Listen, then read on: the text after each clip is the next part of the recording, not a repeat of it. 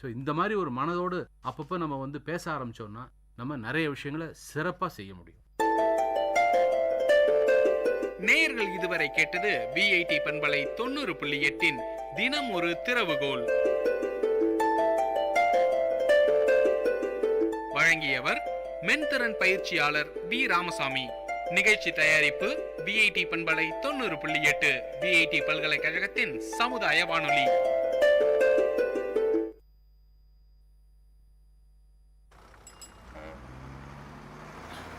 Circuit house.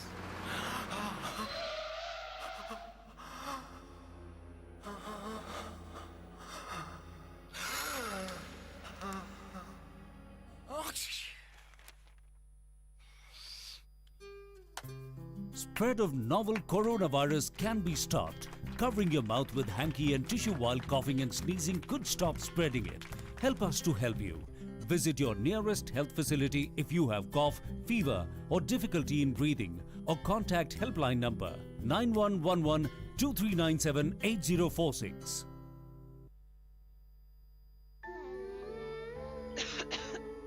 Baby, see this.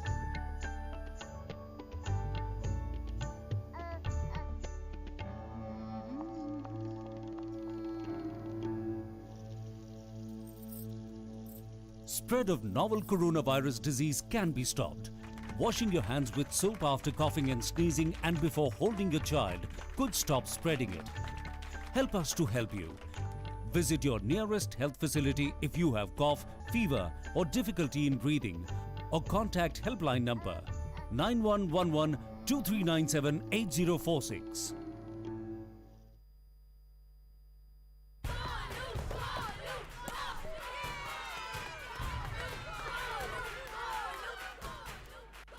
Arjun is batting. Why are we cheering for Golu? He isn't even here. Arey, you don't know. He hasn't come so that we don't get infected. Spread of novel coronavirus disease can be stopped. Staying away from public places when you have fever with cold and cough could stop spreading it. Help us to help you.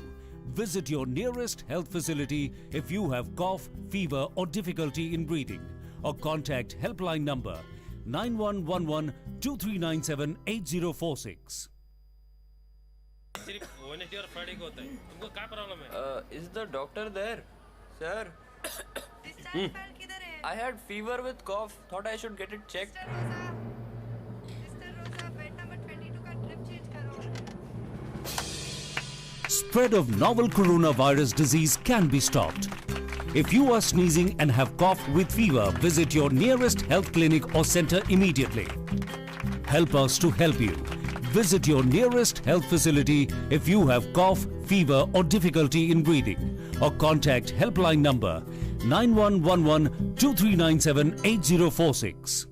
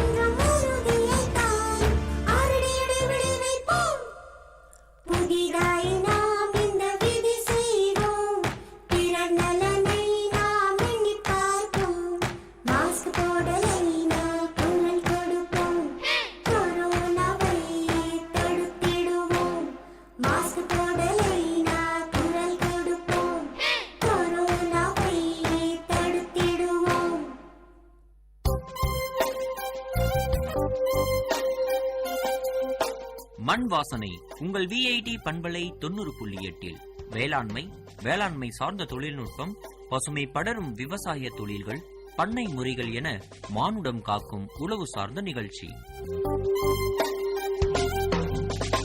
வணக்கம் நேயர்களே, இது VIT பண்பலை 90.8 VIT பல்கலைக்கழகத்தின் சமுதாய வானொலியில் இந்த நிகழ்ச்சி மண்வாசனை நிகழ்ச்சியில உழவு சார்ந்த நிகழ்ச்சிகள், விவசாயம் சார்ந்த தொழில்நுட்பங்கள், அதை சார்ந்த பண்ணை முறைகள், நிறைய விஷயங்கள் நம்ம பார்த்துக்கிட்டு வரோம். அந்த வகையில இன்னைக்கு நிகழ்ச்சியில ஜே மணிகண்டன் சார் நம்ம கூட இருக்காரு. அவர் மார்க்கெட்டிங் அசிஸ்டண்டா இருக்காரு. மருதம் தற்சார்பு வேளாண்மை உற்பத்தியாளர் நிறுவனம் திருவண்ணாமலை மாவட்டத்திலிருந்து வந்திருக்காரு. அவர் விவசாயிகளுக்கு பல்வேறு முறைகள்ல சலுகைகள், அவங்களுக்கான இலவச ஆலோசனைகள், இந்த மாதிரியான விஷயங்கள் வழங்கிட்டு வராரு. அவர்கிட்ட பல விஷயங்கள் நம்ம கேட்டு தெரிஞ்சுக்கலாம். வணக்கம் சார். உங்களுடைய மருதம் தற்சார்பு உற்பத்தியாளர்கள் விற்பனை மையத்தை பத்தி சொல்லுங்க.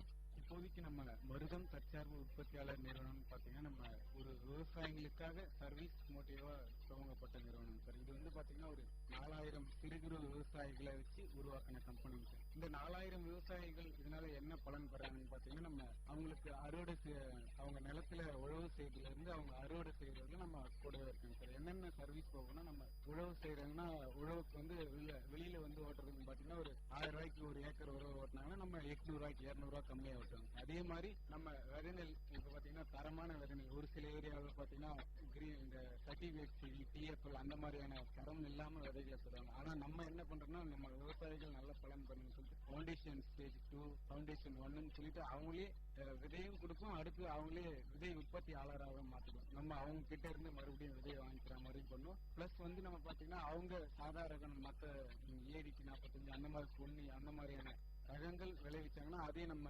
வாங்கிக்குவோம் சார். விற்பனைக்கு வாங்கி மற்ற இடத்துல விற்போம். அது இல்லாம நம்ம இந்த உற்பத்தியாளர் நிறுவனம் துவங்கத்துக்கு என்ன முக்கிய காரணம்னா, இப்போ ஒரு சில ஷாப் கடைகள் பாத்தீங்கன்னா எந்த பொருள் வாங்கினாலும் அந்த பொருள் அவங்களுக்கு தான், அந்த கடைக்காருக்கு தான் லாபம் போகும். ஆனா இந்த உற்பத்தியாளர் நிறுவனத்துல பாத்தீங்கன்னா இதுல வர லாபம் இந்த 4000 விவசாயிகளுக்கும் 4000 பங்குதாரர்களுக்கும் இந்த கடைசியில பிரிச்சு தருவாங்க சார். அதாவது இந்த தற்சார்பு வேளாண் உற்பத்தியாளர் நிறுவனத்துல பாத்தீங்கன்னா விவசாயிகள் எப்படி அணுகுறீங்க? விவசாயினுடைய உங்களுடைய உறுப்பினர் சேர்க்கை எப்படி நடைபெறுதுங்க?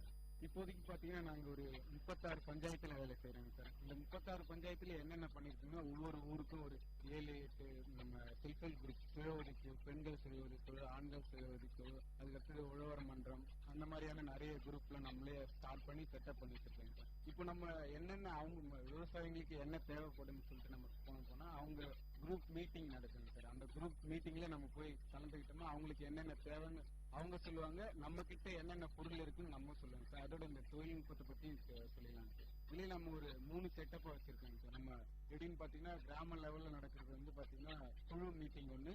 அதுக்கு மேல அந்த 7 குழு வந்துச்சுன்னா 7 குழுலையும் தலைவர், செயலாளர், பொருளாளர் இருப்பாங்க.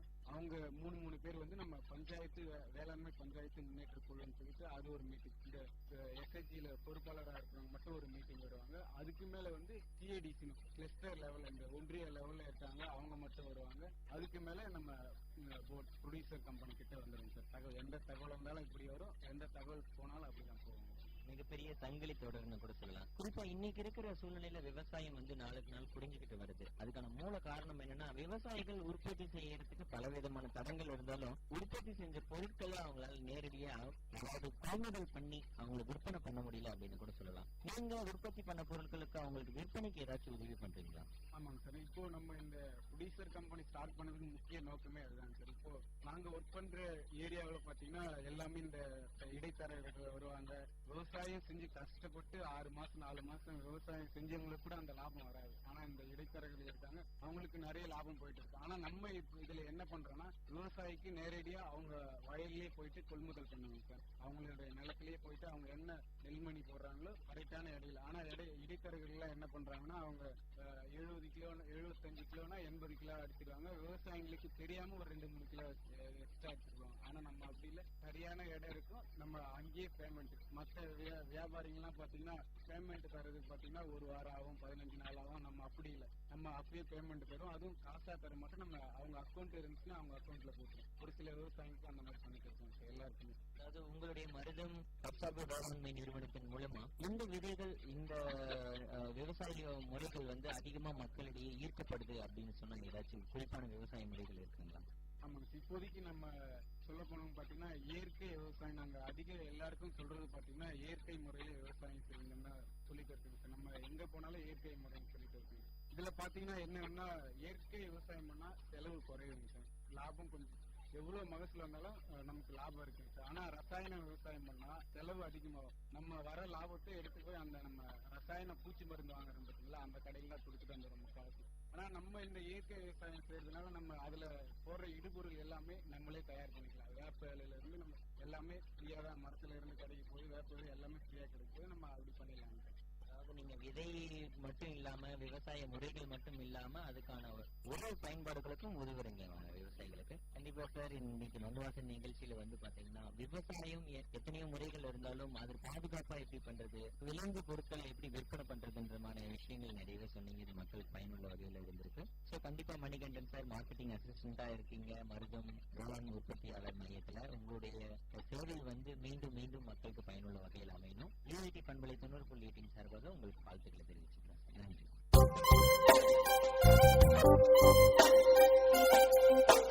நேயர்கள் இதுவரை கேட்டது மண் வாசனை உங்கள் VIT பண்பலை 90.8 வேளாண்மை, வேளாண்மை சார்ந்த தொழில்நுட்பம், பசுமை படரும் விவசாய தொழில்கள், பண்ணை முறைகள் என மானுடம் காக்கும் உழவு சார்ந்த நிகழ்ச்சி.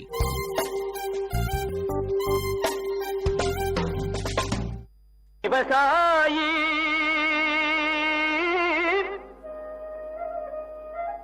விவசாயி கடவுள் என்னும் முதலாளி கண்டெடுத்த VIT வேளாண் துறை மற்றும் VIT சமுதாய வானொலி இணைந்து வழங்கும் தினம் ஒரு வேளாண் செய்தி. வணக்கம் நேயர்களே, இது VIT பண்பலை 90.8 VITயின் சமுதாய வானொலி வழங்கும் தினம் ஒரு வேளாண் செய்தி. நான் உங்கள் திவ்யா. இன்று நாம் நிலக்கடலையில் காணப்படும் புகையிலை வெட்டுப்புழுவின் அறிகுறிகளையும் அதை கட்டுப்படுத்துகிற வழிகளையும் தெரிஞ்சுக்குவோம். முதலில் பூச்சியால வரும் தாக்குதல்களின் அறிகுறிகளை பார்ப்போம். முட்டையிலிருந்து வெளிவரும் இளம்புழு இலையை தொடர்ச்சியா உண்டு சேதப்படுத்திடும். புழு இலையோட பச்சையத்தையும் சுரண்டி உண்ணும். இந்த புகையிலை வெட்டுப்புழுவை கட்டுப்படுத்த நஞ்சு உணவு கலவை, அதாவது 12.5 கிலோ அரிசி தவிடு, மொலாசஸ் நாட்டு சர்க்கரை 12.5 கிலோ, கார்பரைல் 12.5 கிலோ, தண்ணீர் 7 லிட்டர் வச்சு வளர்ச்சி அடைஞ்ச புழுவை கட்டுப்படுத்தலாம். வேப்ப எண்ணெய் ஹெக்டேருக்கு 20 லிட்டரில் 20% அளவு அல்லது கார்பரைல் டைக்ளோர்வாஸ் பூச்சிக்கொல்லியை தெளிக்கலாம். இன்று நாம் நிலக்கடலையில் காணப்படும் புகையிலை வெட்டுப்புழுவின் அறிகுறிகளையும் அதை கட்டுப்படுத்துகிற வழிகளையும் தெரிஞ்சுக்கிட்டோம். இதுபோல மீண்டும் நாளை தினம் ஒரு வேளாண் செய்தியில் சந்திப்போம். நான் உங்கள் திவ்யா. இது VIT பண்பலை 90.8 VITயின் சமுதாய வானொலி. விவசாயி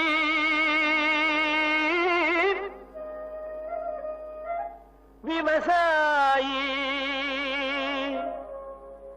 கடவுள் என்னும் முதலாளி கண்டெடுத்த VIT வேளாண் துறை மற்றும் VIT சமுதாய வானொலி இணைந்து வழங்கும் தினம் ஒரு வேளாண் செய்தி. விவசாயி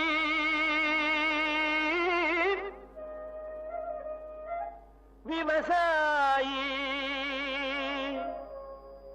கடவுள் என்னும் முதலாளி கண்டெடுத்த VIT வேளாண் துறை மற்றும் VIT சமுதாய வானொலி இணைந்து வழங்கும் தினம் ஒரு வேளாண் செய்தி. வணக்கம் அன்பான நேயர்களே, இது உங்கள் VIT பண்பலை 90.8 VITயின் சமுதாய வானொலி. நான் உங்கள் பால்மான் சிங், இணை பேராசிரியர் VIT வேளாண்மை துறை. தினம் ஒரு வேளாண் செய்தியில் ராகி பருவ பயிர்களுக்கு காப்பீடு செய்வது பற்றி அறிவிக்கிறேன். பிரதம மந்திரியின் திருந்திய பயிர் காப்பீட்டு திட்டத்தின் கீழ் கடன் பெறும் மற்றும் கடன் பெறாத விவசாயிகள் அவர்கள் விருப்பத்தின் பெயரில் பதிவு செய்ய அனுமதி வழங்கப்பட்டுள்ளது. வேலூர் மாவட்டத்தில் ராகி பருவ பயிர்களுக்கு அறிவிக்கை செய்யப்பட்டு காப்பீடு கட்டணம் செலுத்துவதற்கான காலக்கெடு நிர்ணயிக்கப்பட்டுள்ளது. இத்திட்டத்தின் கீழ் கடன் பெறும் மற்றும் கடன் பெறாத விவசாயிகள் வேலூர் மாவட்டத்தில் இத்திட்டத்தினை செயல்படுத்தும் agriculture insurance company of India limited என்ற நிறுவனத்தின் அங்கீகரிக்கப்பட்ட முகவர்கள் மூலமாகவோ, பொது சேவை மையங்கள் மூலமாகவோ, வங்கிகள், தொடக்க வேளாண்மை கூட்டுறவு சங்கங்கள் மூலமாகவோ விருப்பத்தின் பேரில் பதிவு செய்து கொள்ளலாம். அதேபோல் ராகி மற்றும் நிலக்கடலை பயிருக்கு காப்பீடு செய்ய வரும் 2022 ஆண்டு ஜனவரி 14 தேதியும், நெல் பயிருக்கு காப்பீடு செய்ய வரும் 2022 ஆண்டு ஜனவரி 31 தேதியும், கரும்புக்கு காப்பீடு செய்ய வரும் 2022 ஆண்டு ஆகஸ்ட் 31ஆம் தேதியும் இறுதி நாளாக நிர்ணயிக்கப்பட்டுள்ளது. எனவே விவசாயிகள் தங்கள் அருகாமையில் உள்ள மக்கள் கணினி மையங்களை அணுகி நெற்பயிருக்கு காப்பீடு கட்டணமாக ஏக்கருக்கு ரூபாய் 472, உளுந்து பயிருக்கு ரூபாய் 256, ராகி பயிருக்கு ரூபாய் 164, நிலக்கடலை பயிருக்கு ரூபாய் 401, மக்காச்சோளத்திற்கு ரூபாய் 301, கரும்புக்கு ரூபாய் 2600 செலுத்தி பயிர் காப்பீட்டு திட்டத்தில் இணைந்து பயன்பெறலாம். நன்றி. உங்கள் பால்மான் சிங், இணை பேராசிரியர், விஐடி வேளாண்மை துறை. மீண்டும் தினம் ஒரு வேளாண் செய்தியில் நாளை சந்திப்போம். இது உங்கள் விஐடி பண்பலை 90.8 விஐடியின் சமுதாய வானொலி. நன்றி, வணக்கம். விவசாயி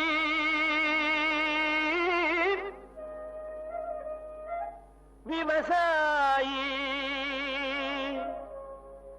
கடவுள் என்னும் முதலாளி கண்டெடுத்த விஐடி வேளாண் துறை மற்றும் விஐடி சமுதாய வானொலி இணைந்து வழங்கும் தினம் ஒரு வேளாண் செய்தி.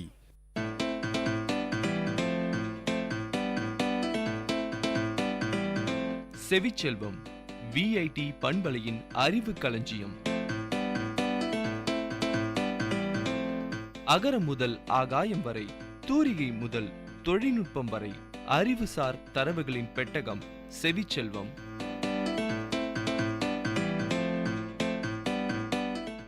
வணக்கம் நேயர்களே, இது விஐடி பண்பலை 90.8 செவிச்செல்வம் நிகழ்ச்சியில் இந்திய தேசிய சின்னங்கள் பற்றிய அறிவு சார்ந்த தரவுகளோடு உங்கள் சந்திரலேகா.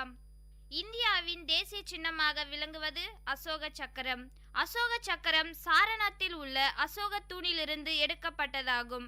இந்த அசோக சக்கரத்தில் 4 சிங்கமும் சீரிப்பாயும் குதிரையும் காளையும் பொறிக்கப்பட்டிருக்கும். இதற்கு பீடம் என்னும் பெயரும் உண்டு. இந்த பீடத்திற்கு கீழே வாய்மையே வெல்லும் என்ற பொருள் கொண்ட சத்தியமேவ ஜெயதே என்னும் வார்த்தைகள் கொண்ட தேவநாகரி எழுத்துக்கள் பொறிக்கப்பட்டிருக்கும். இது இந்திய தேசிய சின்னமாக 1950ஆம் ஆண்டு ஜனவரி மாதம் 26இல் இந்திய அரசால் ஏற்றுக்கொள்ளப்பட்டதாக கூறப்படுகிறது. தேசிய சின்னங்களை அமைச்சர்களும் மாநிலங்களவை உறுப்பினர்களும் மக்களவை உறுப்பினர்களும் உபயோகிக்கின்றனர். இந்த தேசிய சின்னங்களை அவமதிப்பது தண்டனைக்குரிய குற்றம். தேசிய கொடியானது அரசியல் நிர்ணய சபையால் 1947ஆம் ஆண்டு ஜூலை மாதம் 22ஆம் தேதி தேசிய சின்னமாக அறிவிக்கப்பட்டது. தேசிய கொடியில் 3 வண்ணங்கள் உள்ளன. எனவே தேசிய கொடியை மூவர்ண கொடி என்றும் கூறுவர். இதில் மேல் பகுதியில் காவி நிறமும் கீழ்ப்பகுதியில் கரும் பச்சை நிறமும் மத்தியில் வெண்மை நிறமும் காணப்படும். மேலும் வெண்மை நிற பகுதியில் 24 அரும்பு கால்களை கொண்ட அசோக சக்கரம் உள்ளது. தேசிய கொடியில் உள்ள காவி நிறமானது தைரியத்தையும் தியாகத்தையும் குறிக்கும். வெண்மை நிறமானது உண்மை மற்றும் அமைதியை குறிக்கும். பச்சை நிறமானது நம்பிக்கை மற்றும் வீரத்தை குறிக்கும். இந்திய அரசியமைப்பு குழு 1950ஆம் ஆண்டு ஜனவரி மாதம் 24ஆம் தேதி ஜனகணமன பாடலை நாட்டின் தேசிய கீதமாக அங்கீகரித்தது. 1911ஆம் ஆண்டு டிசம்பர் மாதம் 27ஆம் தேதி கல்கத்தாவில் நடைபெற்ற இந்திய தேசிய காங்கிரஸ் மாநாட்டில் முதலாக பாடப்பட்டது. 1912இல் இந்த பாடலை தாகூரின் தத்துவ போதினி பத்திரிகையில் பாரத விதாத்தா என்னும் தலைப்பின் கீழ் வெளியிடப்பட்டது. தேசிய கீதத்தை 52 வினாடிகளில் பாடி முடிக்க வேண்டும். தேசிய கீதத்தை விட வந்தே மாதரம் என தொடங்கும் தேசிய பாடல் பழமையானது. இந்த தேசிய கீத பாடலானது 1882இல் ஆனந்த் மாட் நூலில் வெளியானது. 1892இல் நடைபெற்ற இந்திய தேசிய காங்கிரஸ் மாநாட்டில் இது முதலாக பாடப்பட்டது. இந்த தேசிய பாடலை இசையமைத்தவர் ரவீந்திரநாத் தாகூர் ஆவார். சக வருட நாட்காட்டி 1957ஆம் ஆண்டு மார்ச் 22 முதல் தேசிய நாட்காட்டியாக அங்கீகரிக்கப்பட்டது. தேசிய விலங்காக ஊனுண்ணும் விலங்குகளில் கவர்ச்சியும் கம்பீரமும் மிகுந்த புலி இந்திய தேசிய விலங்காக கருதப்படுகிறது. தேசிய விலங்கை கொல்வது சட்டப்படி குற்றமாகும். தேசிய பறவையான மயில் இந்தியாவில் உள்ள 2000த்திற்கும் மேற்பட்ட பறவைகளில் மிக கவர்ச்சியான மயிலே இந்தியாவின் தேசிய பறவையாக அறிவிக்கப்பட்டது. மயிலை பற்றிய குறிப்புகள் ஆதி நூலான ரிக்வேதத்தில் உள்ளது. இவை 2500 மீட்டர் உயரமான பகுதியிலும் காணப்படுகிறது. இந்திய தேசிய சின்னங்களில் ஆலமரம் தேசிய சின்னமாக உள்ளது.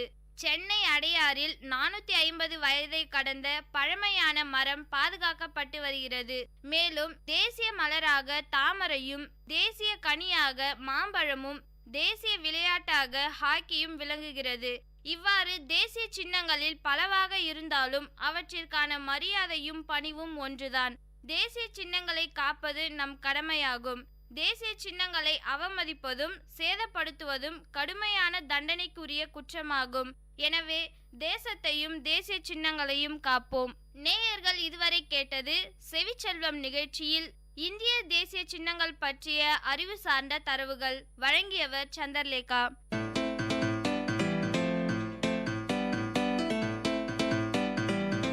செவிச்செல்வம் விஐடி பண்பலையின் அறிவு களஞ்சியம். அகரம் முதல் ஆகாயம் வரை, தூரிகை முதல் தொழில்நுட்பம் வரை, அறிவுசார் தரவுகளின் பெட்டகம் செவிச்செல்வம்.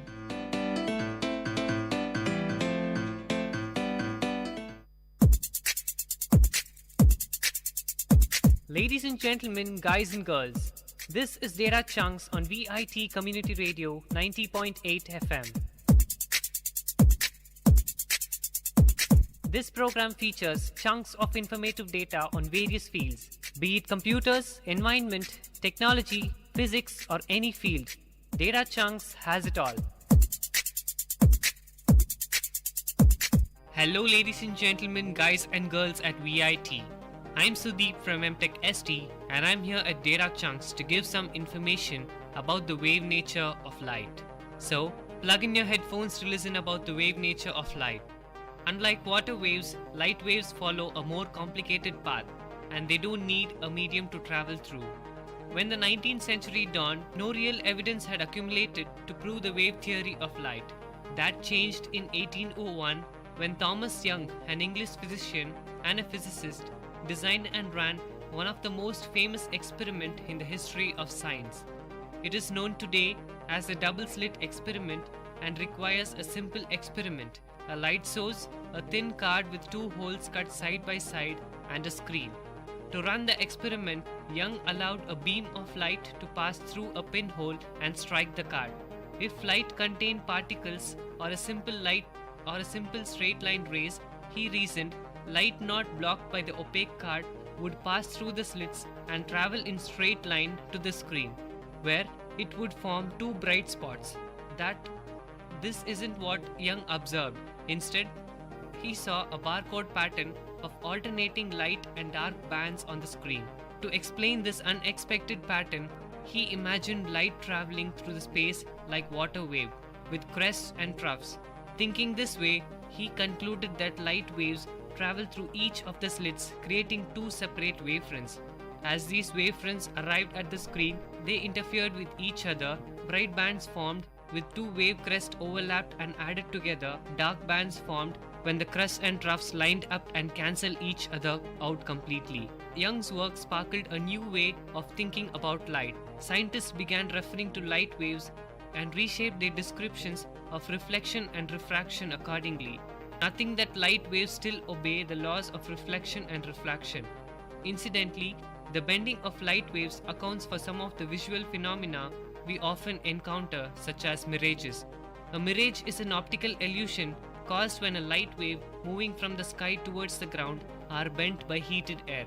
In the 1860s, Scottish physicist James Clerk Maxwell put the cherry on top of the light wave model when he formulated the theory of electromagnetism. Maxwell described light as a very special kind of wave, one composed of electric and magnetic fields.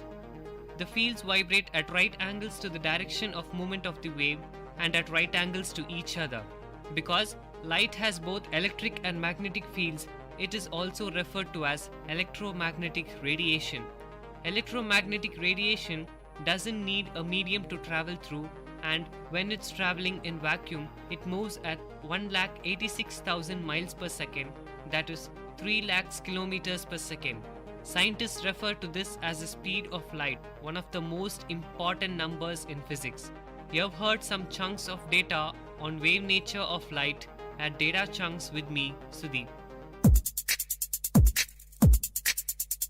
Ladies and gentlemen, guys and girls, this is Data Chunks on Vit Community Radio 90.8 FM. See you next time with another interesting, informative chunk of data on Data Chunks.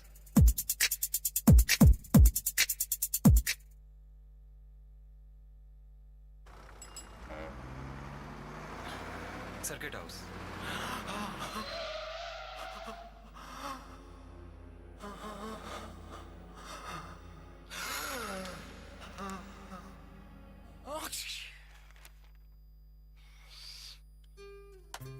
Spread of novel coronavirus can be stopped. Covering your mouth with hanky and tissue while coughing and sneezing could stop spreading it. Help us to help you. Visit your nearest health facility if you have cough, fever or difficulty in breathing, or contact helpline number 9111 2397 8046.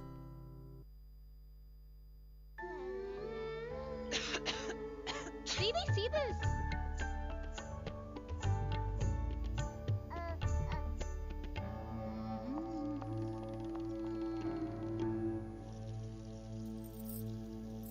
Spread of novel coronavirus disease can be stopped.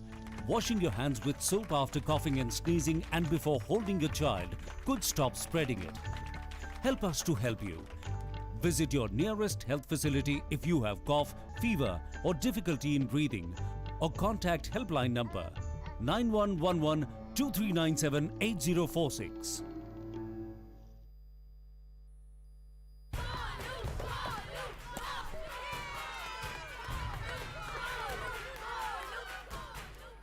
If Arjun is batting, why are we cheering for Golu? He isn't even here. Arey, you don't know? He hasn't come so that we don't get infected. Spread of novel coronavirus disease can be stopped. Staying away from public places when you have fever with cold and cough could stop spreading it. Help us to help you. Visit your nearest health facility if you have cough, fever or difficulty in breathing, or contact helpline number 9111 2397 8046. सिर्फ Wednesday और Friday को होता है तुमको क्या problem है Is the doctor there? Sir? I had fever with cough. Thought I should get it checked.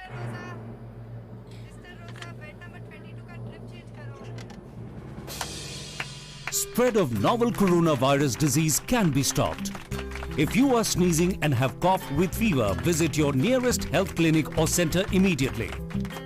Help us to help you. Visit your nearest health facility if you have cough, fever or difficulty in breathing, or contact helpline number 9111 2397 8046.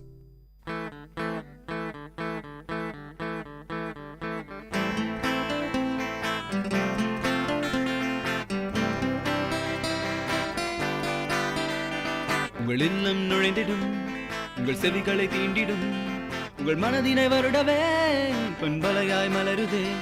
உங்கள் இல்லம் நுழைந்திடும், உங்கள் செவிகளை தீண்டிடும், உங்கள் மனதினை வருடவே பொன்பலையாய் மலருதே.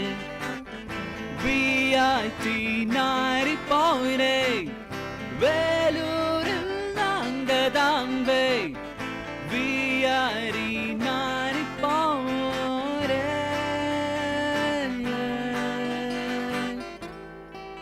நீங்கள் கேட்டுக்கொண்டிருப்பது VIT பண்பலை 90.8 VIT பல்கலைக்கழகத்தின் சமுதாய வானொலி.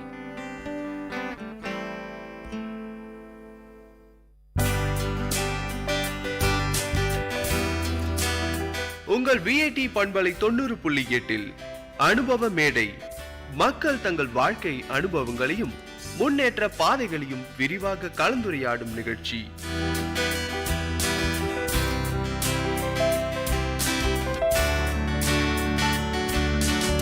வணக்கம் நேயர்களே, நீங்கள் கேட்டுக்கொண்டிருப்பது VIT பண்பலை 90.8 VIT பல்கலைக்கழகத்தின் சமுதாய வானொலி. இந்த நிகழ்ச்சி அனுபவ மேடை நிகழ்ச்சியில இன்னைக்கு நம்ம கூட பேசுறதுக்காக ஒருத்தவங்க இருக்கிறாங்க. வணக்கம், உங்களை அறிமுகப்படுத்திக்கோங்க. வணக்கம், என்னோட பேர் கனிமொழி. நான் இங்க இருக்க ஒரு தனியார் பள்ளியில கம்ப்யூட்டர் டீச்சரா இருக்கிறேன். கிளாஸஸ் 1லேருந்து 8க்குள்ள நான் கம்ப்யூட்டர் எடுக்கிறேன் பசங்களுக்கு. கம்ப்யூட்டர் சயின்ஸ் எடுத்துட்டு இருக்கிறீங்க. ஆமா. எதனால உங்களுக்கு ஆசிரியர் பணியில் வந்து நம்ம சேரணும் அப்படின்ற மாதிரி உங்களுக்கு தோணுச்சு? ஆசிரியர் பணி அப்படின்றது வந்து ஆசிரியர் பணிக்காக வரணும் அப்படிங்கிறது என்னோட நோக்கம் கிடையாது. முதல்ல அது வந்து எனக்கு வளர வளர தானாக ரொம்ப பிடிச்சி போச்சு. இன்ஃபேக்ட் பார்த்தீங்கன்னா சின்ன வயசுலேருந்தே எனக்கு வந்து ஸ்கூல் முடிச்சுட்டு வந்ததும் அந்த டீச்சரை மாதிரியே பண்ணுறது, அவங்க பேசுகிற மாதிரியே பேசுறது, மற்றவங்களை உட்கார வச்சு சொல்லி கொடுக்கறது, இதெல்லாம் எனக்கு இன்பார்ன்லேயே இருந்தது. அதுக்கப்புறம் கொஞ்சம் கொஞ்சமாக வெளியே வர வர பசங்களுக்கு என்னோட ஃப்ரெண்ட்ஸுக்கு மேக்ஸ் சொல்லி தரது, சின்ன சின்ன சப்ஜெக்ட்ஸ் எல்லாம் அவங்களோட டவுட்ஸ் எல்லாம் சொல்லி தரும்போது ஒருத்தரோட டவுட்ஸை வந்து நான் கிளாரிஃபை பண்ணும்போது அந்த டவுட்ஸ் வந்து எனக்கே டவுட்டாக இருந்தது மற்றவங்களுக்கு கிளாரிஃபை பண்ணும்போது அது வந்து ரொம்ப ஈஸியாக ஆயிடுச்சு. அது போக போக எனக்கு அந்த ஒரு விஷயம், ஒரு டவுட்டை கிளியர் பண்றதுல நம்ம இந்த அளவுக்கு தெளிவா ஆகுறோமே, ஸோ இதுக்காக நான் நிறைய படிக்கிறது, ஒருத்தர்கிட்ட தெரியல அப்படின்னு சொல்லிடக்கூடாது, ஸோ அதுக்காக நம்ம தேட ஆரம்பிக்கிறது, இந்த மாதிரி எல்லாம் பண்ற விஷயங்கள் வந்து என்ன அப்படியே கொஞ்சம் கொஞ்சமா இந்த டீச்சிங்ல கொண்டு வந்துருச்சு. ஒரு விளக்கு இன்னொரு விளக்கை ஏற்றும் போது அதோட சேர்ந்து ஒளி பெறும் அப்படின்ற மாதிரி இந்த விஷயத்த நீங்க சொல்லியிருக்கீங்க. இப்போ நீங்க முதல்ல ஒரு ஸ்கூலுக்கு போய் நீங்க ஒரு கிளாஸுக்கு போய் நீங்க பாடம் எடுக்கும் போது அந்த அனுபவம் உங்களுக்கு எப்படி இருந்துச்சு? முதல்ல நான் டீச்சரா அப்படிங்கிறது எனக்கே ஒரு கேள்வியாக தான் இருந்தது. ஏன்னா அது வரைக்கும் நம்ம ஒரு ஸ்டூடெண்ட்டாக இருந்துட்டு திடீர்னு நம்ம வந்து ஒரு டீச்சர், நம்ம வந்து இந்த ஸ்டூடெண்ட்ஸ் எல்லாத்தையும் பார்த்துக்கணும் அப்படிங்கிறது கொஞ்சம் ஃபர்ஸ்ட் நம்மளுக்கு ஒரு டவுட்டாக தான் இருந்தது. பட் எனக்குள்ளவே அந்த மேனேஜிங் கெப்பாசிட்டி இருந்ததால், ஐ கேன் ஹேண்டில் அப்படிங்கிற மாதிரியான ஒரு விஷயம் இருந்ததால எனக்கு அது பெருசாக தெரியல. ஸ்டேஜ் ஃபியரோ இல்லை மற்றவங்களை பார்த்து பயப்படுறதோ ஒரு பாடம் எடுக்கும்போது, ஏன்னா நான் வந்து நிறைய செமினார்ஸ் அட்டென்ட் பண்ணியிருக்கேன். ஸ்கூல் படிக்கும் போதும் சரி, காலேஜ் படிக்கும் போதும் சரி, நிறைய செமினார்ஸ் அட்டென்ட் பண்ணதுனால எனக்கு அந்த பயம் அவ்வளவா இல்லை. ஸோ ஃபர்ஸ்ட் டே வந்து நான் ஜாயின் பண்ணப்போ ஒரு 9th ஸ்டாண்டர்டுக்கு தான் ஃபர்ஸ்ட் நான் பாடம் எடுத்தேன். 9th உள்ள போகும்போது எனக்கு வந்து ரொம்ப வயசு டிஃப்ரென்ஸ் இருக்கிற மாதிரியும் தெரியல. ஏன்னா அவங்களோட மென்டாலிட்டியும் நம்மளோட மென்டாலிட்டியும் வந்து ரொம்ப பெருசா எனக்கு தெரியல. ஸோ நான் ஒன்று கத்துக்கிட்டேன் என்னன்னா வந்து ஸ்டூடெண்டோட மென்டாலிட்டிக்கு ஏற்ற மாதிரி தான் நம்ம இறங்கி போய் நம்ம பாடம் எடுக்கணுமே ஒழிய நம்ம மென்டாலிட்டிக்கு அவங்களை கொண்டு வர முடியாது. ஸோ ஃபர்ஸ்ட் டே எனக்கு அப்படிதான் இருந்தது. அவங்க எல்லாரையும் பார்க்கும்போது ரொம்ப சின்ன பிள்ளைத்தனமா இருந்தது. அப்புறம் நம்மளும் அப்படிதானே இருந்தோம் அப்படிங்கிறதுக்கு ஏற்ற மாதிரி போகும்போது எனக்கு அது பெருசா தெரியல. ஸோ அந்த எக்ஸ்பீரியன்ஸ் நல்லா இருந்தது. இன்னைக்கு வந்து பசங்க என்னென்ன விஷயங்கள்லாம் வந்து எதிர்பார்க்குறாங்க, ஒரு டீச்சர் அப்படின்னா இந்த குவாலிட்டிஸோட இருக்கணும் அப்படின்ற மாதிரி என்னென்ன விஷயங்கள்லாம் எதிர்பார்க்குறாங்க? இப்போ இருக்க பசங்களுக்கு வந்து டீச்சர் வந்து கண்டிப்பா ஸ்ட்ரிக்டா இருக்கக்கூடாது. தி திங் இஸ், ஒருத்தர் வந்து ஸ்ட்ரிக்டா இருந்தாங்க அப்படின்னா வந்து அவங்க என்ன ஃபீல் பண்றாங்கன்றதை எக்ஸாக்டா வந்து சொல்ல மாட்டாங்க. இப்போ என்கிட்ட வந்து ஒரு பையன் ஏதாவது வந்து மேம் நான் இந்த தப்பு பண்ணிட்டேன் அப்படின்னு சொல்லும் போது, ஏய் இது ஏன் நீ பண்ண அப்படின்னு நான் அவனை திட்டேன்னா நெக்ஸ்ட் டைம் அவன் இன்னொரு தப்பு பண்ணிட்டு வந்து என்கிட்ட வந்து நிக்க மாட்டான். பட் அதுக்காக அவன் நெக்ஸ்ட் டைம் அந்த தப்பு பண்ணக்கூடாது இல்ல வேற ஏதாவது தப்பு பண்ணா அவன் என்கிட்ட வந்து சொல்லணுன்றதுக்காக அவனை வந்து நான் கேரிங்காவோ இல்ல பாலிஷிங்காவோ பேசி அனுப்ப முடியாது. And then I am not a good teacher. So ஒரு பசங்க என்ன எதிர்பார்க்கறாங்கன்னா ஃப்ரெண்ட்லியா இருக்கணும்னு எதிர்பார்க்கறாங்க. ஃப்ரெண்ட்லியா இருக்கும்போது அவன் என்ன தப்பு பண்றான்றத வந்து நம்ம கிட்ட சொல்லிடும் போது நம்ம அவனுக்கு அட்வைஸ் பண்றோம், இல்லப்பா இது நீ பண்ணிட்ட, சரி விடு, இது தப்பு தான், நெக்ஸ்ட் டைம் இதை மாத்திக்கோன்னும் போது அவனுக்கு நம்ம மேல கண்டிப்பா ஒரு மரியாதை ஒண்ணு வருது. ஓகே இவங்க கிட்ட சொன்னா இவங்க திட்டமாட்டாங்கன்றதை தாண்டி அவங்க நம்மளுக்கு ஒரு சொல்யூஷன் கொடுப்பாங்க அப்படிங்கறத பசங்க நம்புறாங்க. சோ பசங்க ஃபர்ஸ்ட் எதிர்பார்க்கறது ஃப்ரெண்ட்லியா இருக்கணும்ன்றது இப்ப இருக்க பசங்க மேக்சிமம் எதிர்பார்க்கறது அது ஒண்ணுதான். இப்போ டீச்சிங் மெத்தட்ஸ் அப்படின்ற மாதிரி நிறைய பேர் வச்சிருப்பாங்க. இந்த மாதிரி ஒரு ஸ்டைலில் தான் நான் சொல்லி தருவேன், என்னுடைய கிளாஸஸ் இப்படி தான் இருக்கும் அப்படின்ற மாதிரி இன்னைக்கு நிறையா புது புது விஷயங்கள்லாம் வந்துருச்சு. கிளாஸ் ரூம்ஸ் எல்லாம் கூட வந்து பார்த்தீங்க அப்படின்னா ஸ்மார்ட் கிளாஸ் ரூம்ஸ் நிறைய இடத்துல இருக்குது. நிறையா விஷயங்கள் வந்து ஒருத்தரே வந்து நம்ம இந்த ஒரு ஸ்டைலில் தான் நம்ம பாடம் நடத்தி கொண்டு போகணும் அப்படின்ற மாதிரி யோசிக்கிறாங்க. நீங்கள் எது மாதிரி வந்து ஒரு ஸ்டைலில் கொண்டு போவீங்க?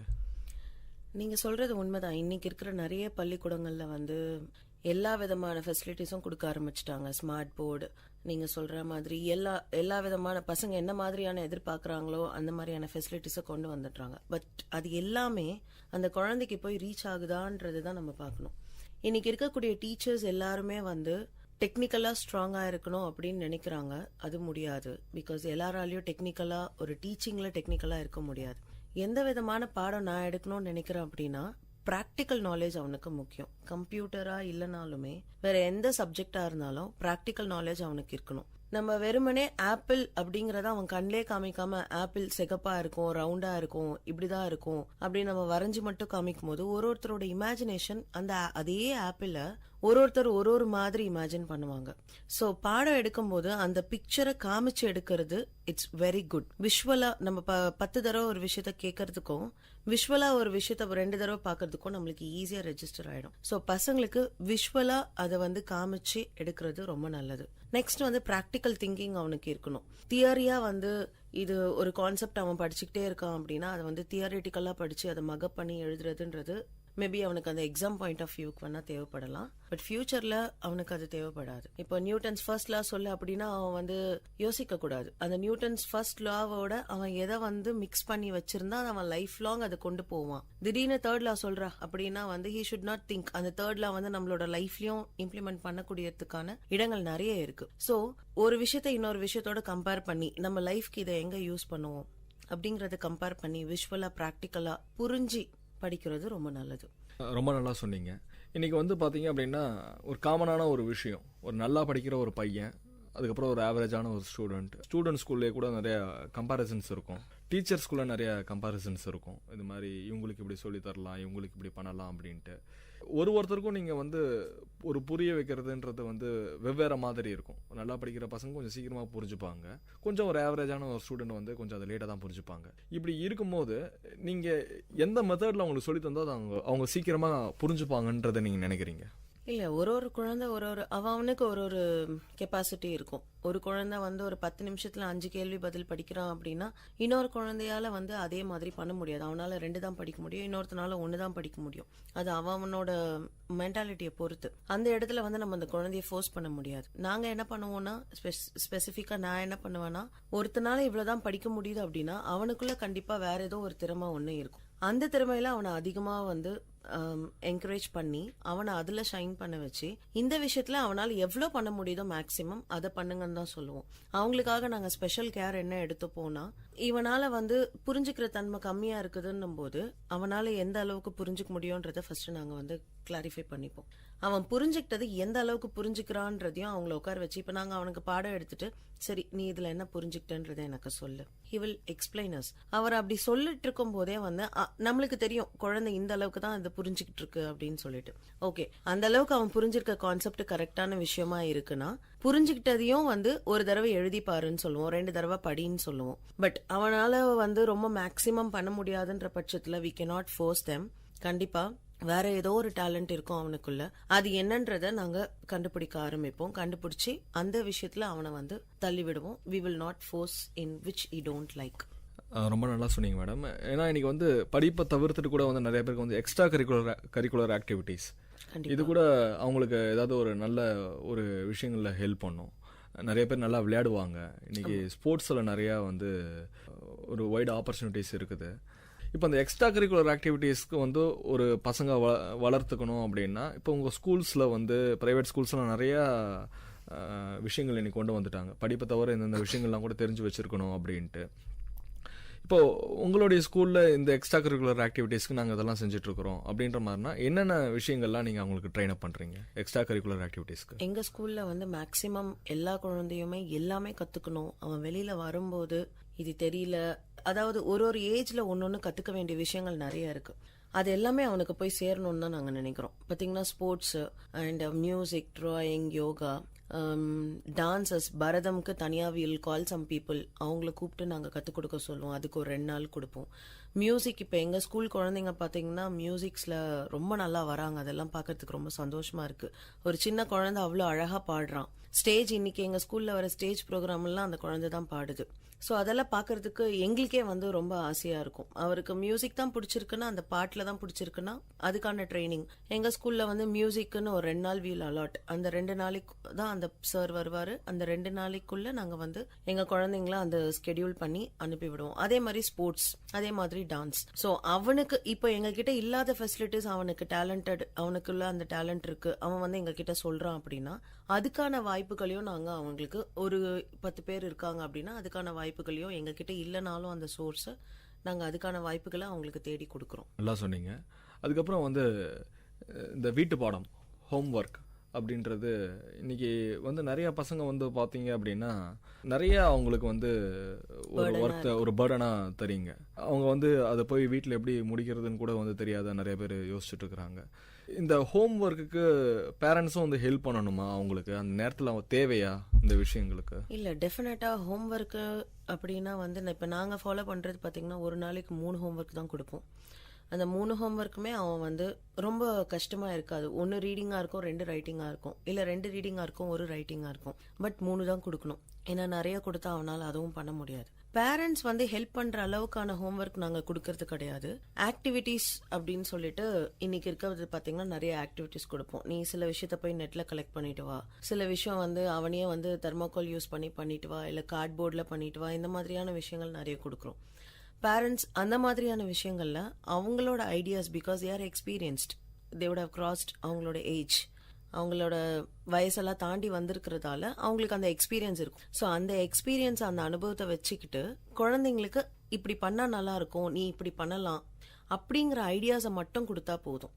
நாங்கள் கடையில் போய் வாங்கிட்டு வாங்க, உங்கள் அப்பா அம்மாவை பண்ணி கொடுக்க சொல்லுங்கள், இதெல்லாம் நாங்கள் சொல்கிறது இல்லை. ஒரு சின்ன குழந்தை, ஒரு 4ஆம் கிளாஸ் படிக்கிற குழந்தைக்கு வந்து அவனை ஒரு தாஜ்மஹாலோ இல்லை நீ வந்து ஒரு ஏதோ ஒரு தமிழ்லையோ இல்லை இங்கிலீஷ்லையோ சயின்ஸ்லையோ ஏதோ ஒன்று பண்ணிட்டு வா அப்படின்னு சொல்லும்போது அவனோட மைண்ட் செட்டுக்கு அவனால் எவ்வளோ பண்ணிட்டு வர முடியுமோ அதுக்கு தான் நாங்கள் மார்க் கொடுப்போமே தவிர பேரண்ட்ஸ் பண்ணி கொடுக்கறதுக்குலாம் நாங்கள் மார்க் கொடுக்கறது கிடையாது. பேரண்ட்ஸ் பண்ணி கொடுக்கணுன்ற அவசியம் கிடையாது. பட் பேரண்ட்ஸோட ஹெல்ப் கண்டிப்பாக வேணும். பசங்க ஒரு டீச்சரை பார்த்து ஒரு பயந்த காலம்ன்றதெல்லாம் இருக்குது. இன்னைக்கு வந்து டீச்சரை பார்த்து நிறைய பசங்க வந்து பயப்படுறது கிடையாது. அப்போல்லாம் வந்து பார்த்தீங்க அப்படின்னா ஸ்கூல்ஸ்லேயே ரொம்ப ஒரு சில விஷயங்களை ரொம்ப ஸ்ட்ரிக்டாக ஃபாலோ பண்ணுவாங்க. ஒரு சில விஷயங்கள்லாம் வந்து கொஞ்சம் லீனியண்டாக தான் வந்து ஃபாலோ பண்ணுறாங்க ஸ்கூல்ஸில். எந்தெந்த விஷயங்கள்லாம் இன்னைக்கு ரொம்ப லீனியண்டாக இருக்குது? டீச்சரை பார்த்து பயந்த காலம் போய் உண்மையாக பசங்களை பார்த்து டீச்சர்ஸ் பயப்படுற காலம் வந்துருச்சுன்னு சொல்லலாம். ஏன்னா இன்னைக்கு பார்த்தீங்கன்னா ரூல்ஸ் எல்லாமே எப்படி போட்டிருக்காங்கன்னா, அடிக்கக்கூடாது, திட்டக்கூடாது. இதெல்லாம் வந்து டீச்சர்ஸ்க்கே ரொம்ப கஷ்டமான ஒரு விஷயம். திட்டக்கூடாதுன்றதப்போ நம்மளால அவனை எதுவுமே கேட்க முடியாமல் போயிடுது. ஸோ திட்டக்கூடாது, அடிக்கக்கூடாதுன்னும் போது அவனுக்கு அது தெளிவாக தெரிஞ்சு போகுது. உடனே அவன் என்ன பண்ணிடுவான், பேரண்ட்ஸ் கிட்ட போயிட்டு என்னை வந்து அடிக்கிறாங்க, திட்டுறாங்க, எதுவுமே பண்ணாதப்ப கூட அடிக்கிறாங்க, திட்டுறாங்கன்னும் போது எதுவுமே கேட்க முடியாத ஒரு இடத்துல இன்னைக்கு டீச்சர்ஸ் வந்து நிற்கிறதால எல்லா இடத்துலையுமே அவனுக்கு வந்து ஒரு லீனியண்டான ஃபீல் வந்துடுது. ஸோ அவன் எல்லாத்துலேயுமே ஃப்ரீ ஆகிடுறான். எதுவாக இருந்தாலும் அவனுக்கு ஒரு பயம்ன்ற ஒரு இதுவும் இல்லை. இன்றைக்கி வந்து நிறையா பசங்களுக்கு வந்து பார்த்தீங்க அப்படின்னா கான்சன்ட்ரேஷன் அந்த கிளாஸில் இருக்கிறது இல்லை அப்படின்ற மாதிரி கூட நிறையா விஷயங்கள் சொல்கிறாங்க. காரணங்கள் இன்றைக்கி நிறையா வந்து கேட்ஜெட்ஸ் நிறையா வந்துருச்சு. நிறையா பசங்க வந்து சின்ன வயசுலேயே ஃபேஸ்புக், இது மாதிரி வாட்ஸ்அப் இதெல்லாம் இருக்கிறதுனால இன்றைக்கி அவங்களுடைய டைம் ரொம்ப அது வந்து இந்த கேட்ஜெட்ஸ் சாப்பிட்டுட்டு இருக்குது. அப்படி இருக்கும்போது அவங்க அதில் நிறையா டைம் செலவிடுறதுனால கூட இந்த கான்சன்ட்ரேஷன் வந்து இந்த கிளாஸில் கூட இருக்கிறது இல்லை அப்படின்ற மாதிரி சொல்கிறாங்க. நீங்கள் எப்படி ஃபீல் பண்ணுறீங்க அதை? ஃபஸ்ட்டு கான்சன்ட்ரேஷன் பற்றி சொல்லணும்னா, ஒரு பாடம் வந்து ஒரு கிளாஸ் வந்து 40 நிமிஷம் அப்படின்னு எடுத்துக்கிட்டிங்கன்னா, அந்த 40 நிமிஷமே நீங்கள் மட்டுமே பேசுனீங்கன்னா கண்டிப்பாக குழந்தை கவனிக்க மாட்டான். ஸோ அது வந்து நம்ம ஃபாலோ பண்ணக்கூடாது. ஒரு 10 நிமிஷம் நீங்கள் ஒரு கான்செப்ட் சொல்கிறீங்கன்னா அடுத்த 10 நிமிஷம் அவனை நம்ம கிட்ட பேச விடணும். அதில் அவனுக்கு என்னென்ன டவுட்ஸ் இருக்குது, என்னென்ன இருக்குன்றதை அவனை நம்ம கூட இன்ட்ராக்ட் பண்ண வைக்கணும். அதை நம்ம பண்ணுறது கிடையாது, அதை பண்ணணும். அது அந்த மீதி இருக்கிற 20 நிமிஷத்தில் அவனோட கொஞ்சம் ஜாலியாக அவனை பற்றி நம்ம புரிஞ்சுக்கிற மாதிரி இப்படி தான் நம்ம பாடம் எடுக்கணுமே தவிர ஒன் டைம் ஸ்பீச் ஒருத்தர் மட்டுமே பேசுறது இருக்கவே கூடாது. நீ எடுத்துட்ட ஒரு பாடம் எடுத்துட்டு அந்த கான்செப்ட் சொல்லிட்ட, அதுக்கு வந்து அவனோட ரெஸ்பான்ஸ், அவன் எப்படி அதை புரிஞ்சுக்கிட்டான்றத வந்து நமக்கு தெரியணும். அதுக்கு நம்ம இன்ட்ராக்ட் பண்ணணும். பிளஸ் 40 நிமிஷம் நம்ம மட்டுமே பேசுறோம்னா அவன் ஆப்வியஸ்லி அவன் போர் ஆயிடுவான். அந்த மாதிரி பேசக்கூடாது. இந்த மாதிரி பாடம் எடுத்தோம்னா கண்டிப்பா பசங்களோட கான்சென்ட்ரேஷன் மிஸ் ஆகாது. அண்ட் செகண்டரிலி கேட்ஜெட்ஸ் அப்படின்னு வரும்போது இது கண்டிப்பா முழுக்க முழுக்க பேரண்ட்ஸோட கையில தான் இருக்கு. நம்ம பேரண்ட்ஸ் வந்து குழந்தைங்க கிட்ட ஃபோனோ கம்ப்யூட்டரோ எது கொடுக்கும் போதுமே டெஃபினட்டா நம்ம அவங்கள மானிட்டர் பண்ணணும். மானிட்டர் பண்ணாம நீ என்னை விட்டா போதும்பா, இப்போ எனக்கு வேலை இருக்கு, எனக்கு ஆஃபீஸ் ஒர்க் இருக்கு, இல்ல அம்மாவா இருந்தா எனக்கு நான் இப்போ குக் பண்ணணும், எனக்கு வேலை இருக்கு, இந்த ஃபோன் தானே யூஸ் பண்ணிக்கோன்னு சொல்லிட்டு போகும்போது அவனுக்கு தனியான ஒரு ஸ்பேஸ் கிடைக்குது. ஸோ அதில் அவன் கான்சென்ட்ரேஷன் அதிகமாக போகிறதுக்கான வாய்ப்புகள் இருக்குது. இது டெஃபினட்டாக முழுக்க முழுக்க பேரண்ட்ஸ் பார்த்துக்கணும். கேட்ஜெட்ஸ் விஷயத்தை பொறுத்த வரைக்கும் கிளாஸ் ரூமில் கான்சென்ட்ரேஷன் மிஸ் ஆகுறத நாங்கள் பார்த்துப்போம்.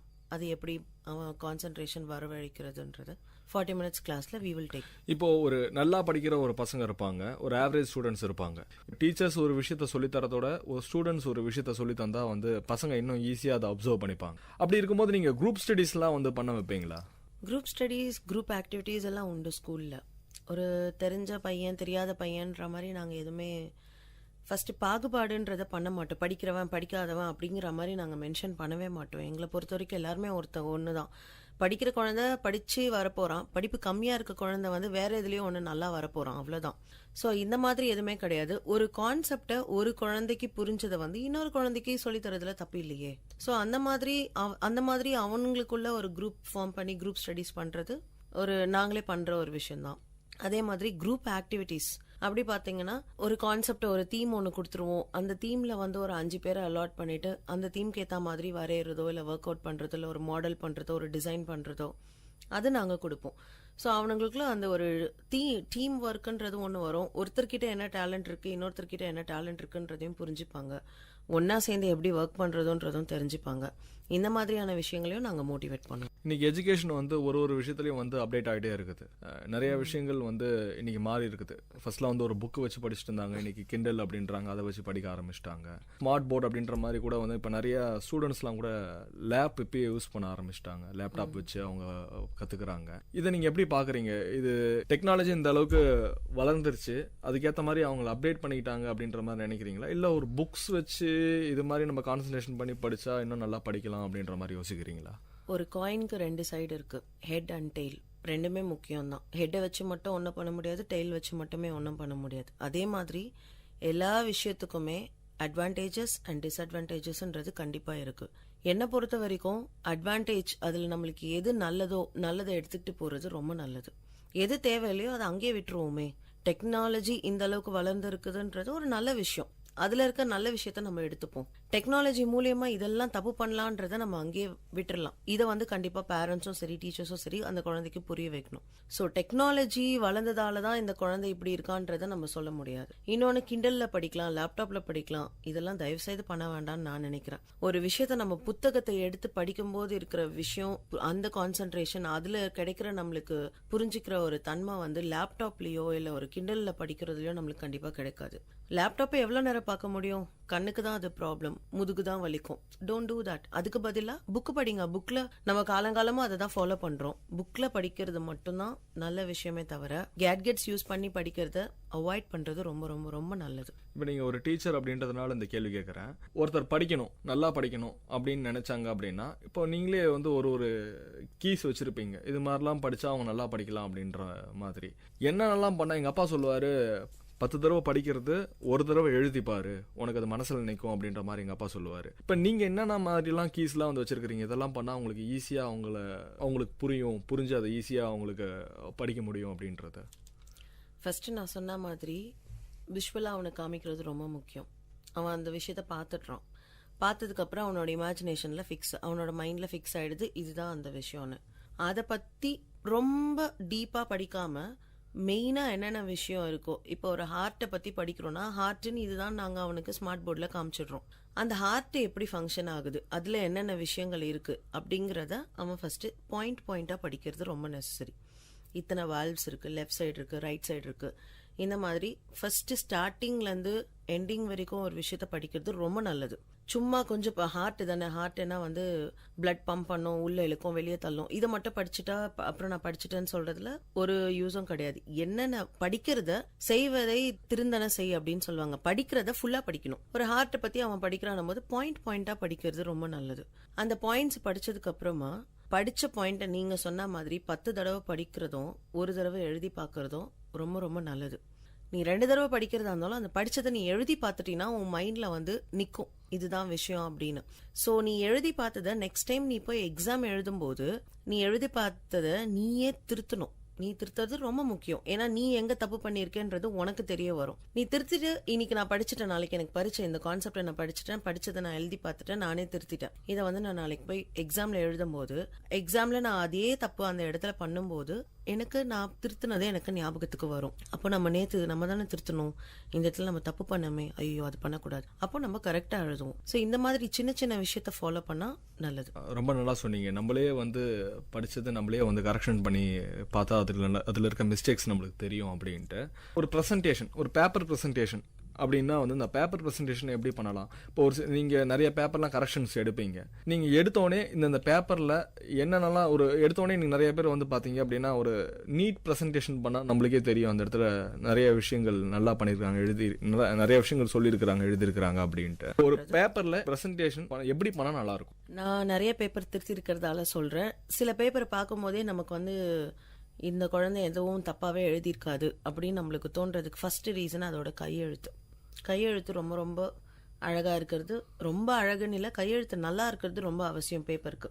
ஒரு எழுதும்போது அந்த ப்ரெசன்டேஷன் எப்படின்னா நீட்டாக எழுதணும். அடித்தல் திருத்தல் இருந்துச்சுனாலே நமக்கு அது பார்க்கும்போதே நல்லா இருக்காது. சில குழந்தைங்கள்லாம் எழுதுவாங்க, ஒரு லைன் எழுதியிருப்பான், அதை அடிச்சுட்டு அடுத்த லைன் மறுபடியும் எழுதியிருப்பான், அதுலேயும் அவன் தப்பு பண்ணியிருப்பான், அதை அடிச்சுட்டு அடுத்த லைன் எழுதியிருப்பான். இந்த மாதிரி அடிக்கிறது ரொம்ப தப்பு. அது வந்து நம்மளோட ஆக்ஷனையும் சேர்த்து சொல்லுது. ஒரு விஷயத்த நம்ம பண்ணும்போது தப்பு பண்ணிட்டு மறுபடியும் நம்ம என்ன பண்றோம், மறுபடியும் அதே தப்பு பண்றோம், மறுபடியும் அதே தப்பு பண்றோன்ற ஆக்ஷனையும் சேர்த்து தான் சொல்லுது. அது அந்த மாதிரி நம்ம பண்ணக்கூடாது.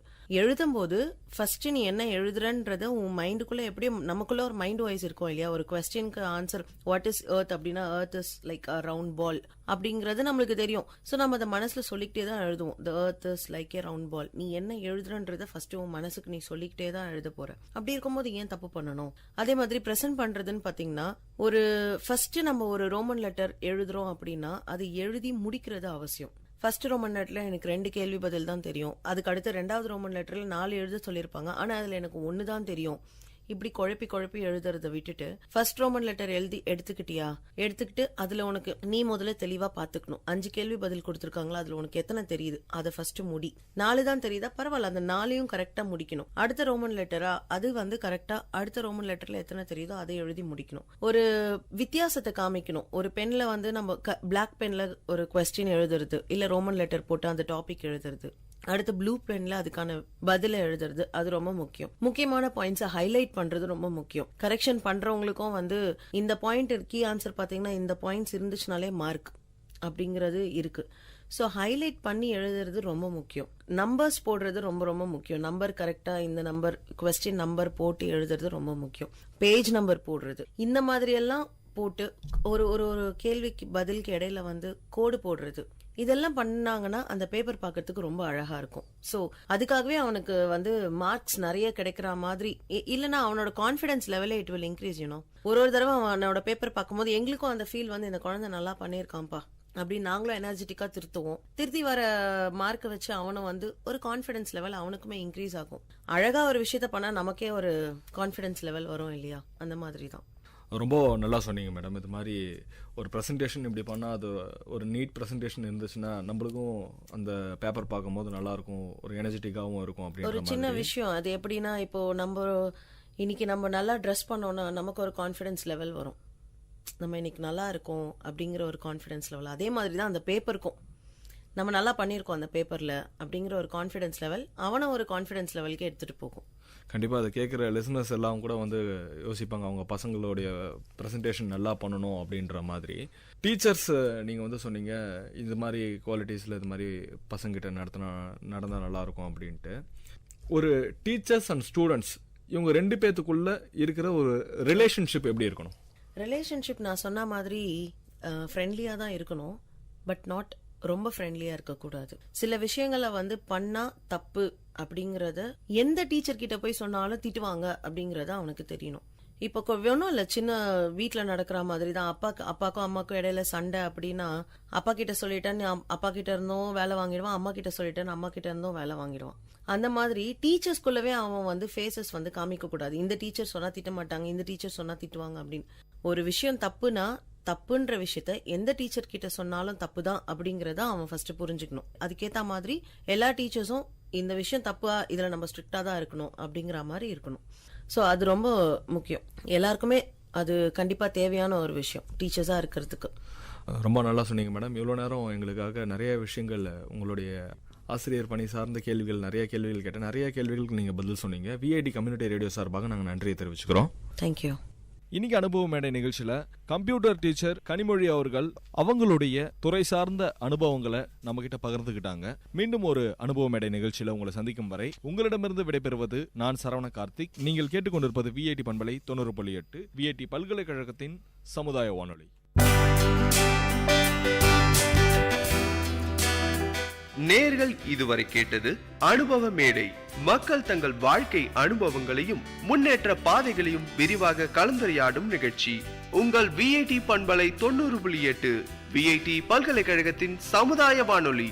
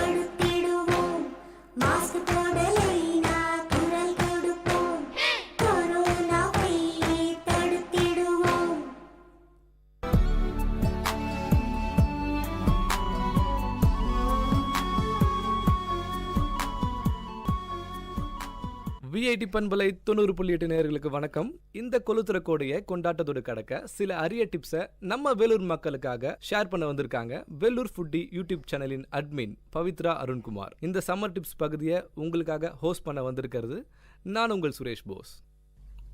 வணக்கம் மேடம். வணக்கம் சுரேஷ். ஓகே, நிறைய கருத்துக்கள் சொல்லிட்டு வரீங்க, நிறைய டிப்ஸ் சொல்லிட்டு வரீங்க. இப்போது எனக்கு தேவையான ஒரு டிப்ஸ் நான் கேட்குறேன். இப்போ பைக்கில் போயிட்டு இருக்கோம், சன்லைட்டில் அதிகமாக போகிறதுனால ஸ்கின் டேர்ன் ஆகுது இல்லைங்களா, கலரு, அதுக்கு எதாவது டிப்ஸ் இருக்கா? ஸ்கின் டேன் இப்போ வந்து பொதுவாகவே எல்லாரும் வந்து வெயிலில் போகும்போது ஸ்கின் டேன் ஆகும். ஸ்கின் டேனுக்கு ரொம்ப நல்ல ஹோம் ரெமெடின்னு பார்த்தீங்கன்னா வந்து பைத்தியம் பருப்பு, பச்சை பயிறுன்னு சொல்லுவோம் இல்லைங்களா, சாப்பிட்றதுக்கு இல்லை, ஃபேஸ்க்கு பச்சை பயிறு பொடியும், பச்சை பயிறு இப்போ ஒரு கப் எடுத்திங்கன்னா இன்னொரு கப் வந்து கடலைப்பருப்பு, ரெண்டும் நம்ம வெயிலில் காய வச்சு மிக்சியில் பவுடர் பண்ணி வச்சுக்கோங்க. இது ஃபேஸ் பேக் மாதிரி போட்டாலும் சரி, இல்லை ஃபேஸ் வாஷ் மாதிரி யூஸ் பண்ணலாம். நீங்கள் யூஸ் பண்ணிட்டு வரும்போது ஒரு 2 நாளில் விசிபிளாக உங்களுக்கு ஸ்கின் டேன் கம்மியாகிறது தெரியும். பேக் மாதிரி போகிறது இருந்தால் கூட கொஞ்சம் தயிர் சேர்த்து ஒரு பிஞ்ச் எலுமிச்சை பழம் ஜூஸ் விட்டு நீங்கள் பேக் போட்டிங்கன்னா உடனே ஸ்கின் நல்லா வெளுப்பாக இருக்கும். இது எப்போ நைட்டில் போடணுமா இல்லை எப்போ? நைட்லேயும் போடலாம், மார்னிங்கும் போடலாம், உங்களோட இஷ்டம். நீங்கள் குளிக்க போகிறதுக்கு முன்னாடி போட்டிங்கன்னா இன்னும் கொஞ்சம் பெட்டராக இருக்கும். ஏன்னா வந்து அது பொடி இல்லைங்களா, குளிக்கிறதுக்கு முன்னாடி இந்த மாதிரி போட்டு குளித்தா ரொம்ப நல்லது. இது வந்து குழந்தைங்கள்லேருந்து பெரியவங்க வரைக்கும் யாராக இருந்தாலும் யூஸ் பண்ணலாம். ரெண்டுமே வந்து ரொம்ப நல்ல ரிசல்ட் கொடுக்கும். ஓகே, ஏன்னா இப்போது நீங்கள் சொல்கிற இப்போ நைட்டில் போடுறது கொஞ்சம் இருக்குது, மார்னிங்கில் போடுறது இருக்குது. இப்போ நைட்டில் போடுறதா இருந்துச்சுன்னா எவ்வளோ நேரம் போடலாம்? நீங்கள் அது ஒரு 10லேருந்து 15 நிமிஷம் வச்சிங்கனாலே உங்கள் ஸ்கின் நல்லா டைட் ஆக ஆரம்பிக்கும்.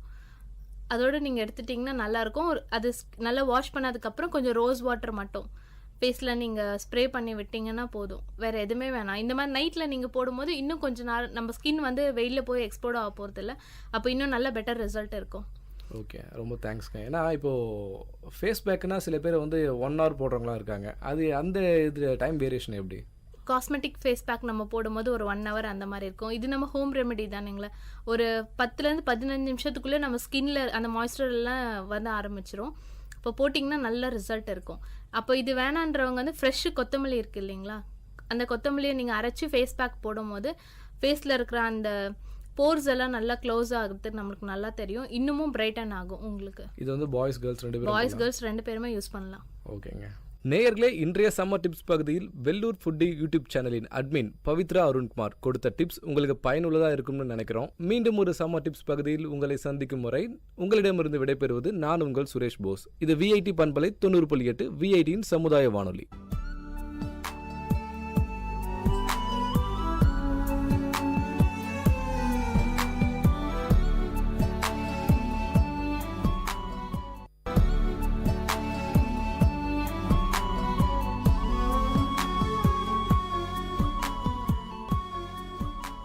விஐடி பண்பலை 90.8 நேயர்களுக்கு வணக்கம்.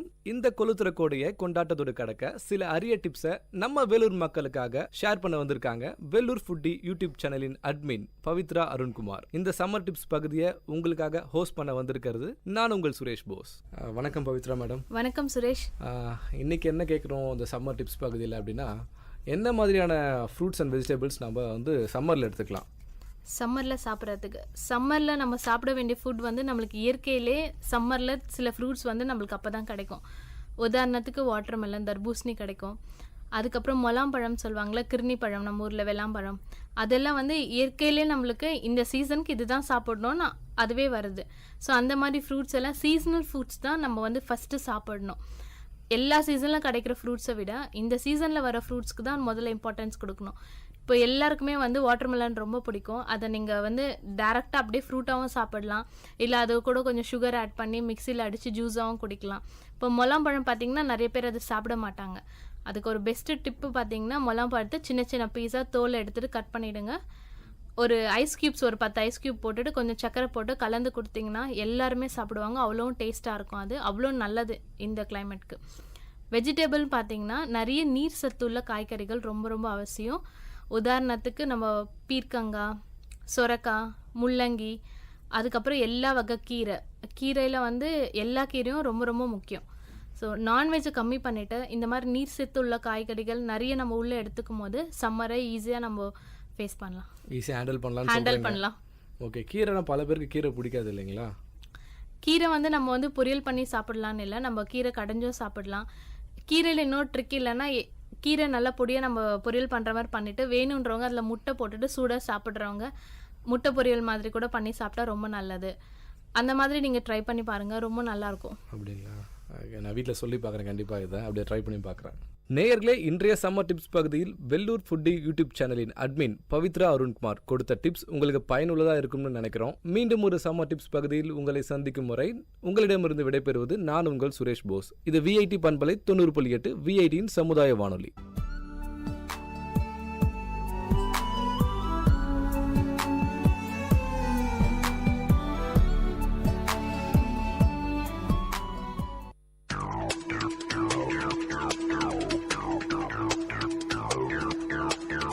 நேர்களை இது விஐடி பண்பலை 90.8.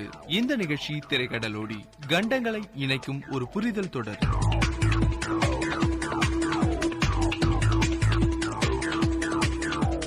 ஹலோ ஃப்ரெண்ட்ஸ், திரைக்கடலோடி நிகழ்ச்சியில உலகின் பல்வேறு நாடுகளை பத்தின பல சுவாரஸ்யமான தகவல்களையும் அங்குள்ள வளங்களையும் மேலும் அங்குள்ள சுற்றுலா தலங்களை பத்தி பார்த்துட்டு வரும். இன்னைக்கு திரைக்கடலோடி நிகழ்ச்சியில நாம சுத்தி பார்க்க போற நாடு என்னன்னு யோசிக்கிறீங்களா? தாயும் தாய்நாடும் சொர்க்கத்தை விட மேலானவை என்ற குறிக்கோளை கொண்ட நேபாளத்தை தான் சுத்தி பார்க்க போறோம்.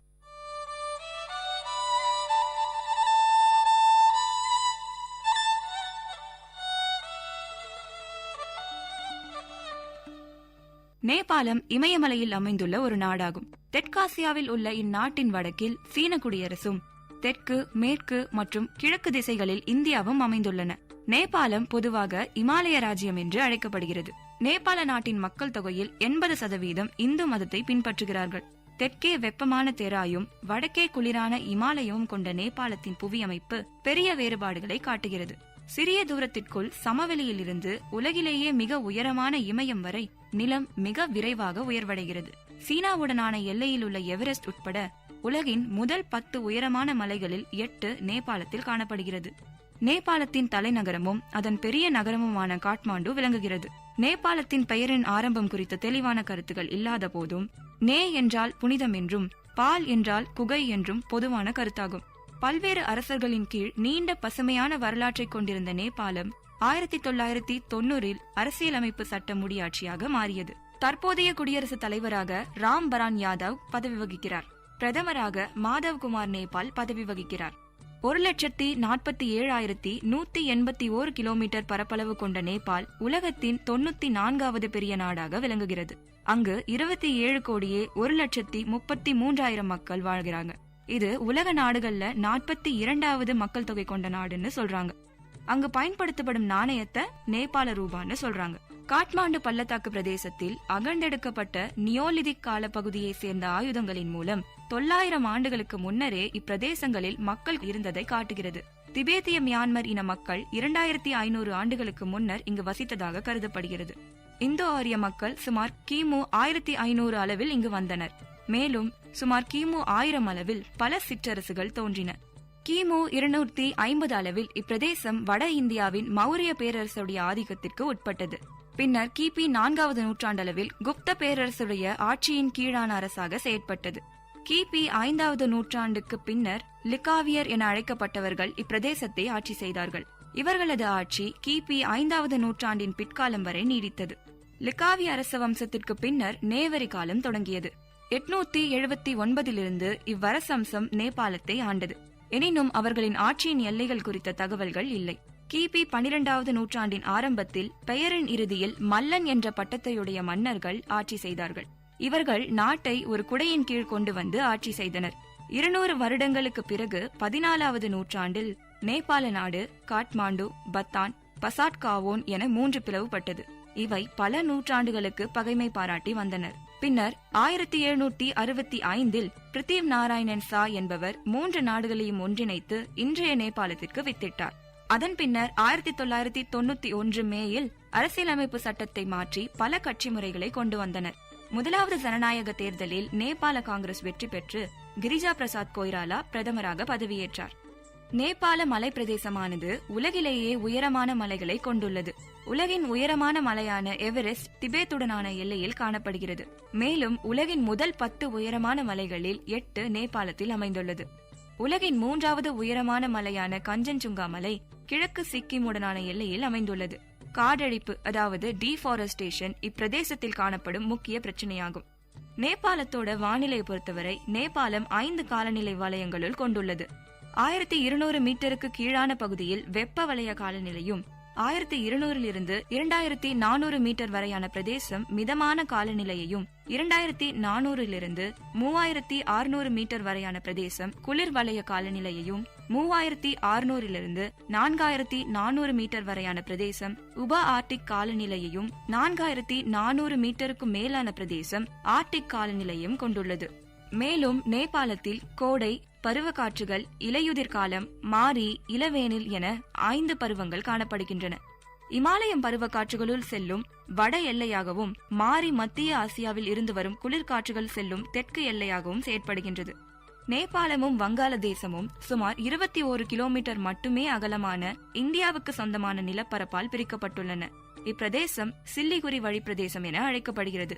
நேபாளத்தின் பொருளாதாரத்தை பொறுத்தவரை நேபாளம் உலகிலேயே மிக ஏழ்மையான நாடாகவும் அபிவிருத்தி குன்றிய நாடுகளில் ஒன்றாகவும் திகழுது. மக்கள் தொகையில 38% வறுமை கோட்டுக்கு கீழே வாழ்றாங்களாம்.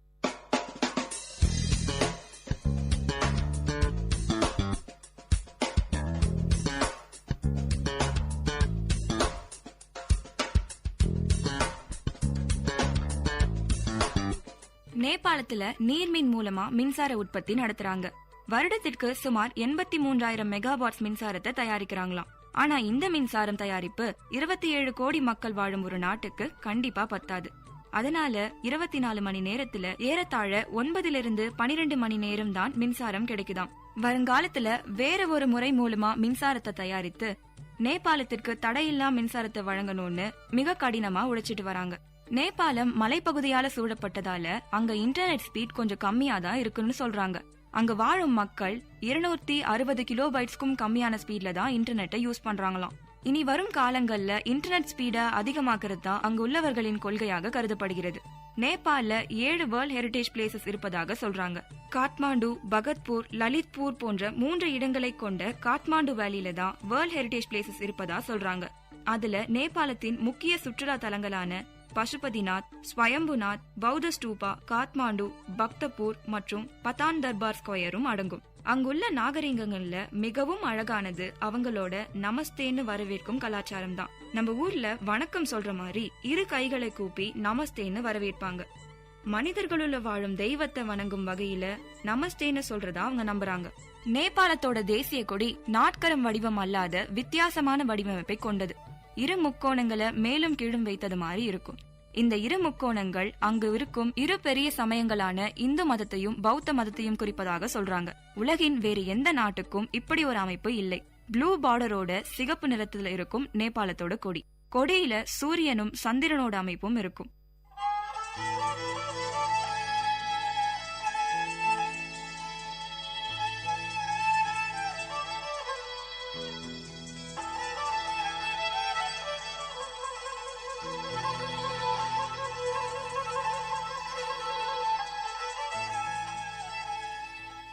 மேலும் நேபாளத்தோட சுற்றுலாத்துறையை பொறுத்தவரை நேபாளத்துல பல மலை பிரதேசங்கள் இருப்பதால ட்ரெக்கிங், ராஃப்டிங் போன்றவை முக்கிய சுற்றுலா ஈர்ப்புகளாக உள்ளன. நேபாளம் பொருளாதாரத்துல பின்தங்கி இருந்தாலும் அங்கு வாழும் மக்கள்ல பல கின்னஸ் ரெக்கார்ட்ஸும் இன்டர்நேஷனல் பிரைசஸையும் வின் பண்ணிருக்காங்க. நேபாளம்னு சொன்னதும் முதலில் ஞாபகத்துக்கு வருவது அங்கு வாழும் ஒரு இன மக்களான கூர்க்காங்க தான். கூர்க்காக்கள் அவங்க தைரியத்திற்கு பேர் போனவங்க. அவங்க தைரியத்தை போற்றும் வகையில உலகத்துல பல கோட்ஸ் இருக்கு. ஒரு மனிதன் சாவை பார்த்து பயப்படலனா ஒன்னு அவன் பொய் சொல்லுவான், இல்ல அவன் ஒரு கூர்க்காவா இருப்பான்னு சொல்றாங்க. நேபாளத்தோட உணவு வகையில திண்டோ என்பது நேபாளத்தோட ட்ரெடிஷனல் ஃபுட்டா இருக்கு. திண்டோ அல்லாத மோமோ, டம்ப்ளிங்ஸ், பீஸா, ரேமன் நூடுல்ஸ் போன்ற ஃபாஸ்ட் ஃபுட்ஸும் நேபாளத்தை பிரபலமானது. நேபாள சமையல் கலைகள்ல காஸ் அல்லது பாரி சமையல் கலை, ஹிமாலய சமையல் கலை, தக்காளி சமையல் கலை, நியூயார்க் சமையல் கலை போன்றவை ரொம்பவே ஃபேமஸ் ஆனது. அவை அல்லாத மாமிச வகைகளான எருமை மற்றும் பன்னி கறிகளையும் சாப்பிடுறாங்களாம். நேபாள மக்களோட முக்கிய கொண்டாட்டங்களா பஜ்ரா ஜோகினி ஜாத்ரா, சித்தி ஜாத்ரா, பஞ்சரான், நாக பஞ்சமி, ஜனாய் பூர்ணிமா, காய் ஜாத்ரா, தீபாவளி, கணபதி சதுர்த்தி, சங்கராந்தி, ஹோலி போன்றவை மிக முக்கியமான கொண்டாட்டங்களா இருக்கு. நேபாள மக்களோட உடைய பொறுத்தவரை அங்கு வாழும் ஆண்கள் தப்லான், அதாவது நீளமான ஒரு ஷர்ட் உடைய தப்லான் என்பது அவங்க ட்ரெடிஷனல் ட்ரெஸ்ஸா இருக்கு. அங்கு வாழும் பெண்கள் பார்சி மற்றும் ஹக்கு பத்தாரி எனப்படும் சாரியை தான் அணியிறாங்களாம். எனவே தப்லான், பார்சி, ஹக்கு பத்தாரி போன்ற உடைகள் தான் நேபாளத்தோட ட்ரெடிஷனல் ட்ரெஸ்ஸா இருக்கு. நேபாளத்துல 1962 ஆண்டு தான் நேபாள ஒலிம்பிக் கமிட்டி தொடங்கியது. பின்னர் 1988 சியோலில் நடந்த சம்மர் ஒலிம்பிக்ஸ்ல பிதாம் லாமா என்பவர் ஒரு பிரான்ஸ் மெடலை வின் பண்ணிருக்காரு. தீஷ்கா நேபாளத்தோட பாரம்பரிய நடனமா இருக்கு. நேபாளத்தில் வாழும் மக்கள் பெரும்பாலும் நேபாள மொழியை பேசுறாங்க. அதன் பெயர் நேபாளி. சுமார் 44% பேர் நேபாளிய பேசுறாங்க. நேபாளி அல்லாத போஜ்புரி, தாரு போன்ற மொழிகளையும் பேசுறாங்க. என்னங்க, நேபாளத்தை பத்தின பல சுவாரஸ்யமான தகவல்களை தெரிஞ்சிருப்பீங்கன்னு நம்புறோம். இன்னைக்கு திரைக்கடலோடி நிகழ்ச்சியில நேபாள பத்தின பல சுவாரஸ்யமான தகவல்களை தெரிஞ்சிருப்பீங்க. திரைக்கடலோடியின் அடுத்த நிகழ்ச்சியில இன்னொரு நாட்டை பத்தின சுவாரஸ்யமான தகவல்களை தெரிஞ்சுக்கலாம். அதுவரை உங்களிடமிருந்து விடைபெறுவது சிவப்பிரியா.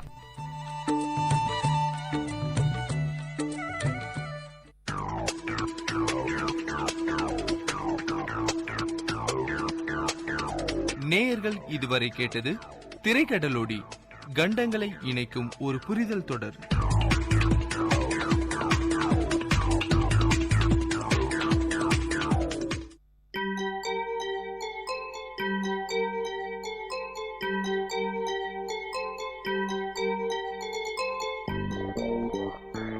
வணக்கம், நமஸ்தே, நமஸ்கார், சலாம் அண்ட் வந்தனம். நீங்கள் கேட்டுக்கொண்டிருப்பது விஐடி பண்பலை 90.8. இது விஐடி பல்கலைக்கழகத்தின் சமுதாய வானொலி. உங்க எல்லோரையும் புதுமை பெண்கள் நிகழ்ச்சிக்கு வரவேற்கிறேன். நான் உங்க அட்டானா. இந்த நிகழ்ச்சியில எவ்வளோ கடினமான சூழ்நிலையும் தனக்குன்னு ஒரு பாதையை அமைச்சுக்கிட்டு அதுல அவங்க பயணத்தை தொடர்ந்து அதுல வெற்றியும் அடைந்த பெண்களை பத்தி தான் நான் உங்களுக்கு சொல்ல போறேன்.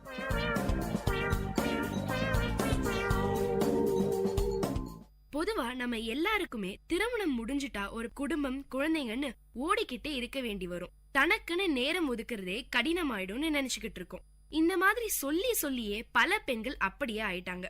இது ஒரு மூட நம்பிக்கைங்க. உண்மையில பார்த்தோம்னா கல்யாணத்துக்கு அப்புறம் தான் பெண்கள் இன்னும் வீரியத்தோடையும் பொறுப்புணர்வோடும் செயல்பட முடியும். திருமணம்ங்கிறது பலம், பலவீனம் இல்லைன்னு சொல்றாங்க நம்ம ஸ்ரீதேவி கண்ணன். ஸ்ரீதேவி கண்ணனை பத்தி தான் உங்களுக்கு சொல்ல போறேன். நம்ம ஸ்ரீதேவி கண்ணனை பொறுத்த வரைக்கும் பெண்களோட சமூக வாழ்க்கைய திருமணத்துக்கு முன், திருமணத்துக்கு பின்னன்னு பிரிக்கிறது கொஞ்சம் கூட பிடிக்கலங்க. ஏன்னா இவங்க வாழ்க்கையில திருமணம் கூட ஒரு திருப்பு முனைன்னு சொல்லலாம். மதுரையை சேர்ந்த ஸ்ரீதேவி கண்ணன் MBA படிச்சிருக்காங்க. இல்லத்தரசியா தன் வாழ்க்கையை தொடங்கினவங்களுக்கு இன்னைக்கு பல முகங்கள். இந்திய நாட்டோட முக்கியமான விசாரணை ஏஜென்சியான சிபிஐ ட்ரெய்னிங் அகாடமியில மேலாண்மை பயிற்சியாளர், பெண்கள் மற்றும் மாணவர்களை தொழில் முனைவோராக்கும் பயிற்சியாளர், சுய முன்னேற்ற பயிற்சியாளர், கிராமப்புற பெண்களின் பொருளாதாரம் மற்றும் சுகாதார மேம்பாட்டு கள பயிற்சியாளர்னு பல தளங்கள்ல வேலை பாக்குறாங்க. அமெரிக்கா, ஸ்ரீலங்கான்னு பயிற்சி எடுக்கவும் பல நாடுகளுக்கு பயிற்சி கொடுக்கவும் பறந்துகிட்டே இருக்காங்க. இவங்க கணவர் கண்ணன், அவரு வழக்கறிஞரா இருக்காரு. 2 பிள்ளைங்க இருக்காங்க ஸ்ரீதேவிக்கு. ஸ்ரீராம் +2 படிக்கிறாரு. ஹர்ஷவர்தன் 4ஆம் வகுப்பு படிக்கிறாரு. நம்ம மதுரையில இருக்க வடிவீஸ்வரத்துல வசிக்கிறாங்க. ஸ்ரீதேவியோட அப்பா பேங்க்ல அதிகாரியா இருந்தாரு. அம்மா இல்லத்தரசி. தந்தை சொல் மிக்க மந்திரம் இல்லைங்கிற வரிகளுக்கு எடுத்துக்காட்டு நம்ம ஸ்ரீதேவி தாங்க.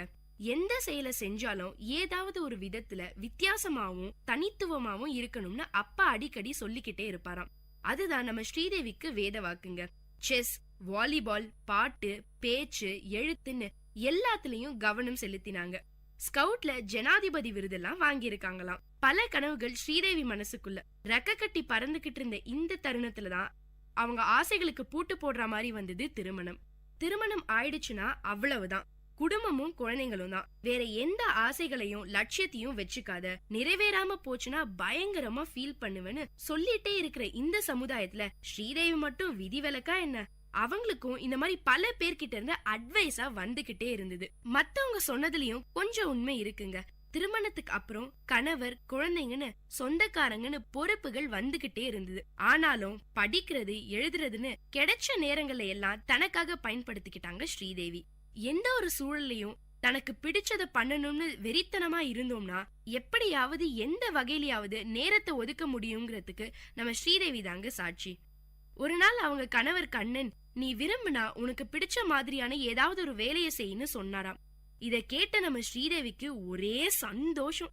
அடக்கி வச்சிருந்த எல்லா ஆசைகளுக்கும் சாவி கிடைச்சது. இந்த திருமணம் ஸ்ரீதேவிக்கு பல விஷயங்களை கத்து கொடுத்துச்சு. ஏன்னா குடும்பம் தான் உலகத்திலேயே ரொம்ப கவனமா கவனிக்க வேண்டியது.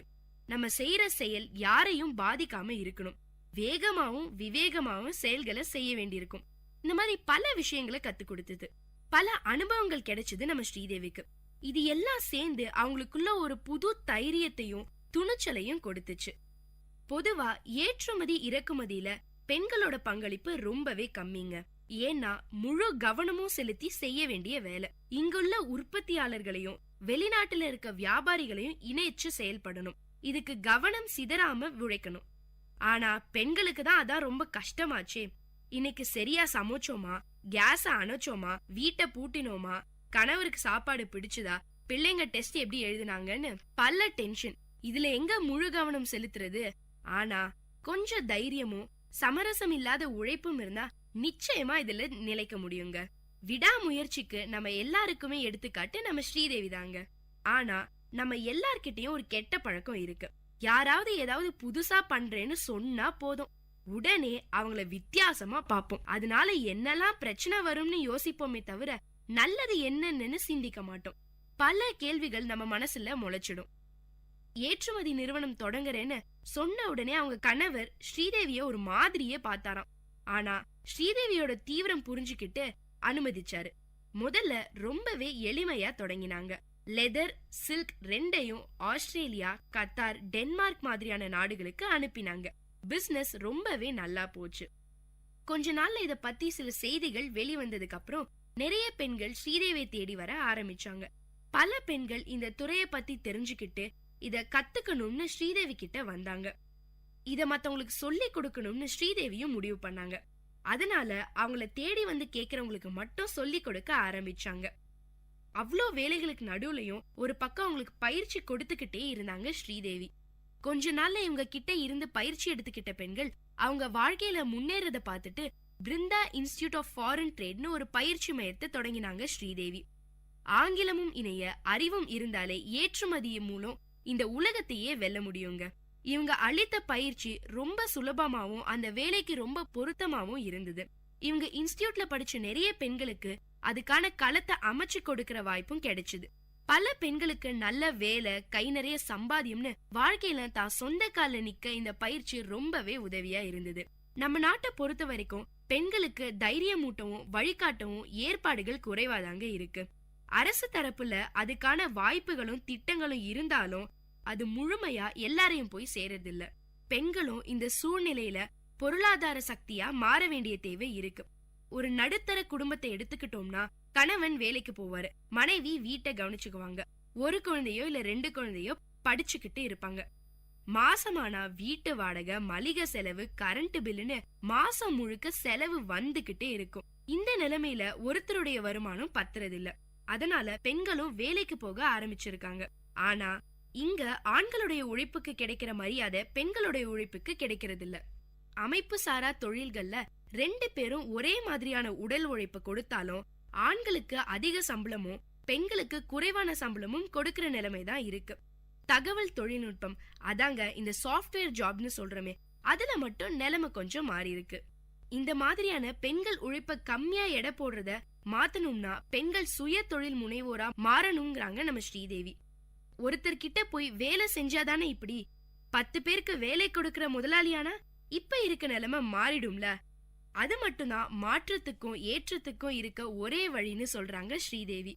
இந்த எண்ணத்தை வளரும் இளம் பருவத்துல இருந்தே பெண்களுக்கு சொல்லணும்னு கல்லூரிகள்ல இலக்கா வச்சு போய் பேச தொடங்கினாங்க ஸ்ரீதேவி. பெண்கள் தொழில் முனைவோரா ஆகணும்னா அதுக்கு என்னென்ன தகுதிகளை வளர்த்துக்கணும், இந்த பரந்த உலகத்துல என்னென்ன மாதிரியான வாய்ப்புகள்லாம் இருக்கு, எது மாதிரியான தடைகள் எல்லாம் கடக்க வேண்டி இருக்குன்னு அவங்களோட சொந்த அனுபவங்களை முன் வச்சு மாணவிகளுக்கு தன்னம்பிக்கையை ஊட்டுறாங்க. ஸ்ரீதேவி இந்த மாதிரி பல விதங்கள்ல தனக்கு தெரிஞ்சதை எல்லாம் மத்த பெண்களுக்கு சொல்லி தராங்க. இவங்க மூலியமா பல பெண்கள் இந்த உலகத்துல சாதிச்சுக்கிட்டே இருக்காங்க. இந்த மாதிரி தனக்கு தெரிஞ்சதை மத்தவங்களுக்கு சொல்லி தரது மூலமா நம்மளும் வளர முடியுது, மத்தவங்களும் வளர முடியுது. அமெரிக்க உள்துறை சார்பா வருஷத்துக்கு ஒரு முறை தெற்காசிய பகுதிகளுக்காக கல்வி பரிமாற்ற திட்டம் ஒண்ணு செயல்படுத்தப்படுதுங்க. அதுல என்ன பண்றாங்கன்னா, இந்த பகுதிகள்ல இருந்து 40 வயசுக்கு கீழே இருக்கிற இளம் தொழில் முனைவோர், பாராளுமன்ற உறுப்பினர்கள், அதிகாரிகளை தேர்வு செஞ்சு அங்குள்ள பல்கலைக்கழகங்கள் மூலமா உலகளாவிய நடைமுறை கல்வியை பயிற்றுவிக்கிறதா இந்த திட்டம். தென்னிந்தியாவில இருந்து அந்த பயிற்சிக்கு ஸ்ரீதேவியை தேர்வு செஞ்சாங்க. அது வேறு விதமான உலகத்தையும் வாழ்க்கை முறையும் ஸ்ரீதேவிக்கு அறிமுகப்படுத்துச்சு. இந்த பயிற்சி மொத்தம் 35 நாள் நடந்துதான். பாதி நாட்கள் வகுப்பறை பயிற்சியாவும் அதுக்கு பிறகு கள பயிற்சியாவும் கொடுக்கறாங்க. அமெரிக்காவோட மேற்கு பகுதியில இருக்கிற நெவோடா மாகாணத்துல ரீனோ பூர்வ குடிமக்கள்னு மத்தியில வேலை செஞ்சாங்க ஸ்ரீதேவி. அமெரிக்க அரசாங்கம் அந்த பூர்வ குடிகளோட மேம்பாட்டுக்கு நிறைய தொழில் பயிற்சிகளை வழங்குது. அத ஆய்வு செய்யற பணிதான் ஸ்ரீதேவிக்கு கொடுத்தாங்க. உண்மையாவே வியப்பும் வித்தியாசமான அனுபவத்தை கொடுத்துச்சு ஸ்ரீதேவிக்கு. நம்ம நாட்டுல பார்த்தோம்னா பூர்வக்குடி மேம்பாட்டுங்கிற பேர்ல நாம அவங்க மரபையும் பாரம்பரியத்தையும் சிதைக்கிற வேலையத்தான் செய்யறோம். அவங்க முன்னேறணும்னு நினைக்கிற நம்மளுடைய எண்ணம் ரொம்பவே நல்லதுங்க. ஆனா அவங்க பாரம்பரியத்தை கண்டுக்காம நம்ம அவங்கள முன்னேற்ற பாக்குறோம், அதுதான் தப்பு.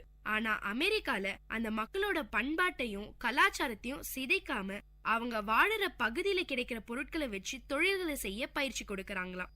பயிற்சி கொடுக்கறதோட அவங்க விலகிறது இல்ல, அவங்க உற்பத்தி செஞ்ச பொருட்களை நாடு முழுக்க சந்தைப்படுத்துறாங்களாம். அதனால அந்த பூர்வக்குடி மக்களுக்கு கௌரவமான வாழ்க்கை கிடைக்குது. இந்த மாதிரி மிகச்சிறந்த அனுபவங்களோட அமெரிக்காவில இருந்து வந்தாங்க நம்ம ஸ்ரீதேவி. நம்ம தமிழ்நாட்டுல கூட எவ்வளவோ கிராமிய தொழில்கள் இருக்குங்க.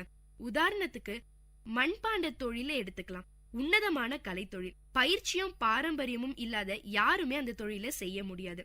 ஆனா அவ்வளவு திறமை வாய்ந்த அந்த கலைஞர்கள் இன்னைக்கு அடையாளம் இல்லாம இருக்காங்க. ஏன், இன்னும் சிலர் அந்த தொழிலையே விட்டுட்டாங்க. சில முற்போக்கு கலைஞர்கள் தொழிலை வித்தியாசப்படுத்தி அதே களிமண்ணுல சிலைகளையும் வடிவங்களையும் செஞ்சு உலகம் முழுக்க அனுப்புறாங்க. ஓரடி இருக்கிற சிற்பம் 10,000 விலைக்கு போகுதுங்க. ஆனா இது ஏன் எல்லாருக்கும் சாத்தியமாகிறது இல்ல? இதுல சமூகத்துக்கும் அரசாங்கத்துக்கும் பங்கு இருக்கு. சமூகம் அந்த கலைஞர்களுக்கு நம்பிக்கையை கொடுக்கணும், அரசாங்கம் அவங்க வாழ்வாதாரத்தை மேம்படுத்தணும், தொழில் திறனை ஊக்குவிக்கணும், புத்தாக்க பயிற்சிகளை தரணும். தமிழகத்துல உள்ள கிராமிய தொழில்களை பத்தி தீவிரமான ஆராய்ச்சியில இறங்கினாங்க ஸ்ரீதேவி. பல விஷயங்களை தெரிஞ்சுக்கிட்டு அவங்களே அவங்களால முடிஞ்ச எல்லா பொருட்களையும் ஏற்றுமதி செய்யறாங்க. இதுக்கப்புறம் அமெரிக்கா எக்ஸ்சேஞ்ச் ப்ரோக்ராம்ல கலந்துகிட்டதால அமெரிக்காவோட கல்வி மற்றும் கலாச்சாரத்துறை நடத்துற ஒரு ஆன்லைன் கோர்ஸ்ல சேரக்கூடிய வாய்ப்பு ஸ்ரீதேவிக்கு கிடைச்சது. தெற்காசியாவில 30 மாணவர்களுக்கு மட்டும்தான் அந்த வாய்ப்பு கிடைக்கும். அதுல நம்ம ஸ்ரீதேவியும் ஒருத்தர். அந்த கோர்ஸ் முடிவுல எல்லாரும் ஆளுக்கு ஒரு ப்ராஜெக்ட் பண்ணணும்.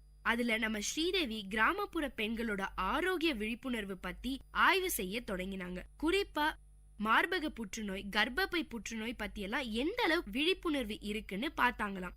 ஊரா போய் பெண்களை சந்திச்சாங்களாம். அதிர்ச்சியான அனுபவங்கள் தான் கிடைச்சது. 90% பெண்களுக்கு அடிப்படை சுகாதார புரிதல் கூட இல்லையாங்க. நிறைய பெண்கள் தங்களுடைய ஆரோக்கியத்தை ஒரு விஷயமாவே கருதல. பெரும்பாலான பெண்களுக்கு மார்பக புற்றுநோய்னு ஒரு நோய் இருக்கிறதே தெரியல. மிகப்பெரிய அதிர்ச்சி என்னன்னு பாத்தீங்கன்னா, கிராமப்புறங்கள்ல நிறைய பெண்களுக்கு கர்ப்பப்பை புற்றுநோய் அறிகுறியும் நகரப்புறங்கள்ல மார்பக புற்றுநோய் அறிகுறியும் இருந்ததை பார்க்க முடிஞ்சது. அவங்களையெல்லாம் மருத்துவ பரிசோதனைக்கு அனுப்புற வேலையில இறங்குனாங்க நம்ம ஸ்ரீதேவி. இந்த மாதிரி பல கிராமங்கள்ல போய் விழிப்புணர்வு கொடுக்க ஆரம்பிச்சாங்க. அதுக்காக ஊரா சுத்தமும் ஆரம்பிச்சாங்க. காசியாபாத்ல இருக்கிற சிபிஐ ட்ரைனிங் அகாடமில மேனேஜ்மெண்ட் கான்செப்ட் ட்ரெயினியா இருக்காங்க. நெருக்கடி சூழல்ல management maintenance, time management, ethical moral வேல்யூன்னு பல விஷயங்களை பத்தி பேசுறாங்களாம் நம்ம ஸ்ரீதேவி. இன்னொரு பக்கம் நண்பர்களோட சேர்ந்து மதுரைய மெடிக்கல் டூரிசம் சென்டரா மாத்துறதுக்கான வேலைகளையும் தீவிரமா செஞ்சிட்டு இருக்காங்க ஸ்ரீதேவி. இத்தனை வேலைகளுக்கு நடுவுலயும் ஸ்ரீதேவிக்கு குடும்பம் தாங்க பிரதானம். குடும்பத்துக்கு செய்ய வேண்டிய எந்த கடமையில இருந்தும் தவறுதில்ல. எல்லாத்தையும் சரிசமமா நிர்வகிக்க கத்துக்கிட்டாங்க. என்ன நேயர்களே, நம்மள பல பேர் சாதிக்கணும்னு வெறியா இருந்தாலும் நிர்வாக திறமை இல்லாததால சில விஷயங்களை இழக்க வேண்டியிருக்கு. குறிப்பா பெண்கள் நிர்வாக திறமை வளர்த்துக்கிட்டே ஆகணும். அப்பதான் குடும்பத்துக்காக நம்ம லட்சியத்தை விட்டு கொடுக்காம இருக்க முடியும். ஸ்ரீதேவி கண்ணனோட இந்த வாழ்க்கை பயணம் உங்க எல்லாருக்கும் ஒரு பெரிய தூண்டுகோலா இருக்கும்னு நம்புறேன். குறிப்பா பல திருமணமான பெண்கள் இந்த நிகழ்ச்சியை கேட்டுட்டு உங்களுக்குன்னு இருக்க லட்சியத்தை அடைய தீவிரமா உழைப்பீங்கன்னு நம்புறேன். இதே மாதிரி இன்னொரு புதுமை பெண்ணோட உங்களை அடுத்த நிகழ்ச்சியில சந்திக்கிறேன். அது வரைக்கும் டாடா பை பை சொல்லி விடைபெறுது உங்க அட்டானா. இது விஐடி பண்பலை 90.8.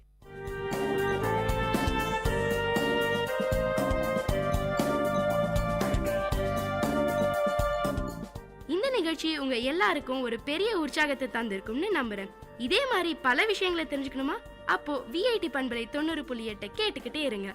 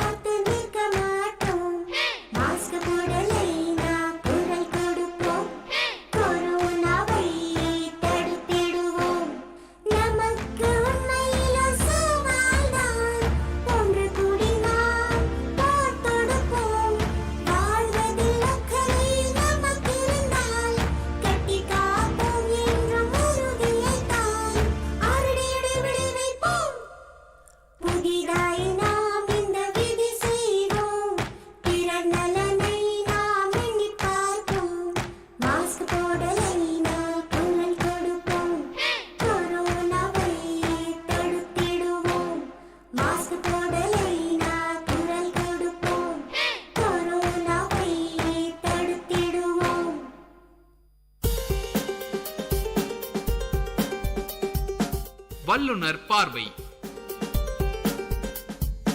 பல்துறை பகிர்வுகள், வல்லுனர் தரவுகள், மக்களின் சந்தேகங்களுக்கான சான்றுகளோடு விஐடி பண்பலை 90.8 வல்லுனர் பார்வை.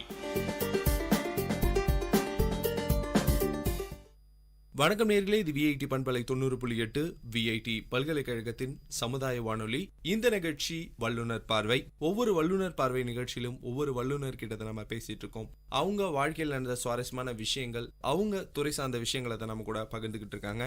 இன்னைக்கு வல்லுனர் பார்வை நிகழ்ச்சியில நம்ம கூட பேச இருக்கிறது யாருன்னு பாத்தீங்கன்னா சரஸ்வதி ஈஸ்வரன், ரிட்டையர்ட் ப்ரொஃபசர் ஃப்ரம் TNAU. அது மட்டும் இல்லாம இவங்க ஒரு NGO ரன் பண்றாங்க, ராமசாமி சின்னம்மாள் ட்ரஸ்ட், கோயம்புத்தூர்ல இருக்கு. அதனுடைய நிறுவனரும் கூட. நிகழ்ச்சிக்கு உங்களோட அன்போட வரவேற்கிறோம். வணக்கம். உங்களை பத்தி ஒரு சின்ன அறிமுகம் கொடுத்தேன். என்னோட பேர் வந்துங்க சரஸ்வதி ஈஸ்வரன். நான் படித்தது வந்து உணவியல், அதாவது ஆங்கிலத்தில் ஃபுட் சயின்ஸ் அண்ட் நியூட்ரிஷன் சொல்கிறோம் இல்லைங்களா, அதில் தான் நான் படித்தேன். படித்து முடித்ததுக்கப்புறம் எனக்கு உணவு சம்மந்தப்பட்ட ஆர்வம் நிறையா இருந்தது. அது வந்து நான் முதல் பணிக்கு அமர்ந்தது வந்து central food technological research institute மைசூரில் ஒன்று இருக்குங்க, அதாவது மத்திய தொழில்நுட்ப நிறுவனம். அங்கே வந்து ஒரு 6 ஆண்டுகள் பணிபுரிந்தேன். அப்போ வந்து அந்த 6 ஆண்டுகளில் எனக்கு ஒரு பொருளை வந்து மதிப்பு கூட்ட பொருட்களாக எப்படி மாற்றுவது, அதன் குணநலங்கள், நிறைய விஷயங்கள் நான் கற்றுட்டேன். அதுக்கு அப்புறம் வந்து தமிழ்நாடு வேளாண்மை பல்கலைக்கழகத்தில் பேராசிரியராக பணிபுரியக்கூடிய வாய்ப்பு கிடைச்சது. அந்த ஒரு 24 வருஷ காலகட்டத்தில் பல விதமான பொருளை எவ்விதமாக மதிப்பு கூட்டலாம், எப்படி சந்தைப்படுத்தலாம்ங்கிறத விவரமா நான் வந்து எனக்குள்ள வந்து ஆராய்ச்சி மாதிரி கருதி அதை செய்து பழகி அதில் ஒரு சில விஷயங்களை வல்லுநராக என்னை மாற்றிக்கொண்டேன் என்றே சொல்லலாம். ஓகே மேம், நீங்கள் சொன்னீங்க உங்களுடைய ஃபுட் சயின்ஸ் படிச்சுட்டு அதுக்கப்புறமா வந்து நீங்கள் வந்து கோவையில் வந்து வேளாண் பல்கலைக்கழகத்தில் ஒர்க் பண்ணதா சொல்லியிருக்கீங்க. ஸோ மதிப்பு கூட்டப்பட்ட பொருட்கள் அப்படின்னா நிறைய பேருக்கு என்ன விஷயம் தெரியாது. விவசாயம் பண்ணுற நிறைய பேருக்கு அதை பற்றி என்ன தெரியாது. ஒரு டைரெக்டாக ஒரு பொருளை வந்து உற்பத்தி பண்ணி அதை சந்தையில் விற்கிறதோட மட்டும்தான் இருக்கும். ஒரு சில பொருட்களை வந்து மதிப்பு கூட்டப்பட்ட பொருட்களாக விற்கும் போது மேலும் பயனடைவாங்க. ஸோ அதை பற்றி ஒரு சின்ன இப்போ பார்த்தீங்கன்னா நம்ம விவசாயிகள் அவங்க என்ன பொருளை அறுவடை பண்றாங்களோ அதை அப்படியே விற்கிறாங்க. அதுக்கு கிடைக்கக்கூடிய விலை, அதனுடைய நிர்ணயமே அவங்களுக்கு வரவேற்பு ஏற்ற மாதிரி இல்லை. அதனால எந்த பொருளாகட்டும், நெல்லிலிருந்து ஒரு காயிலிருந்து ஒரு தக்காளியிலிருந்து எந்த பொருளையுமே அதுக்கு நம்ம ஒரு மதிப்பு கூட்டுதல். இப்போ பொதுவாக பார்த்தீங்கன்னா தக்காளியை அப்படியே விற்கலாம், அல்லது அந்த தக்காளியை நம்ம ஒரு தொக்காக மாற்றலாம், ஊறுகாயாக மாற்றலாம், கெச்சப்பாக மாற்றலாம். பொதுவாக தக்காளி நம்ம பொதுவாக எடுத்துட்டோம்னா இன்னைக்கு ஒரு கிலோ 10 ரூபாய்க்கு விற்கிதுன்னா அதனுடைய மதிப்பு 4 மடங்கு உயர வாய்ப்புண்டு. ஏன்னா தக்காளியோட அதை மதிப்பு கூட்ட ஒரு ஊறுகாயை மாற்றினால் அதன் விலை 10 மடங்கு முன்னேறும். பார்த்தீங்கன்னா 1 கிலோவிலிருந்து தக்காளிக்கு ஊறுகாயை 200 ரூபாய் வரைக்கும் விற்கலாம். ஸோ அந்த மதிப்பு கூட்டுதல் அது யாருக்காக சந்தைப்படுத்துகிறோமோ அதை பொறுத்து அதனுடைய மதிப்பு கூடுதல் அடையும். எல்லா விவசாயிகளுமே தங்களுடைய பொருட்களை மதிப்பு கூட்டப்பட்ட பொருட்களாக மாற்றினால் அவர்களுடைய வாழ்வாதாரம் கண்டிப்பாக உயரும்.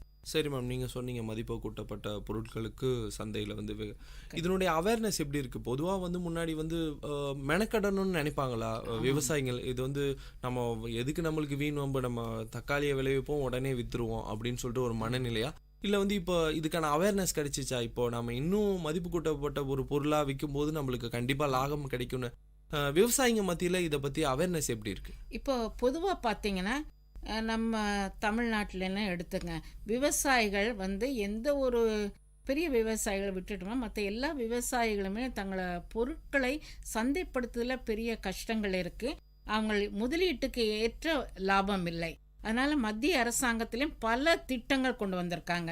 பார்த்திங்கன்னா உணவு உற்பத்தியாளர்கள் சங்கம் என்று விவசாயிகள் சார்பில் நிறைய ஆரம்பிச்சிருக்காங்க. அவங்க எல்லாம் எதை நோக்கி பயணம் செய்கிறார்கள் என்றால் அவங்க என்ன பொருளாக இருக்கட்டும், எந்த பொருளாக இருக்கட்டும், அவர்களை அதை மாற்று பொருளாக, அதாவது அதை இப்போ வந்து நெல்லை அரிசியாக மாற்றுவது, அரிசியை பலதரப்பட்ட பொருட்களாக மாற்ற, அரிசியை மாவாக்குதல், அரிசியில் தயார் நிலை உணவு வேறு பொருளாக அந்த கிராமத்திலேயே ஒரு பொது மையத்தில் செய்து விற்பனை பண்ணால் அந்த கிராம விவசாயம் முன்னேறும். இதுதான் நம்ம நாட்டில் வந்து ஒரு முயற்சி வந்தால் தான் நம்ம விவசாயிகளுடைய வருமானம் மேம்படுங்கிறது என்னோட கருத்து, அரசாங்கத்தின் கருத்தும். அதற்கான பல திட்டங்கள் மத்திய அரசாங்கமாகட்டும் மாநில அரசாங்கமும் நிறைவேற்றி கொண்டு இருக்கிறார்கள். தமிழ்நாடு வேளாண் பல்கலைக்கழகத்திலேருந்து ஓய்வு பெற்றுட்டு அடுத்ததாக பார்த்தீங்கன்னா ராமசாமி சின்னம்மாள் ட்ரஸ்ட்டை வந்து தொடங்கியிருக்கீங்க. ட்ரஸ்ட்டை தொடங்குறதுக்கான முக்கியமான காரணம் என்ன? இப்போது எனக்கு பார்த்தீங்கன்னா முதல்ல படிப்பு முடிந்த உடனே தொழிலுக்காக பல இடங்களில் பணிபுரிந்தேன். அப்பொழுது வந்து இந்த பெண்களை நான் என்னோட குடும்பம் ஒரு கிராமம் சார்ந்தது. ஸோ அதை பார்க்கும் பொழுது பெண்களுக்கு ஒரு முக்கியத்துவம் நம் நாட்டில் இல்லை என்பது எனது பொதுவான கருத்து. ஸோ அந்த பெண்களை முன்னேறினா முதல் படி வந்து நம்ம அவங்களோட கல்வி அறிவை முன்னேற்றணும். ஸோ கல்வி மட்டும் இருந்தால் அவங்க ஒரு பணிக்கு செல்லும்போது அவர்களுடைய பல நிலைகளில் முன்னேற்றம் காணலாம். அது தவிர வந்து இப்போ எல்லா பெண்களுமே படித்தாலும் கூட வேலைக்கு போகக்கூடிய சூழ்நிலைகள் இருக்காது. குழந்தை வளர்ப்பு, மருத்துவம், பல குடும்ப சூழ்நிலையினால். ஸோ அவங்களுக்கெல்லாம் நான் என்னன்னா ஒரு சிறிய பயிற்சி, உணவு என்பதும் உணவு தயாரிப்பதும் என்பது பெண்களுடைய அடிப்படை விஞ்ஞானம் அவர்களுக்கு தெரியும். அதை வைத்துக்கொண்டு அவர்கள் ஒரு பொருளை கடையில் வாங்கி அதை மாற்றுப் பொருளாக, மதிப்பு கூட்டப்பட்ட பொருளாக விற்பனை செய்தால் அவங்களுடைய வருமானம் மேம்படும்ங்கிற ஒரு காரணம் என்னோட ஒரு 40 வயதிலிருந்து இருந்தது என்றால். ஆனாலும் அது ஓய்வு பெற்ற பின்புதான் முழு நேரமாக ஒரு தொழில் செய்ய என்னால் முடிந்தது. பார்த்தீங்கன்னா அதுக்காக நான் என்ன முயற்சிகள் பண்ணினேன்னா, நிறைய திட்டங்களை பேப்பரில் எழுதிட்டே வச்சுட்டு இருந்தேன்.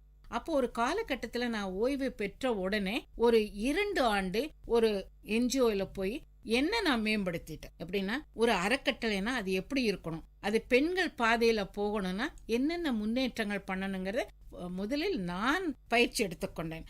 அதன் பின்பு பொதுவாக பார்த்தீங்கன்னா நம் நாட்டில் சுய உதவி குழுங்கிற அமைப்பு நல்லா இருக்குது. ஏன்னா அந்த அமைப்பு வந்ததுக்கப்புறம் பெண்களுக்கு பல விதமான நன்மைகள் இருக்கு. பொதுவாக பார்த்தீங்கன்னா பண பரிமாற்றங்கள் நடத்துவது, உள்கடன், வங்கி கடன் இவற்றை பெற்று அவர்களுடைய வாழ்வாதாரம் ஓரளவு முன்னேறி இருக்கிறது என்றே கூறலாம். ஸோ அந்த அமைப்பையே முதலில் காரணமாக எடுத்துக்கொண்டேன். எங்கள் அறக்கட்டளை மூலியமாக சில சுய உதவி குழுக்கள் ஏற்பாடு செய்து அவர்களுக்கு வங்கி கடனும் பெற்று தந்தோம். அடுத்து பார்த்தீங்கன்னா அந்த கடன் உதவி பெற்றவுடனே அவர்கள் அந்த பணத்தை தங்களது குடும்பத்திற்கோ மருத்துவ செலவுக்கோ கல்விக்கோ பயன்படுத்தி கொண்டிருந்தார்கள். அதை பார்த்த பின்பு அவர்களுக்கு ஒரு சிறு சிறு தொழில்நுட்பம், பொதுவாக பார்த்தீங்கன்னா ஒரு சாம்பார் பொடி தயாரிக்கிறது, ஒரு ஈவன் மிளகாத்தூள் தயாரிக்கிறது, இந்த மாதிரி சின்ன சின்ன தொழில்நுட்பங்கள் அவங்க வீட்டிலேயே இருந்து தயாரிக்கிற மாதிரி அதற்கான பயிற்சிகள் இலவசமாக நமது அறக்கட்டளையில் கொடுத்தோம். இதை பார்த்து கொண்டு பெண்கள் அவர்களுக்கு கிடைக்கும் வங்கி பணத்திலிருந்து சிறு தொகையை இது மாதிரி சிறு தொழில் செய்து சில வருமானம்னு நான் எதிர்பார்க்கறது, அவங்க கையில ஒரு 50 ரூபாய் இருந்தா கூட அந்த பெண் மனதளவில் நிம்மதி. பாத்தீங்கன்னா எங்க ஆபீஸ்க்கு ஒருத்தர் வருவாங்க, அவங்க சொல்லுவாங்க, நீங்க பெண்கள் ஒரு முளை பூ வாங்கினா கூட உங்க கணவர் கையை தான் பாக்குறீங்க.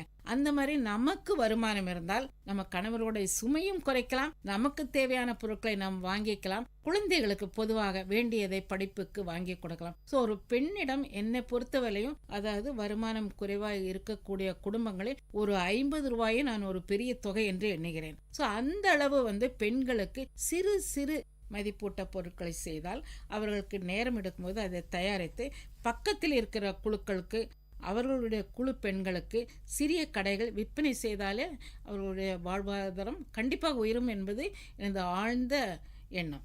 சரி மேம், இப்போ உங்களோட அறக்கட்டளை மூலமா நிறைய பேருக்கு ட்ரைனிங் கொடுத்துட்டு இருக்கீங்க. பல பேர் ட்ரைனிங் கத்துட்டு சுயமாக தொழில் அடுத்த கட்ட நடவடிக்கை என்ன? அவங்க ஒரு தொழில் தொடங்கி கத்துக்கிட்டாங்க, ஒரு ட்ரைனிங் கத்துக்கிட்டாங்க, அப்புறம் தொழில் தொடங்க. இப்போ அவங்களோட நிலைமை எப்படி இருக்கு? தனியா ஒரு சொந்தமா தொழில் தொடங்கியிருக்காங்களா? எப்படி? இப்போ பொதுவாக பார்த்தீங்கன்னா என்னோடது பயிற்சி கொடுக்கறதா முக்கிய கண்ணோட்டம். பயிற்சி கொடுப்பதற்காக என்னிடம் ஒரு 10 பெண்களை, அவர்களும் சுயஉதவி குழு தான், அவர்களை ஏற்பாடு செய்து என்னோட அறக்கட்டளையில் இருக்கிறார்கள். அவர்களை தேர்ந்தெடுப்பது கூட அவர்களுக்கு ஒரு தேவையை ஏற்படுத்துவதாக, அத்தகைய பெண்களைத்தான் அவர்களுக்கு நன்றாக ஒரு பொருளை எப்படி செய்ய வேண்டும், எவ்விதம் பேக் பண்ண வேண்டும், எவ்விதம் லேபிளிங் பண்ண வேண்டும், எல்லா அறிவுரைகளையும் கூறிய 10 பெண்கள் என் பின்னால் இருக்கிறார்கள். அவர்கள் மூலமாக நான் பயிற்சிகளை மேற்கொள்கிறேன். இந்த பயிற்சிகளை மேற்கொள்ளும் போது பலவிதமான பயிற்சிகள் பெண்கள் வருகிறார்கள். இப்போ 2-3 ஆண்டுகளாக தனி நபர்களுக்கும் பயிற்சி கொடுக்கிறோம். இதை மனதில் கொண்டு நபார்டு வங்கியின் நிதியுடன் பல பெண்களுக்கு பயிற்சிகள் கொடுத்திருக்கிறோம். இந்த 1 வருடமாக என்டர்பிரனர் டெவலப்மெண்ட் இன்ஸ்டிடியூட் ஆஃப் பெங்களூர்ல இருந்து அவர்களும் நமது அறக்கட்டளை பார்த்து 3 பயிற்சிகள் இந்த ஆண்டு கொடுத்துள்ளார்கள். அது நல்ல முறையில் நடக்கும் பொழுது எனக்கு அவர்கள் ஒரு சிறிய தொழில் அமைப்பை ஏற்படுத்தி அதை வருமானம் தருவதாக இருந்தாலே அவர்களுடைய வாழ்க்கை முன்னேறும் என்பதில் எந்த சந்தேகமே இல்லை. மேம், நீங்கள் இப்போ தொடக்கத்திலே சொன்னீங்க அந்த மதிப்பு கூட்டப்பட்ட பொருட்களுக்கு விலை இருக்கும். நீங்கள் எந்த மாதிரியான விஷயங்களை அவங்கள இன்க்ளூட் பண்ணுறீங்க? நீங்கள் இப்போ ஒரு பொருளை தயாரிக்க சொல்லிட்டு ஸோ அதுலேருந்து அதுக்கான மதிப்பு கூட்டப்பட்ட பொருட்களுக்கான ட்ரைனிங் கொடுக்குறீங்களா ஸ்பெசிஃபிக்காக? ஏன்னா நீங்கள் ஃபஸ்ட்டே சொன்னீங்க அதுக்கு தான் கொஞ்சம் விலையும் அவங்களுக்கு கிடைக்கும், அதிக லாபம் கிடைக்கக்கூடிய பொருளாக இருக்கும். ஸோ உங்களோட ட்ரைனிங் எதை மையப்படுத்தி இருக்கும்? மதிப்பு கூட்டப்பட்ட பொருட்களாக தான் இருக்குமா? என்னோட பயிற்சியை வகைப்படுத்தணும்னா ஒன்று பழங்கள்லேருந்து என்னென்ன தயாரிக்கலாம். பழங்கள்லேருந்து நாம் ஸ்குவாஷுங்க சொல்லக்கூடிய ஒரு பானங்களை தயாரிக்கலாம், தயார் நிலை பானம் தயாரிக்கலாம், ஜாம் தயாரிக்கலாம், ஜெல்லி தயாரிக்கலாம், ஒரு பழ மிட்டாய்கள் தயாரிக்கலாம். அதை தவிர காய்களை கொண்டு விதவிதமான ஊறுகாய்கள் தயாரிக்கலாம். இந்த பெண்களுக்கு நம் இந்தியாவில் ஊறுகாய் என்பது அவர்களுக்கு தெரிஞ்ச விஷயம். அதே விஞ்ஞான ரீதியாக சில பொருட்கள் பொதுவாக பார்த்தீங்கன்னா வாழைத்தண்டு, வாழைப்பூ, கோவக்காய், இதிலிருந்து எப்படி ஊறுகாய் தயாரிக்குங்கிறத அவங்கள சொல்லி தரும்போது அதை பின்பற்றும் போது அவர்களுக்கு எளிதில் விற்பனை செய்யலாம். இதை தவிர மசாலா பொடிகள் தயாரிப்பது ஒரு முக்கியமான கண்ணோட்டம். பலவிதமான மசாலா பொடிகளை நாம் சொல்லிக் கொடுத்தால் அவர்கள் அதை பின்பற்றுவார்கள். இப்போ இந்த 12வது ஐந்தாண்டு திட்டத்தில் எங்கு பார்த்தாலும் சிறுதானியங்கள் பரவலாக பேசப்படுகிறது. ஒரு வாரம் நீங்க பேப்பரை பார்த்தீங்கன்னா அட்லீஸ்ட் ஒரு கட்டுரை சிறுதானியத்தை பற்றி உள்ளது. ஸோ அதனுடைய முக்கியத்துவத்தை அறிந்து நிறைய பெண்கள் சிறுதானியத்தில் என்ன பண்ணலாங்கிற ஒரு கேள்வி. ஒரு சிறுதானியத்தை எவ்விதம் நாம் பதப்படுத்தலாம், அதை எப்படி அரிசியாக்கலாம், அதிலிருந்து தயார் நிலை உணவுகள், காலை உணவுகள்னு பார்த்தீங்கன்னா தோசை, பணியாரம், அடை, பொங்கல் பண்ணலாம். மதிய உணவுன்னு பார்த்தீங்கன்னா ஒரு சாம்பார் சாதம், தக்காளி சாதம், பிரியாணி சாதம். இது அடுத்து பார்த்தீங்கன்னா சத்துணவுன்னு ஒரு சத்து மாவு தயாரிக்கலாம். இத்தகைய விஷயங்கள் நிறைய சிறுதானியத்தை மூலியமா பரவும்போது மக்களிடையே நிலவும் வாழ்வாதார நோய்கள்னு பார்த்தீங்கன்னா ஒரு சர்க்கரை நோய் சொல்லலாம், ஒரு இருதய சம்பந்தப்பட்ட நோய்களை சொல்லலாம், ஏன் பருமனாக உள்ளவர்கள் எப்படி இழைப்பது என்பதையும் கூறலாம். அதற்கு மேலாக நாம் எப்படி கேன்சரை, புற்றுநோயை கட்டுப்படுத்துவதற்கும் இதற்கு எல்லாமே சிறுதானியத்தில் நல்ல வழிமுறைகள் இருக்கு. இதை நம்ம மக்களிடையே எடுத்து போகும்போது மக்களின் வாழ்வாதார நோயின் பாதிப்பு குறையும். சரி மேம், நீங்கள் இப்போ சிறுதானியத்தை பற்றி சொன்னீங்க.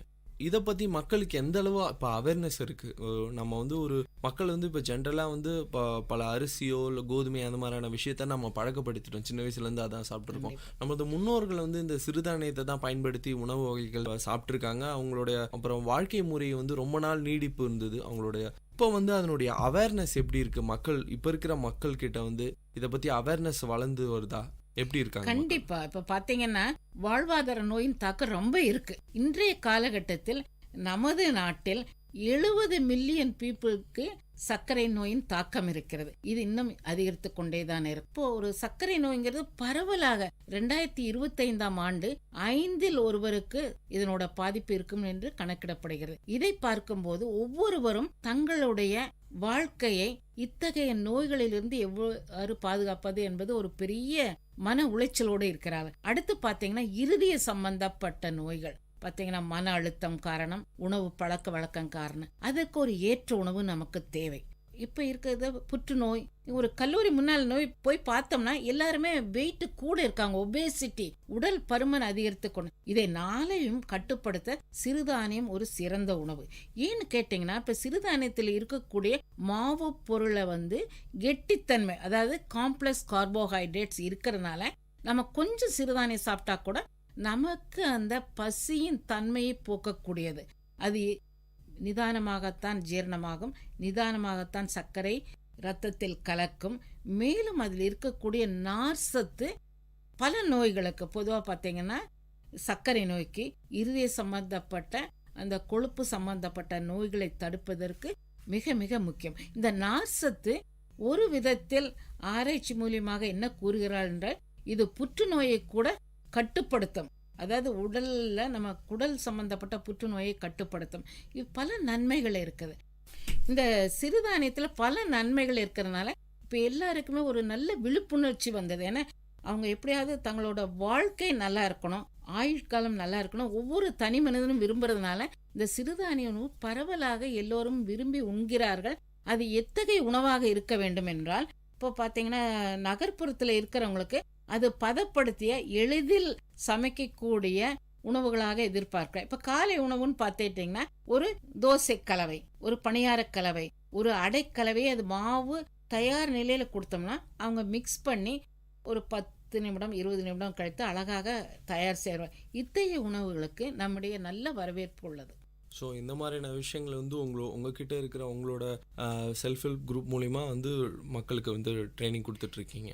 அடுத்ததாக மேம், இப்போ அரசாங்கம் எந்த மாதிரியான விஷயங்கள் இந்த மதிப்பு கூட்டப்பட்ட பொருட்களுக்கு என்கரேஜ்மெண்ட் பண்ணுறாங்க? அது மட்டும் இல்லாமல் நீங்கள் சொல்கிற இந்த செல்ஃப் ஹெல்ப் குரூப்புக்கு எந்த மாதிரியான விஷயங்கள் அவங்க ஹெல்ப் பண்ணிட்டு இருக்காங்க, அதை பற்றி கொஞ்சம் சொல்ல முடியும்? அரசாங்கத்தில் பார்த்தீங்கன்னா நான் எதிர்பார்த்ததை விட நிறையவே உதவிகள் அறக்கட்டளைக்கும் பண்ணுகிறார்கள். பெண்களுக்கும் நிறைய திட்டங்கள் இருக்கு. சுய குழுக்களுக்கு அவர்களுக்கு எதிர்பார்ப்பை கேட்க எல்லா வங்கிகளையும் கடன் பெற்று தருகிறார்கள். அது ஒரு நல்ல விஷயம். அடுத்து பார்த்தீங்கன்னா, இவர் ஒரு சுயதொழிலோ அல்லது ஒரு பெண்ணோ தொழில் முனைவோராக மாற வேண்டுமென்றால் நமது மாவட்ட தொழில் மையத்தின் மூலமாக வங்கி கடன் பெறுவது மிக மிக எளிது. அவர்கள் தேவைக்கேற்ப அவன் திட்டங்களுக்கேற்ப வங்கியிலிருந்து பணம் பெற்று சிறு தொழில்கள் 50,000 5 லட்சம் வரையும் பிணையப்பத்திரம் இல்லாத தொழில் கடன்கள் உள்ளன. அவர்கள் நன்றாக செய்தால் இதுவே சாத்தியக்கூறுகள் இருக்கிறது அவர்களுடைய வாழ்க்கை மேம்படுவதற்கு. ஒவ்வொரு குடும்பத்திலும் ஒவ்வொரு பெண் சிறிய வருமானம் அடைந்தாலுமே அந்த குடும்பம் நன்றாக இருக்கும். குடும்பம் நன்றாக ஒரு தன்னிறைவு பெற்றால் அந்த கிராமம் நன்றாக இருக்கும். கிராமம் நன்றாக நம் நாடு தன்னிலையை சீக்கிரமே அடையும் என்பது என்னுடைய எண்ணம். சரி மேம், உங்களோட காலகட்டத்திலையா இருக்கட்டும், இப்போயா இருக்கட்டும், ஒரு 50 வருடங்களுக்கு முன்னாடி அதுக்கும் முன்னாடி பார்த்தீங்கன்னா பெண்கள் வந்து படிக்கிறதே பெரிய விஷயமா இருந்தது, வீட்டை விட்டு அனுப்ப மாட்டாங்க. இப்போ அந்த நிலை மாறி நிறையா சாதனைகள் பண்ணுறாங்க. ஆண்களுக்கு இணையாக அந்த ஒரு வார்த்தை சொல்லக்கூடாது, பல விஷயங்கள் ஆண்கள் செய்ய முடியாத வேலைகள் கூட இன்னைக்கு பெண்கள் வந்து எல்லா துறையிலுமே இருக்காங்க, நிறைய விஷயங்கள் செஞ்சிட்டு இருக்காங்க. ஸோ பெண்கள் வந்து உங்களோட பார்வையில் இப்போ எப்படி எந்த மாதிரியான growth அடைஞ்சிருக்காங்கன்னு நீங்கள் நினைக்கிறீங்க? கண்டிப்பா அந்த காலத்துல பெண்கள் வீட்டை விட்டு போனாலும் அப்பா அம்மா கூட தான் போவாங்க. ஏன்னா அவங்களோட பாதுகாப்புக்காக போவாங்க. அந்த காலகட்டத்தில் பெண்களால இவ்வளவு வேலையை செய்ய முடியுமாங்கிறது ஒரு இது. இப்போ பாத்தீங்கன்னா எல்லா துறைகளிலுமே பெண்கள் நன்றாக பண்ணுங்க. பெண்கள் கிட்ட என்னை பொறுத்தவரை ஒரு பணியை கொடுத்தனா அவங்களுக்கு இருக்கக்கூடிய பொறுமை, அவர்களுடைய ஆழ்ந்த சிந்தனை, கண்டிப்பா அதற்காக நான் ஆண்களை குறை கூறவில்லை. இவர்களும் ஆண்களுக்கு சமமே என்பதுதான் என்னுடைய பொதுவான கருத்து. எல்லா துறைகளும் அவர்களும் செய்வார்கள். அவர்களுக்கு ஒரே ஒரு இன்னல் என்னவென்றால் குடும்பத்தை அதிக நேரம் பார்க்க வேண்டிய ஒரு காலகட்டம். மற்றபடி இருபாலருமே சமம் என்னை பொறுத்து. நீங்கள் வந்து உங்களோட ட்ரஸ்ட் மூலிமா பல பேருக்கு ட்ரைனிங் கொடுத்துட்டு இருக்கீங்க, பல பேருக்கு வந்து தொழில் தொடங்குறது எப்படி அந்த மாதிரியான விஷயங்கள்லாம் சொல்லிட்டு இருக்கீங்க. உங்களுடைய வருங்கால திட்டங்கள் என்ன மாதிரியான விஷயம் இது பண்ணணும் ஃபியூச்சரில்? இப்போ வந்து ஒரு குறிப்பிட்ட ஒரு செல்ஃப் ஹெல்ப் குரூப்புக்கு நம்ம ட்ரைனிங் கொடுத்தாச்சு, அவங்களுக்கு எப்படி பிஸ்னஸ் பண்ணணும்னு கற்றுக் கொடுத்தாச்சு. ஸோ வருங்காலத்தில் இந்த ட்ரஸ்டோட பிளான்ஸ் என்ன, அதை பற்றி சொல்லணும். ஒன்று பார்த்தீங்கன்னா, பெண்கள் வந்து அதாவது வறுமை கோட்டுக்கு கீழே இருக்கக்கூடிய பெண்கள் தனிநபராக ஒரு தொழில் முனைவோர்களாக மாறுவது மிக கடினம். அவர்கள் நிறைய திட்டங்கள் உள்ளன. ஜாயிண்ட் லயபிலிட்டி குரூப்னு ஒன்று இருக்குங்க. அதில் 4 பேர் 5 பேர் சேர்ந்து ஒரு தொழில் தொடங்கலாம். ஸோ பெண்கள் ஃபெடரேஷனாக மாறியோ அல்லது கூட்டாக ஒரு அமைப்பை ஏற்படுத்தி அதன் மூலியமாக பொருட்களை தயாரித்து விற்பனை செய்தால் சந்தை செய்வதும் எளிது, தொழிலை முன்னேற்றுவதும் எளிது. அதற்கான முயற்சிகள் நிறைய எடுத்துக்கொண்டிருக்கிறோம். ஒரு விஷயம் பார்த்தீங்கன்னா, இப்போ நிறைய உணவர் உற்பத்தியாளர் சங்கம்னு இருக்கு. ஸோ நான் என்ன பண்ணேன்னா, எங்ககிட்ட இருக்கக்கூடிய சுய உதவிக்குழு பெண்கள் மற்ற பெண்களையும் சேர்த்து அவர்களை உணவு உற்பத்தியாளர் சங்கம்ங்கிற ஒன்று இதில் பதிவு பண்ணியிருக்கோம். அதில் பார்த்தீங்கன்னா ஒவ்வொரு பெண்ணும் 500 ரூபாய் கட்டி ஒரு பங்கு தொகை வைத்திருக்கிறார். ஸோ இவர்கள் பலரும் சேர்ந்து இந்த தனியாக சிறு சிறு கூட்டு அமைப்புகளாக சேர்ந்து பல பொருட்களை மதிப்பு கூட்டுதாக செய்து விற்பனைக்கு எடுத்து சென்றால் மிகவும் நன்றாக இருக்குமே என்ன நினைக்கிறேன். பார்த்தீங்கன்னா இப்போ ரீசண்டாக வந்து நபார்டு வங்கி வந்து நம்ம அறக்கட்டளைக்கு ஒரு பெரிய உதவி பண்ணியிருக்காங்க. அதாவது மொபைல் மார்ட் விற்பனை மையங்கிற ஒரு வண்டியை வந்து லோன் கம் கிராண்ட் மாடலில் கொடுத்துருக்காங்க. இந்த வண்டியில் இந்த பெண்கள் தாங்கள் தயாரிக்கும் பொருட்களை எல்லாம் எடுத்து நகர்ப்புறத்தில் விற்பனை செய்தால் அதுலேயே ஒரு நல்ல லாபம் கிடைக்கும். அதை தவிர நிறைய இடங்களில் உழவர் சந்தைகளை அவர்கள் மதிப்பு கூட்ட பொருட்களை விற்பனை செய்யக்கூட இடங்கள் ஒதுக்கப்படுகின்றன. பொதுவாக பார்த்தீங்கன்னா அரசாங்க திட்டங்கள் நல்ல வரவேற்புடன் தான் இருக்கிறது. ஓகே மேம், அடுத்ததாக வந்து நீங்கள் வந்து ஒரு பேராசிரியராக பணி புரிஞ்சிட்டு அதுக்கப்புறமா வந்து ரிட்டையர் ஆகும்போது இந்த மாதிரியான ஒரு என்ஜிஓ தொடங்கணும், ஒரு ட்ரஸ்ட்டு தொடங்கணும், அந்த மாதிரியான தாட் உங்களுக்கு வந்திருக்கு. ஸோ இதுக்கான ஊக்கம் யார் தந்தது? உங்களுடைய ஊக்கம் அது மட்டும் இல்லாமல் உங்களோட ரோல் மாடல் யாருன்னு சொல்லுவீங்க? அதை பற்றி கொஞ்சம். இப்போ ரோல் மாடல்னா நான் என்னன்னா என்னோட வாழ்க்கையில் பார்த்த அனுபவங்களை தான் நான் சொல்லுவேன். இப்போ பார்த்தீங்கன்னா ஒரு பொதுவாக வந்து ஒரு கிராமப்புறத்துக்கு போனோம்னா பெண்களை எப்படி நடத்துகிறாங்க, பொதுவாக வயசான பெண்கள் என்னென்ன கஷ்டங்கள் இருக்குது, எந்த வீட்டுக்கு போனாலும் அதை கொஞ்சம் அப்சர்வ் பண்ணுவேன். ஒரு பஸ்ஸில் கூட ட்ராவல் பண்ணும்போது அந்த பெண்களுக்கு என்ன கஷ்டங்கள் இருக்குது, வீடுகளில் என்ன கஷ்டங்கள் இருக்குது, இதெல்லாம் பார்க்கும்போது எல்லாத்துக்கும் மூலதனமாக எனக்கு தோன்றது ஒன்றே அவர்கள் கையில் சிறிது வருமானம் இருக்க வேண்டும். அதை மேற்கொண்டுதான் என்னால் முடிந்த அளவு என்னோட படிப்பு அனுபவம் எல்லாமே மதிப்பு கூட்டப்பட்ட பொருட்களினுடைய வாய்ப்பு தான். அதையே ஒரு செயல்படுத்த வேண்டும் என்ற எண்ணத்தில் தான் இந்த அறக்கட்டளை நிறுவி அதன் மூலியமாக என்னால் முடிந்த சிறிய சிறிய உதவிகளை பெண்களுக்கு செய்து கொண்டிருக்கிறேன். அதை வரவேற்பு எனக்கு நிம்மதியாக இருக்கிறது. அதுதான் அதனுடைய முதல் சக்சஸா நான் எடுத்துக்குவேன். உங்க டீமை பத்தி கொஞ்சம் சொல்லுங்களேம்மா. இப்போ ஒரு பெண் தனியா எதையும் பண்ண முடியாது. என்னுடன் ஒரு 10 பெண்கள் வேலைக்கு இருக்கிறார்கள். அதை தவிர அனுபவம் பெற்ற பல பெண்கள், என்னுடன் பணிபுரிந்த பெண்கள், ஈவன் ஆண்கள் எல்லோருமே நன்றாக உதவி பண்ணுகிறார். இல்லை என்றால் இதனுடைய அச்சீவ்மெண்ட்ஸ், அதாவது இதனுடைய நிறைவு என்பது ஒரு கனவாகத்தான் இருக்கும். அதை ஏற்படுவதற்கு பலருடைய உதவி எனக்கு கிடைத்திருக்கிறது. அதற்கு நான் கடவுளுக்கு தான் நன்றி சொல்ல வேண்டும். சரி மேம், இப்போ நீங்க கோயம்புத்தூர்ல இருக்கீங்க. உங்களோட ட்ரஸ்ட் கோயம்புத்தூர்ல எங்கிட்டு இருக்கு. ஸோ யாராவது உங்களை இன்வைட் பண்ணாக்கா அங்கே போயிட்டு அவங்களுக்காக ஒரு ஸ்பீச் கொடுக்குறீங்க, எந்த மாதிரியான தொழில் தொடங்கலாம், உங்களை நீங்கள் அச்சீவ் பண்ண சில விஷயத்த அவங்களோட ஷேர் பண்ணிக்கிறீங்க.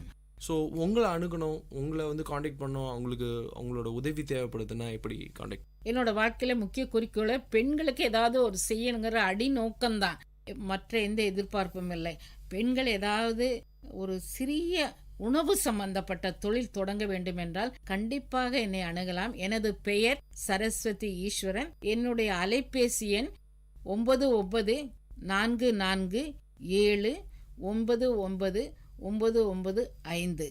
இந்த நம்பரை தொடர்பு கொண்டா ஏதாவது ஒரு வகையில் கண்டிப்பாக நீங்கள் ஹெல்ப் பண்ணுவீங்க. ஒரு பெண் ஒரு வீட்டில் படிச்சுட்டா அந்த குடும்பமே நல்லா இருக்கும்னு சொல்லுவாங்க. அது மட்டும் இல்லாமல் ஒரு பெண்ணால் தான் அந்த பிள்ளைகளோட வருங்கால சந்ததிகளே முக்கியமான ஒரு பங்கு, அவங்க சொசைட்டியில் எப்படி நடந்துக்கணும்னு சொல்லிட்டு ஒரு அம்மாவால் அவங்களோட கைடன்ஸ் இருந்தால் தான் கண்டிப்பாக பண்ண முடியும். ஸோ இந்த மகளிர் தின சிறப்பு வல்லுநர் பார்வையில் எங்களோட கலந்துக்கிட்டு உங்களோட வாழ்க்கை பயணங்கள், நீங்கள் என்ன மாதிரியான விஷயங்கள் இன்னும் பண்ணிட்டு இருக்கீங்க, முக்கியமாக பெண்களுக்கு எந்த மாதிரியான பல விஷயங்கள் அவங்களுக்கு நீங்க செஞ்சு கொடுத்திருக்கீங்க. நிகழ்ச்சியில கலந்துகிட்டதுக்கு ரொம்ப நன்றி. நன்றி. நேயர்கள் இதுவரை கேட்டது பல்துறை பகிர்வுகள், வல்லுநர் தரவுகள், மக்களின் சந்தேகங்களுக்கான சான்றுகளோடு விஐடி பண்பலை 90.8 வல்லுநர் பார்வை. நன்றி, வணக்கம்.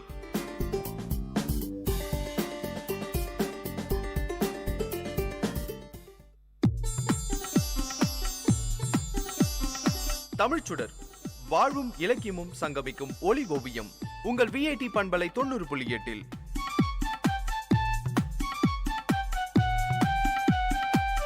இன்றைய தமிழோவியம் தீட்டுபவர் ஜெயஸ்ருதி. வணக்கம். எல்லாருக்கும் நன்றாம் பணிதல் அவருள்ளும் செல்வர்க்கே செல்வம் தகைத்து. மனிதன் கடைபிடிக்க வேண்டிய நற்பண்புகள் பற்பல. அவற்றில் தலையாயது தன்னடக்கம். ஈகை குணம், அன்புடைமை இவையெல்லாம் சிறந்தவை. ஆயினும் தன்னடக்கம் இல்லாது போனால் இந்த பண்புகள் சிறக்காது. மனித வாழ்க்கைக்கு சிறந்த அடக்கம் தேவை. பழங்காலத்தில் அடக்கம் என்ற ஒரே சொல் பல பண்புகளை விளக்கியது. ஆனால் இன்று அடக்கம் என்ற பண்பு விரிந்து தனியே சொல்கிற வகையில் அமைந்துள்ளது. இந்த உலகத்தில் பெரும்பாலானோர் துன்பப்படுகின்றனர். துன்பங்கள் எதனால் ஏற்படுகின்றன? ஒரு பொருளை நம்ம கண்ணால பாக்குறோம். பாக்குறவங்க எல்லாரும் அந்த பொருளை பார்த்துட்டு பேசாம இருக்கிறது இல்ல. அதை எப்படியாவது அடையணும் அப்படின்னு பல பேர் நினைக்கிறாங்க. அந்த நினைப்பு ஆசையா வளருது. அதை பெற முயற்சி செய்யறாங்க. அந்த முயற்சியின் விளைவாக பல துன்பங்களை அடைறாங்க. இவ்வாறு ஐம்புலன்களால அடையும் இன்பத்தை அனுபவிக்கும் எண்ணமும் ஆசையும் பெருகுகின்றன. இவற்றை தடையில்லாமல் பெற சிலருக்கு வாய்ப்பில்லாம போகலாம். வாய்ப்பு இல்லாதவங்க தங்களுக்கு வாய்ப்பு இல்லையே என்று எண்ணி ஆறுதல் அடையிறது இல்ல. அவற்றை எப்படியாவது அடைய வேண்டும் என்று விரும்பி கிடைக்காததுல துன்பம் அடைறாங்க. ஒரு சிலர் ஒரு படி மேல போய் அதை அடையணும்னு தவறான வழிகளில் ஈடுபடுறாங்க. அதனால பெருந்தொல்லைகளுக்கு ஆளாகிறாங்க. இந்த புலன்களை ஆட்டி படைப்பது எது? மனம். மனம் எப்போதும் எதிலையும் ஆறுதல் பெறுவது இல்ல, நிறைவு கொள்வது இல்ல. ஓரளவுக்கு கிடைத்தா போதும் என்று நினைப்பதில்ல. கிடைக்க கிடைக்க மேலும் மேலும் அடைய வேண்டும் என்ற ஆசை ஊற்றா பெருகுது. இந்த ஐம்புலன்களையும் அடக்குவோர் துன்பத்தை வெல்லுவர். துன்பத்திலிருந்து விடுபடுவதே மிக சிறந்த இன்பம் இல்லையா? இந்த அடக்கம் என்னும் பண்பு துன்பங்களிலிருந்து விடுவிப்பதோடு நிற்பதில்லை, வேறு எத்தனையோ நன்மைகளையும் செய்கின்றது. கல்வி செல்வத்தை பெற கண்ணும் செவியும் ஒத்துழைக்க வேண்டும். இந்த ஒத்துழைப்பு எப்படி கிடைக்கும்? தானே கிடைக்குமா? இல்லை, அவற்றை அடக்க வேண்டும். இவை தன்னிலை ஒழுக்கம். ஒழுக்கம் இரு வகையானது. ஒன்று தன்னிலை ஒழுக்கம், மற்றொன்று சமூக ஒழுக்கம். இதுல சமூக நல்லொழுக்கங்கள் சமூகத்தை சீரமைக்கும். சூழ்நிலை வாழ்க்கைக்கு இசைந்ததா அமையும். நல்லெண்ணம் வளரும், நம்பிக்கையும் வளரும், என்னைக்கும் அமைதியும் மகிழ்ச்சியும் நிலவும். நாடு பரப்பளவுல பெரியது, பல கோடி மக்கள் வாழ்வது. மக்கள் ஒன்றாக வாழும் இடத்துல நல்லெண்ணம் இன்றியமையாத ஒன்று. அதனால தேசிய ஒழுகலாறுகளை நாம மேற்கொள்ள வேண்டும். நம்முடைய புலன்களை ஆட்டி படைப்பது மனம் என்னும் கருவிதான். இதை எப்படி கட்டுப்படுத்துவது? பயிற்சினால்தான் இதை கட்டுப்படுத்த முடியும். எந்த வேளையில் எதை செய்ய வேண்டுமோ அதை தவறாமல் செய்து முடிக்கும் பழக்கத்தை முதலில் மேற்கொள்ள வேண்டும்.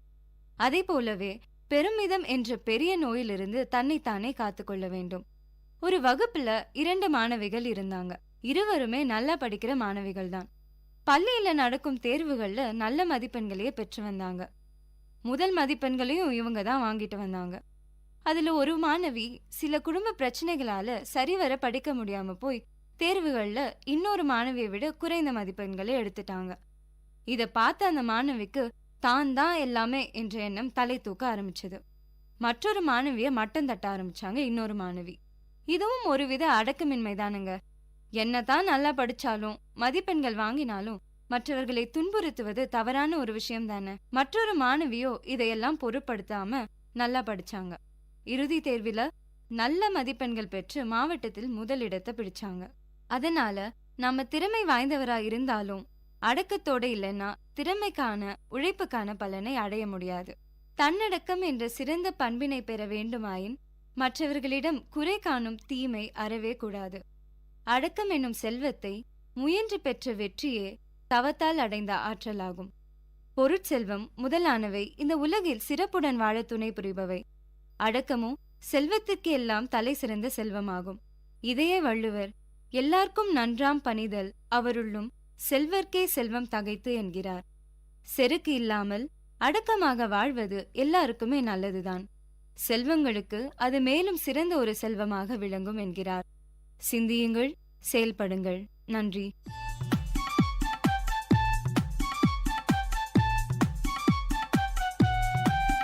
நேயர்கள் இதுவரை கேட்டது வாழ்வையும் இலக்கியத்தையும் இணைத்த ஒளி ஓவியம் தமிழ் சுடர். இன்றைய தமிழ் ஓவியம் தீட்டியவர் ஜெயஸ்ருதி. இது உங்கள் விஐடி பண்பலை 90.8.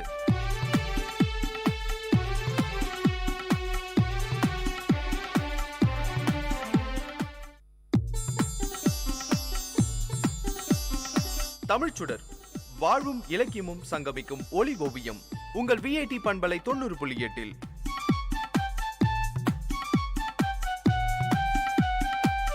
இன்றைய தமிழ் ஓவியம் தீட்டுபவர் ஜெயஸ்ருதி. வணக்கம். ஈத்து உவக்கும் இன்பம் அறியார்கொள் தாம் உடைமை வைத்து இழக்கும் வன்கணவர். செல்வம் என்றாலே பணம் தான்னு நீங்க நினைப்பீங்க. நீங்க மட்டுமா? பொதுவாக எல்லாருமே அப்படிதான் நினைப்போம் இல்லையா? கொஞ்சம் ஆழமா நினைப்பவங்க பொன், வெள்ளி, சொத்து இவை எல்லாத்தையும் செல்வம்னு சொல்வாங்க. ஒரு வகையில பணம், சொத்து இவற்றை செல்வம்னு சொல்றது பொருத்தமானதுதான். இவற்றை உடையவர்கள் தம் வாழ்க்கைக்கு வேண்டியவற்றை வேண்டும் பொழுது பெற்றுக்கொள்ள முடியும். பிறரிடமிருந்து எதையும் எதிர்பார்க்க வேண்டியதில்லை. செல்வம் உடையவர்கள் நல்லவர்களாக இருப்பின் பிறருக்கு கொடுக்கலாம். பிறருக்கு வரும் துன்பங்களை தீர்க்கலாம். அவர்களையும் மகிழ்ச்சியுடன் வாழ செய்யலாம். அரசியல்களை செய்யலாம். அதன் மூலம் புகழ் பெறலாம். இதே செல்வம் தீயவர்களிடமிருந்தால் என்ன செய்யும்? அதனால் எத்தனையோ அழிவுகள் ஏற்படவும் வாய்ப்புகள் உள்ளது. ஆகையால் இந்த செல்வமானது நன்மையும் செய்யும், தீமையும் செய்யும். செல்வம் சென்று விடக்கூடியது. அதனாலேயே இதற்கு செல்வம் என்று நம் முன்னோர்கள் பெயரிட்டு உள்ளனர் போலும். கவிஞர் ஒருவர் உருண்டு ஓடிடும் பணம் காசு எனும் உருவமான பொருளே என்று பாடியதன் கருத்து மிகவும் பொருத்தமானதே. செல்வத்தின் பயன் ஈதலே. செல்வத்தை அடையும் பயன் என்ன? பரியவருக்கு கொடுப்பதே. அப்படி செய்வதில் ஓர் இன்பம் உண்டு. ஏழையின் சிரிப்பில் இறைவனை காண்போம்னு கேள்விப்பட்டிருப்போம். அது என்னன்னு கேக்குறீங்களா? ஒரு சின்ன பையன் கடவுளை பார்க்க வீட்டிலிருந்து கிளம்பினான். அதிக தூரம் பயணம் செய்ய வேண்டியிருக்கும் என்று தின்பண்டங்களையும் மதிய உணவையும் பையில் வைத்துக் கொண்டான். காலையில் இருந்து நடக்க ஆரம்பித்தவன் சிறிது ஓய்வு எடுக்கலாம் என்று அருகிலுள்ள பூங்காவிற்குள் நுழைந்தான். அங்கு வயதான பெண்மணி ஒருவர் புறாக்கள் சாப்பிடுவதை பார்த்து கொண்டே இருந்தார். நடந்து வந்த களைப்பில் தாகம் எடுக்கவே தண்ணீர் பாட்டிலை திறந்து தண்ணீர் குடிக்க ஆரம்பித்தான். அந்த பாட்டி அவனையே பார்த்து கொண்டிருந்தார்.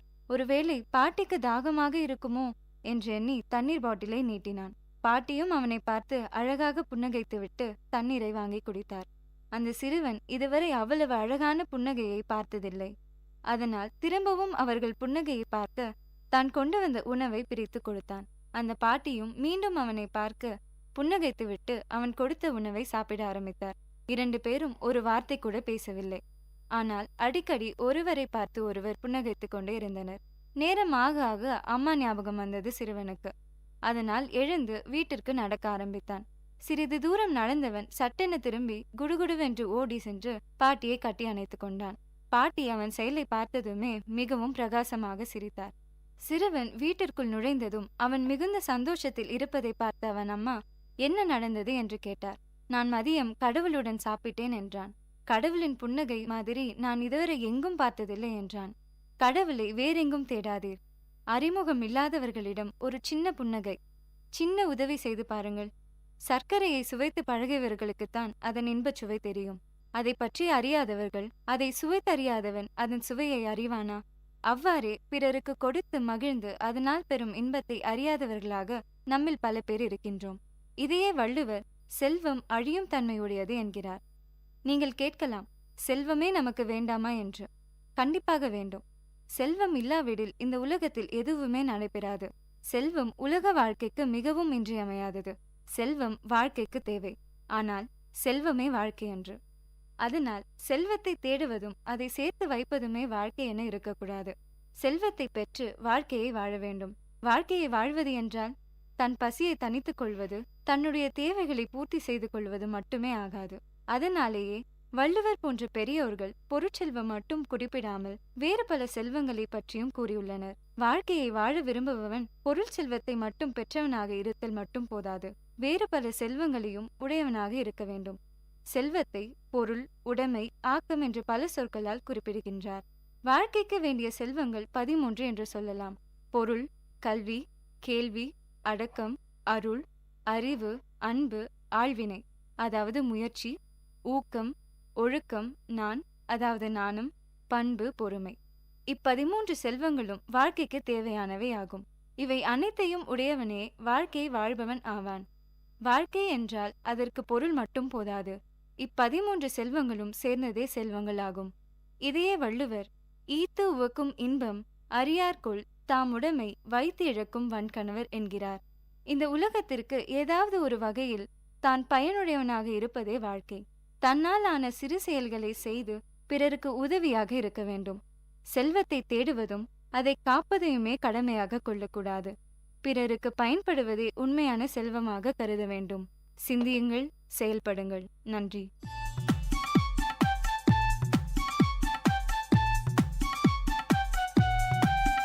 நேயர்கள் இதுவரை கேட்டது வாழ்வையும் இலக்கியத்தையும் இணைத்த ஒலி ஓவியம் தமிழ் சுடர். இன்றைய தமிழ் ஓவியம் தீட்டியவர் ஜெயஸ்ருதி. இது உங்கள் VAT பண்பலை 90.8.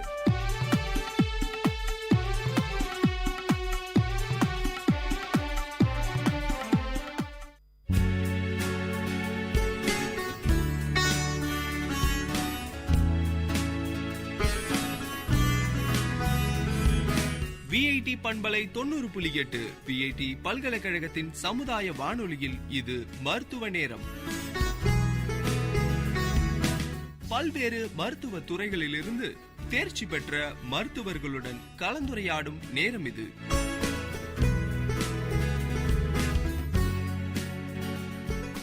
வணக்கம் நேயர்களே, நீங்கள் கேட்டுக்கொண்டிருப்பது VAT பண்பலை 90.8 VATயின் சமுதாய வானொலி.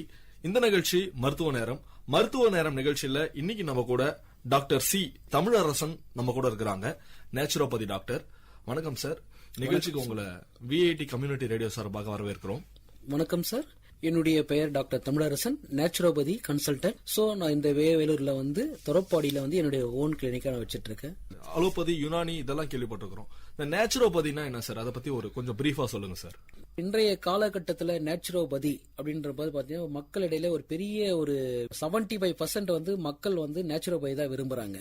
அது ஏன்னா இப்போ அலோபதியில போயிட்டு நிறைய வந்து ஹெவி டோஸ் மாத்திரலாம் எடுத்து அவங்களுக்கு வந்து ஒவ்வொரு ஆர்கன்ஸ் வந்து பழுதடைஞ்சிருக்கு. ஸோ ஈவன் பாத்தீங்கன்னா கிட்னி, லங்ஸ், இந்த மாதிரி நம்ம உடல்ல இருக்கிற ஒவ்வொரு உறுப்பும் வந்து பாதிப்படையுது. ஸோ இந்த நேச்சுரோபதியில வந்து நம்ம எடுக்கிற அந்த ஃபுட் மூலயமா வந்து மக்கள் வந்து 70% வந்து பயனடைகிறாங்க. இது வந்து பாத்தீங்கன்னா மக்களிடையே என்ன சொல்லணும்னா, ஒவ்வொரு நேச்சுரோபதி எடுக்கும்போது நம்ம உடல்ல இருக்கிற அந்த கழிவு நீர்கள் எல்லாமே வெளியேறிடும். சரிங்களா? இந்த கழிவு நீர்கள் நம்ம உடம்புல இருக்கிறதுனால தான் வந்து ஒவ்வொரு நோயா வந்து நம்ம உடம்புல பாதிப்படைகிறது.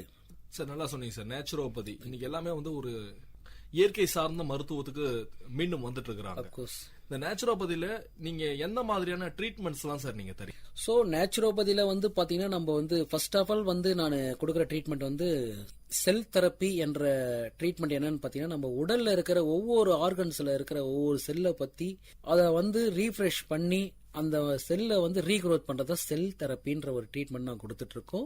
அண்ட் செகண்ட் வந்து மேக்னெட் தெரப்பி, காந்தக சிகிச்சை. அந்த காந்தக சிகிச்சை மூலயமா வந்து அதுல இருக்கிற அந்த காந்தக கதிர்கள் மூலயமா நம்ம உடம்புல இருக்கிற நம்ம கெட்ட டாக்ஸின்ஸ் சொல்லுவாங்க, அந்த கெட்ட டாக்ஸின்ஸ் எல்லாம் உடல் கழிவுகள் மூலயமா வெளியேற்றுறோம். ஸோ அதுக்கு வந்து நாங்கள் அந்த மேக்னெட் தெரப்பி என்ற காந்தக சிகிச்சை வந்து கொடுக்குறோம்.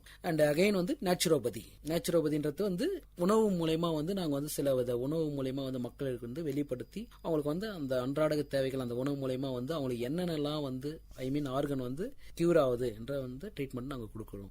உணவே மருந்தே உணவு நம்ம வாழ்ந்துட்டு இருந்தோம். நம்ம இன்னைக்குதான் வந்து நிறைய நோய்களுக்கு புதுவிதமான மருந்துகள் நம்ம சாப்பிட ஆரம்பிச்சிருக்கிறோம். அந்த காலத்துல வந்து பாத்தீங்க அப்படின்னா வெறும் உணவின் மூலமாவே வந்து எல்லாம் மருந்து எடுத்துட்டு தான் இருந்தாங்க. அதுவே நல்லா அவங்க ஆரோக்கியமாவும் இருந்தாங்க. கழிவுகள் மேக்சிமம் வந்து வெளியே போனாலே வந்து உடல் நல்லா ஆரோக்கியமா இருக்கும். அதுக்கேற்ற மாதிரி தான் நாங்க உணவு முறை பழக்க வழக்கங்களும் நாங்க தரோம் அந்த நேச்சுரோபதியிலன்னு சொன்னீங்க. எந்த மாதிரியான உணவு முறை பழக்க வழக்கங்கள் மேற்கொள்ளணும் சார் இந்த நேச்சுரோபதி? பொதுவாக வந்து நம்ம சாப்பிட்ற சாப்பாடு வந்து சில டைம்ல வந்து டைஜஷன் ஆகிறது கிடையாது. டைஜஷன் மீன்ஸ் வந்து செரிமான கோளாறு நிறைய இருக்கு இந்த காலகட்டத்தில். இதை வந்து பாத்தீங்கன்னா வந்து நம்ம மக்கள் வந்து இந்த ஃபாஸ்ட் ஃபுட் ஐட்டம், இந்த எண்ணெயில ஐட்டம்லாம் வந்து நிறைய விரும்புறதுனால வந்து அவங்களுக்கு டைஜஷன் செரிமான கோளாறு அதிகமாகுது. இன்னொன்று அந்த காலகட்டத்தில் வந்து பார்த்தீங்கன்னா மக்கள் வந்து எந்த சாப்பாடும் வந்து ருசிச்சு மென்று சாப்பிட மாட்டேங்கிறாங்க. அந்த காலத்தில் சாப்பிட்ட மாதிரி இந்த காலத்தில் சாப்பிட மாட்டாங்க. ஸோ அந்த காலகட்டத்தில் வந்து இந்த மாதிரி சாப்பிட்டாங்கன்னா அவங்களுக்கு வந்து செரிமான கோளாறுன்ற இந்த வியாதி வந்து ஏற்படாது. ஏன் இந்த செரிமான கோளாறு ஏற்படாமல் இருக்கிறதுக்காக தான் வந்து இந்த சுற்றி இருக்கிற நம்ம திடக்கழிவுகளை வந்து வெளியேற்ற முடியல. அதனால மக்களுக்கு வந்து ஒவ்வொரு டைம்ல வந்து 50 வருஷம் வாழ வேண்டிய மக்கள் 40 வயசுலேயே வந்து மரணம் அடைகிறாங்க.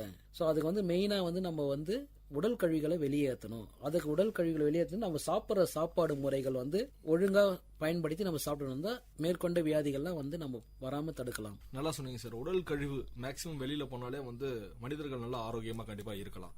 இன்னைக்கு வந்து விட்டமின் குறைபாடு கண்டிப்பா வந்து எல்லாத்துக்குமே நிறைய விட்டமின் குறைபாடுகள் வந்திருக்கு. மேக்சிமம் வந்து பாத்தீங்கன்னா பெண்கள் இதனால வந்து நிறைய பாதிக்கப்படுறாங்க. விட்டமின் குறைபாடை சரி செய்யணும் அப்படின்னா அவங்க எந்த மாதிரியான பழக்க வழக்கங்களை மேற்கொள்ளணும் சார் இந்த நேச்சுரோபதியில? Okay, thank you. அருமையான கேள்வி. இப்போ 96% வந்து அயர்ன் டெபிசியன்சி அனிமியா என்ற ரத்த சோகை நம்ம உடம்புல வந்து பலவித ரத்த சோகைகள் டைப்ஸ் ஆஃப் அனிமியாஸ் இருக்கு. அதுல குறிப்பாக சொல்லக்கூடிய ஒரு அனிமியா வந்து பாத்தீங்கன்னா அயர்ன் டெபிசியன்சி அனிமியான்ற மாதிரி சொல்லுவாங்க. ஸோ அந்த அயர்ன் டெபிசியன்சி அனிமியா வந்து குறிப்பாக வந்து பெண்களை தான் வந்து அதிகமாக தாக்குது. 96% வந்து காலேஜ் படிக்கிற அந்த கேர்ள்ஸ்க்கு, 98% வந்து பிரெக்னன்ட் உமன் அவங்களுக்கு வந்து இந்த அயர்ன் டெபிசியன்சி ஆனது தாக்குது. ஏன் குறிப்பாக பெண்களுக்கு வந்து அந்த அயர்ன் டெபிசியன்சி தாக்குதுன்னு பாத்தீங்கன்னா அவங்களுக்கு வந்து சரி வரைய அந்த வயதுக்கு வரும்போது அவங்களுக்கு வந்து அந்த ஹார்மோன்ஸ் வந்து சரியா வந்து வளர்ச்சி அடையாது. ஏன்னு கேட்டீங்கன்னா நம்ம சாப்பிட்ற அந்த சாப்பாடு வந்து சரியா செரிமான கோளாறு ஆகாது. அவங்களுக்கு வந்து அந்த செல்லுக்கெல்லாம் வந்து தேவையான எனர்ஜி ப்ரொடக்ஷன் அவங்களுக்கு கிடைக்காது. குறிப்பாக பெண்களுக்கு வந்து அந்த விட்டமின் ப்ராப்ளம் வந்து ஏன் வருதுன்னா folic acid, vitamin B12 folic acid அப்படி வரும்போது அது கம்மியாகும் போது பெண்களுக்கு வந்து பாதிப்படைத்து வந்து முடி உதிர்தல் அண்ட் வந்து வெள்ளைப்படுதல், அளவுக்கு அதிகமாக வந்து வெள்ளைப்படுதல், இர்ரெகுலர் பீரியட்ஸ் சொல்லுவாங்க. இர்ரெகுலர் பீரியட்ஸ்னா வந்து மாதவிடாய் கோளாறு, 6 மாசம் 7 மாசம் வந்து மாதவிடாய் கோளாறு ஏற்படும். நெயில் லாஸ், நகம் தானாக உடையும். அகைன் வந்து பாத்தீங்கன்னா ஒபிசிட்டி, உடல் பருமன் அதிகமாகும். ஓவரா வந்து பெண்களுக்கு வந்து ப்ளீடிங் டைம், மென்சுரஸ் டைம்ல வந்து ப்ளீடிங் அதிகமாகும் போது கூட அவங்களுக்கு வந்து இந்த விட்டமின் ப்ராப்ளம் வந்து ஏற்படும். இந்த டெஃபிஷியன்சி இதெல்லாம் இருக்கிறதுனால வந்து பெண்களுக்கு இது மாதிரியான பாதிப்புகள்லாம் ஏற்படும் அப்படின்ற மாதிரி நீங்க ரொம்ப நல்லாவே சொன்னீங்க. இன்னைக்கு நிறைய பெண்களுக்கு வந்து பாத்தீங்கன்னா தைராய்டு பிரச்சனைகள், ஏன் பெண்களுக்கு குறிப்பா ஏன் தைராய்டு பிரச்சனைகள் நிறைய இருக்குது? இப்போ அதான் சார், இப்போ தைராய்டு அப்கோர்ஸ் நல்ல கேள்வி. தைராய்டு பிரச்சனை உங்க பெண்களுக்கு வந்து ஏன் ஏற்படுதுன்னு பாத்தீங்கன்னா உடல்ல இருக்கிற வந்து ஈஸ்ட்ரோஜன் என்ற ஹார்மோன் வந்து அவங்களுக்கு வந்து சரியா வந்து அது வளர்ச்சி அடையாது அந்த சிறு காலகட்டத்தில். அகைன் வந்து அவங்க சாப்பிட்ற அந்த சாப்பாடு, ஸோ அவங்க வந்து சரியா வந்து அந்த ஃபுட்டுலாம் வந்து சரியா எடுக்க மாட்டாங்க. மேபி வந்து பாத்தீங்கன்னா விட்டமின் B12 ஃபோலிக் ஆசிட் கம்மியானாதான் ஹெச்பி நம்ம ரத்தத்தில் இருக்கிற அந்த ஹீமோகுளோபின் லெவல் வந்து கம்மியாகும் போது தைராய்டு ப்ராப்ளம் ஏற்படும். அகைன் வந்து தைராய்டு ப்ராப்ளம் ஏற்பட்டாலே வந்து பாத்தீங்கன்னா அவங்களுக்கு வந்து பாதிப்படைத்து வந்து பாத்தீங்கன்னா பலவித பிரச்சனைகள் பாதிப்படையும். ஃபர்ஸ்ட் ஆஃப் ஆல் ஒன்னு பாத்தீங்கன்னா மாதவிடாய் கோளாறு அண்ட் அகைன் வந்து ஹெவி ஒயிட் டிசார்ஜ், ஒபிசிட்டின்றது தான் மெயின். ஒபிசிட்டி மீன்ஸ் வந்து உடல் பருமன் வந்து ஏற்படும் பெண்களுக்கு. தைராய்டுனால ஏற்படும் பிரச்சனைகள்ல இருந்து பெண்கள் எப்படி சார் இந்த நேச்சுரோபதி மூலமா எப்படி அவங்கள சரி செஞ்சுக்கலாம் சார்?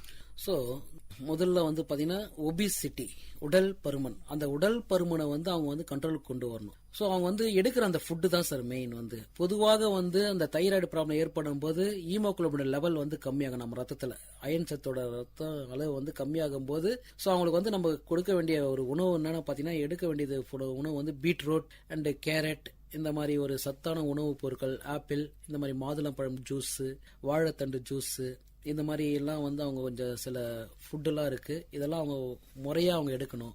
செகண்ட் வந்து பாத்தீங்கன்னா எக்ஸசைஸ் கம்பல்சரி வந்து அவங்க எக்ஸசைஸ் 3/4 மணி நேரம் டெய்லி வந்து ஒரு 45 மினிட்ஸ்னா வந்து நடைப்பயிற்சி இருக்கணும் அவங்களுக்கு. ஸோ சாப்பிட்டவனே வந்து படுக்கக்கூடாது. அதே மாதிரி லோ பிபியா இருக்கிறவங்களுக்கு வந்து முக்கியமாக தைராய்டு பிரச்சனைகள் அதிகமாக வரும்.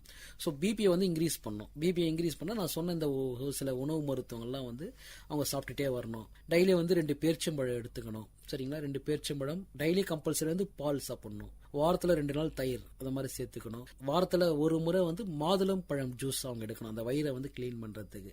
கெட்ட டாக்ஸின்ஸ்லாம் ரிமூவ் ஆனாதான் அவங்களுக்கு வந்து சில இதெல்லாம் வந்து எடுத்துக்க முடியும். சார், இந்த மாதுளம்பழம் ஜூஸ் சொன்னீங்க, இந்த மாதுளம்பழம் ஜூஸ் வந்து வெறும் வயிற்றுல குடிக்கணுமா இல்ல வந்து காலையில சாப்பிட்டு அதுக்கப்புறம் கூட குடிக்கலாமா, இல்ல இரவு நேரங்கள்ல குடிக்கலாமா சார்? வெறும் வயிற்றில் குடித்தால் மிக மிக ஒன்றும் ரொம்ப நல்லது. தைராய்டு பிரச்சனை இருக்கிறவங்க வந்து இந்த மாதிரி மாதுளம்பழம் ஜூஸ் வந்து வெறும் வயிற்றுல குடிங்க அப்படின்ற மாதிரி டாக்டர் சொல்லியிருக்காங்க. கண்டிப்பா நம்ம அதை பின்பற்றுவோம். இப்போ மூட்டு வலி, இன்னைக்கு பெரியவர்களுக்கு என்ன ஒரு பிரச்சனை அப்படின்னு சொல்லி பாத்தீங்கன்னா மூட்டு வலியால ரொம்ப அவஸ்தைப்படுறாங்க. இதனால குறிப்பா அந்த பெரியவங்களுக்கு மட்டும் ஏன் சார் இந்த மூட்டு வலி வருது? அந்த காலத்து ஃபுட்டு வந்து யாரும் இப்ப வந்து பயன்படுத்த தெரியல சார். நான் ஏற்கனவே முன்ன சொன்ன மாதிரி வந்து இப்ப அந்த ஃபுட்டு சாப்பிட்றவங்களும் யாருமே கிடையாது. ஸோ ரெண்டாவது வந்து பாத்தீங்கன்னா அந்த எலும்பு உள்ள முட்டியில இருக்கிற அந்த எலும்புன்னு சொல்லுவாங்க, குருத்தெலும்புன்னு சொல்லுவாங்க, கார்டிலேஜ். அந்த எலும்புக்குள்ள வந்து நமக்கு ஒரு பசை ஒன்று இருக்கும், சைனோவியல் ஃப்ளூயிட்னு சொல்லுவாங்க, ஒரு பசை. நம்ம உடம்புல எப்படி இந்த பிளட் சர்க்குலேஷன் ஆகுதோ அதே மாதிரி அந்த மூட்டுக்குள்ள இருக்கிற அந்த பசை வந்து கொஞ்சம் கொஞ்சமா குறையும் போது வெளியே வந்து வீக்கமா ஆகும். வீக்கமா ஆகும்போது உள்ள இருக்கிற கார்டிலேஜ் எலும்பு எல்லாமே வந்து வீக் ஆயிடும். இது மூலயமா வந்து பெரியவங்களுக்கு வந்து பாத்தீங்கன்னா மூட்டு வலி பயங்கரமா ஏற்படும். அப்படி ஏற்படும் போது ஸ்வெல்லிங்னா வந்து வீக்கம். சரிங்களா, அது இல்லாம வந்து தேய்மானம்ன்றது கிடையாது. எப்பவுமே அந்த இதுல வந்து மூட்டு எலும்புல வந்து தேய்மானம் ஆகாது. நம்ம உடம்புல ஒவ்வொரு ஆர்கன்ஸுக்கு ஒவ்வொரு பசை எப்படி போதோ அதே மாதிரி முட்டில இருக்கிற அந்த பசை வந்து கம்மியாகும் போது தான் ஏற்படுத்த அந்த ஸ்வெல்லிங். இதுக்கு வந்து ட்ரீட்மெண்ட் வந்து பாத்தீங்கன்னா பெரண்டைன்னு சொல்லுவாங்க. அந்த பெரண்டன் வந்து நம்ம வந்து செடியெல்லாம் இருக்கும், அந்த செடியில வந்து அந்த செடியை வந்து ஒரு தொகையில் மாதிரி பண்ணி நம்ம சாப்பிடுவோம். இல்ல பெரண்டை ஊருக்கான குமிழ்கள் எடுத்துக்கலாம். இதெல்லாம் வந்து முட்டு வலிக்கு சாப்பிடலாம். ஓகேங்களா. அகைன் வந்து கால்சியம் குறைபாடு ஏற்பட்டதுனால கூட முட்டி வந்து வலி வந்து பயங்கரமாக நிறைய வலி இருக்கும், ஸ்வெல்லிங்கே ஏற்படும். சரிங்களா, இந்த கால்சியம் குறைபாடு ஏற்படும் போது என்ன ஆகுதுன்னா அது மூலமா ஏற்படுறதா வந்து ஆஸ்டியோபோரோசிஸ் என்ற டிசீஸ் சொல்லுவாங்க. சார், இந்த பிரண்டை மட்டும் எடுத்துக்கிட்டா வந்து அவங்க இந்த மூட்டு வலிக்கான வலிகள் சரியா போயிடுமா, இல்ல இந்த பிரண்டை கூட வேற ஏதாவது சேர்த்து காய்கறிகள் ஏதாவது உட்கொண்டா இன்னும் மூட்டு வலிக்கு ஒரு சிறப்பான நிவாரணியா இருக்குமா சார்? பிரண்டை கூட இன்னொரு காய்கறியை சேர்க்கணும்னா வந்து அப்கோர்ஸ் வந்து கால்சியம் லெவல் வந்து கம்மியாகும். ஹைப்போ கால்சியமே என்ற டிசீஸ் வந்துடும். அந்த ஹைப்போ கால்சியம் நம்ம உடல்ல ஏற்படும் போது முக்கியமா வந்து அந்த முட்டியில வந்து சுரக்கிற அந்த சைனோவியல் ஃப்ளூயிட் கம்மியாகும் போது கால்சியம் குறைபாடும் கம்மியாகும். அப்படி கம்மியாகும் போது கால்சியம் குறைபாடு என்ன ஃபுட்னு பாத்தீங்கன்னா அப்கோர்ஸ் நம்ம சாப்பிட்ற அந்த காய்கறிகள் தான். சரிங்களா, அப்கோர்ஸ் இந்த வெள்ளை முள்ளங்கி அண்டு அவரைக்காய், பீட்ரூட்டு இது மாதிரிலாம் வந்து அவங்க எடுத்துக்கலாம். டெய்லி வந்து கம்பல்சரி பால் எடுத்துக்கலாம் அவங்க. ரொம்ப நல்லா சொன்னீங்க சார். இது மாதிரி வந்து மூட்டு வலி இருக்கிறவங்க வந்து இந்த மாதிரி உணவு முறை பழக்கங்கள்லாம் மேற்கொண்டாங்க அப்படின்னா கண்டிப்பா மூட்டு வலி வராது அப்படின்ற மாதிரி நீங்க சொல்லியிருக்கீங்க. அதுல குறிப்பா நீங்க சொல்லியிருக்கிறது வந்து பிரண்டை.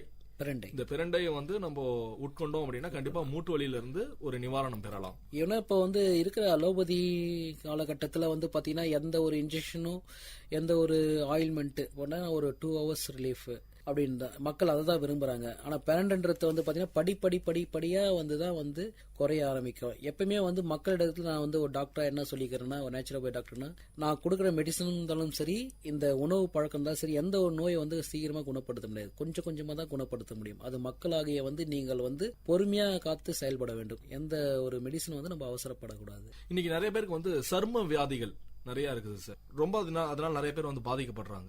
எதனால வந்து இந்த தோல் வியாதிகள் ஒருத்தருக்கு வருது? நம்ம உடம்புல இருக்கிற விட்டமின் குறைபாடு சார். 12 விதமான விட்டமின் நம்ம உடம்புல இருக்குது. விட்டமின் கேன்றது ஒன்று சொல்லுவாங்க. அந்த விட்டமின் குறைபாடு ஏற்பட்டாலும் சருமத்தில் வந்து நோய் எதிர்ப்பு சக்தி குறையும். ஸ்கின் மாய்ஸ்சர் இண்டெக்ஸ்னு ஒரு இருக்கு.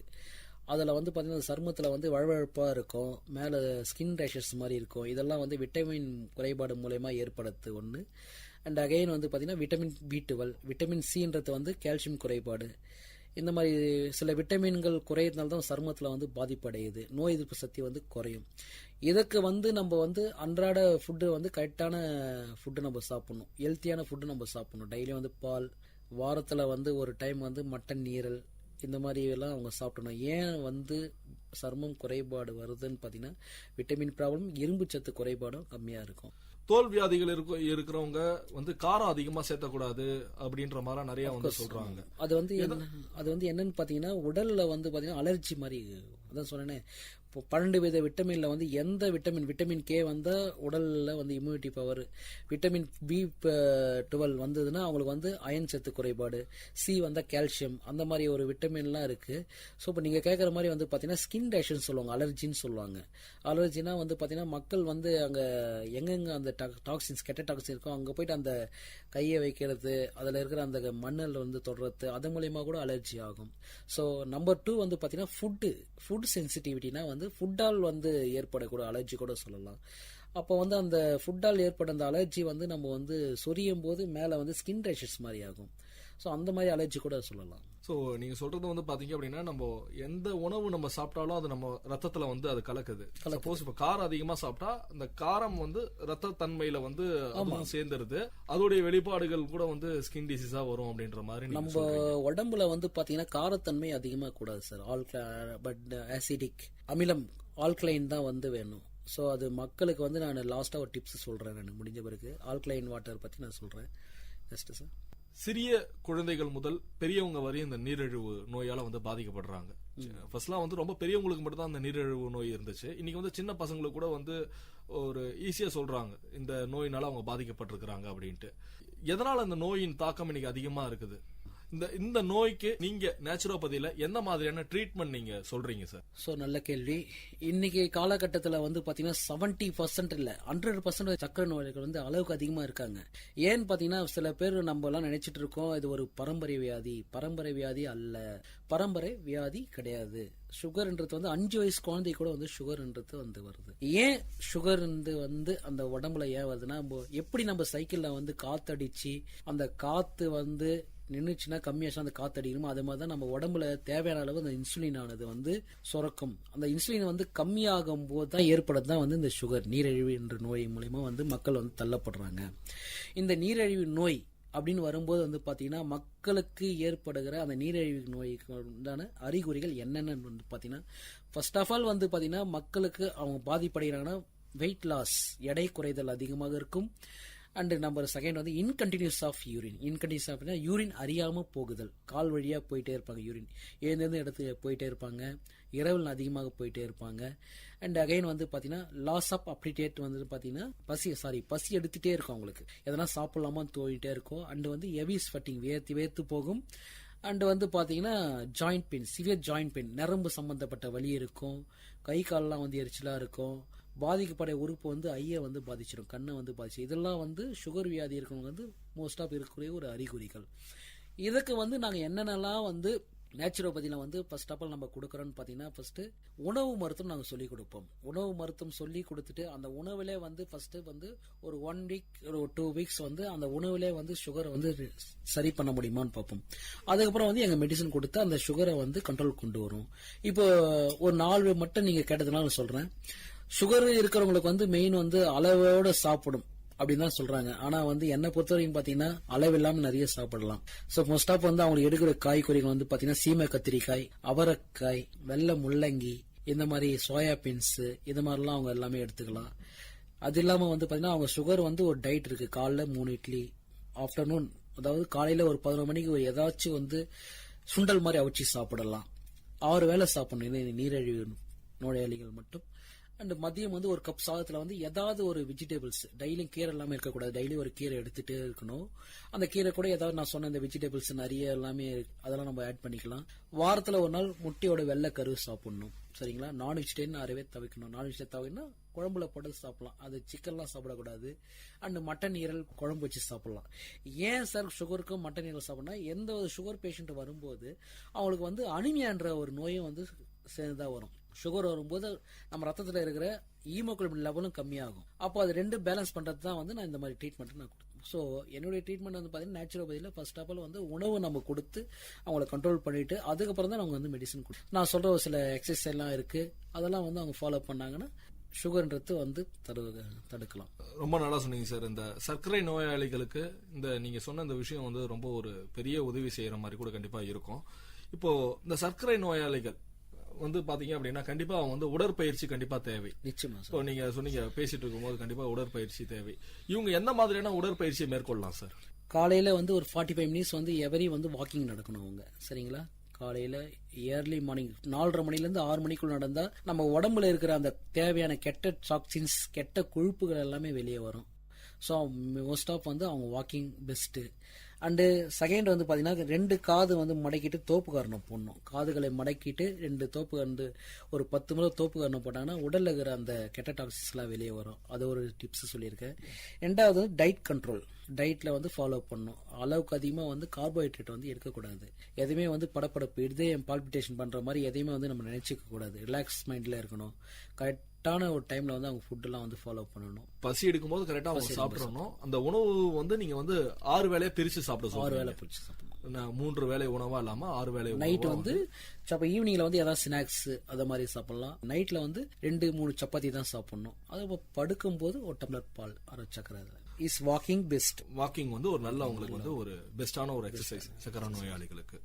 ரொம்பவே நல்லா சொன்னீங்க சார். இது மாதிரி தினமும் 3 நிமிடம் வந்து தோப்பு காரணம் வந்து போடணும் சார். அவங்க தினமும் வந்து ஒரு 3 நிமிடம் 3 நிமிஷம் வந்து தோப்பு காரணம் போட்டுன்னு அவங்க வந்து அந்த உடல்ல இருக்கிற அந்த சோர்வெல்லாம் வெளியே போகும். ரெண்டாவது வந்து இடது முக்கும் வலது முக்கம் வந்து காத்து இழுத்து விட்டீங்கன்னா அந்த 2 துவாரங்களை இழுத்து விட்டீங்கன்னா அந்த தேவையான அந்த கெட்ட சக்தி எல்லாம் வெளியே வந்துடும். அது மூலம் சுகர் வந்து நம்ம கண்ட்ரோல் கொண்டு வரலாம். எப்படி சொல்றீங்க சார்? இடது ஒரு பக்கம் மூக்கு, அதாவது ஒரு பக்கம் துவாரம் அடைச்சிட்டு இந்த வலது பக்கம் காத்து இழுத்து இடது பக்கம் விடணும். ஒரு முறை வந்து இடது பக்கம் காத்து இழுத்து வலது பக்கம் விடணும். இடது நாசில காத்து இழுத்து வலது நாசில விடணும். அப்புறம் வலது நாசில காத்து இழுத்து இடது நாசில விடணும். இப்படி பண்றதுனால என்ன மாதிரியான உடல்ல இருக்கிற அந்த கெட்ட கழிவுகள்லாம் வெளியே போகும். அந்த இருதயமானது பால்பிட்டேஷன்லாம் வந்து இருக்காது. எப்பவும் மைண்ட் வந்து ரிலாக்ஸா இருக்கும். கண்டிப்பா இது ஒரு நல்ல ஒரு விஷயங்கள் நீங்க சொன்னீங்க. இந்த மாதிரி மூச்சு பயிற்சியில இது மாதிரி ஒரு பயிற்சி இருக்குதுன்றது எனக்கு இப்பதான் தெரியும். சிறுநீரக கற்கள் இந்த வியாதினால் நிறைய பேர் வந்து பாதிக்கப்படுறாங்க. இது வந்து ஒரு பரம்பரை வியாதியா கூட இருக்குமா அப்படின்ற மாதிரி நினைக்கிறாங்க. நிறைய டாக்டர்ஸ் சொல்லியிருக்கிறாங்க உணவு முறை மாற்றங்கள் பழக்கத்தினாலதான் வந்து இந்த சிறுநீரக கற்கள் வந்து இன்னைக்கு நிறைய ஏற்பட்டு இருக்குது அப்படின்ட்டு. இந்த நேச்சுரோபதியில சிறுநீரக கற்களுக்கு வராம தடுக்கிறதுக்கு நீங்க எந்த மாதிரியான உணவு முறை பழக்கங்கள் சொல்றீங்க? அவங்க என்ன மாதிரியான எக்ஸசைஸ் மேற்கொள்ளலாம்? ஸோ நல்ல கேள்வி.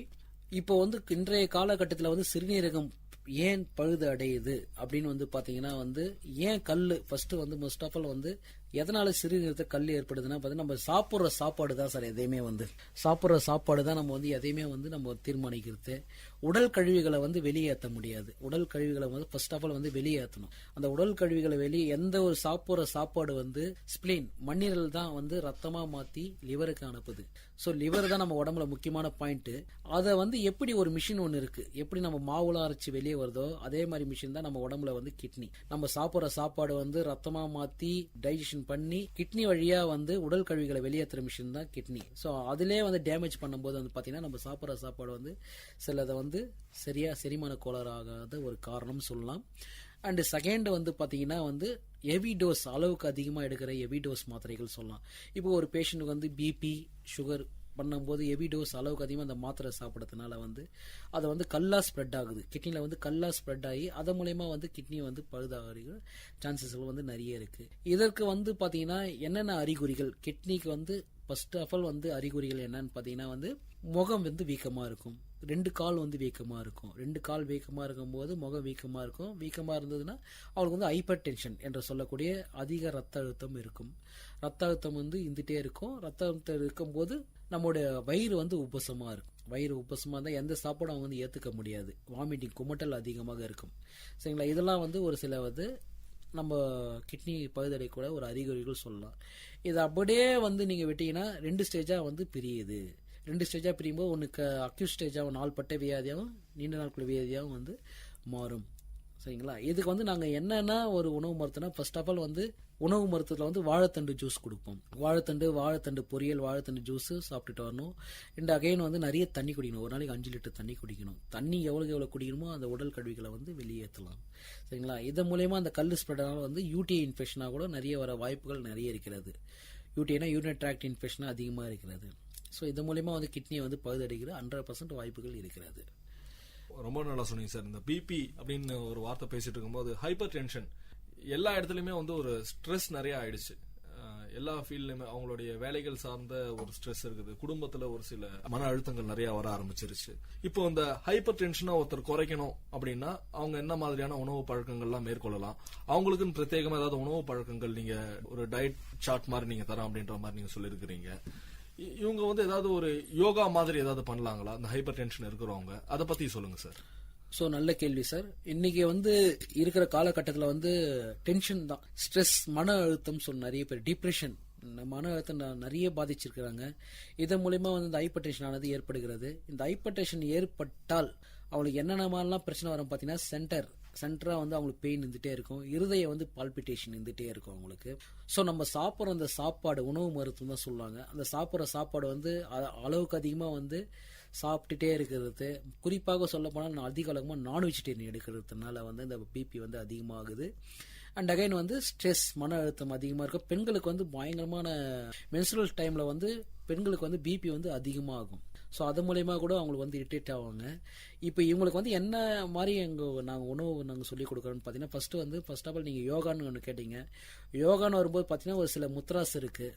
அந்த முத்ராஸ் வந்து பார்த்தீங்கன்னா கட்டை விரல அந்த மோதிர விரல வந்து ஒன்றா தொட்டு ஒரு 3 மினிட்ஸ் அவங்க வந்து அந்த யோகா பண்ணாங்கன்னா நம்ம உடம்புல இருக்கிற அந்த ரிலாக்ஸேஷன்லாம் கொண்டு வரலாம். ஸோ செகண்ட் வந்து ஏதாவது ஒரு இடத்துல வந்து தியானங்கள், சரிங்களா, ஏதாவது ஒரு இடத்துல வந்து மனசை ஒருநிலைப்படுத்தி தியானம் பண்ணால் அந்த பிபி வந்து கண்ட்ரோல் கொண்டு வரலாம்.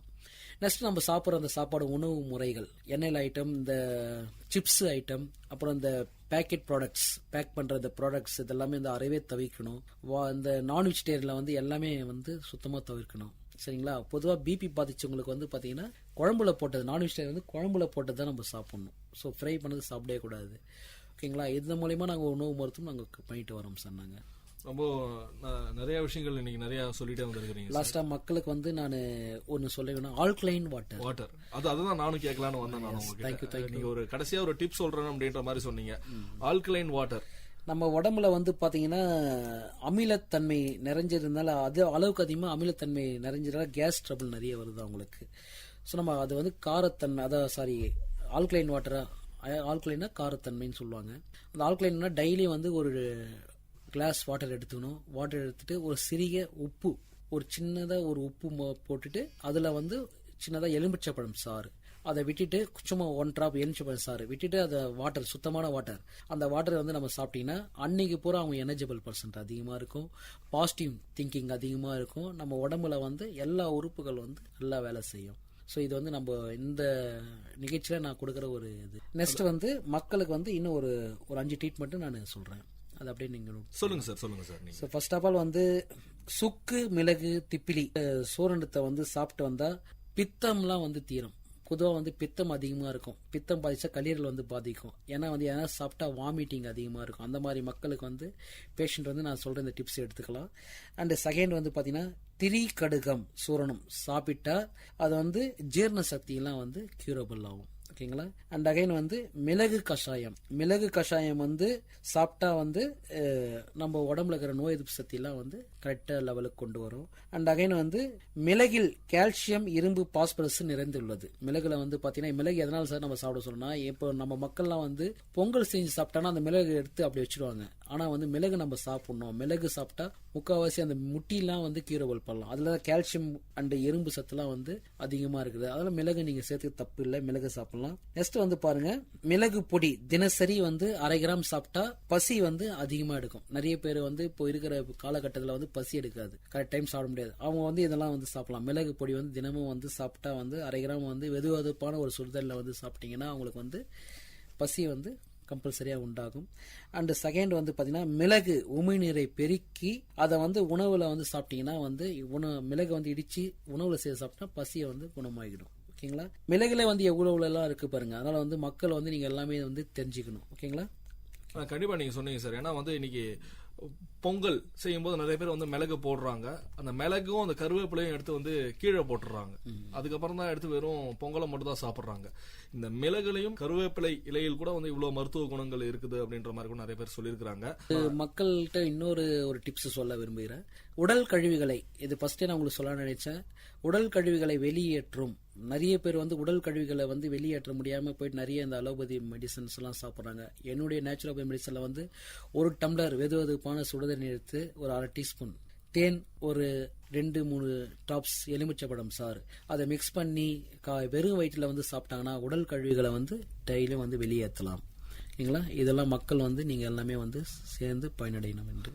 ரொம்பவே நல்லா சொன்னீங்க சார். நிறைய டிப்ஸ் சொன்னீங்க. முக்கியமா வந்து நேயர்களுக்கான நீங்க சொன்ன டிப்ஸ் வந்து ஆல்கலைன் வாட்டர். அந்த ஆல்கலைன் வாட்டர்ல வந்து 1 டம்ளர் நீர்ல ஒரே ஒரு டிராப் எலுமிச்சப்பழ சாறு, அந்த ஒரு டிராப்போட சேர்த்து ஒரு சிட்டிகை உப்பு, இது போட்டு டெய்லி குடிச்சு வந்தா அவங்க நல்லா எனர்ஜியா இருக்காங்க. பாசிட்டிவ் வைப்ரேஷன், நிறைய பாசிட்டிவ் திங்கிங், பாசிட்டிவ் வைப்ரேஷன், நம்ம என்ன நினைக்கிறோமோ அதை வந்து அவங்க வந்து ஃபியூச்சர்ல வந்து பண்ணலாம். இந்த ஒரு உணவின் மூலமாவும் நம்மளோட எனர்ஜி அதிகப்படுத்திக்கலாம். நம்ம எனர்ஜி அதிகமா இருந்தா நல்லா சக்தியா கண்டிப்பா எல்லா வேலையும் செய்யலாம். அதுதான் நீங்க சொல்றீங்க இந்த ஆல்கலைன் வாட்டர் மூலமா. அதோட சேர்த்து வந்து நீங்க சொன்ன அந்த டிப்ஸ் வந்து பாத்தீங்க அப்படின்னா, எலுமிச்சப்பழ சாறு மற்றும் தேன், வெந்நீர் இது உடல் கழிவுகளை வந்து வெளியேறும். இன்னைக்கு நம்ம கூட மருத்துவ நேரம் நிகழ்ச்சியில doctor C Tamilarasan, naturopathy doctor, நீங்க நிறைய உணவு சம்பந்தப்பட்டமான நேச்சுரோபதி சார்ந்த கேள்விகளுக்கு நிறைய பதில்கள் சொன்னாங்க. நன்றி டாக்டர், இந்த எங்களுடைய இந்த கம்யூனிட்டி ரேடியோக்கு வந்து இந்த இன்டர்வியூ நீங்க தந்ததுக்கு. நன்றி நன்றி நன்றி நன்றி சார். நன்றி, வணக்கம். மீண்டும் ஒரு மருத்துவ நேரம் நிகழ்ச்சியில உங்களை சந்திக்கும் வரை உங்களிடமிருந்து விடைபெறுவது நான் சரவண கார்த்திக். நீங்கள் கேட்டுக்கொண்டிருப்பது விஐடி பண்பலை 90.8 விஐடியின் சமுதாய வானொலி.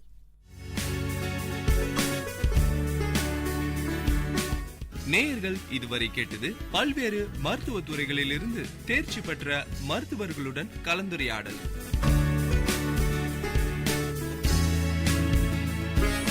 மருத்துவ நேரம் விஐடி பண்பலை 90.8. நன்றி, வணக்கம்.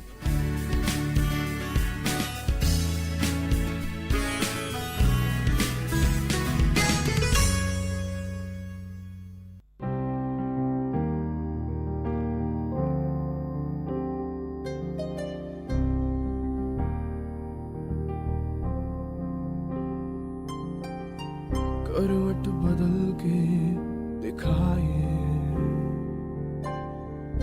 अधूरी राह पे सवार है, डूबी कश्ती उठाए दफन तेरा खुमार है। तेज है ये हवाएं, ना कोई साथ यहाँ रे, तेरी वजह से जो पल गवाए उनका हिसाब लिखा कहाँ रे। अब साथ भी है सदा रे, जज्बात अब है कफारे, अपना कोई मुझे पुकारे।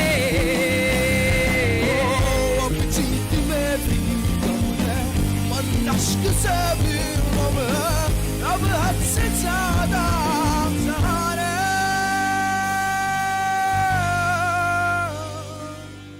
सहारे सहारे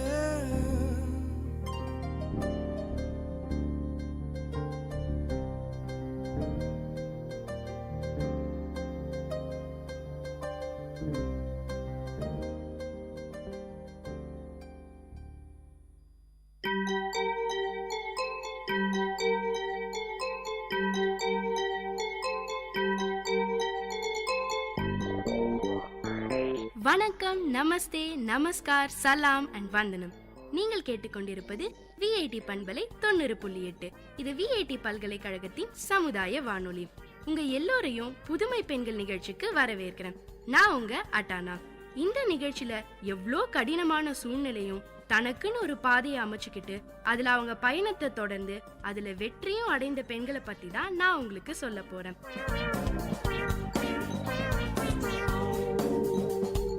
வாழ்க்கையில ரிஸ்க் எடுக்க தயங்குறவங்க வாழ்க்கை கொடுக்க போற பெரிய பரிசை மிஸ் பண்றாங்கன்னு உற்சாகத்தோடையும் மகிழ்ச்சியோடையும் ஆர்வத்தோடையும் பேச ஆரம்பிச்சாங்க நம்ம மலைகள் நாயகி அருணிமா சின்ஹா. என்னடா இவன் ஏன் அருணிமா சின்ஹாவை மலைகள் நாயகின்னு கூப்பிட்டான்னு தெரியலையேன்னு ரொம்ப குழம்பாதீங்க. அது நானா அருணிமாக்கு வச்ச செல்ல பேரு. இவங்க உலகத்திலேயே ஏற ரொம்ப கடினமான மலைகள்ல ஏறி சாதனை செஞ்சிருக்காங்க. எவரெஸ்ட், கிளிமஞ்சாரோ இந்த மாதிரி பல மலைகள், கரடு முரடான பாறைகள், விஷ செடி கொடி, தன் பசிய போக்க தீவிரமா அலைஞ்சுகிட்டு இருக்க மிருகங்கள், உரைய வைக்கும் குளிர்னு தன்னை ஒரு பாதுகாப்பான கூட்டுக்குள்ள வச்சுக்கிட்டு இருக்கிற மலைகள்ல ஏறது அவ்வளோ சுலபமான காரியம் கிடையாதுங்க. ஏங்க, நான் கிளிமஞ்சாரோன்னு சொன்னதும் உங்களுக்கு எந்திரன் படத்துல நம்ம சூப்பர் ஸ்டார் ரஜினிகாந்த் நடிச்ச பாட்டு தானே ஞாபகத்துக்கு வந்திருக்கும். ரொம்ப ஃபீல் பண்ணாதீங்க. எனக்கும் அருணிமா சொன்னதும் ஞாபகத்துக்கு வந்தது அதான். நம்ம எல்லாரும் ஒரு சாதாரணமான எண்ணங்கள் கொண்ட மனிதர்கள் தான். ஆனா அந்த எண்ணங்களுக்கு எவ்வளோ முக்கியத்துவம் கொடுக்கறோம், அதை அடைய எவ்வளோ முயற்சி பண்றோங்கிறது தான் சாதனையாளர்களா மாறுறோம். அந்த மாதிரி தன் எண்ணங்களை மதிச்சு அதை அடைய அயராம உழைச்சு சாதிச்சிருக்கவங்க தான் நம்ம அருணிமா சின்ஹா. எவரெஸ்ட் சிகரத்திலையும் எல்ஃப்ரஸ் சிகரத்திலையும் கிளிமஞ்சாரோவிலும் செயற்கைக்கால் பதித்த முதல் பெண் நம்ம அருணிமா சின்ஹா. செயற்கைக்கால்னு உங்களுக்கு கேட்டிருந்தா எஸ், பிறவில சராசரி பெண்ணா பிறந்த அருணிமா விதியின் கொடுமையால காலை இழந்தவங்க. விதி இவங்க வாழ்க்கையில சதி மட்டும் பண்ணாம இருந்திருந்தா இவங்க இந்தியாவுக்காக விளையாடி பல கோப்பைகளையும் பதக்கங்களையும் பேரும் புகழும் இந்தியாவுக்கு வாங்கி கொடுத்து உலக அளவில் பிரபலமாகியிருப்பாங்க. நல்ல வேளை நான் என் காலை மட்டும்தான் இழந்தேன், நம்பிக்கை இல்லைன்னு நம்ம அருணிமா பேச ஆரம்பிச்சதும் அவங்களோட அந்த உற்சாகம் நம்ம எல்லாருக்குமே தொத்திக்குதுங்க. சாதாரண பெண்ணா இந்த உலகத்தை சுத்தி வந்துகிட்டு இருந்த உங்க காலை கட்டி போட்டது என்னன்னு கேட்டதும் கடந்த கால நினைவுக்குள்ள நம்மள கூட்டிட்டு போனாங்க அருணிமா. தடதடக்கும் ரயில் சத்தத்துடன் வருது அவங்க பிளாஷ்பேக். இவங்க அப்பா ஹரேந்திர சின்ஹா ஆர்மில இருந்தவர். அம்மா ஞானபாலா சின்ஹா ஹெல்த் சூப்பர்வைசரா இருந்தவங்க. நம்ம அருணிமாக்கு ஸ்போர்ட்ஸ்ல சின்ன வயசுல இருந்தே இன்ட்ரெஸ்ட் உண்டாம். இதுக்கு காரணம் அவங்க அப்பா ஹரேந்திர சின்ஹா தானா. தன்னுடைய சின்ன வயசுல இருந்தே நாட்டு மேல அதிக பற்று கொண்ட ஒரு பெண்ணாம். இருக்காத பின்ன அப்பா மிலிட்டரியில வேலை செஞ்சாருன்னா தன்னால முடிஞ்ச பேரையும் புகழையும் நம்ம தாய்நாட்டுக்கு வாங்கி கொடுக்கணும்னு இவங்க ஆசைப்பட்டாங்க. சரி, நமக்கு ஸ்போர்ட்ஸ்ல தானே இன்ட்ரெஸ்ட், அது மூலியமாவே நம்ம ஆசையை நிறைவேற்றலாம்னு நினைச்சாங்களாம். சர்வதேச அளவுல வாலிபால் போட்டிகள்ல ஜெயிச்சு இந்தியாவுக்கு பேர் சேர்க்கணும்ங்கிறதா இவங்களுக்கு நினைவு தெரிஞ்ச நாள்ல இருந்து ஆசையாம், கனவாவும் இருந்துச்சாம். தன்னுடைய ஆசைய சொல்லி முடிச்சதும் நம்மளால அதை செய்ய முடியலையேன்னு அவங்களுக்குள்ளேயே வந்த கோபம், ஆத்திரம், துக்கம் எல்லாமே அவங்க கண்ணுல தெரிஞ்சுதுங்க. தன்னுடைய கனவை சுக்குநூறா அழிச்ச அந்த கதைய சொன்னாங்க. லக்னோல இருந்து டெல்லிக்கு போற பத்மாவதி எக்ஸ்பிரஸ்ல போயிட்டு இருந்தாங்களாம். சரி, எவ்வளவு நேரம் தான் உட்கார்ந்துகிட்டே இருக்கிறது, ரொம்ப டயர்டா இருக்கு, முகத்தை கழுவிட்டு வரலாம்னு போனாங்களாம். அங்க இருந்த 4 பேர் எதிர்பார்க்காத சமயத்துல திடீர்னு அருணிமா கழுத்துல இருந்த செயினையும் அவங்க கையில வச்சிருந்த ஹேண்ட்பேக்கையும் பறிக்க முயற்சி பண்ணாங்களாம். அருணிமா தன்னை காப்பாத்திக்க பலமா கத்திருக்காங்க. என்னடா இந்த பொண்ணு கத்தியே நம்மள மாட்டி விட்டுருவா போலன்ற பயத்துல அவங்க அருணிமாவை வயித்துல உதைச்சு ட்ரெயினுக்கு வெளியே தள்ளி விட்டுட்டாங்களாம். அடுத்த ட்ராக்ல போய் விழுந்துட்டாங்களாம். இவங்களோட கெட்ட நேரம் அந்த ட்ராக்லயும் இவங்களை நோக்கி வேகமா ஒரு ட்ரெயின் வந்துகிட்டு இருந்துதாம். அத பாத்துட்டு தான் உயிரை எப்படியாவது காப்பாத்திக்கணும்னு எழுந்திருக்க முயற்சி செஞ்சாங்களாம். ஆனா அவங்க வயத்துல உதித்த பலமான அடியால இவங்களால எந்திரிக்க முடியலையாம். அதுக்குள்ள ட்ரெயின் அருணிமா கால்ல ஏறிடுச்சு. இன்னொரு கால் எலும்போ 3 துண்டா உடைஞ்சிருச்சாம். இது மட்டும் இல்ல, இடுப்பு எலும்பையும் பெரிய டேமேஜ். தம் வாழ்க்கையின் இருட்டுக்குள்ள, அதாங்க அன்கான்சியஸ் ஸ்டேட்குள்ள போயிட்டாங்களாம். யாரோ அருணிமாவோட இந்த நிலைய பார்த்துட்டு ஹாஸ்பிட்டல்ல சேர்த்திருக்காங்க. அருணிமா உயிரை காப்பாத்தணும்னா அவங்க காலை எடுக்கிறத தவிர வேற வழியே இல்லைன்னு சொல்லிட்டாங்களாம் டாக்டர்ஸ். தன்னுடைய பொண்ணோட உயிர் தான் முக்கியம்னு அருணிமாவோட காலை எடுக்க அவங்க அப்பாவும் அம்மாவும் சம்மதிச்சாங்களாம். ஆபரேஷன் பண்ணி அவங்க கால் எடுத்துட்டாங்களாம். காலை இழந்து ஹாஸ்பிட்டல்ல மாச கணக்கா படுத்த படுக்கையா இருந்ததை விட தன் கனவெல்லாம் செதஞ்சிருச்சேன்னு ஃபீல் பண்ணதுதான் அதிகமாம். உண்மையான ஊனம் காலையோ இல்ல கையையோ இழக்கிறப்ப இல்ல, தன்னுடைய கனவுகள் அழிஞ்சு போறதுதான்னு சொல்றாங்க நம்ம அருணிமா. ஹாஸ்பிட்டல்ல இருந்த போது கூட மனசு முழுக்க வாழ்க்கை இப்படியே முடங்கிடக் கூடாது, இதுல இருந்து எப்படியாவது மீண்டு வந்து நிச்சயமா பெருசா எதையாவது சாதிக்கணுங்கிற இவங்க எண்ணம் எப்பவுமே ஓடிக்கிட்டே இருந்துதாம். இந்த மாதிரி ஒரு சூழல்ல எந்த எண்ணங்கள் உங்களை எதையாவது சாதிச்சே ஆகணுங்கிற உங்க வெறிய ஏத்துச்சுன்னு கேட்டப்போ அவங்க சொன்ன பதில் எங்க எல்லாரையுமே ஒரு நிமிஷம் வியப்புல ஆழ்த்திருச்சுங்க. நம்ம கிரிக்கெட் பிளேயர் யுவராஜ் சிங் தான் அருணிமாவோட இன்ஸ்பிரேஷனா. கேன்சர்ல இருந்து மீண்டு மறுபடியும் கிரிக்கெட் ஆட வந்த அவரை போலவே என்னாலையும் சாதிக்க முடியும்னு நம்பினாங்களாம். ஆனா எந்த துறையில சாதிக்க முடியும்னு ஒவ்வொரு நாளும் ஒவ்வொரு நொடியும் சிந்திச்சாங்களாம். காலையில எழுந்ததும் சாப்பிடும் போதும் ஏன் தூங்கும் போதும் கூட இதே யோசனையா தான் போயிட்டு இருந்ததாம். இன்னைக்கு வரைக்கும் எவரெஸ்ட் சிகரத்துல ஏறணுங்கிற ஆசை எப்படிதான் வந்ததுன்னே தெரியலையாம் அருணிமாக்கு. பல நேரம் யோசிச்சதுக்கு அப்புறம் தான் ஆசைய அம்மாட்ட சொன்னாங்களாம். இத கேட்ட அவங்க அம்மா பயங்கரமா திட்டினாங்களாம். இப்போதான் உசுருக்கு போராடி திரும்பி வந்திருக்க, அதுக்குள்ள ஏன் இப்படி எல்லாம் யோசிக்கிறேன்னு திட்டி தீத்துட்டாங்களாம். ஆனா அவங்க அம்மா திட்டின ஒரு வார்த்தையும் அருணிமாவோட கனவை அசைக்க முடியலையாம். மாறா ச எத்தனை நாள் தான் இப்படி இறப்புக்காக பயந்து பயந்து வாழறது, இறப்புக்கு நான் பயத்தை உருவாக்குறேன், இன்னொரு தடவை அது என்ன பயமுறுத்த கூடாதுன்னு யோசிச்சாங்களாம். ட்ரீட்மெண்ட் முடிஞ்சதும் அருணிமாக்கு செயற்கை கால் பொருத்தினாங்களாம். எவரெஸ்ட் ஏறி சாதனை படைச்ச முதல் இந்திய பெண்ணான பச்சேந்திரி பால் மேடம சந்திச்சாங்களாம். அவங்க அருணிமாவோட அந்த நிலைய பார்த்து வருத்தத்துல மூழ்கலையாம். மாறா அருணிமா, இந்த மாதிரி நடந்தது ஏதோ உனக்கு கடவுள் எடுத்துரைக்கத்தான். இந்த மாதிரி மலைகள் ஏறி சாதனை செய்யணும்னு நினைக்கிறவங்க ரொம்ப கம்மி. அதுலயும் இந்த மாதிரியான ஒரு நிலையில கடவுள் உனக்கு யோசனையை கொடுத்திருக்காருனா நிச்சயமா உன்னால இதை செய்ய முடியும். நீ எட்டாத மலைகள் உச்சிய எட்டி தொட போற. அதனால எதை பத்தியும் யோசிக்காம தைரியமா நீ எடுத்த முடிவுல பயணத்தை தொடங்குன்னு சொன்னாங்களாம். அது மட்டும் இல்லைங்க, அதுக்கான அத்தனை வழிகளையும் ஆலோசனைகளையும் சொல்லி தந்தாங்களாம் பச்சேந்திரி பால் மேடம். உத்தர்காசியில உள்ள நேரு இன்ஸ்டிடியூட் ஆஃப் மவுண்டனியரிங்ல பச்சேந்திரி பால் மேடம் கிட்டேயே 28 நாள் ட்ரைனிங் எடுத்துட்டாங்களாம். அந்த கடுமையான பயிற்சிக்கு அப்புறம் தன்னால நிச்சயமா இதை செய்ய முடியுங்கிற அவங்க நம்பிக்கை அதிகமாச்சாம் அருணிமாக்கு. 2012ஆம் ஆண்டு எவரெஸ்டுக்கான ஒரு முன்னோட்டம் 6150 மீட்டர் உயரத்துல உள்ள ஐலாண்ட் பீக்ல ஏறினாங்களாம் நம்ம அருணிமா. 2013ஆம் ஆண்டு மே 21ஆம் தேதி எவரெஸ்ட அடைஞ்சாங்களாம். அருணிமாவோட கனவு நினைவான அந்த தருணத்தை இன்னும் மறக்க முடியலையாம். அவங்க அதை சொல்லும் போதே அவங்க முகத்துல பூரிப்பும் சந்தோஷமும் நிரம்பி வழிஞ்சுதுங்க. அந்த எவரெஸ்ட் மலை உச்சியில ஏறி நின்னு பார்த்தப்ப இந்த உலகமே அவங்க ஆசைக்கும் லட்சியத்துக்கும் முன்னாடி ரொம்ப சின்னதா தெரிஞ்சுதாம். 58 நாள் முயற்சிக்கு பிறகு கிடைச்ச அந்த வெற்றி அது வரைக்கும் நான் பட்ட எல்லா கஷ்டத்தையும் காணாம போக வச்சிருச்சுன்னு கண்கள் விரிய பேசினாங்க நம்ம அருணிமா. உயரத்தை தொட்டதன் பின்னணியில உள்ள வலி நிறைந்த ரத்தம் சிந்திய தருணங்களையும் நமக்காக சொன்னாங்க. முதல் விஷயம், செயற்கை கால் என்ற விஷயமே அவங்களுக்கு புதுசு. அதுக்கு பழகவே அருணிமாக்கு பெரிய சவாலா இருந்துச்சாம். அருணிமா கூட எவரெஸ்ட் ஏறின மத்தவங்க எல்லாம் ஸ்பீடா மேல ஏறி போயிட்டே இருந்தாங்களாம். செயற்கை காலோட ஒவ்வொரு அடியையும் எடுத்து வச்சு போக அவங்களுக்கு ரொம்ப நேரம் எடுத்துதான். மேல போனவங்க திரும்பி வந்த போதுதான் அருணிமா பாதி தூரத்தை கூட கடக்காம மெதுவா நகர்ந்துட்டே இருந்தாங்களாம். இத பார்த்துட்டு பயங்கரமா கிண்டல் பண்ணி சிரிச்சாங்களாம் மத்தவங்க. உனக்கெல்லாம் எதுக்கு இப்படி ஒரு விபரீத ஆசைன்னு முகத்துக்கு நேராவே கேட்பாங்களாம். ஆனா அதையெல்லாம் பொருட்படுத்தாம அவங்க கவனத்தை ஏறி முடிக்கிறதுல மட்டுமே செலுத்தினாங்களாம். நம்மளால எதை செய்ய முடியாதுன்னு மத்தவங்க சொல்றாங்களோ அதை முடிச்சு காட்டுறதுல இருக்க சந்தோஷமே தனின்னு சொல்றாங்க நம்ம அருணிமா.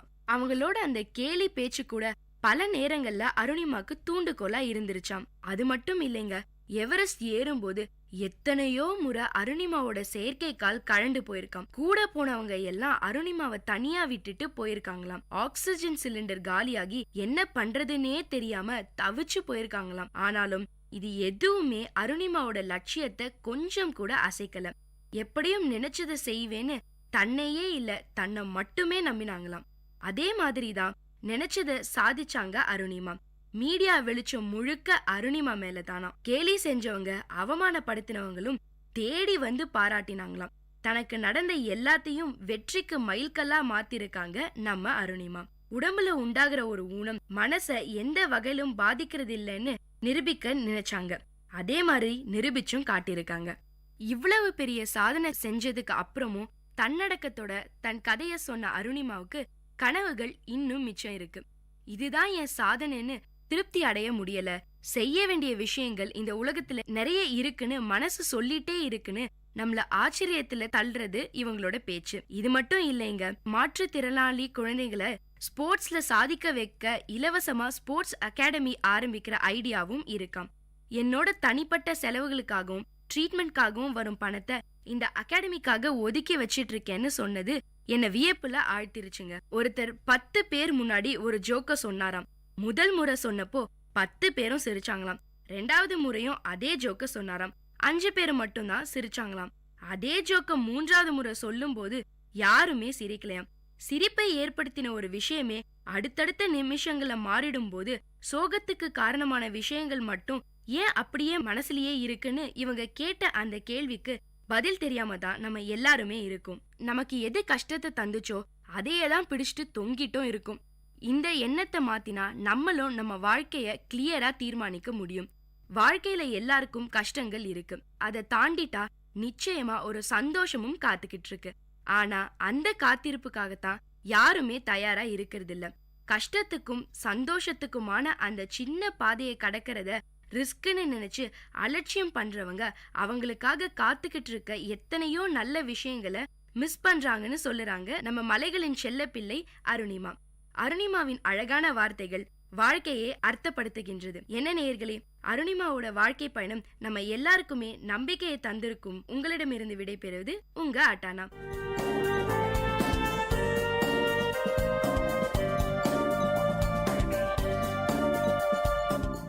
இந்த நிகழ்ச்சி உங்க எல்லாருக்கும் ஒரு பெரிய உற்சாகத்தை தந்திருக்கும்னு நம்புறேன். இதே மாதிரி பல விஷயங்களை தெரிஞ்சுக்கணுமா? அப்போ VIT பண்பலை 90.8 கேட்டுக்கிட்டே இருங்க.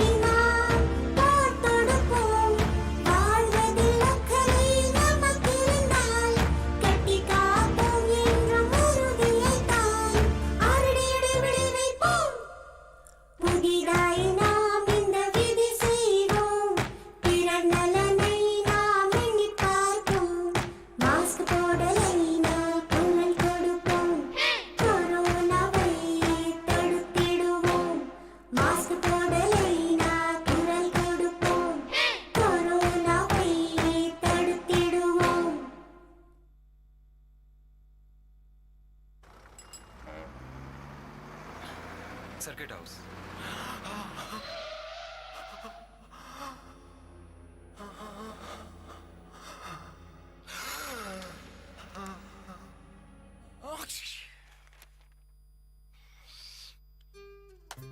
Spread of novel coronavirus can be stopped. Covering your mouth with hanky and tissue while coughing and sneezing could stop spreading it. Help us to help you. Visit your nearest health facility if you have cough, fever or difficulty in breathing, or contact helpline number 9111 2397 8046.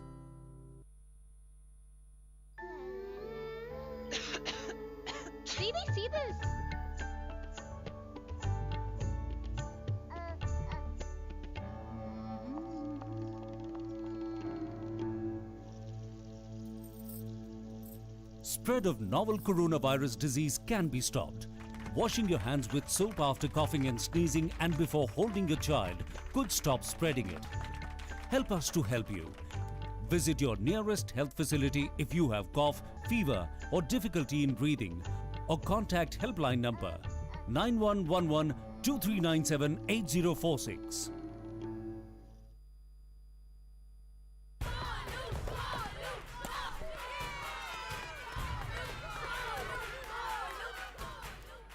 If Arjun is batting, why are we cheering for Golu? He isn't even here. Arey, you don't know? He hasn't come so that we don't get infected. Spread of novel coronavirus disease can be stopped. Staying away from public places when you have fever with cold and cough could stop spreading it. Help us to help you. Visit your nearest health facility if you have cough, fever, or difficulty in breathing, or contact helpline number 9111 2397 8046. सिर्फ Wednesday और Friday को होता है तुमको क्या problem है Is the doctor there? Sir. I had fever with cough. Thought I should get it checked.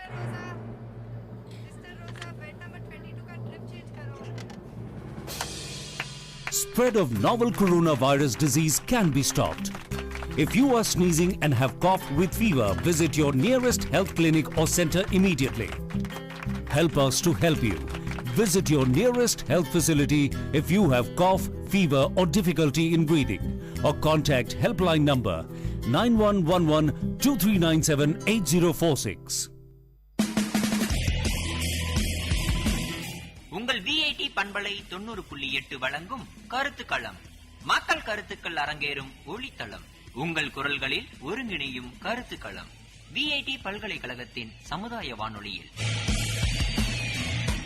வணக்கம் நேயர்களே, நீங்கள் கேட்டுக்கொண்டிருப்பது விஐடி பண்பலை 90.8. இது விஐடியின் சமுதாய வானொலி. இந்த நிகழ்ச்சி கருத்துக்களம் நிகழ்ச்சியில இன்னைக்கு நம்ம தினத்தந்தி நாளிதழும் விஐடி பல்கலைக்கழகமும் இணைந்து நடத்தும் வெற்றி நிச்சயம் நிகழ்ச்சியில இருக்கிறோம். இந்த வெற்றி நிச்சயம் நிகழ்ச்சியில பங்கேற்ற நிறைய மாணவர்கள் நம்ம கூட இருக்கிறாங்க. வணக்கம், உங்களை அறிமுகப்படுத்திக்கோங்க. Hi, hello, I'm Sudha. I'm coming from Ranipet. இங்கே வெற்றி நிச்சயம் ப்ரோக்ராமில் பார்ட்டிசிபேட் பண்ணோம்.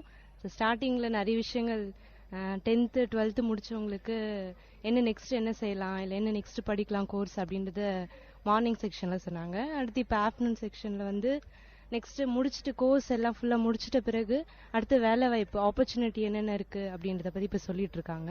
ஸோ நல்லா போயிட்டுருக்கு. நிறைய நம்ம என்ன ஆப்பர்ச்சுனிட்டி தேவை இல்லை என்ன செய்யலாம் அப்படின்றத இப்போ சொல்லிட்டு இருக்காங்க. நல்லா இருந்துச்சு. நீங்க என்ன படிச்சிருக்கிறீங்க, இப்போ மேற்கொண்டு நீங்க என்ன படிக்க போறீங்க, அதை பத்தி சொல்லுங்க. நான் பிசிஏ பண்ணிட்டு இருக்கேன். 3rd இயர் இப்போ ஃபினிஷ் பண்ண போறேன். ஸோ நெக்ஸ்ட் கம்ப்யூட்டர் லைன்ல என்ன செய்யலாம் அப்படின்றத இப்போ சாஃப்ட்வேர் லைன்ல பார்க்கலான்னு இருக்கேன். சாஃப்ட்வேர் லைன்ல பார்க்கலான்னு இருக்கிறீங்க. இந்த வெற்றி நிச்சயம் ப்ரோக்ராம் உங்களுடைய வாழ்க்கைக்கு எப்படி உதவுச்சு, அதை பத்தி சொல்லுங்க. இப்போ ஒரு லைன் இருக்குன்னா வெறும் அதை மட்டும் கோர்ஸ் மட்டும் பண்ணிட்டு அதை மட்டும் பண்ணலாம் அப்படின்ற மாதிரி ஒரு தாட் இருந்துச்சு. ஆனா இப்போ இந்த ப்ரோக்ராம்ல அந்த லைன் மட்டும் இல்லை, நம்மளுடைய புது ஐடியாஸ் கூட அதில் இம்ப்ளிமெண்ட் பண்ணி நிறைய விஷயங்கள் செய்யலாம் அப்படின்றத சொல்லியிருக்காங்க. ஸோ அந்த மாதிரி செய்யலான்னு இருக்கேன். ரொம்ப நல்லா சொன்னீங்க. விஐடி கம்யூனிட்டி ரேடியோ சார்பாக நாங்கள் நன்றியை தெரிவிச்சுக்கிறோம். Okay, thank you. விஐடி பல்கலைக்கழகம் மற்றும் தினத்தந்தி நாளிதழ் இணைந்து நடத்தும் வெற்றி நிச்சயம் நிகழ்ச்சியில பங்கேற்ற நிறைய மாணவர்கள் நம்ம கூட இருக்கிறாங்க. வணக்கம், உங்களை அறிமுகப்படுத்திக்கோங்க. என் பேர் சூர்யா, நான் சேவூர்ல இருந்து வரேன். நீங்க என்ன படிக்கிறீங்க? நான் +2 முடிச்சிருக்கேன். இந்த வெற்றி நிச்சயம் நிகழ்ச்சியில இன்னைக்கு உங்களுக்கு என்னென்னலாம் சொல்லி தந்திருக்கிறாங்க, என்னென்ன செக்ஷன்ஸ்லாம் வந்து எடுத்திருக்காங்க, அதை பத்தி சொல்லுங்க. நம்ம 12th முடிச்சிட்டு என்ன படிக்கணும் அப்படின்றது, இந்தந்த கோர்ஸ் படிச்சாக்கா இந்தந்த இது ஜாப் இருக்கு, அதை சம்பந்தமா சொல்லுங்க. நீங்க மேற்கொண்டு நீங்க என்ன படிக்க போறீங்க, 12th முடிச்சிருக்கீங்க, அதை பத்தி சொல்லுங்க. நான் கேட்டரிங் படிக்க போறேன். எதனால கேட்டரிங் படிக்க போறீங்க? எங்க அண்ணா ஒருத்தர் கேட்டரிங் படிச்சிருக்காரு. அவரு சொல்றாரு கேட்டரிங் படிச்ச நல்ல வேல்யூ ஃபியூச்சர்ல, அதனால கேட்டரிங் படிக்க போறீங்க. கேட்டரிங் படிக்க போறதா வந்து சொல்லிருக்கீங்க. இந்த வெற்றி நிச்சயம் நிகழ்ச்சியில இந்த கேட்டரிங் படிக்கிறதுக்கு என்ன மாதிரியான ஐடியாஸ் நிறைய சொல்லிருப்பாங்க, அதை பத்தி சொல்லுங்க.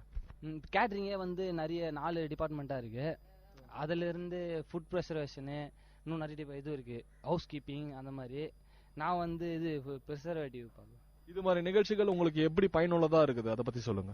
ரொம்ப யூஸ்ஃபுல்லா இருக்கு. அவங்கவுங்க பசங்க என்ன இது கோர்ஸ் படிக்கிறாங்களோ அந்த சம்பந்தமா அதெல்லாம் நிறைய சொல்றாங்க. ரொம்ப நல்லா சொன்னீங்க. விஐடி கம்யூனிட்டி ரேடியோ சார்பாக நாங்கள் நன்றியை தெரிவிச்சுக்கிறோம். நன்றி. இந்த வெற்றி நிச்சயம் நிகழ்ச்சியில பங்கேற்ற நிறைய மாணவர்கள் நம்ம கூட இருக்கிறாங்க. வணக்கம், உங்களை அறிமுகப்படுத்திக்கோங்க. என் பேர் ஸ்வேதன். இங்க காந்தி நகர்ல காட்பாடியில இருந்து வந்திருக்கேன். நீங்க என்ன படிச்சிருக்கீங்க? நான் வந்து இப்பதான் 12th முடிச்சிருக்கேன். இந்த வெற்றி நிச்சயம் நிகழ்ச்சியில என்னென்னலாம் சொல்லி தந்திருக்காங்க, அது உங்களுடைய கருத்துக்களை பகிர்ந்துக்கோங்க. இது மாதிரி இது வரைக்கும் நான் போனதில்லை எங்கேயுமே. இதுல எனக்கு இந்த 12th முடிச்சுட்டு என்ன பண்றதுன்னு ஒரு ஐடியாவே இல்லாம இருந்துச்சு. இந்த மாதிரி ப்ரோக்ராம் பண்ணனால நிறைய ஐடியா கிடைச்சது, நிறைய கோர்சஸ்லாம் தெரிய வந்துச்சு. அதனால யூஸ்ஃபுல்லா இருந்துச்சு ரொம்ப. நீங்க என்ன 12th முடிச்சிருக்கீங்க, நீங்க மேற்கொண்டு என்ன படிக்கலான் இருக்கிறீங்க? இந்த வெற்றி நிச்சயம்ல மேற்கொண்டு உங்களை என்ன படிக்கலான்றது இந்த நிகழ்ச்சி உங்களுக்கு எப்படி உதவி இருக்குது, அதை பத்தி சொல்லுங்க. பிஎஸ்சி அக்ரிகல்ச்சர் பண்ணலான்னு இருக்கேன். ஆனா இப்போ அதான் என் பிளானா இருந்துச்சு. இப்போ வந்து இங்க கெரியர் கைடன்ஸ் வந்தப்போ ஒருத்தர் வந்து இந்த மாரியப்பன் அவர் வந்து சொன்னது வந்து எப்படின்னா பிஎஸ்சி அக்ரிகல்ச்சர்லாம் இது முன்னாடி தான் இருந்துச்சு, இப்போ எதுவும் இல்ல. அதனால இப்போ வந்து ஹார்ட்வேர் அக்ரிகல்ச்சர் படிக்க சொன்னாரு. அதுல நிறைய ஸ்கோப் இருக்கு. இப்பெல்லாம் அக்ரிகல்ச்சர் வச்சுதான் கமாடிட்டி எக்ஸ்சேஞ்ச் எல்லாம் பண்றாங்க வெளிநாட்டுல. அது ரொம்ப ஸ்கோப் இருக்கு, படிக்கலாம் சொன்னாரு. அதனால எனக்கு ஒரு இது கிடைச்சிருக்கு, ஹெல்ப் கிடைச்சிருக்கு. நீங்க சொல்ல விரும்புறீங்க இது மாதிரி நிகழ்ச்சிகள்லாம் நிறைய நடத்தணுமா வெளியில, அதை பத்தி சொல்லுங்க. கண்டிப்பா நடத்தணும். ஏன்னா யாருக்கும் எதுவுமே தெரியாம தான் இருக்கு. இது வரைக்கும் எனக்கு இது மாதிரி ஐடியாவே இல்லை இதெல்லாம் இருக்குமான்னு. சாதாரணமா ஒண்ணுல மெடிக்கலே பாத்தீங்கன்னா நீட் பேஸ் பண்ணி 5 தான் வந்திருக்கு. நீட் இல்லாம 75 கோர்சஸ் இருக்கு. அதனால இது நல்லா யூஸ்ஃபுல்லா இருக்கு. இது மாதிரி வெற்றி நிச்சயம் நிகழ்ச்சி உங்களுக்கு கண்டிப்பா தேவை. கண்டிப்பா தேவைதான், ரொம்ப தேவை. ரொம்ப நல்லா சொன்னீங்க. விஐடி கம்யூனிட்டி ரேடியோ சார்பாக நாங்க நன்றி தெரிவிச்சுக்கிறோம். தேங்க்யூ. விஐடி பல்கலைக்கழகம் மற்றும் தினத்தந்தி நாளிதழ் இணைந்து நடத்தும் வெற்றி நிச்சயம் நிகழ்ச்சியில இருக்கிறோம். இன்னைக்கு இந்த வெற்றி நிச்சயம் நிகழ்ச்சியில பங்கேற்ற நிறைய மாணவர்கள் நம்ம கூட பேச இருக்கிறாங்க. வணக்கம், உங்களை அறிமுகப்படுத்திக்கோங்க. என் பேர் மோகன், நான் விஜயநகர்ல வரேன். என்ன படிச்சிருக்கீங்க? 12th முடிச்சிருக்கேன். இப்போ 12th முடிச்சிருக்கீங்க. மேற்கொண்டு நீங்க என்ன படிக்கலாம்னு இருக்கீங்க, அதை பத்தி சொல்லுங்க. நான் நீட் இது ட்ரை பண்ணுறேன். அதான் இது பண்ணி வச்சுட்டு இருக்கேன். அதுக்கு இங்க சொன்னதுல நல்லா தான் இருக்குது. இங்க 2 செக்ஷன் எடுத்திருக்காங்க. மார்னிங் ஒரு செஷன் முடிச்சிருக்காங்க, ஆஃப்டர்நூன் செஷன் முடிச்சிருக்காங்க. இந்த 2 செக்ஷன்ல என்னென்னலாம் உங்களுக்கு சொல்லி தந்திருக்காங்க, என்னென்னலாம் உங்களுக்கு வந்து இங்க வந்து ஒரு தெளிவான ஒரு விடை கிடைச்சிருக்குது, அதை பத்தி சொல்லுங்க. மார்னிங் நீட்லாம் எப்படி எழுதலாம், சிஏ அக்ரி அதை பத்திலாம் சொல்லியிருந்தாங்க. நான் வந்து மெடிக்கல்னால நீட் ரொம்ப யூஸ்ஃபுல்லா இருந்துச்சு. அதை பத்தி இந்த நீட் எக்ஸாம்க்கு நீங்க எப்படி ப்ரிப்பேர் பண்ணிருக்கீங்க, அதை பத்தி சொல்லுங்க. நான் நீட்ல எல்லா என்சிஆர்டி புக்ஸ் எல்லாம் படிக்கணும்னு சொன்னாங்க. இங்க சிபிஎஸ்சி எங்க புக்ஸே 60% இதுன்னு சொன்னாங்க. இது மாதிரி நிகழ்ச்சி வந்து உங்களுக்கு மேன்மேலும் தேவையா? அது மாதிரி இந்த நிகழ்ச்சியில பங்கேற்றதன் மூலம் உங்களுக்கான தெளிவு எப்படி உங்களுக்கு வந்திருக்குது, நெக்ஸ்ட் என்ன படிக்கலான்றத ரொம்ப தெளிவா நீங்க தெரிஞ்சிட்டு இருப்பீங்க, அதை பத்தி சொல்லுங்க. நான் இந்த இது மூலம் நிறைய இன்னும் வேற ஏதாவது படிக்கலாம் கூட சாய்ஸ் இருக்குது. நிறைய வேற ஏதாவது நீட் தவிர இன்னும் நிறைய படிக்கலாம்னு சொல்லி இது பண்ணிருக்காங்க. ரொம்ப நாளா சொன்னீங்க. விஐடி கம்யூனிட்டி ரேடியோ சார்பாக நாங்கள் நன்றி தெரிவிச்சுக்கிறோம். தேங்க்ஸ். வணக்கம் நேயர்களே, நீங்கள் கேட்டுக்கொண்டிருப்பது விஐடி பண்பலை 90.8 விஐடியின் சமுதாய வானொலி. இந்த நிகழ்ச்சி கருத்துக்களும் நிகழ்ச்சியில் இன்னைக்கு நம்ம விஐடி பல்கலைக்கழகம் மற்றும் தினத்தந்தி நாளிதழ் இணைந்து நடத்தும் வெற்றி நிச்சயம் நிகழ்ச்சியில இருக்கிறோம். இந்த வெற்றி நிச்சயம் நிகழ்ச்சியில பங்கேற்ற நிறைய மாணவர்கள் நம்ம கூட இருக்கிறாங்க. வணக்கம், உங்களை அறிமுகப்படுத்திக்கோங்க. என் பேர் கணேஷ், நான் டிஏவி ஸ்கூல்ல இருந்து வரேன். 12th படிக்கிறேன். இந்த வெற்றி நிச்சயம் செக்ஷன்ல 2 செக்ஷன் எடுத்திருப்பாங்க, காலையில மதியானம்ட்டு. இந்த இதுல என்னென்னலாம் வந்து சொல்லி தந்திருக்காங்க, என்ன சொல்லியிருக்காங்க, அதை பத்தி சொல்லுங்க. நான் மெயினா வந்தது சிஏக்காக தான் வந்தேன். சிஏ எப்படி பண்றது கொஞ்சம் டவுட்டா இருந்தது. 2 பேர் தான் சொன்னாங்க, சிபிடியும் பண்ணலாம், நீங்க ஃபவுண்டேஷன் பண்ணலாம். சரி, நான் ஃபவுண்டேஷன் எடுக்கலாம்னு இருந்தேன். அப்புறம் இங்க வந்த பிறகு பிகாம் பண்ணலாம் அப்படின்னாங்க. ஸோ நான் இந்த தடவை பிகாம் எடுத்து பண்ணலான்னு இருக்கேன். இந்த தடவை பிகாம் எடுத்து பண்ணலான் இருக்கீங்க. இது மாதிரி ப்ரோக்ராம்ஸ் வந்து உங்களுக்கு எப்படி இருக்கு, எப்படி நீங்க பாக்குறீங்க? இது மாதிரி ப்ரோக்ராம்ஸ் மேன்மேலும் தேவையா, அதை பத்தி சொல்லுங்க. இந்த மாதிரி வைக்கிறதுனால ஸ்டூடெண்ட்ஸ் ரொம்ப ஹெல்ப்பா இருக்கும், ஃபியூச்சர்ஸ்க்கு நல்லா ஹெல்ப்ஃபுல்லா இருக்கும், நிறைய பேரோட ஃபியூச்சருக்கு தான். நீங்க என்ன சொல்றீங்க மேடம்? இது மாதிரி இந்த நிகழ்ச்சியில வந்து கலந்துக்கிட்டீங்க, ஒரு பெற்றோரா நீங்க என்ன சொல்ல விரும்புறீங்க? இதுல வந்து பாத்தீங்கன்னா கிராமப்புற மக்களுக்கு ரொம்ப யூஸ்ஃபுல்லா இருக்குங்க. அவங்களுக்கு வந்து எந்த குரூப் எடுத்தா என்ன போகணுன்ற ஒரு கன்ஃபியூஸ்லயே இருப்பாங்க. இப்போ இங்க வந்து அட்டென்ட் பண்றதுனால கண்டிப்பா ஒரு டிசிஷனோட தான் இப்ப வெளியே வருவாங்க ஒவ்வொரு ஸ்டூடெண்ட்டும். ரொம்ப யூஸ்ஃபுல்லா இருக்கும். இது மென்மேலும் தொடரணும் என்னோட ஆசை. ரொம்ப நல்லா சொன்னீங்க. விஐடி கம்யூனிட்டி ரேடியோ சார்பாக நாங்க நன்றியை தெரிவிச்சுக்கிறோம். தேங்க்யூ. தினத்தந்தி நாளிதழ் மற்றும் விஐடி பல்கலைக்கழகம் இணைந்து நடத்தும் வெற்றி நிச்சயம் நிகழ்ச்சியில இருக்கிறோம். இன்னைக்கு இந்த நிகழ்ச்சியில பங்கேற்ற நிறைய மாணவர்கள் நம்ம கூட இருக்காங்க. வணக்கம், உங்களை அறிமுகப்படுத்திக்கோங்க. என்னோட பேர் லோகிதா, நான் விஜய் ஆக்சிலியம் ஸ்கூல்ல இருந்து வரேன். இந்த ப்ரோக்ராம் ரொம்ப நல்லா இருக்கு. எந்த கோர்ஸ் பத்தின்ட்டு கொஞ்சம் கிளியரான டீடைல்ஸ் கிடைக்குது, ரொம்ப யூஸ்ஃபுல்லா இருக்கு. என்ன கோர்ஸ் நீங்க எடுக்கலாம்னு இருக்கீங்க? இப்ப 12th முடிச்சிருக்கீங்க, அதை பத்தி சொல்லுங்க. அக்ரிகல்ச்சருக்கு, சார்ட்டர்ட் அக்கௌண்ட், நிறைய ஐடியாஸ் இருக்கு. இங்க இந்த ப்ரோக்ராம் அட்டென்ட் பண்ணதுனால நல்ல யூஸ்ஃபுல்லா தான் இருக்கு. நான் என்ன பொறுத்த வரைக்கும் அக்ரி எடுக்கலாம்னு சொல்லிட்டு ஒரு ஐடியால இருக்கேன். எதனால நீங்க அக்ரி எடுக்கலாம்னு இருக்கீங்க? இங்க வந்தோடனே தான் நீங்க அக்ரி எடுக்கணும்னு டிசைட் பண்ணிருக்கீங்களா, இல்ல முன்னாடியே வந்து அக்ரி தான் நம்ம எடுக்கணும்ன்ற மாதிரி நீங்க டிசைட் பண்ணி வச்சிருக்கீங்களா? இல்ல, அப்படின்னு இல்லை. ஃபர்ஸ்ட்டு நான் நீட் முடிச்சு எம்பிபிஎஸ் பண்ணணுன்னு தான் ஐடியா இருந்துச்சு. இப்போ இங்கே வந்ததுனால அக்ரி பற்றி அவங்க நல்ல யூஸ்ஃபுல்லான விஷயம் சொல்கிறதுனால அக்ரி எடுக்கலான்ட்டு ஒரு பிளானிங்கில் இருக்கேன். ரொம்ப நல்லா சொன்னீங்க. விஐடி கம்யூனிட்டி ரேடியோ சார்பாக நாங்கள் நன்றி தெரிவிச்சுக்கிறோம். Okay, thank you. வெற்றி நிச்சயம் நிகழ்ச்சியில பங்கேற்ற நிறைய மாணவர்கள் நம்ம கூட இருக்கிறாங்க. வணக்கம், உங்களை அறிமுகப்படுத்திக்கோங்க. என் பேர் சந்தியா, பாரதி நகர். என்ன படிச்சிருக்கீங்க, எந்த ஸ்கூல்ல இருந்து வரீங்க, என்ன முடிச்சிருக்கீங்க, அதை பத்தி சொல்லுங்க. பெல் ராமகிருஷ்ணால படிச்சிருக்கேன். +2 காமர்ஸ் குரூப் எடுத்திருக்கேன். அதில் வந்து சிஏ மட்டும் தான் இருக்குது அப்படின்னு சொன்னாங்க. அதில் நிறைய டிப்ளமோ கோர்ஸ் நிறைய இருக்குது அப்படின்னு சொன்னாங்க. அதுக்கப்புறம் அது படிக்கிறது ரொம்ப கஷ்டம்னு சொன்னாங்க எல்லாரும் வெளியே. அதெல்லாம் நீங்கள் நம்பாதீங்க, அது வந்து ஈஸி தான். வந்து 4 பேப்பர் இருக்குது, இன்னும் 4 பேப்பர் இருக்குது. அதில் வந்து ஒரு பாட்டில் 2 பாட்டில் வந்து 1 மார்க் மாதிரி சூஸ் பண்ணுறது இருக்கு. இன்னொன்று வந்து 20 மார்க்கு. அதில் வந்து பேராகிராஃப் மாதிரி எழுதுற மாதிரி 2 இருக்கு. அதான் தெளிவாக சொன்னாங்க, நல்லா இருந்துச்சு. இந்த வெற்றி நிச்சயம் நிகழ்ச்சி உங்களுக்கு பயனுள்ளதா இருந்துச்சுங்களா? மேன்மேலும் இது மாதிரி நிகழ்ச்சிகள் நிறைய நடத்தணுமா? மாணவர்கள் இதன் மூலமா வந்து எப்படி தெளிவான ஒரு படிப்பை எப்படி தேர்ந்தெடுக்க முடியுது, அதை பத்தி சொல்லுங்க. நல்லா இருக்கு. கரெக்டா சூஸ் பண்ற மாதிரி சொன்னாங்க. எது இது படிக்கலாமா அதை படிக்கலாமான்னு சொல்லாம தெளிவா இந்த கோர்ஸ்னா இது படிக்கணும் அப்படி சொல்லிட்டு அதுல நான் இருக்கு அப்படின்னு நல்லா தெளிவா சொன்னாங்க. ரொம்ப நல்லா சொன்னீங்க. விஐடி கம்யூனிட்டி ரேடியோ சார்பாக நாங்கள் நன்றியை தெரிவிச்சுக்கிறோம். Okay, thank you. விஐடி பல்கலைக்கழகம் மற்றும் தினத்தந்தி நாளிதழ் இணைந்து நடத்தும் வெற்றி நிச்சயம் நிகழ்ச்சியில இருக்கிறோம். இந்த வெற்றி நிச்சயம் நிகழ்ச்சியில பங்கேற்ற நிறைய மாணவர்கள் நம்ம கூட இருக்கிறாங்க. வணக்கம், உங்களை அறிமுகப்படுத்திக்கோங்க. என் பேர் தீபிகா, நான் கலைவில இருந்து வரேன். எந்த ஸ்கூல்ல இருந்து வரீங்க, அதை பத்தி சொல்லுங்க.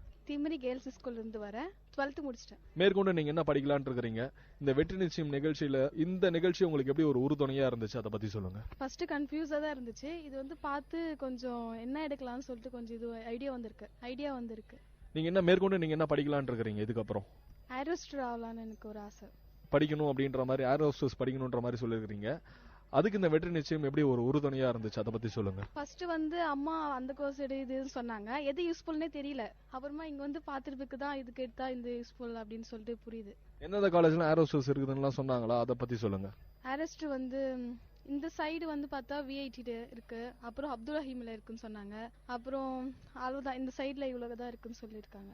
இது மாதிரி நிகழ்ச்சிகள் மூலமா நீங்க எப்படி பயன்படுறீங்க இந்த வெற்றி நிச்சயம் நிகழ்ச்சி மூலமா, அதை பத்தி சொல்லுங்க. அதான் யாரும் தெரியாம தப்பா கோர்ஸ் எல்லாம் எடுத்துட்டு ரொம்ப அவஸ்தைப்படுறாங்க. நான் வந்து யூஸ்ஃபுல்லா இதெல்லாம் எடுக்கணும்னு சொல்லிட்டு இவங்க சொன்னது ரொம்ப இதுவா இருக்கு, யூஸ்ஃபுல்லா தான் இருக்கு. ரொம்ப நல்லா சொன்னீங்க. விஐடி கம்யூனிட்டி ரேடியோ சார்பாக நாங்க நன்றியை தெரிவிச்சுக்கிறோம். தேங்க்யூ. இந்த வெற்றி நிச்சயம் நிகழ்ச்சியில பங்கேற்ற நிறைய மாணவர்கள் நம்ம கூட இருக்கிறாங்க. சொல்லுங்க, இந்த வெற்றி நிச்சயம்ல என்னென்னலாம் நீங்க வந்து தெரிஞ்சுக்கிட்டீங்க, என்ன சொன்னாங்க, அதை பத்தி சொல்லுங்க. முதல்ல உங்களை அறிமுகப்படுத்திக்கோங்க. உங்க பேர் என்ன, நீங்க என்ன முடிச்சிருக்கீங்க, அதை பத்தி சொல்லுங்க. என்னோட பேர் வந்து யாமினி. நான் வந்து ஃபர்ஸ்ட் குரூப் எடுத்து முடிச்சிருக்கேன் +2ல. ஃபர்ஸ்ட் குரூப் எடுத்து படிக்கிறவங்களுக்கு வந்து சயின்ஸ் ரிலேட்டடா இல்லாம லா பண்ணலாம், சேரிட்டி அக்கௌண்ட் பண்ணலாம் அப்படின்னு சொல்லிட்டு நிறைய அது ரிலேட்டடா இல்லாம மத்த எல்லாமே சொன்னாங்க. எந்த ஸ்கூல் படிச்சிருக்கீங்க?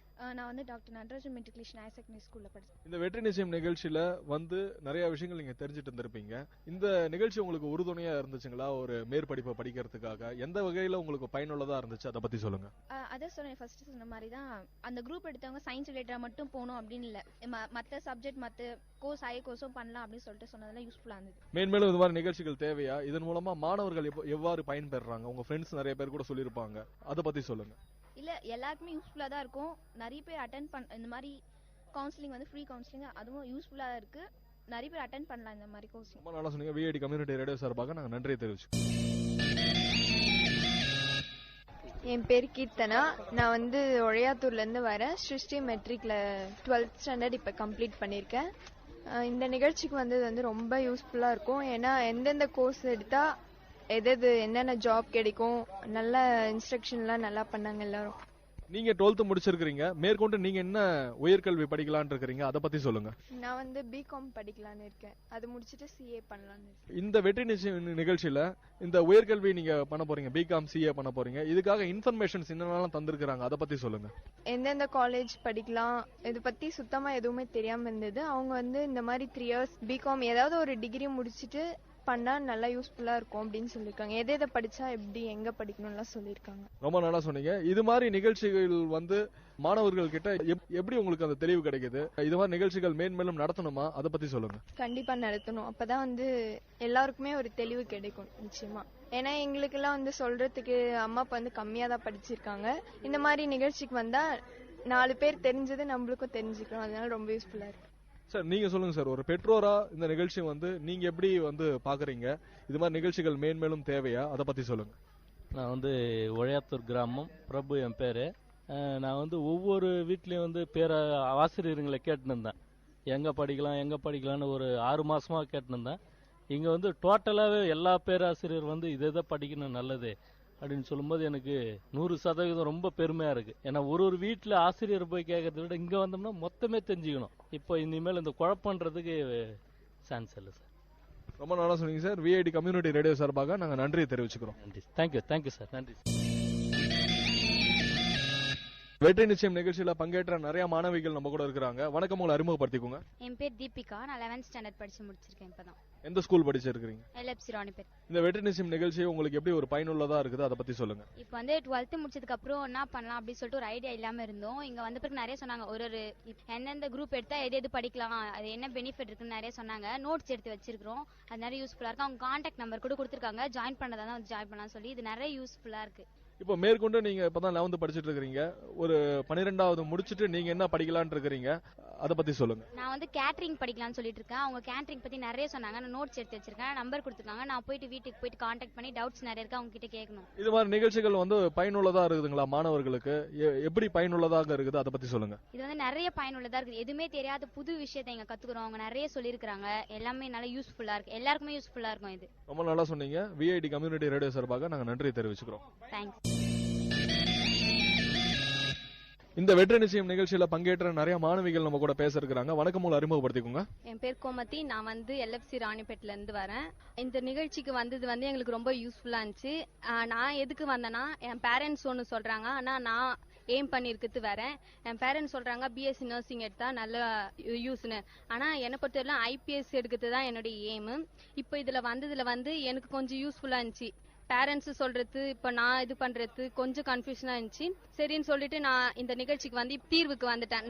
நான் எடுக்கிறது தான் பெஸ்ட் அப்படின்னு நினைச்சிட்டு நிறைய ஹிண்ட்ஸ் எல்லாம் கொடுத்தாங்க, ஐபிஎஸ் ஆவறதுக்கு என்னன்னு. அதெல்லாம் எடுத்து வச்சிருக்கேன். நான் போய் எங்க பேரண்ட்ஸ் கிட்ட சொல்வேன். நாங்க கூட வில்லேஜ்ல இருந்து தான் வரோம். நிறைய பேர் அன்எஜுகேட்டட் பேரண்ட்ஸ் எல்லாம் இருக்காங்க. அவங்களுக்கும் நான் சொல்லுவேன், அவங்க பாப்பாங்க என்ன போயிட்டு வந்தீங்க, என்ன சொன்னாங்க அப்படின்னு. நான் அவங்க கிட்ட எல்லாம் சொல்லி அவங்க பசங்களுக்கு இந்த மாதிரி எல்லாம் சொல்லுவேன். இந்த வெற்றி நிச்சயம் நிகழ்ச்சி கண்டிப்பா ஒரு பயனுள்ள நிகழ்ச்சியா இருந்துச்சா? கண்டிப்பா பயனுள்ளதா இருந்துச்சு. எத்தனை பேருக்கு யூஸ்னு தெரியல, ஆனா எங்களை பொறுத்தவரையிலும் எல்லாமே யூஸ்ஃபுல்லா இருந்துச்சு. ரொம்ப நல்லா சொன்னீங்க. விஐடி கம்யூனிட்டி ரேடியோ சார்பாக நாங்க நன்றி தெரிவிச்சுக்கிறோம். Thank you sir. இன்னைக்கு இந்த வெற்றி நிச்சயம் நிகழ்ச்சியில பங்கேற்ற நிறைய மாணவர்கள் நம்ம கூட இருக்கிறாங்க. வணக்கம், உங்களை அறிமுகப்படுத்திக்கோங்க. என் பேர் ஹர்ஷவர்த்தினி, வித்யானிகேதன் ஸ்கூல்ல இருந்து வந்து. உங்களுக்கு எப்படி இந்த வெற்றி நிச்சயம் நிகழ்ச்சி ஒரு பயனுள்ளதா இருந்துச்சு, அதை பத்தி சொல்லுங்க. நெக்ஸ்ட் 11th இருந்து என்ன கோர்ஸ் எடுத்து எந்த இதுல எடுத்து எப்படி யூஸ்ஃபுல்லா இருக்கும்ன்றது சொன்னாங்க.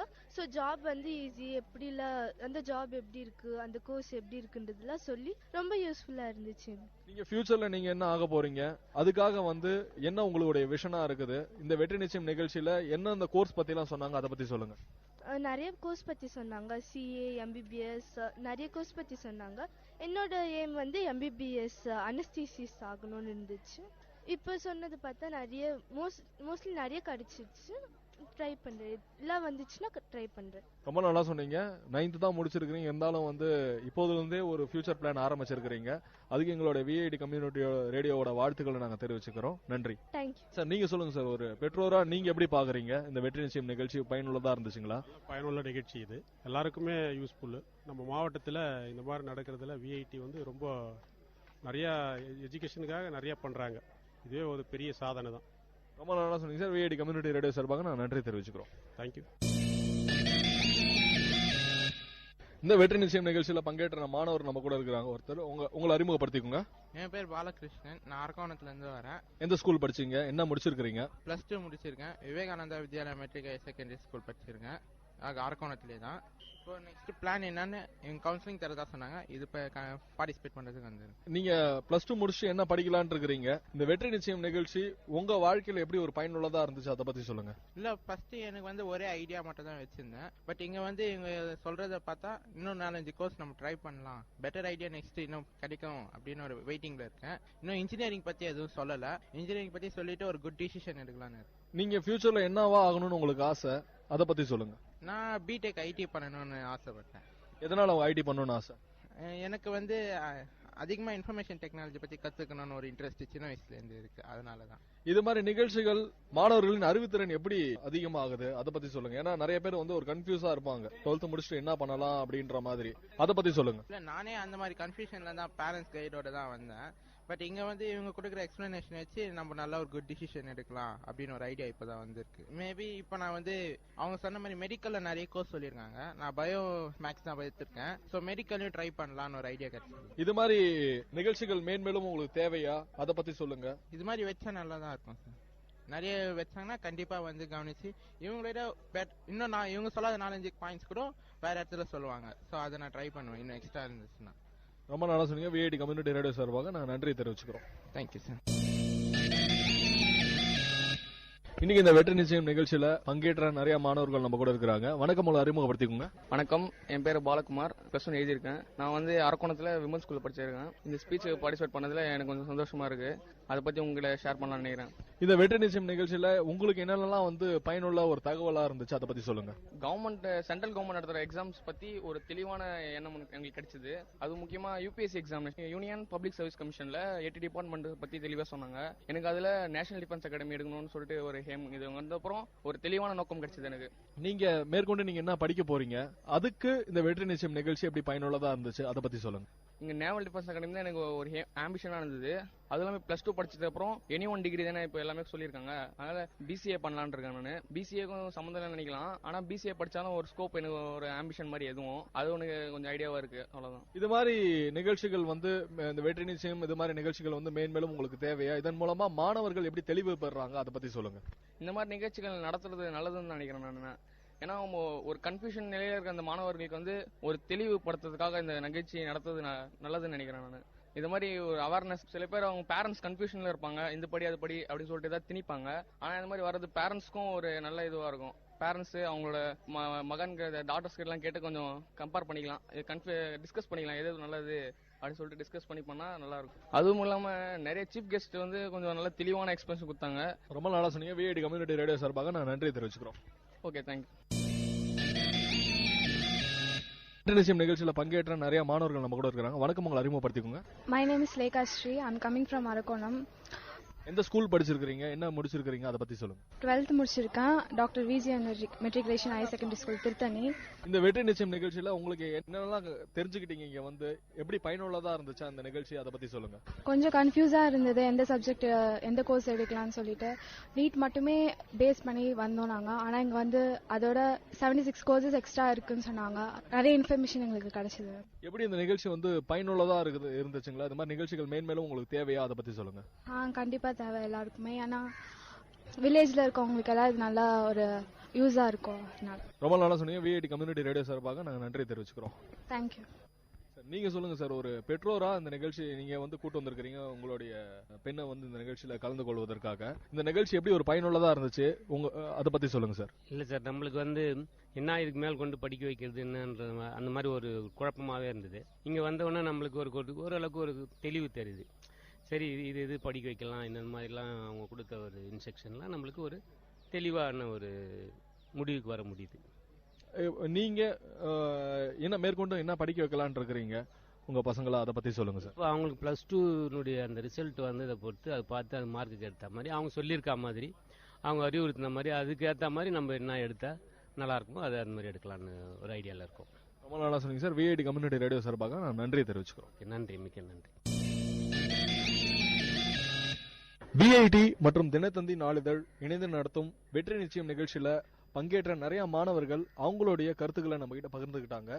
மீண்டும் ஒரு கருத்துக்களம் நிகழ்ச்சியில உங்களை சந்திக்கும் வரை உங்களிடமிருந்து விடைபெறுவது நான் சரவண கார்த்திக். நீங்கள் கேட்டுக்கொண்டிருப்பது விஐடி பண்பலை 90.8 விஐடியின் சமுதாய வானொலி.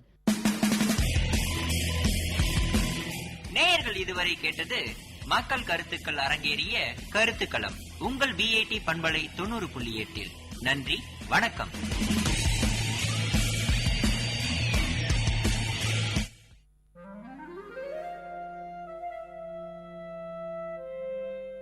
It's story time. In VIT Community Radio 90.8, you are going to listen to a short story written and narrated by Professor Pranesh Kumar, VIT University. Title of the story, Padma. A land traditionally endued with myths and spirituality, India still pertains to its belief and notions, which sometimes are ridiculed as superstitious. Fortune tellers, tantris and sannyasis are welcomed, and their service is sought by an ordinary man, irrespective of whether he is an urban or rural dweller. The beginning of 1980s was a period in South India, especially in South Tamil Nadu, when most of the homes in villages were electrified, and God said, "Let there be light," and there was light. While some claim that light enlightened people, there are also notions that it wiped away the innocence of the ordinary. The hero of the story, Raghav, was employed in the electricity board. He was looked upon with great wonder and respect. People spoke to him rarely. It must be the fear factor or respect that made the villagers shy away from Raghav. Raghav was in his 40s. He had a fearful appearance with a huge imperialistic mustache, reddish eyes, and a gigantic figure which would scare away children.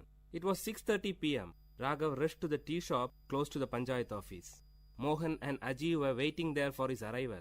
In the dim light, Raghav could rightly locate them from a few meters away with the illuminated cigarettes on their lips. The silence of the eve was beautiful, with a movie song from the Tamil movie 16 Vayadinile that was ascending from the tea shop radio. The atmosphere was disturbed in intervals by a scratch noise. Probably it's the tea shop owner cleaning his vessels. Raghav, Mohan and Aji were friends right from their childhood days. Mohan and Aji were unemployed but survived on the income from their ancestral property. Among them, Mohan was the youngest. He differed from his friends, wearing a bell-bottomed pant and with a peculiar hairstyle that was trendy among youths of the time. Coming close to his friends, Raghav stopped, got on from the cycle and flipped down the stand, leaving it to rest. Aji offered a cigarette to Raghav. Before placing it between his lips, Mohan lighted it for Raghav with his own. The conversation began immediately after Raghav had 2 strong puffs of the dry tobacco roll. Aji, shall we proceed with it? Raghav, with what? Removing the cigarettes from his mouth. Mohan, should we narrate it again? Don't you remember the plan that we told you yesterday? Raghav, but I told you that I have very little knowledge about mantras. Did I not? Aji, so you are the right person. You have the little knowledge that we need. After giving a deep thought, Raghav replied. Raghav, okay then, let's give a try. But only if you support me. Both the friends cheered as they were waiting for this word from Raghav. As it used to be, a wealthy landlord of the nearby village had a beautiful daughter.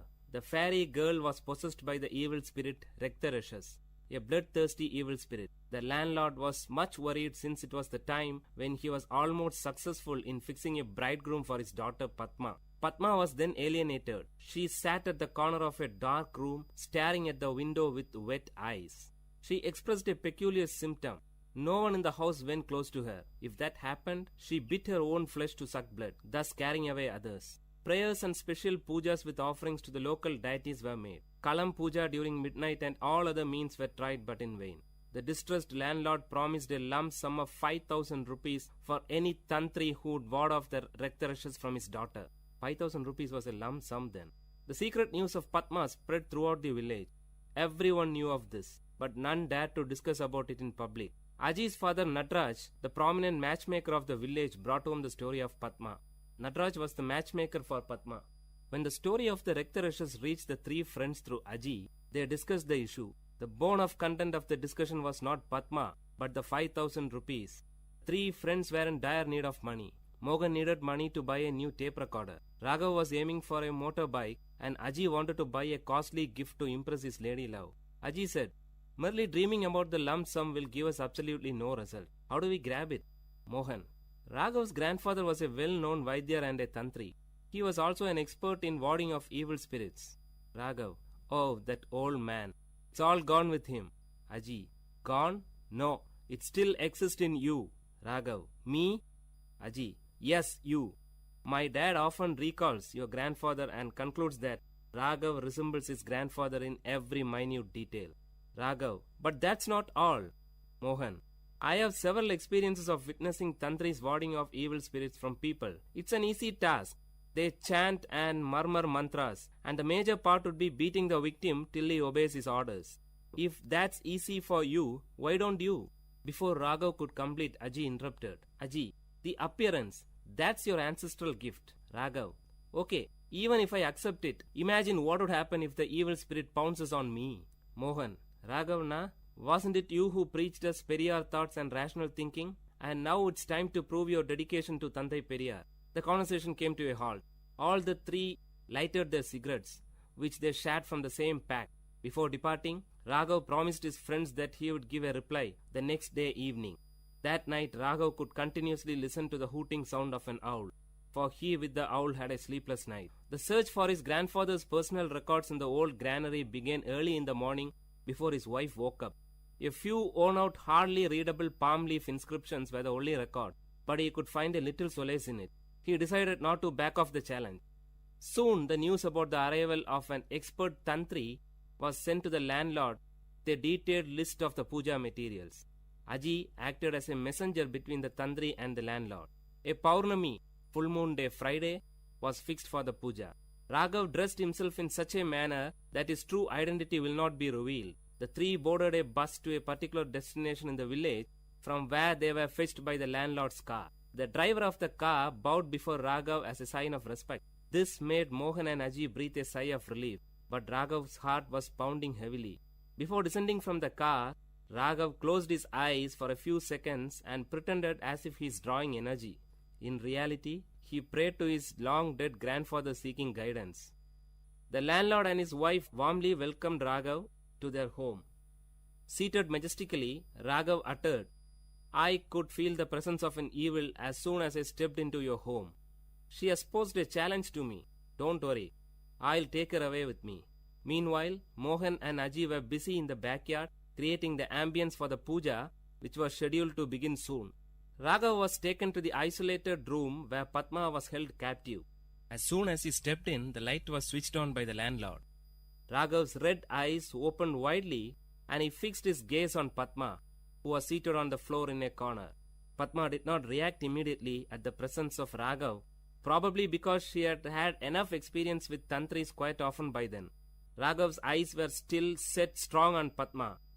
Actually, he was stunned by the unblemished beauty of Padma, a beauty that makes one speechless.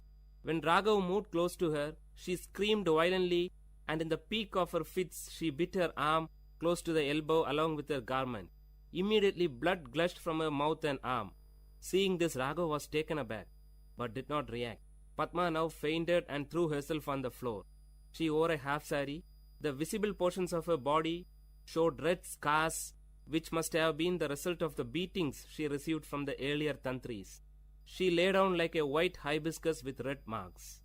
Coming back, Raghav sat before the holy fire and started chanting few mantras as tantris do. He wore a red-colored dhoti and tied a red-colored scarf around his forehead. Flowers and herbs were dropped into the sacred fire with closed eyes and lip chanting mantras. It was midnight. The landlord and his wife witnessed the scene with utmost dedication. After a few minutes, Raghav ordered Aji and Mohan to bring Padma. They both disappeared into the house. Soon a scream was heard. The noise increased as Padma was brought to the backyard. She was screaming violently, trying to free herself from the clutches of the two. The highest form of compassion and concern was expressive on the face of Padma's mother. Padma sat helplessly staring at the fire. The blood stains on her face were now clearly visible through the flames. After a few moments, Raghav stretched his arm towards Aji to get a stick from him. Standing up, Raghav started beating Padma violently. Padma did not react. She sat still. No one would ever dare to harm such an innocent beauty. It was as if beating a tender baby for no reason.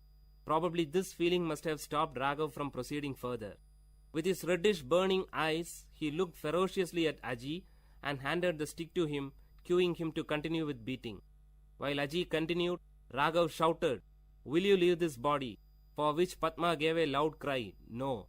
Not able to witness the scene, Padma's mother left the place with panic, followed by her father. Second expanded to minutes, and minutes to hours. In another couple of hours it would be dawn. The voice of Padma became faint. She hardly opened her mouth, but shook her head rhythmically to convey the message, "No, no." Padma was wet with sweat and blood. She lay down like a wet flag on the roadside, unattended by party cadres after a meeting. Now Padma was partially dragged to her room. After leaving her alone, the three looked at each other. Raghav gave a tight-lipped expression and nodded his head to admit his failure. He rubbed the kumkum from his forehead and descended down the stairs. He sat on the first step. After giving a second thought, Raghav took a piece of electric wire which was lying on the floor and rushed towards Padma. Padma was cornered. Holding the folded wire in his arm, he raised it to beat Padma, but to his shock, she grabbed his feet, fell on it and pleaded. She cried with a sweet voice, "Please, leave me." Raghav was moved. Raghav closely watched her lips for more words. She paused. A drop of water would fall from a melting ice only when the required amount gets collected. Now the drop fell. "I am normal. I don't have any illness," Padma said in a soft voice. Raghav, "But you?" "Padma, can you help me?" Before Raghav could give an answer, Padma continued, "I am in love with my cousin, but our families are not in good terms. My parents will never accept him as my pair. If I reveal it, Chandran may be in trouble. He is serving in the Indian army. He'll be back by the end of this month. I have to wait just for 15 days more to postpone this marriage that my parents have arranged for me." "Raghav, you tortured yourself by biting?" Raghav paused when Padma took out few packets of kumkum hidden under her garment. That was the secret behind her blood-sucking act. Raghav was stunned. Padma continued, "I know you are not a tantri." Hearing this, Raghav touched his face and dress with his fingers to make sure if his makeup hasn't deceived him. "You never uttered a correct mantra." Raghav expressed a surrendered look of a child in front of his mother. Padma continued, "My parents will not let me out of the house." Those were the days when women were denied freedom to move about, especially after the marriage is being fixed. In most of the communities, women did not have any freedom in choosing their life partners too. It was considered wrong for a woman to express her opinion about the choice of her parents. Some women considered that pretension of being possessed by an evil spirit was the only way by which they could get an outlet to express their views. Whatever she uttered in this form was considered as a word of the spirit which possessed her. Padma was one such victim. Raghav was deeply moved by the depth of love that Padma had for Chandran. She had withstood all the humiliations of the tantri for her love. Padma carefully stood up, stretched her hand towards the picture of goddess Lakshmi, and took a piece of paper which was hidden behind it. She carefully handed the paper to Raghav. "Can you inform Chandran that my parents are busy in getting me married to another man, please?" Raghav took the paper and looked into the contact details. Nodding his head as a sign of acceptance, he moved out.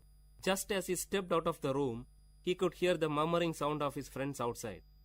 Then something struck him. He swiftly turned back to Padma.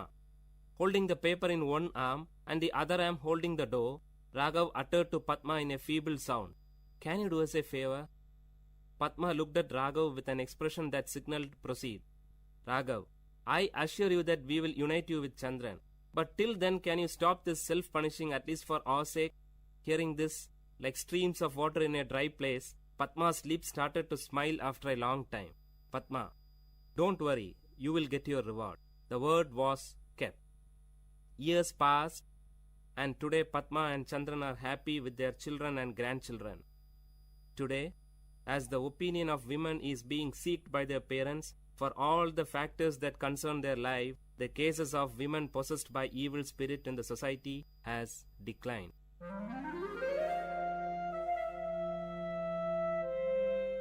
Dear listeners, you had listened to a short story written and narrated by Professor Pranesh Kumar, VIT University, in VIT Community Radio 90.8.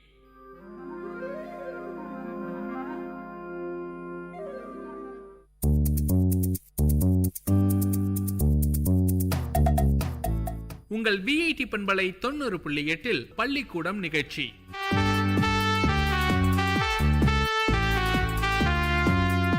உங்கள் VIT பண்பலை 90.8 எவினேசர் aided நடுநிலை பள்ளி மாணவர்கள் வழங்கும் பள்ளிக்கூடம் நிகழ்ச்சியில் முதலாவதாக தமிழின் தொன்மை பற்றி வில்லுப்பாட்டு பாட வருகிறார்கள் ரோஜா, சரஸ்வதி, சிவரஞ்சனி, அல்மாஸ், ஷீனா கௌசர், சுப்ரியா, கதீஜா மற்றும் ஜான்சி.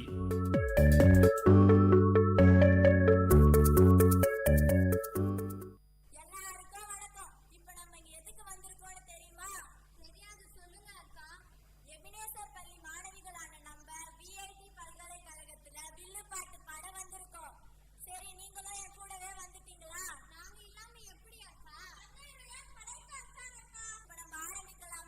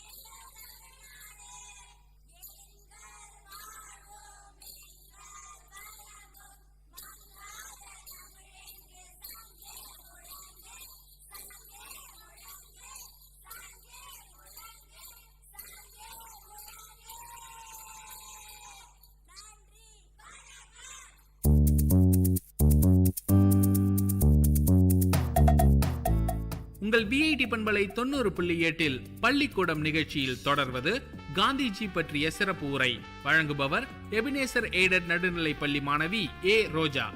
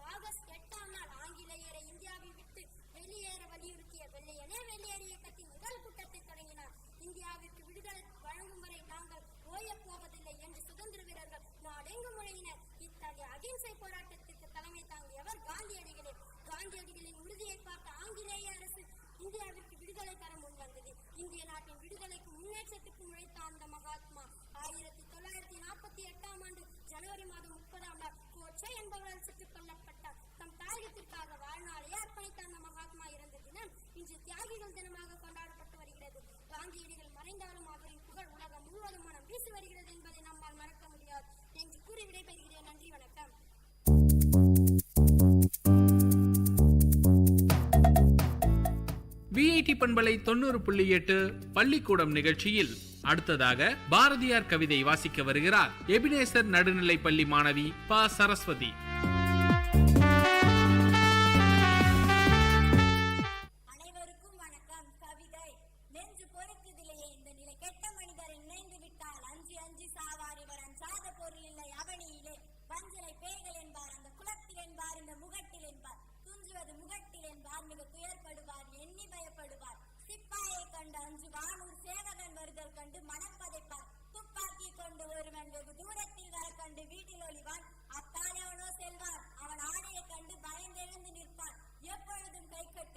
யாரிடத்தும் பூனைகள் போல் ஏங்கி நடப்பான். நெஞ்சு பொறுக்குதிலேயே இது நினைந்து நினைந்திருந்தும்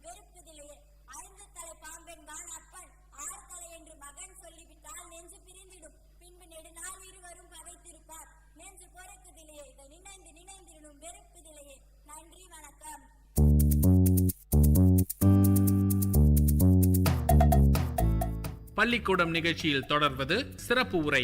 வழங்குபவர் எபினேசர் எய்டட் நடுநிலை பள்ளி மாணவி எம் கவிதா.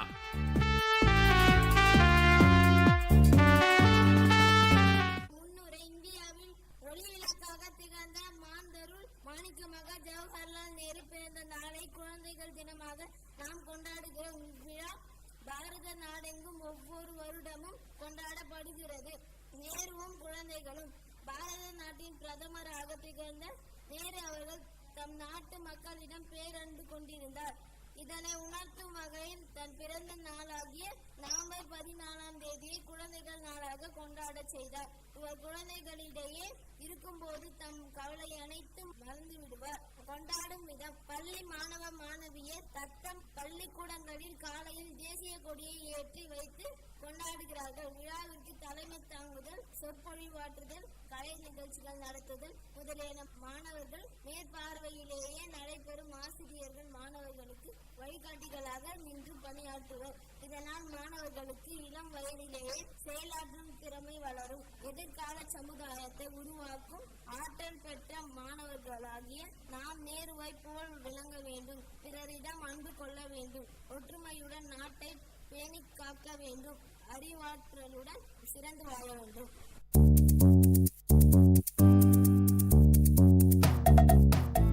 உங்கள் விஐடி பண்பலை 90.8 பள்ளிக்கூடம் நிகழ்ச்சியில் தொடர்வது டாக்டர் ஏபிஜே அப்துல் கலாம் அவர்கள் பற்றிய சிறப்பு உரை. வழங்குபவர் ஆ. சிவரஞ்சனி.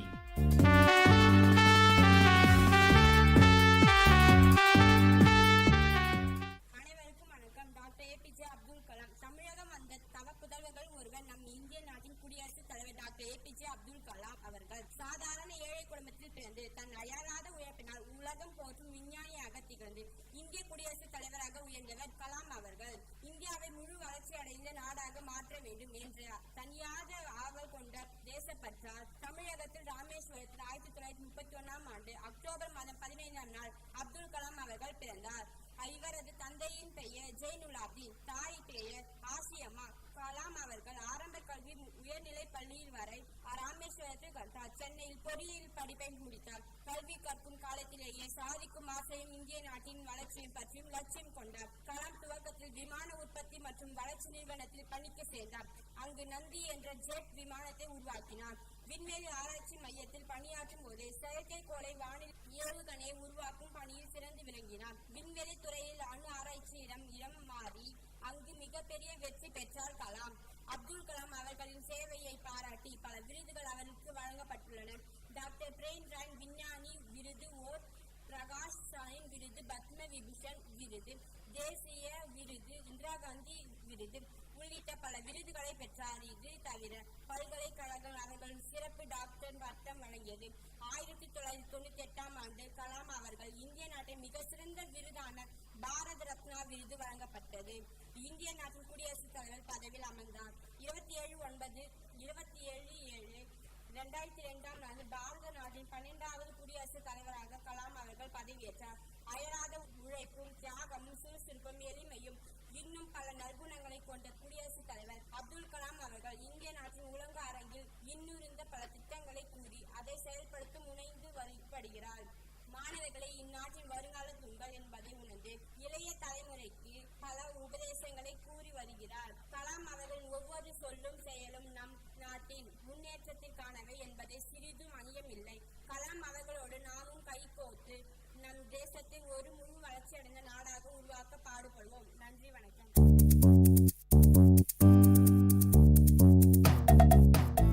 டாக்டர் ஏபிஜே அப்துல் கலாம் அவர்களை பற்றிய சிறப்பு உரை ஆங்கிலத்தில் வழங்க வருகிறார் ஏ. அபினேஸ்ரீ.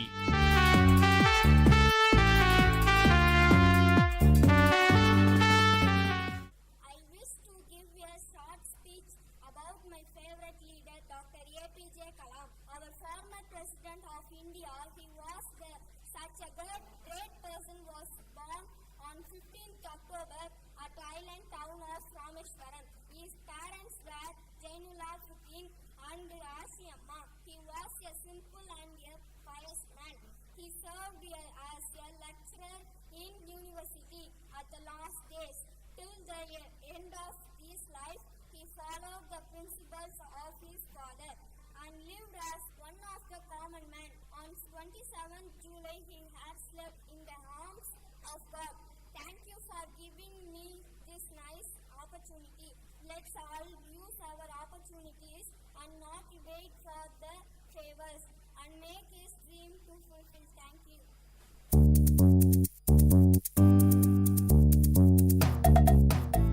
உங்கள் விஐடி பண்பலை 90.8 பள்ளிக்கூடம் நிகழ்ச்சியில் தமிழ் பாடல் ஒன்றை பாட வருகிறார்கள் எபினேசர் எய்டட் நடுநிலை பள்ளி மாணவிகள் ஆர் சுப்ரியா மற்றும் ஏ ஷீனா கௌசர்.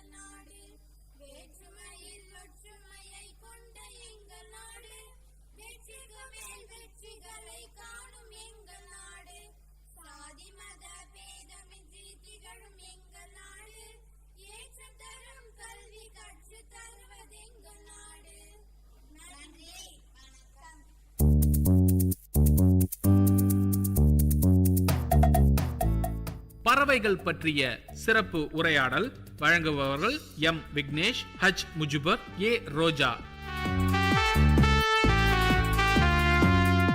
இன்னைக்கு நாம பறவையை பத்தி பேச வந்துள்ளோம். டாக்டர் சலீம் அலி கானும் பறவை மனிதர் அவர் எழுதின நூல் தான் the book of Indian birds. அப்படியா? நான் முதல்ல போய் நெட்ல போட்டு பார்க்கறேன்ப்பா.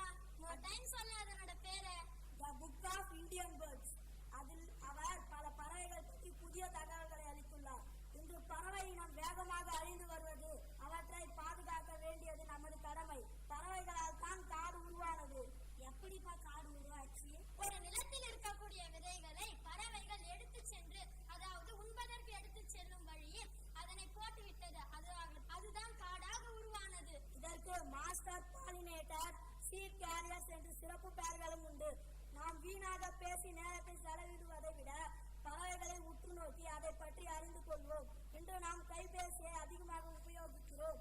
அதனால் வரும் கதிர்வீச்சினால் பறவை இனம் காணாமல் போகின்றது. பறவை என்றால் சுதந்திரம் என்று பொருள். நாமும் பறவைகள் போல எங்கும் பறந்து நாம் அறிவை வளர்த்துக் கொள்வோம். ஒரு சில இனிமையான பறவைகள் தகவல் பற்றி கூற விரும்புகிறேன். காண்பில், இதன் தமிழ் பெயர் இருவாயன். இவை காடுகளில் உயரமான தேக்கு மரங்களில் ஒரு பொந்தில் வாழும். இவை வெளியில் செல்லும் போது இதன் வாயில் களிமண்களை எடுத்து அந்த கூண்டினை பூசிவிட்டு செல்லும்.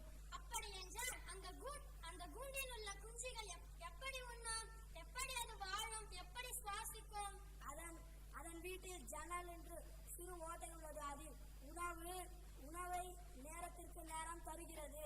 அதனால் அவை அதிலும் காற்றை சுவாசிக்கிறது. அப்படி என்றால் பாதுகாப்பாக வைத்திருக்கும் என்று கூறுங்களேன்.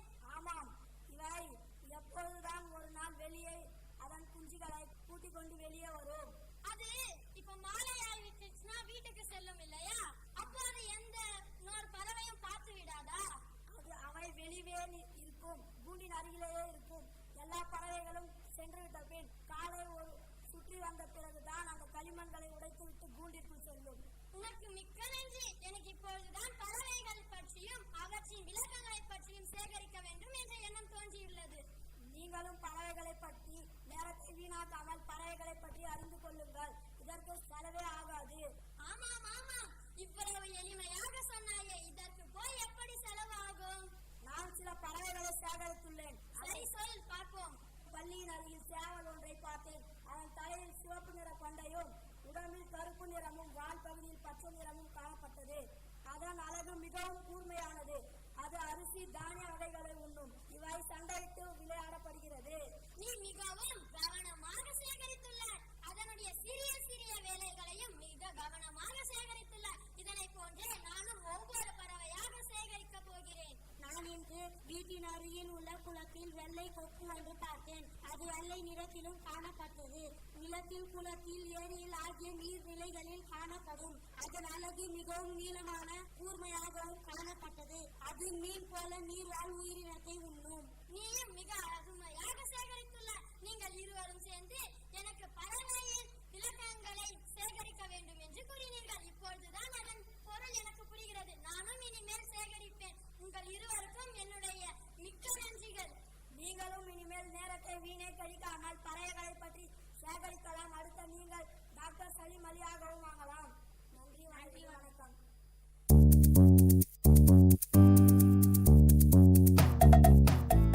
உங்கள் விஐடி பண்பலை 90.8 பள்ளிக்கூடம் நிகழ்ச்சியில் காமராஜர் பற்றிய உரை வழங்க வருகிறார் எபினேசர் நடுநிலை பள்ளி மாணவி ஏ கதீஜா.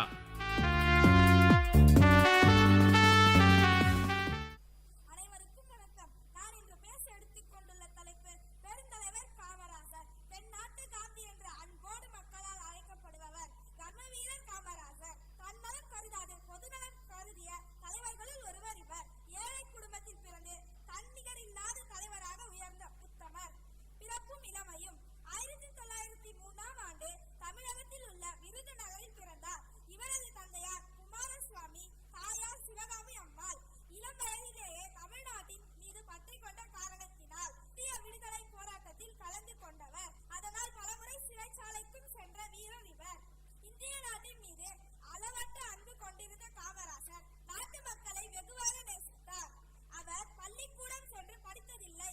இருப்பினும் தமிழகத்தில் ஏழைகள் உட்பட அனைவரும் கல்வி கற்றவராக இருக்க வேண்டும் என்று ஆசை கொண்டவர். மூதறிஞர் ராஜாஜி தமிழக முதல்வர் பதவியில் இருந்து விலகிய காரணத்தினால் 1954ஆம் ஆண்டு காமராஜர் தமிழக முதல்வராக தேர்ந்தெடுக்கப்பட்டார். தன்னாட்டு மக்களின் நலனுக்காக பாடுபட்ட இவர் தன் வாழ்நாளில் திருமணமே செய்து கொள்ளாமல் பிறர்க்கெனவே வாழ்ந்தார்.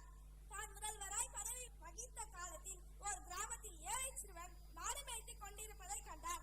அச்சிறுவனிடம் பள்ளிக்கூடம் போய் படிக்காத காரணத்தை கேட்டார். அந்த சிறுவனோ, பள்ளிக்கூடம் போனால் எனக்கு உணவு கிடைக்காது, மாடு மேய்த்தால் தான் எனக்கு உணவு கிடைக்கும் என்று பதில் சொன்னான். அந்த பதில் காமராஜரின் உள்ளத்தை தைத்தது. பள்ளிக்கூடத்தில் உணவு கிடைத்தால் ஏழை மாணவர்களும் கல்வி கற்க வருவார்கள் என்ற வண்ணம் இருந்தது. உடனே தமிழகத்தில் சென்று பள்ளிக்கூடங்களிலும் மதிய உணவை இலவசமாக வழங்கும் திட்டத்தை வகுத்தார். இதுவே மதிய உணவு திட்டமாகும். தன்னலம் கருதாது நாட்டு மக்களின் நலம் ஒன்றையே பெரிதும் நினைத்து பாடுபட்டார். அதனால் காமராஜரை படிக்காத மேதை, கர்ம வீரர், கருப்பு காந்தி, ஏழைகளின் நண்பன் என்று மக்கள் சிறப்பு பெயர்கள் கூறி அழைத்தனர். ஏழை செல்வந்தர் பாகுபாடு நீக்க வேண்டும் என்ற எண்ணத்தில் தான் பள்ளிக்கூடங்களில் சீருடை திட்டத்தை ஏற்படுத்தினார். முதல்வர் பதவியில் இருந்த போதும் காமராஜர் மிகவும் எளிமையான வாழ்க்கையை வாழ்ந்தார். தனக்கென்று எந்த சொத்துக்களோ பொருளோ சேர்த்து வைக்காமல் வாழ்ந்தார். அவருடைய இறுதி காலம் வரை வாடகை வீட்டில் தான் வசித்தார். அவர் விட்டு போன சொத்துக்கள் 2 சட்டை வேட்டிகள் மட்டும் சொற்பனமே.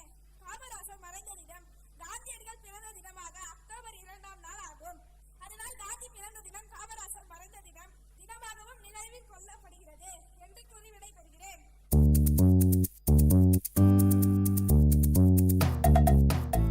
நேர்கள் இதுவரை கேட்டது எபினேசர் எய்டட் நடுநிலை பள்ளி மாணவ மாணவிகள் வழங்கிய பள்ளிக்கூடம் நிகழ்ச்சி.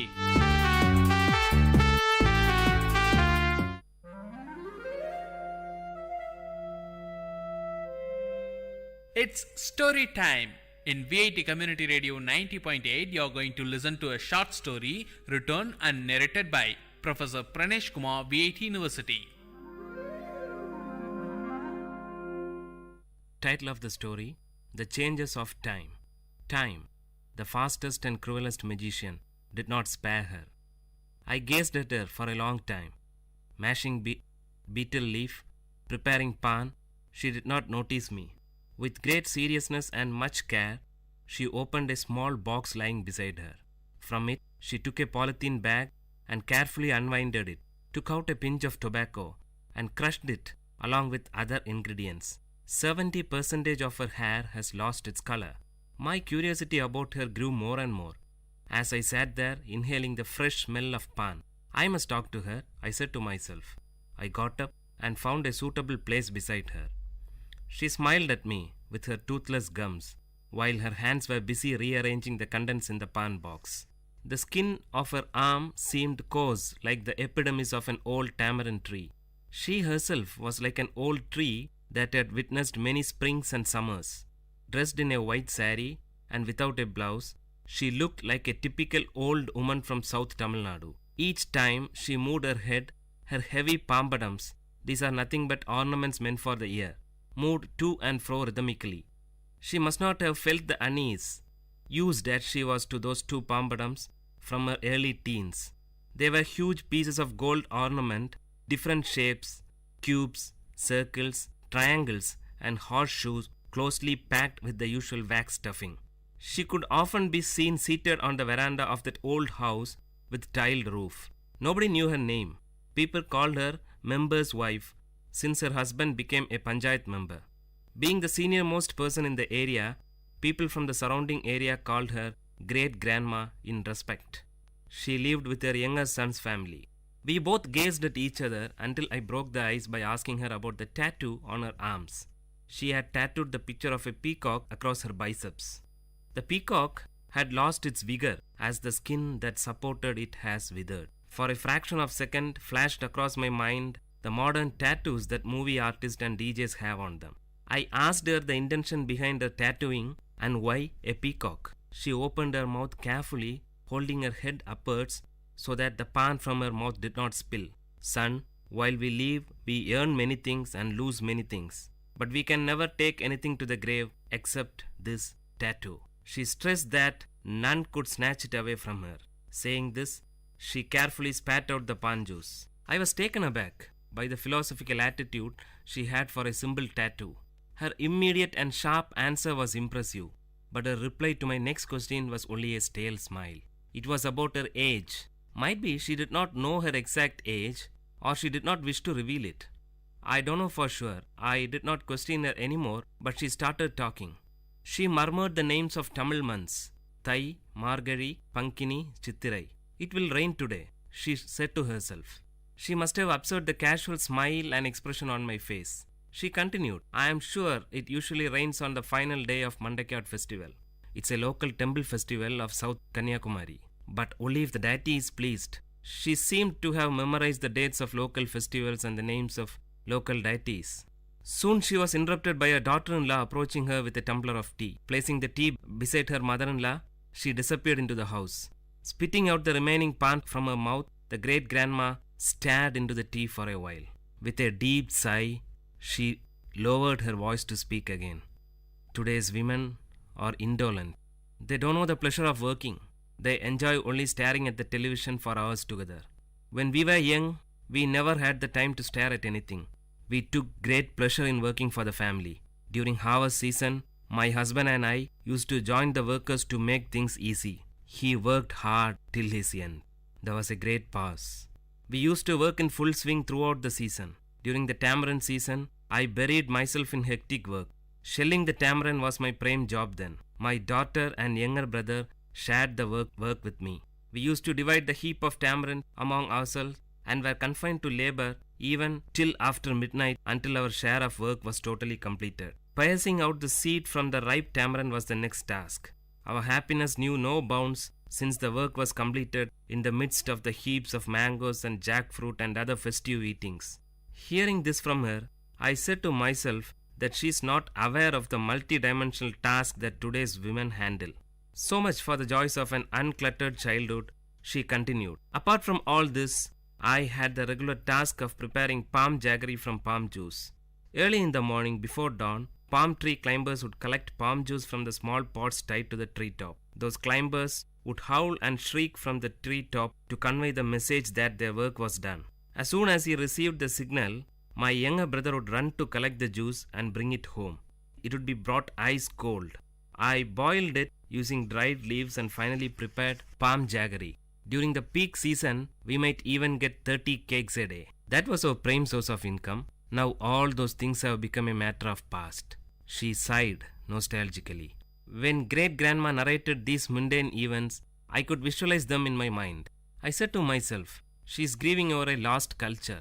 This culture must have been prevailed some 75 to 80 years back, roughly in the 1930s. Today, her granddaughter is working for a leading multinational IT company in Chennai. The sharp contrast from palm jaggery to an IT company shouts out loud that change is inevitable.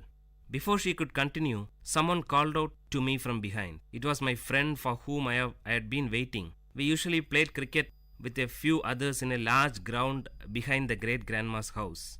The match must have begun and I had to join them. I shook my head to her, telling that I had to leave. Her eyes wore a pathetic expression to convey, "Wait, I have more to say." But her lips remained silent. I left her to join my friends, and from a far distance, I turned back to get a glimpse of her. I could hardly see her. She sat there sipping her tea. By that time, it must have gone cold. Currents of thought about the giant running wheel called time and the disability and helplessness of man or any other mighty power to stop or alter it flashed over my inner mind.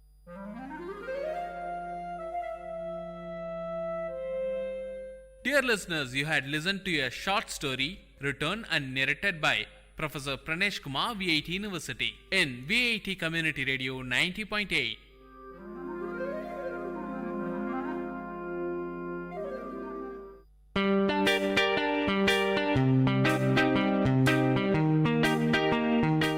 Dear listeners, for the next hour, you are going to listen to the program Team Speak Time in VIT Community Radio 90.8 FM.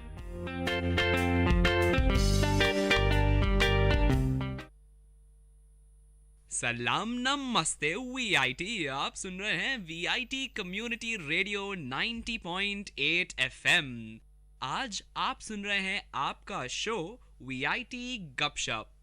दोस्तों, आप हैं आज अपने host के साथ, अपने दोस्त के साथ। नाम बंदे का है खुशवंत। आज आप सभी के साथ मैं बांटने जा रहा हूं अपनी सीरीज का एक अगला टॉपिक, और आज की हमारी बातें होंगी एक खास पहलू पर, एक खास मुद्दे पर। पहलू क्या है, आइए जानते हैं।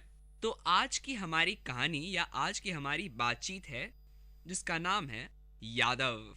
सुन के थोड़ा अजीब लग रहा है ना? चलो थोड़ा लिंक करते हैं। यादव, यादें। हाँ जी, तो मैं आप सभी के साथ बांटने जा रहा हूँ कुछ यादें। आप सभी का तो सबसे पहले वेलकम। आप सभी एक नए सत्र यानी कि एक नए ईयर, हमारे एकेडमिक ईयर में प्रवेश कर रहे हैं, और आप लोगों के सामने बहुत सारे चैलेंजेस हैं जिसका डट के मुकाबला करना है। तो आज की हमारी बातें कुछ इसी बारे में होंगी। तो यादव, अब मैं आपको बताता हूँ, यादव नाम है एक रसोइये का। कुछ समय पहले मेरे घर पर एक फंक्शन था। फंक्शन के लिए खाने की अरेंजमेंट्स करनी थी, तो हमने कांटेक्ट किया हमारे एक जान पहचान के व्यक्ति को, जो कि कहा जाता है मेरे शहर का सबसे अच्छा रसोइया है, सबसे अच्छा हलवाई है। नाम बंदे का यादव है। तो मैं समझ नहीं पाता था कि बंदे में ऐसी क्या क्वालिटीज है जो उसको इतना खास बनाती है। वो बंदा इतना डिमांड में भाई कि जैसे ही शादियों का सीजन चालू होता है, धड़ाधड़ धड़ाधड़ धड़ाधड़ धड़ाधड़ लोग उसको ऑर्डर देने लगते हैं, और हमारी बारी नहीं आ रही थी, लेकिन किसी तरह से हम उसे जानते थे तो कांटेक्ट हो गया। तो अब जब यादव भैया ने हमारे यहाँ काम करना शुरू किया, तो उन भैया से मैं कभी कभी रसोई में जाकर बातें करता था। एक बार मैंने उनसे पूछा कि आपकी इतनी प्रसिद्धि, लोगों का आपको इतना अच्छे ढंग से जानने का आखिर कारण है क्या? क्या राज है आपकी इस खासियत का, आपके खाने को बनाने के इस हुनर की? आखिर ऐसी क्या बातें भाई हमारे साथ भी बांटिए। तो यादव भैया ने हमें बताया कि देख बेटा, अगर 8 बजे खाना मुझे पेश करना है तो मैं ऐसा मान के चलता हूँ कि मुझे 7 बजे तक पेश करना है, और मैं खाना ले आता हूँ। हाँ जी, सही समझे आप।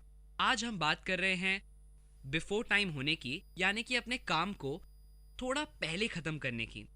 अब ये आदत ऐसी है जो कि हम में से अधिकतर लोग अपने लाइफ के बहुत सारे फटीग, टायर्डनेस, थकान के कारण भाड़ में जाए कर देते हैं और आगे बढ़ जाते हैं।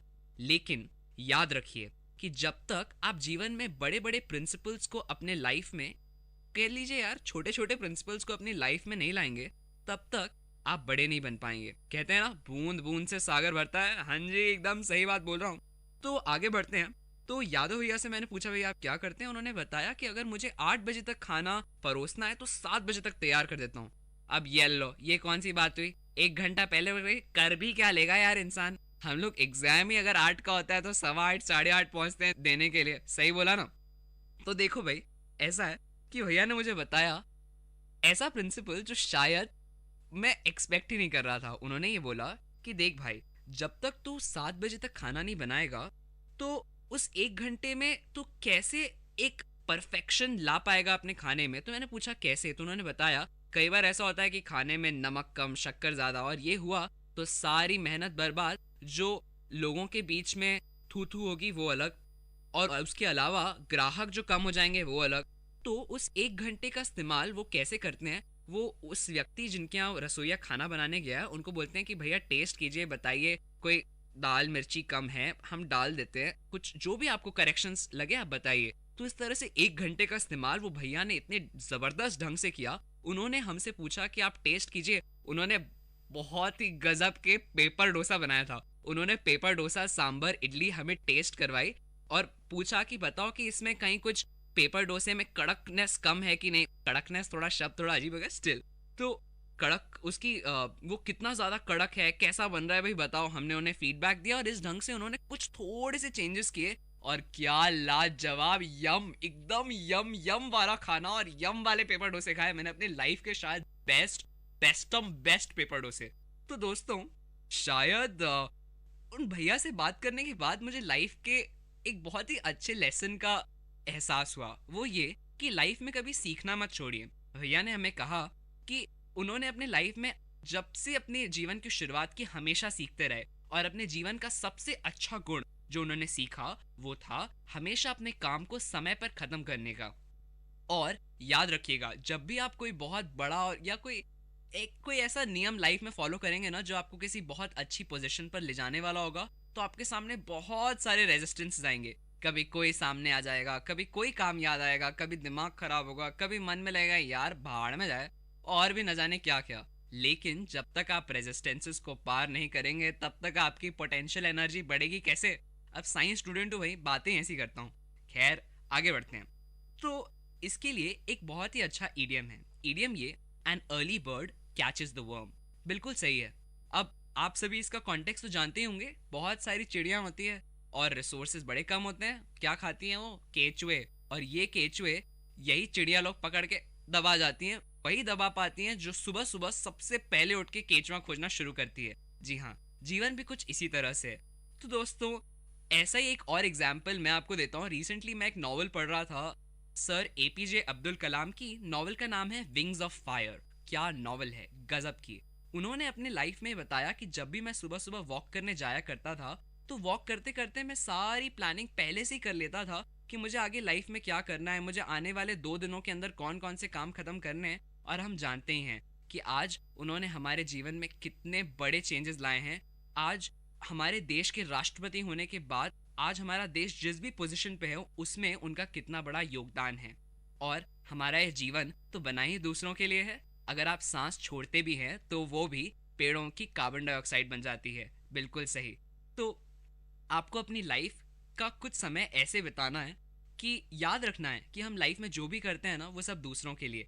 तो कभी कभी अपनी इन सांसों के अलावा अपने विचारों को भी दूसरों के लिए समर्पित कीजिए और फिर देखिए कैसे आपका जीवन खुशनुमा और मस्त हो जाता है। और दोस्तों, जाने से पहले कई आप लोगों को लगेगा मैंने बड़ी बड़ी बातें तो कर दी, बंदा बोल के बड़बड़ करके चला गया, लेकिन ये नहीं बताया कि भाई इसको इनकॉर्पोरेट कैसे करें। तो हाँ जी, तो अब इनकॉर्पोरेशन की बारी आती है। तो क्लास 12th में मेरी बहुत अच्छी फैकल्टी थी। उन्होंने मुझे एक बार समझाया, बेटा अगर कोई काम बहुत बड़ा हो ना तो उसको छोटे छोटे छोटे छोटे छोटे हिस्सों में बांट लो। और जब तुम किसी बड़े काम को छोटे हिस्सों में बांटते हो, यानी कि 1 large task into small tasks, तो वो आसान हो जाता है। इसलिए अगर आपका काम मुश्किल है तो उसे छोटे हिस्सों में बांटिए। अब आपको सीखना है अगर कि आपको अपने हर काम को समय पे करना है तो अपने लाइफ के छोटे छोटे कामों को समय पे करना सीखिए। यदि माँ ने कहा कि बेटा 2 बजे तक खाना खाने आ जा, तो दोपहर में ठीक 2 बजे से 5 मिनट पहले पहुंच जाइए। उन 5 मिनटों में हाथ धोइए, सैनिटेशन का यूज कीजिए, आराम से बैठिए आराम से मुंह धोइए और अपने दिल खुश करके खाना खाइए और कहिए अन्नदाता सुखी भव। ठीक वैसे ही कुछ। और कभी माँ कहे कि बेटा सुबह उठ जाओ, 5 बजे उठो, 7 बजे उठो, घर से नाश्ता करके जाओ, तो माँ की उस बात को सुनो और सुबह 7 बजे उठो। और ऐसे छोटे छोटे हिस्सों में अपने जीवन को बांट दो और इन छोटे छोटे हिस्सों में इस पंक्चुअलिटी के नियम को अप्लाई करने की कोशिश करो। फिर देखो कैसे ये नियम आपके जीवन के हर पहलू में घुस जाएगा और आप अपने लाइफ के हर छोटे छोटे काम को बिल्कुल समय पे और फर्राटेदार सही ढंग से कर पाएंगे। और मानिए दोस्तों, ये एक बहुत बड़ा राज है। राज ये कि अगर आप मानते हैं, अगर आप विश्वास करते हैं कि आप कोई काम बहुत अच्छे ढंग से कर सकते हैं, तो इस संसार की कोई ताकत आपको नहीं रोक सकती। और अगर आप इस बारे में और पढ़ना चाहते हैं तो रोंडा बायर्न की एक बहुत अच्छी किताब है द सीक्रेट, रहस्य, तो उसे जरूर पढ़िए और समझिए कि यदि एक बार आपने कुछ ठान लिया तो उस बारे में सोचिए और ज्यादा सोचिए कि मैं कर सकता हूँ और जरूर कर सकता हूँ, और सारी राहें आपके सामने खुल जाएंगी। खैर, बड़ी बड़ी बातें हो तो हो गई, छोटी छोटी बातों को जीवन में अप्लाई करते रहिए और जीवन के मजे लूटिए दोस्तों। तो ऐसी कुछ और बातों के साथ अपने लाइफ को और खुशनुमा और हैपनिंग बनाने की छोटी छोटी टिप्स के साथ वीआईटी गपशप पर मैं आपका होस्ट, आपका दोस्त खुशवंत आपसे मिलता रहूंगा। तब तक के लिए आप मुझे दीजिए इजाजत और आप सुनते रहिए VIT Dear listeners, you're listening to Vit Community Radio 90.8 and this program is Team Speak Time.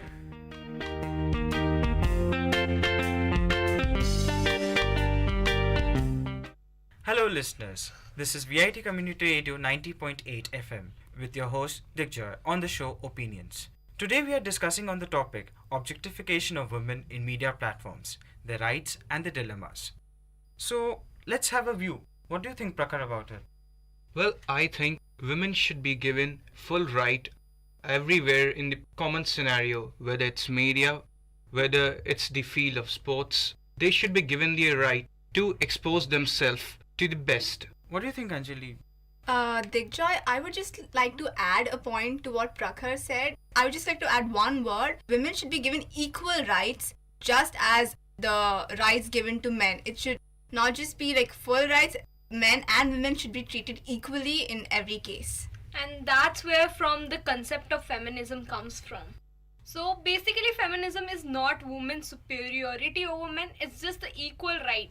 So why are we discussing this particular topic is that we have the equal representation from the girls as well as boys, with me and Prakar sharing our views from the point of view of men and Lakshya and Anjali sharing their point of view from the point of view of women. So we need to understand what this particular agenda and how it affects us in every basic way, in every detail, minute aspect. We have to analyze as we go on throughout this particular show. We'll analyze all these major points, howsoever minor they might be, so in order to solve this particular problem.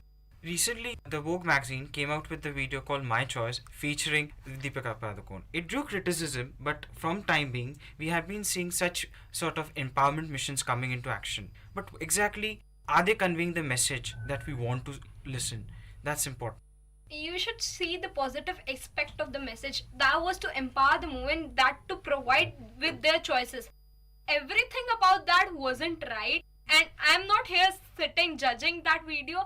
It's just my opinion that everything displayed in that video wasn't right. We have talked about many of these aspects for many years. India being a male-dominant country, a certain thing that we still accept in the 21st century. Even right now, women fight for the basic right and they are not considered equal in a basic middle-class family and the lower background. A rich family from a rich upper middle class and upper class financial backgrounds are sound, and they do provide women with education, so to the aspect that even if they don't have the money, they do spend it. But even in the middle class backgrounds, even in the lower class background, if they have money, they choose to spend it on the male rather than the female, because the female is not going to be the part of the family after many years. Well, I agree with you, AJ, but still I think that in the present scenario of rapid urbanization, where the technology is improving at a very fast pace, though we have reached the moon, but the basic value that we need to inculcate in ourselves is the respect for the human, the respect for the especially the feminine but this is somewhere lacking in our society. Although if we take it on a positive note compared to how it was earlier, the empowerment has been on a rise. People have been expressing their opinions about women empowerment. They have been making people aware of all the points that we need to go through to make sure that women have equal rights. So if you look at it that way, it's actually becoming better for us right now.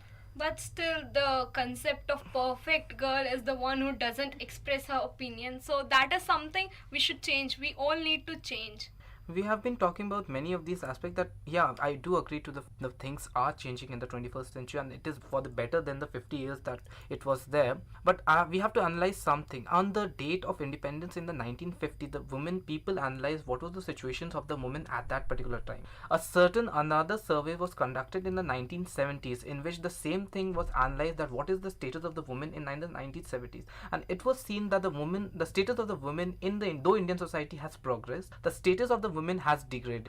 Therefore, we had the Ministry of Women and Child come in and have actively support the rights of the women in order to their liberation and to set an equal footing as to the men. Though I analyze your particular aspect that yes, we are becoming more intelligent, we are becoming more literate, but even to this present date of 2015, we have only 71 or 72% of the population who's literate, and out of the remaining population they still do not cater the idea of women being equal to men. Because I agree to any of your points that yeah, things are changing, but you also need to analyze the majority of the population are not part of that upper class that I was trying to raise before, but they are part of the low class and the lower middle class and even middle class families. So how do you would like to initiate this change actually, which is going to, there should be some methods. Education is one of them, but what can be the other methods? Can you please elaborate? The issue should be discussed in public as we are doing now, because until and unless everybody doesn't know what the problem is, there cannot be a solution. Everybody needs to know. Everybody needs to accept it that women is equal to men. The male chauvinism should be decreased, and that would be done by various measures. Though I agree to your particular point, Lakshay, that yeah, women, the idea of the men should change, and that it is the basic psychology of every man as in whole that needs to change. Just knowing about a particular topic brings no change, but having a basic, because if you need to analyze that if a person is above the age of 30 or even 35, the change in his psychology is not going to happen. This is just not practically possible. He might be condemned by the law, he might be stopped by the law. That where the law comes in, but we need to inculcate these ideas even to the younger generation and the generation to follow. I do agree with you, AJ. Like we all just discussed, public awareness is the first foot of every journey. But one thing that we need to know is half the knowledge is always the most dangerous knowledge. So as in, what I mean to say is that when we talk to people about women empowerment, we need to make sure that we don't give it halfway through. We need to make sure that they know everything about it so that they don't get confused in the middle or mix up two completely different topics together, because that has actually happened in a couple of scenarios. Yeah, because they actually start comparing feminism with women's superiority. Feminism is not female chauvinism. It is nowhere related to that. Feminism believes in equal rights of both men and women. I agree to both of your points, considering my mother was a feminist and she was the leader of the Rajiv wing in Jharkhand. I'm coming from a family that had these feminist idea with all of my grandmother, my great-grandmother, all of them were working throughout their generation, all of them were literate. But yeah, on this particular point, I do agree with that psychology comes in, and wherever the psychology of a person doesn't change, the laws comes. So far as the psychology part is concerned, what I feel is the inculcation of respect inside the human thought, inside the human brain, that needs to be changed. When you take an example from the very basic beginning of the life, when the life starts, take an example of a normal baby, he is being discriminated. He's been bifurcated that if he's a boy, he'll be given a gun or a bat ball to play. So far as the girl child is concerned, she'll be given the dolls. So this is the very basic beginning where the problem starts. And once we are done with this, I'm sure in the coming time, we'll get over with this problem. Don't agree with your point totally for the very basic fact that agree to the point that okay fine, a boy is given with a boys' toys and the girl is given with girls' toys, there's a particular reason. I agree with all your points that okay, men and women are still equal, but they are still not equal to one very basic particular point, is that when they become adults, a man has to be a gentleman and a woman has to be a lady. Not that they are not strong or not that they are not literate enough or equal foot. I'm just saying that a man needs to protect his woman dignity at all platforms. That is the responsibility of the man, because if a woman dignity is hurt or if a woman respect is hurt, that respect coincides with the respect of the man. A man should inculcate this feeling that yes, if she is my woman and if she is my partner for my life, I need to protect her. And on this particular note, I agree that if a man is not capable, then the woman also supports her. This goes hand in hand, and this is when the idea of a woman being a woman-like and a guy being a guy-like comes in. Because if a guy is not strong and stern, though this is not compulsory, but at least for the majority of the population, that is more than 80%, this needs to be there. And this thing comes only because at the stage of a kid, when a kid is like 2 years small, that is when his psychology is the most domicile part, and we need to inculcate him to become certain someone. But during the duration of when he becomes a teenager, when he starts to analyze that what makes a girl different from a boy, and we go through puberty, that is when he needs to learn the ideas of respect to women. Though respect can come in like before also, but that is when he needs to analyze, yes, this is my duty, this is my situation, I need to protect my sister, I need to protect my family. I want to say that strength is not all about physical strength. It's about mental strength, it's about emotional strength, providing support when she needs it. And she should do the same for her men. So it's not about like a guy should be like taught about it or inculcate these habits just from his childhood. A woman should be also taught like she has to protect her man, to support her men. So it's not one-sided, it's both-sided. Both should be made like strong about the physical emotional strengths and the mental strength, just not about the physical strength. Just giving him gun doesn't like prove anything. And I agree with all your points, but then you're failing to analyze one basic idea, is that I clearly said that on the equal footings of education and on the equal footing of age and maturity that comes as we go on forward in life.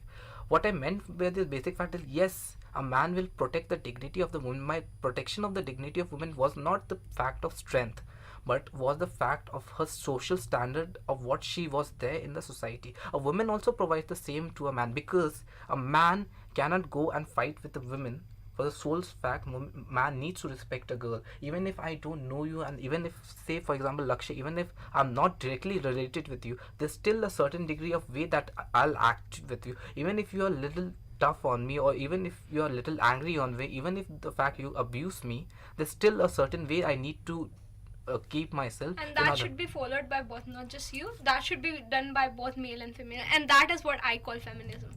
The equality in the rights.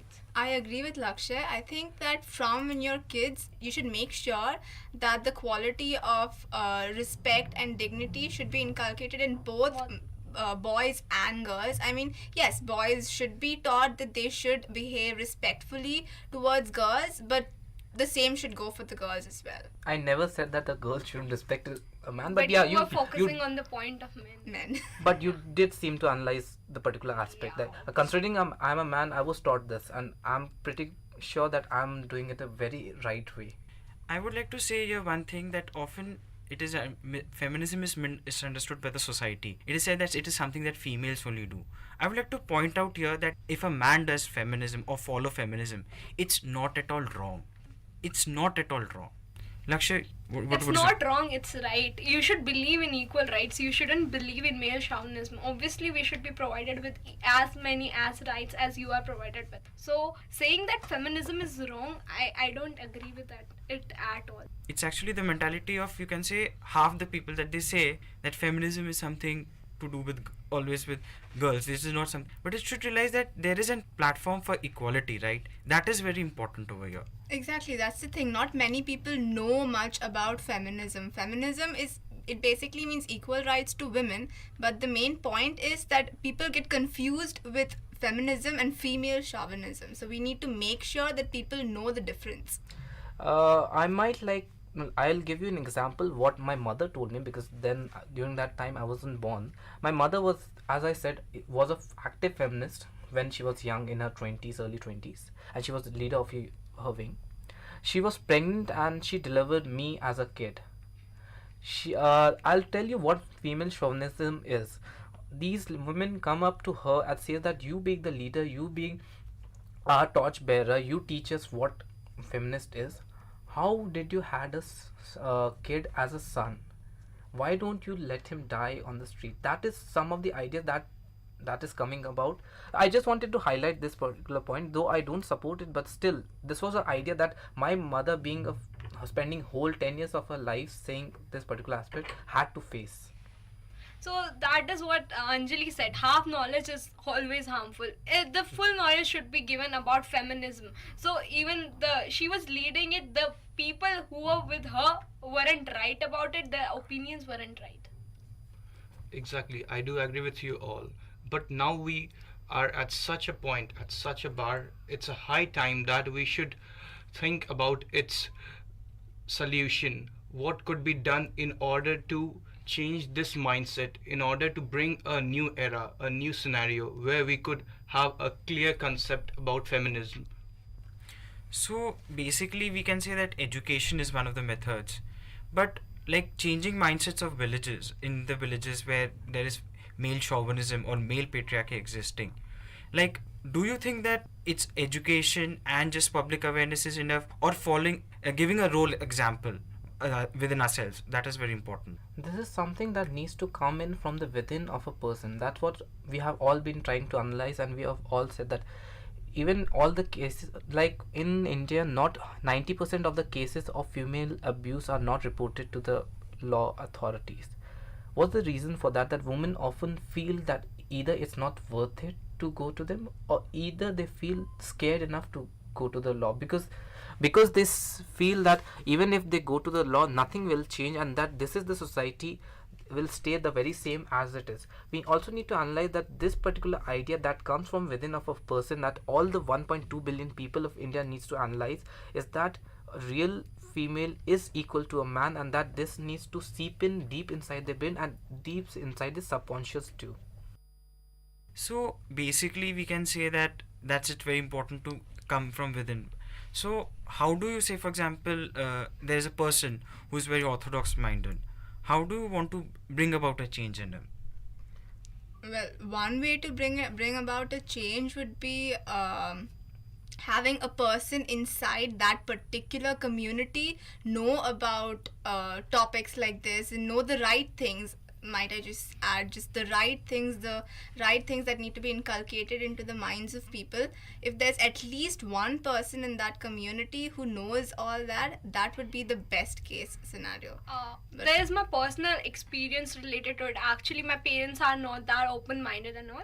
But once I started telling them that society works like this, there's an age gap, there are differences, I can do as good as a guy, they started to understand. So it's basically their kids or someone who is closely related to them influence them a lot. That was the very same example that I was going to raise to the Anjali's point, that often if you say a man is well within his 60s and he still feels has that aura that no, women are not equal to man, at that particular age to change the psychology of a man is very tough. That is sole very fact that our psychology makes us what we are. So the only way that he can analyze and self-improve himself is to see that someone within his family or some changes that happen very closely to him, someone he really feels about, because these things, if he sees his daughter or say even if his granddaughter becoming successful and becoming a person to be known, and he being a proud grandfather of that particular girl, he'll inculcate these ideas. Okay, feminism is there, and yes, women are equal to men, and this is one of the ways a 60-year-old man could have a change in his psychology, so bringing in a better society. So basically, we being the youth of the country, we are the ones who should actually bring about the change. So basically, by what you're saying, we are the ones who need to make sure that the adults in our families, in our communities, need to follow the right ideas of feminism. We also want to make a point over here that there was this time when the government said that there should be reservation for women in parliament, it is actually breaking down this principle where it says equality of women. Don't you all agree about it? Like, I completely agree with it, but as we are saying that there are still orthodox people. So for women to come up, there are not just orthodox men, there are orthodox women as well. So for women to come up, there should be some like initiative that should be taken to like enhance the number of women in such aspects like political aspects and all. Okay, I need to analyze this particular reservation thing. That okay, reservation was something like a bill being passed in the parliament.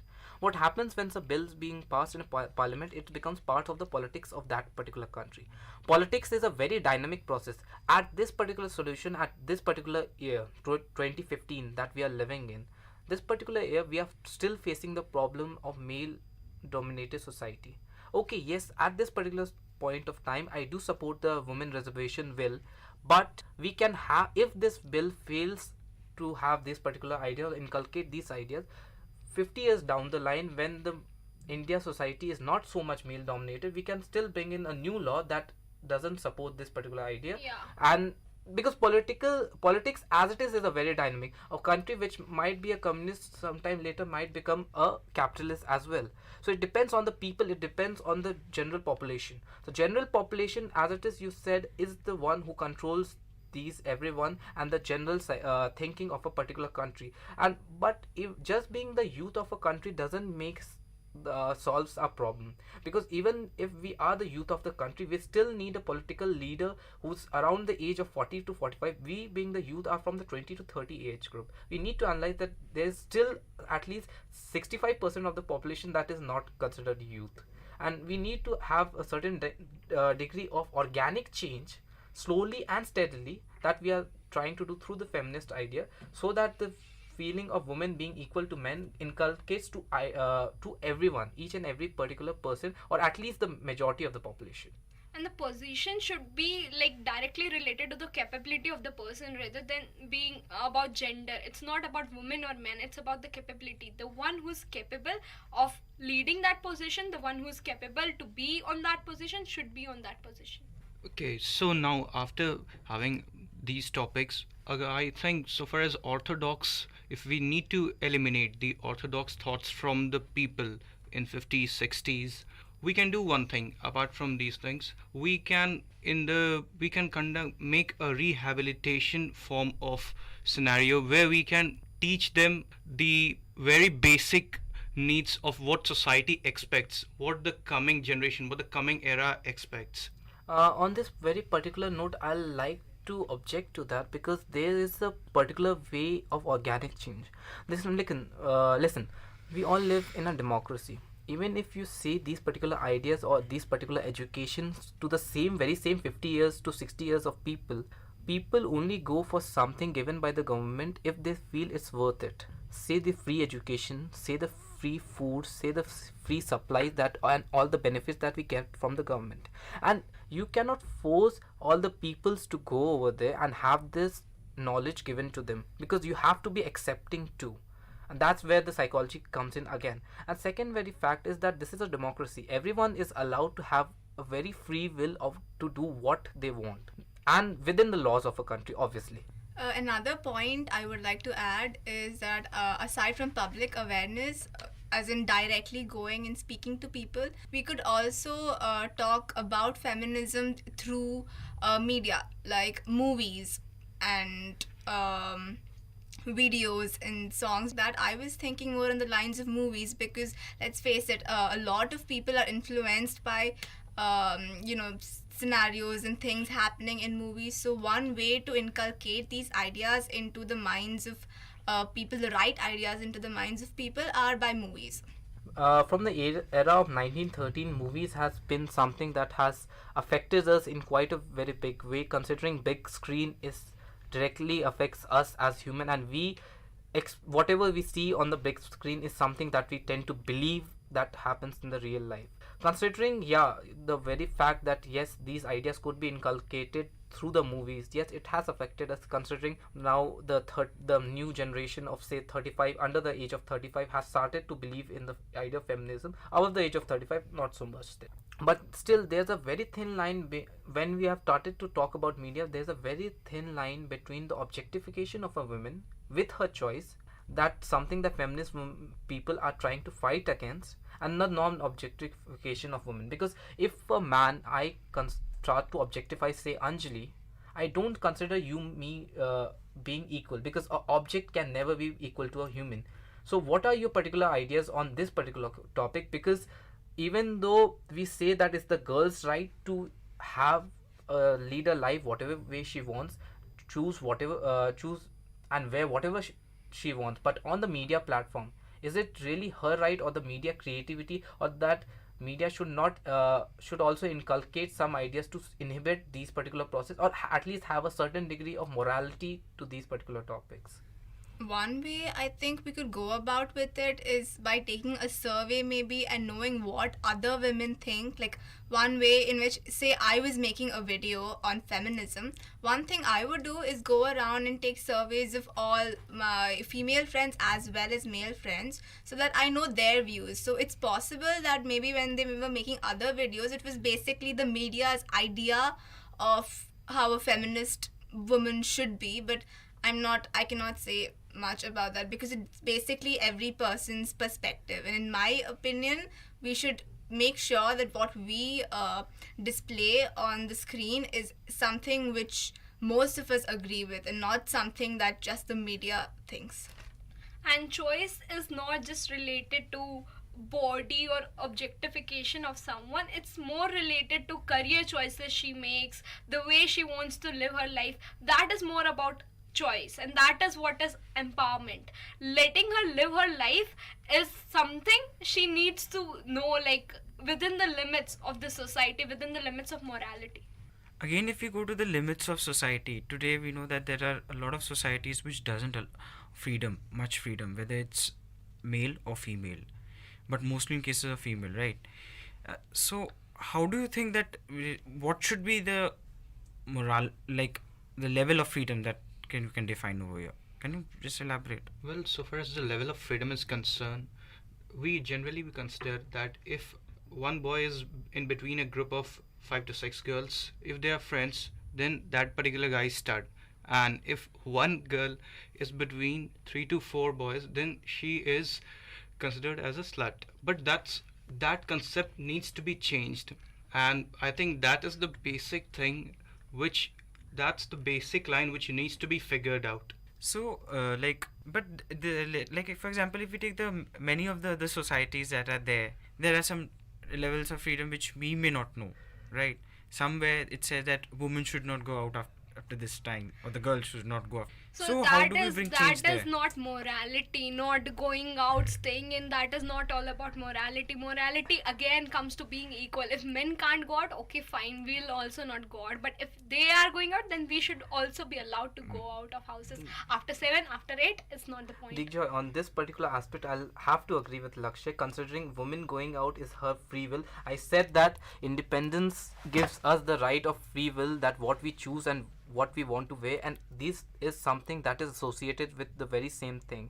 Unless and until it's a wartime situation, unless and until it's a civil war going on, a woman can go at the very same time a man can go. It's the duty of the government to provide the security even at 3 in the night or 7 in the morning. I would agree to you, but I was presenting a different perspective, that the society considers even morality on some different aspects over here.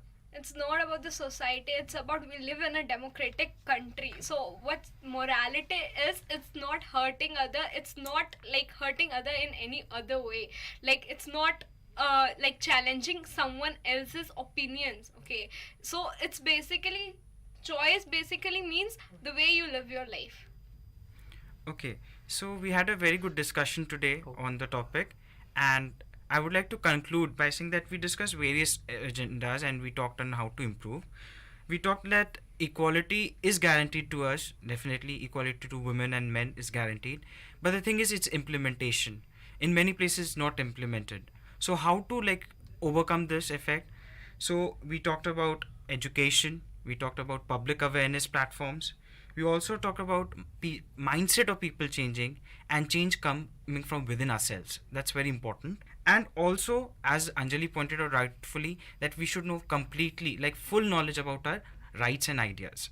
So this is Digjay Samanta signing off from the show Opinions from VIT Community Radio.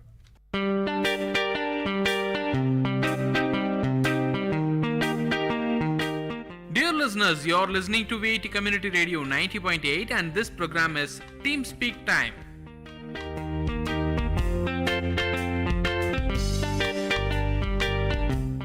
Hello, hi, Namaste VIT. You are listening to VIT Community Radio 90.8. This is Srujana. Welcome to our show Vijaya Bata. కృషితో నాస్తి దుర్భిక్షం అన్నారు పెద్దలు. ఈరోజు ఈ వాక్యానికి గల ఒక ముఖ్యమైన ఉదాహరణను మనం చూద్దాం. అది 1931 అక్టోబర్ 15. సముద్రపు అలలు ప్రతి ఒక్కరిని తాకుతుండగా, ఇసుక తిన్నలు మెరుస్తుండగా జలాలుద్దీన్ ఆసియమ్మల ఇంట ఆనందాల హరివిల్లు కనబడింది. అవునండి, మన మాజీ రాష్ట్రపతి ఏపీజే అబ్దుల్ కలాం గారు జన్మించారు. కష్టాల మధ్య, సమస్యల మధ్య కలాం గారు తన బాల్యాన్ని గడిపారు. ఆర్థిక ఇబ్బందులు, కానీ తపన, ఏదో చెయ్యాలని, సాధించాలని ఆయన తపన ఆయనను వెంటాడేది. తన తండ్రి జలాలుద్దీన్కి ఆధ్యాత్మిక విలువలు, ఔదార్యం పుష్కలం. తల్లి ఆసియమ్మ స్త్రీమూర్తి, ఇంక చెప్పనక్కర్లేదు కదండి. తన తల్లి తండ్రి అలా ఉండగా అవే క్వాలిటీస్ని పుణికిపుచ్చుకున్నారు మన కలాం గారు. చిన్నప్పుడు వాళ్ళ నాన్నగారితో కలిసి రామేశ్వరంలో పడవను నడిపేవారు. అప్పుడే తనకు జీవితం పైన ఆసక్తి కనబడింది. ఖురాన్లోని ప్రతి విషయాన్ని అవపోసన చేసుకున్నారు కలాం గారు. రామేశ్వరంలో విభిన్న మతాల వాళ్ళు ఉండేవాళ్ళండి. మతాలు వేరైనా తన స్నేహితులతో లౌక్యంగా ఉండేవారు కలాం. ఇది చెప్తుంది ఆయన ఎంత మంచి మనసు కలవారో. కలాం గారి ఉపాధ్యాయులు చెప్పే ప్రతి విషయాన్ని ప్రేరణగా తీసుకునేవారు అబ్దుల్ కలాం గారు. అతనికి చిన్నప్పటి నుంచే విశాల హృదయం కలదండి. రామేశ్వరంలో ఇంగ్లీష్ తెలిసిన ఏకైక వ్యక్తి అహ్మద్ గారు. అహ్మద్ గారు అబ్దుల్ కలాం గారికి బంధువు మాత్రమే కాదు, చాలా సన్నిహితుడు.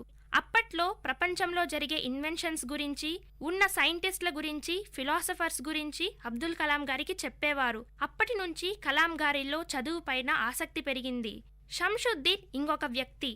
అబ్దుల్ కలాం గారి జీవితాన్ని ఎంతో ప్రేరేపించిన షంషుద్దీన్ గారు పత్రికలు పంపిణీ చేసేవాళ్ళు. అబ్దుల్ కలాం గారికి అప్పుడు 10 ఏళ్ల వయసు ఉండొచ్చండి. 1939 నుంచి 1945 వరకు మన ప్రపంచంలో 2వ ప్రపంచ యుద్ధం జరిగిందని మనకు తెలిసిన విషయమే. ఆ కాలంలో రామేశ్వరంలో రైళ్లు ఆగేవి కాదు. కాబట్టి రైళ్ల నుంచి పత్రికలను విసిరివేసేవాళ్లు. షంషుద్దీన్ని హెల్ప్ చేయడానికి అబ్దుల్ కలాం గారు వెళ్లేవాళ్ళు. ఇదే అదునైన అవకాశమని భావించారు కలాం గారు. ప్రతి ఒక్క పత్రికను, ప్రతి ఒక్క వాక్యాన్ని అవపోసన చేసుకున్నారు. అప్పుడేనండి దీన్ని ఒక జాబ్ లాగా తీసుకొని వేతనాన్ని కూడా సంపాదించారు కలాం గారు. రామనంతపురంలో విద్యాభ్యాసం చేసిన అబ్దుల్ కలాం గారు చాలా యావరేజ్ స్టూడెంట్. ఆకాశంలో ఎగిరే పక్షులను చూసి, అవి విహరించే విధానాన్ని చూసి చాలా అబ్బురపోయేవాడు. అప్పుడు ఆయన ఉపాధ్యాయుడు చెప్పారు, నీకు విశ్వాసం ఉంటే విధిని కూడా తిరిగి రాయగలవు, ఆ పక్షులలాగే నువ్వు కూడా విహరించగలవు అని. ఆ ప్రోత్సాహం, ఆదర్శం అబ్దుల్ కలాం గారిని ఉన్నత స్థాయికి తీసుకొచ్చింది. ఒక ఫ్యాకల్టీ చెప్పారు అబ్దుల్ కలాం గారి జీవితంలో ఏదైనా సాధించాలంటే ప్రతి మనిషికి 3 లక్షణాలుండాలని. అవి కోరిక, నమ్మకం, ఆశ. ఈ 3 పదాలు అబ్దుల్ కలాం గారిని ఉత్తేజపరిచాయి. దృఢ సంకల్పంతో ముందుకు సాగారు. ఉన్నత చదువుల కోసం 1950లో తిరుచిరాపల్లికి వెళ్లారు అబ్దుల్ కలాం గారు.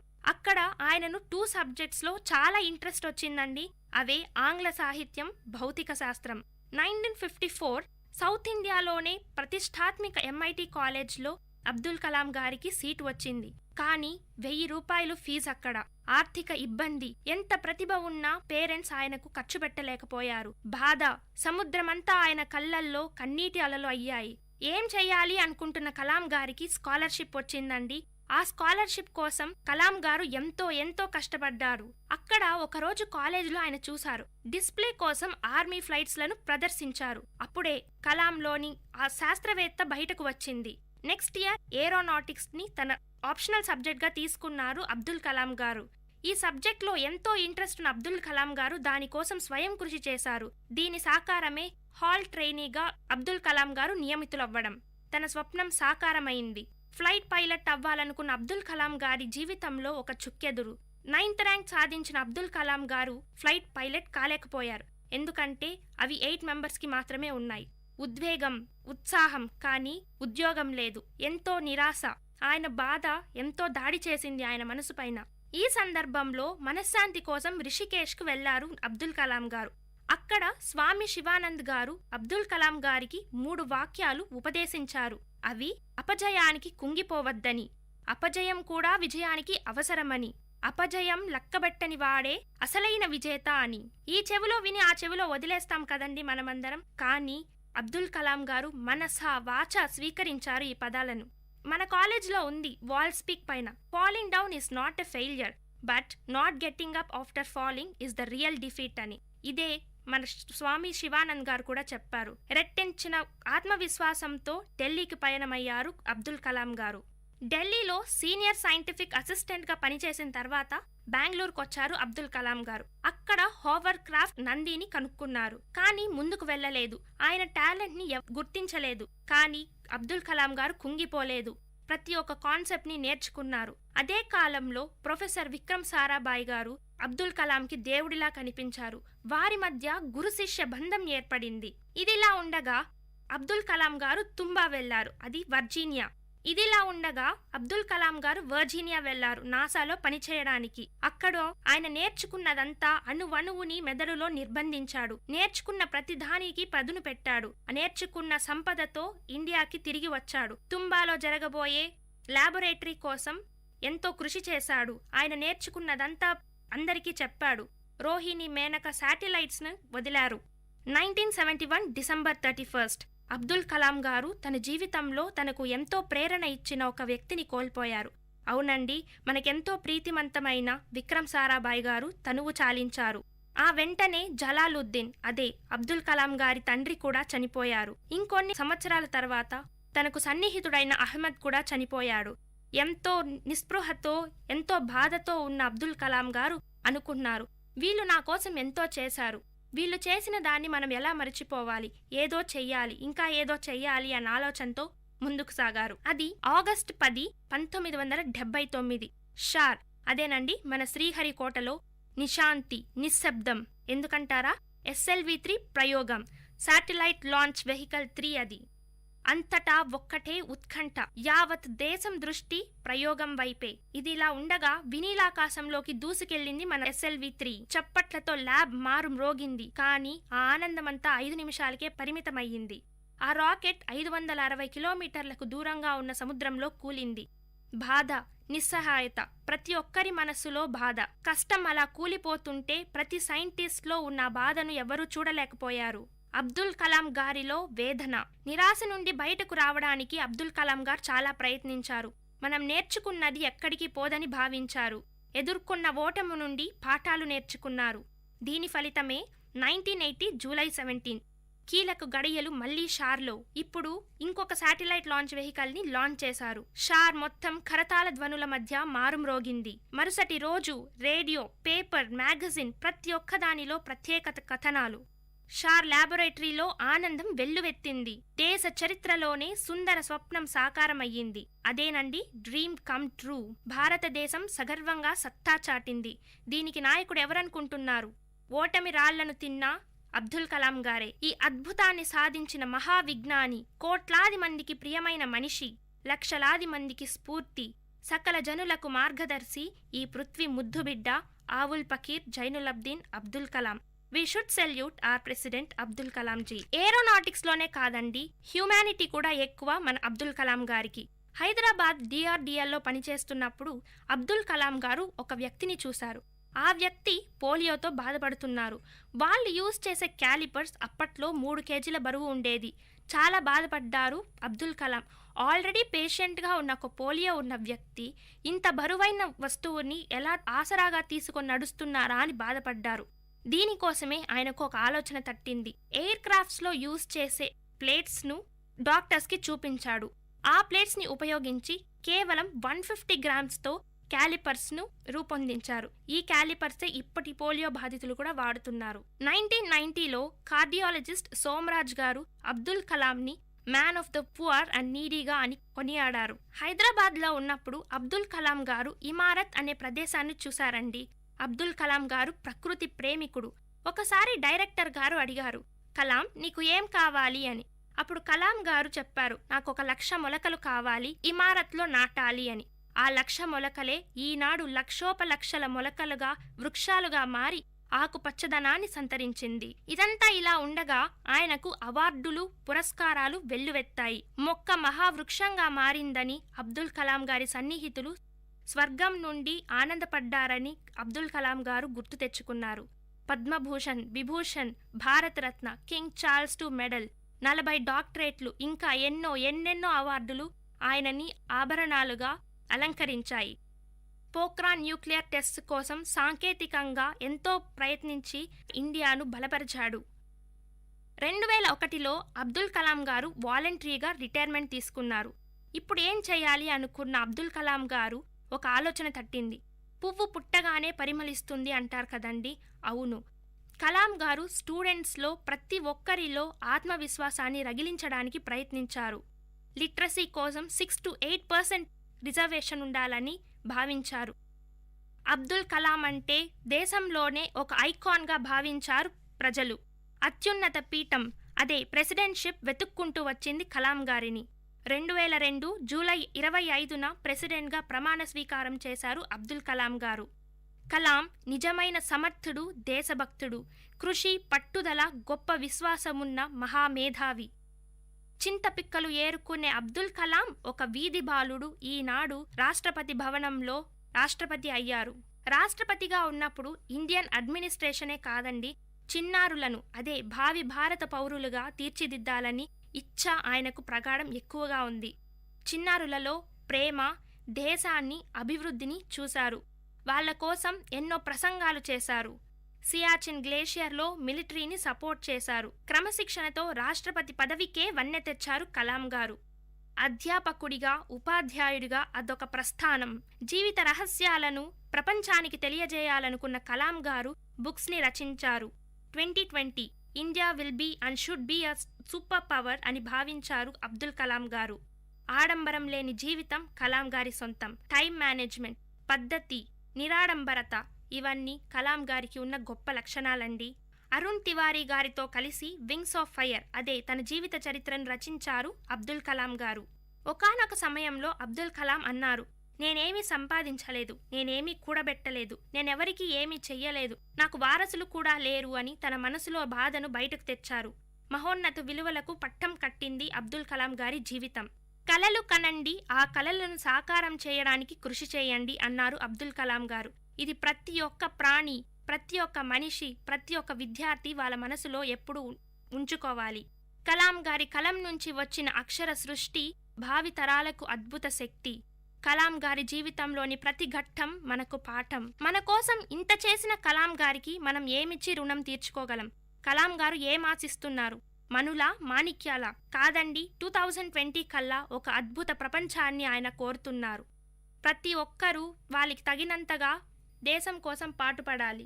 ఇలాంటి ఎంతో మంది గురించి తెలుసుకోవడానికి. Dear listeners, you are listening to Vit Community Radio 90.8 and this program is Team Speak Time.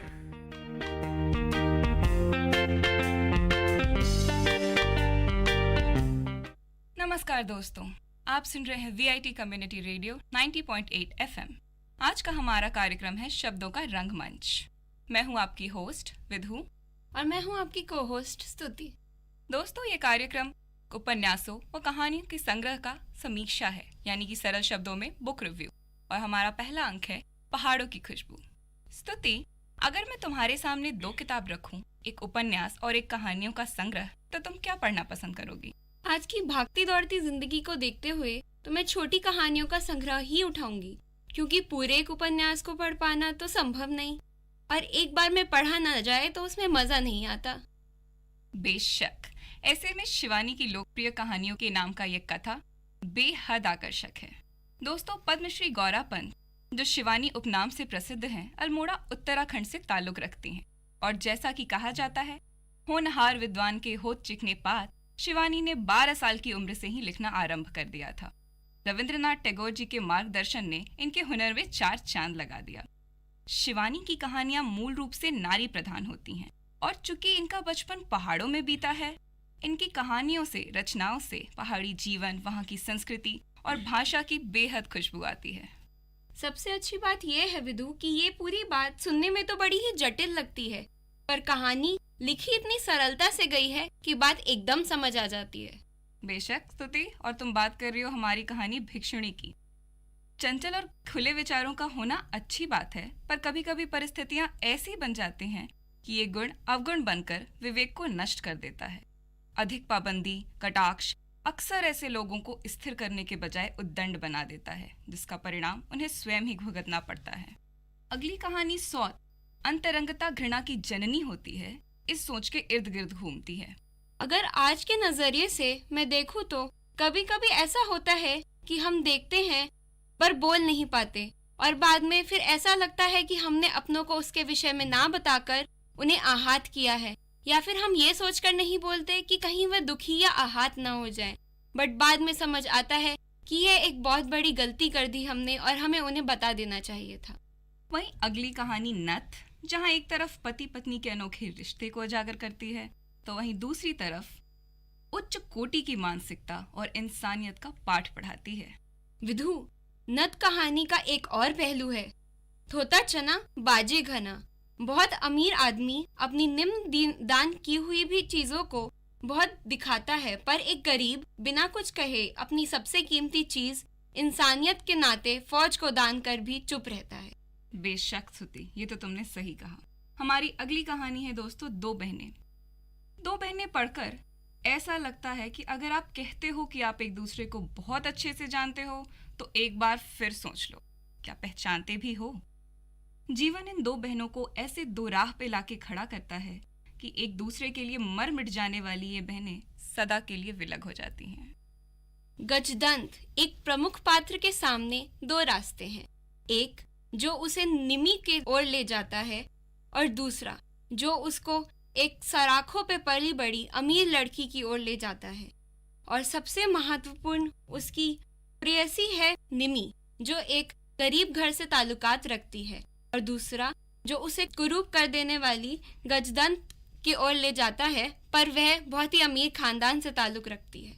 इस कहानी में दहेज प्रथा का नंगा नाच दिखाया गया है दोस्तों, और इसके व्यंग्यात्मक शैली की वजह से ये कहानी सीधा दिल पर चोट करती है। घोर व्यथा तो ये है कि ये पुरानी और कुत्सित प्रथा आज भी हमारे समाज में व्याप्त है, और सिर्फ छोटे ही घरों में नहीं, कहे जाने वाले बड़े घरानों में भी ये उतनी ही व्याप्त है।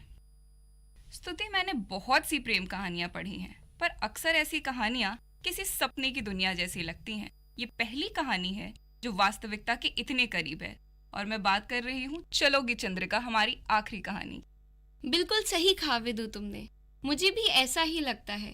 कभी कभी इंसान किसी की छवि अपने मन में ऐसे बसा लेता है और वर्ष तक उसी छवि पर इतना विश्वास कर लेता है कि वास्तविकता जब सामने आती है तो ऐसा लगता है कि मानो उसकी दुनिया ही लुट गई हो। तो कुल मिला के कह सकते हैं दोस्तों कि ये कहानियां बड़े ही सरल भाव से आपके मन को झकझोर देंगी। मुद्दा गंभीर होने के बावजूद व्यंग्यात्मक शैली के इस्तेमाल से जिंदगी के अनोखे पहलुओं को बड़े ही दिलचस्प ढंग से पेश किया गया है। आशा है कि आप इस किताब को पढ़ना बेहद पसंद करेंगे। इसी के साथ मिलेंगे।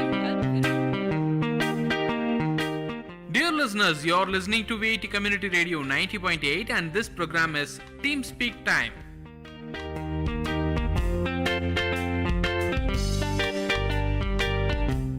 హాయ్ హలో విఐటి, మీరు వింటున్నారు విఐటి కమ్యూనిటీ రేడియో 90.8 FM. నేను మీ వైషు. ఈ చందమామ కథల ద్వారా మంచి మంచి కథలు చెప్పడానికి వచ్చేసానండి. ఈ ఆలస్యం చేయకుండా స్టార్ట్ చేసేద్దాం. కథ నిజాయితీ. సీతాపురం అనే ఊరిలో రామయ్య కట్టెలు కొట్టుకుంటూ జీవనం సాగించేవాడు. రోజులాగానే అడవికి వెళ్ళాడు. చెరువు గట్టు మీద ఉన్న చెట్టు ఎక్కి కట్టెలు కొడుతుండగా తన చేయి జారి గొడ్డలి చెరువులో పడిపోయింది. తన జీవన ఆధారమైన గొడ్డలి నీటిలో పడిపోవడంతో రామయ్య చాలా బాధపడ్డాడు. విచారంతో ఇంటికి వెళ్లకుండా చెరువు గట్టు మీద కూర్చొని ఏం చేయాలో తెలియక ఆలోచనలో పడ్డాడు. అతని బాధ చూసిన జలదేవత నీటిలోంచి బయటకు వచ్చి రామయ్యకు దర్శనమిచ్చింది. జలదేవత రామయ్య విచారానికి గల కారణం తెలుసుకొని నీటిలోకి వెళ్లి వెండి గొడ్డలి తెచ్చి రామయ్యకు ఇచ్చింది. రామయ్య ఆ వెండి గొడ్డలి తనది కాదన్నాడు. దీంతో జలదేవత మళ్లీ నీటిలోనికి వెళ్లి బంగారు గొడ్డలితో బయటికి వచ్చింది. దానిని రామయ్యకు ఇచ్చింది. కాని రామయ్య ఆ గొడ్డలి తనది కాదు అన్నాడు. జలదేవత మళ్లీ నీటిలోకి వెళ్లి మామూలు ఇనుపగొడ్డలితో బయటకు వచ్చింది. తన ఇనుపగొడ్డలిని చూసిన రామయ్య సంతోషంతో ఆ గొడ్డలి తనదే అంటూ రుణపడి ఉంటానంటూ చెప్పాడు. తన నిజాయితీని మెచ్చిన జలదేవత రామయ్యకు వెండి, బంగారం మరియు ఇనుపగొడ్డలి 3 ప్రసాదించింది. రామయ్య సంతోషంగా ఇంటికి వెళ్ళాడు. రామయ్య జరిగిన విషయాన్ని తన భార్యతో చెబుతుండగా దొంగచాటుగా సీతయ్య విన్నాడు. సీతయ్య కూడా ఆ మరునాడు రామయ్య లాగానే అడవికి వెళ్ళాడు. సీతయ్య చెరువు గట్టు మీద ఉన్న అదే చెట్టును ఎక్కి కట్టెలు కొడుతూ కావాలనే తన గొడ్డలిని నీటిలో పడేశాడు. కావాలనే గట్టు మీద కూర్చొని గట్టిగా ఏడ్చాడు. ఇది చూసిన జలదేవత నీటిలోంచి బయటకు వచ్చి సీతయ్య బాధకు గల కారణం తెలుసుకుంది. దీంతో జలదేవత నీటిలోకి వెళ్లి ఇనుపగొడ్డలితో బయటకు వచ్చింది. కాని సీతయ్య అది తనది కాదంటూ అబద్ధం చెప్పాడు. దీంతో జలదేవత మళ్లీ నీటిలోకి వెళ్లి బంగారు గొడ్డలితో బయటకు వచ్చింది. బంగారు గొడ్డలి చూసిన సీతయ్య అది తనదే అంటూ ఆనందించాడు. నిజం తెలిసిన జలదేవత మూర్ఖుడా, అతి ఆశ పడతావా, నిజాయితీగా బతకాలి అంటూ కోపగించుకుంది. ఈ కథ ద్వారా మనకు ఏం తెలిసింది? అతి ఆశ పడకూడదు, ఇతరుల వస్తువులకు ఆశపడకూడదు, నిజాయితీగా ఉండాలి. అప్పుడు రామయ్యలా మనకు మంచే జరుగుతుంది. ఇంకా మంచి కథలు వినాలనుకుంటే వింటూనే ఉండండి విఐటి కమ్యూనిటీ రేడియో 90.8 FM. మీ వైషు.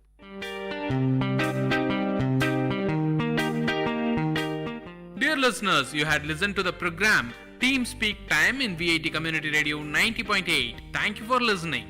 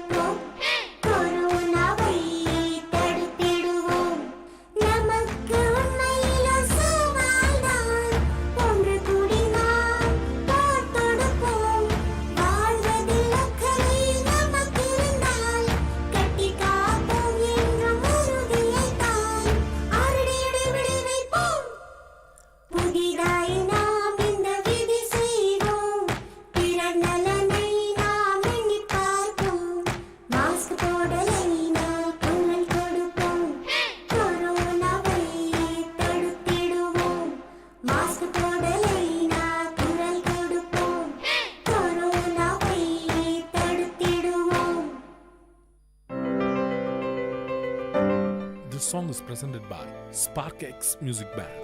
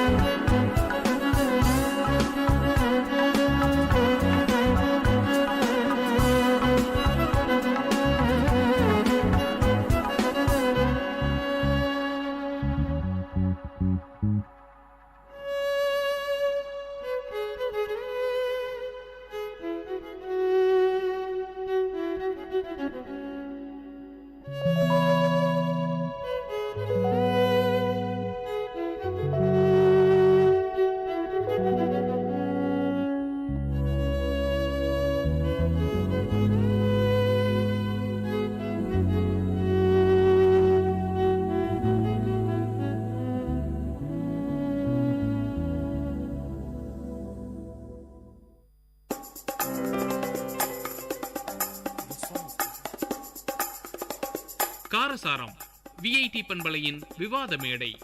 ஆரோக்கியமான வாதங்களுடன், அன்றாட நிகழ்வுகளின் தரவுகளுடன், மக்களின் குரல்கள் ஒன்றிணையும் கருத்துக்களம்.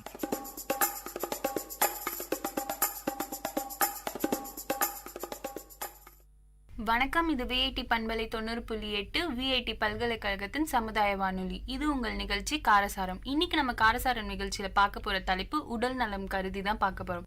இதை பத்தி நிறைய விஷயம் பேச நம்ம கூட 4 தோழிகள் இருக்காங்க. வாங்க அறிமுகம் செஞ்சுக்கலாம். வணக்கம், நான் சௌபாக்கியா. வணக்கம், நான் கீர்த்தனா. வணக்கம், நான் ஜனனி. வணக்கம், நான் சஞ்சு. வணக்கம், நான் சுபஸ்ரீ. இன்னைக்கு காலகட்டத்தை எடுத்துக்கிட்டோம்னா முன்னாடி இருந்த ஒரு உடல் நலம் குறித்து நிறைய விஷயங்கள் இழந்துகிட்டே வரும். இப்போ இருக்க சின்ன குழந்தையிலேருந்து பெரியவங்க வரைக்கும் முன்னாடி காலத்தை கம்பேர் பண்ண ரொம்ப சஃபர் ஆறாங்க. பிறக்கிற குழந்தைக்கே சுகர், அதுக்கு மாதிரி நிறைய உடல் ரீதியான பிரச்சனைகள் இருக்கு. இதுக்கெல்லாம் என்ன காரணம்னு நீங்க நினைக்கிறீங்க? இப்போ இருக்கிற காலகட்டத்தில் பிறந்ததுலேருந்து இந்த மாதிரி பிரச்சனை வருதுன்னா ப்ரெக்னன்சி டைம்ஸில் அவங்க எடுத்துக்கிற ஃபுட்ஸ் அந்த மாதிரி இப்போ எல்லாமே ஹைப்ரிட் வெரைட்டி எல்லாமே ஏதாவது இன்ஜெக்ட் பண்ணி அதை பழுக்க வைக்கிறது, அந்த மாதிரி நிறைய பிரச்சனைகள், அவங்க இன்டேக் எடுத்துக்கிற ஃபுட்ஸ் அந்த மாதிரி. முக்கியமாக செகண்ட் ப்ராப்ளம்னு பார்த்தீங்கன்னா சிசரன். அதெல்லாம் பண்ணவே கூடாது.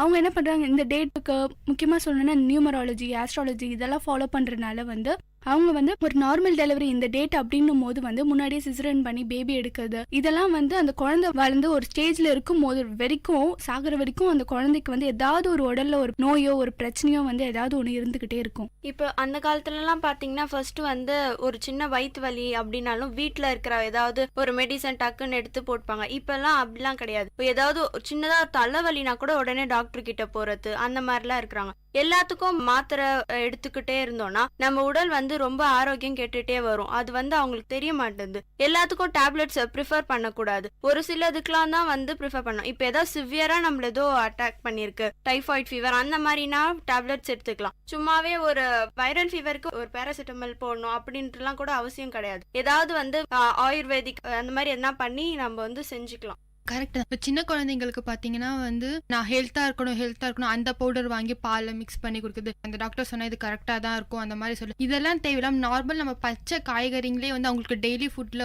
நம்ம இந்த காய்கறிங்க பழங்கள்லாம் இது டெய்லி அவங்க என்ன சொல்றது நைட்டு தூங்கும் போது அந்த மாதிரி டைம்ல கொடுத்தாலே போதும். அவங்க நல்லா ஹெல்த்தியாக இருப்பாங்க. அதெல்லாம் இப்போ குழந்தைங்களை நேரத்தை தூங்க வைக்கிற அந்த பழக்கமே கிடையாது. அதுங்க எப்போ தூக்கம் வருதோ அப்போ தூங்கட்டும் அப்படின்னு சொல்றேன். இப்போ நார்மலாக நம்ம தூங்குற டைம் பார்த்தீங்கன்னா 8 o'clock அந்த குழந்தை தூங்கி மார்னிங் கரெக்டாக எழுந்திரிச்சிட்டாலே போதும். அது அந்த நாள் ஃபுல்லா அதுக்கு கரெக்டா சுறுசுறுப்பா இருக்கும். அது லேட்டா தூங்க வச்சுட்டு மார்னிங் சீக்கிரமா எழுப்பிட்டு டைம் ஃபுல்லா டயர்டா இருக்கு ஏன்னு கேட்டீங்கன்னா என்ன சொல்றது அதுக்கு ஏதோ உடல்ல பிரச்சனை இருக்கு, ஹாஸ்பிட்டல் கூட்டிட்டு போக வேண்டியது, இந்த மாதிரிலாம் நார்மல் நம்ம வீட்டுல அது கரெக்டா வளர்த்தாலே போதும். அது ஆரோக்கியமா இருக்கும். இப்போ பார்த்தீங்கன்னா அந்த கால் எல்லாம் ஃப்ரெஷ்ஷாக சாப்பிட்டுட்டு இருந்தாங்க. இந்த ஃபர்டிலைசர்ஸ் அதெல்லாம் யூஸ் பண்ணாமல் இயற்கையாக வரதை சாப்பிட்டுட்டு இருந்தாங்க. இப்போல்லாம் பார்த்தீங்கன்னா நிறைய அது யூசேஜ் அதிகமாயிட்டதால இந்த ஹைப்ரிட் அதெல்லாம் சாப்பிட்றதால உடல் நலம் கொஞ்சம் பாதிக்கப்படுது.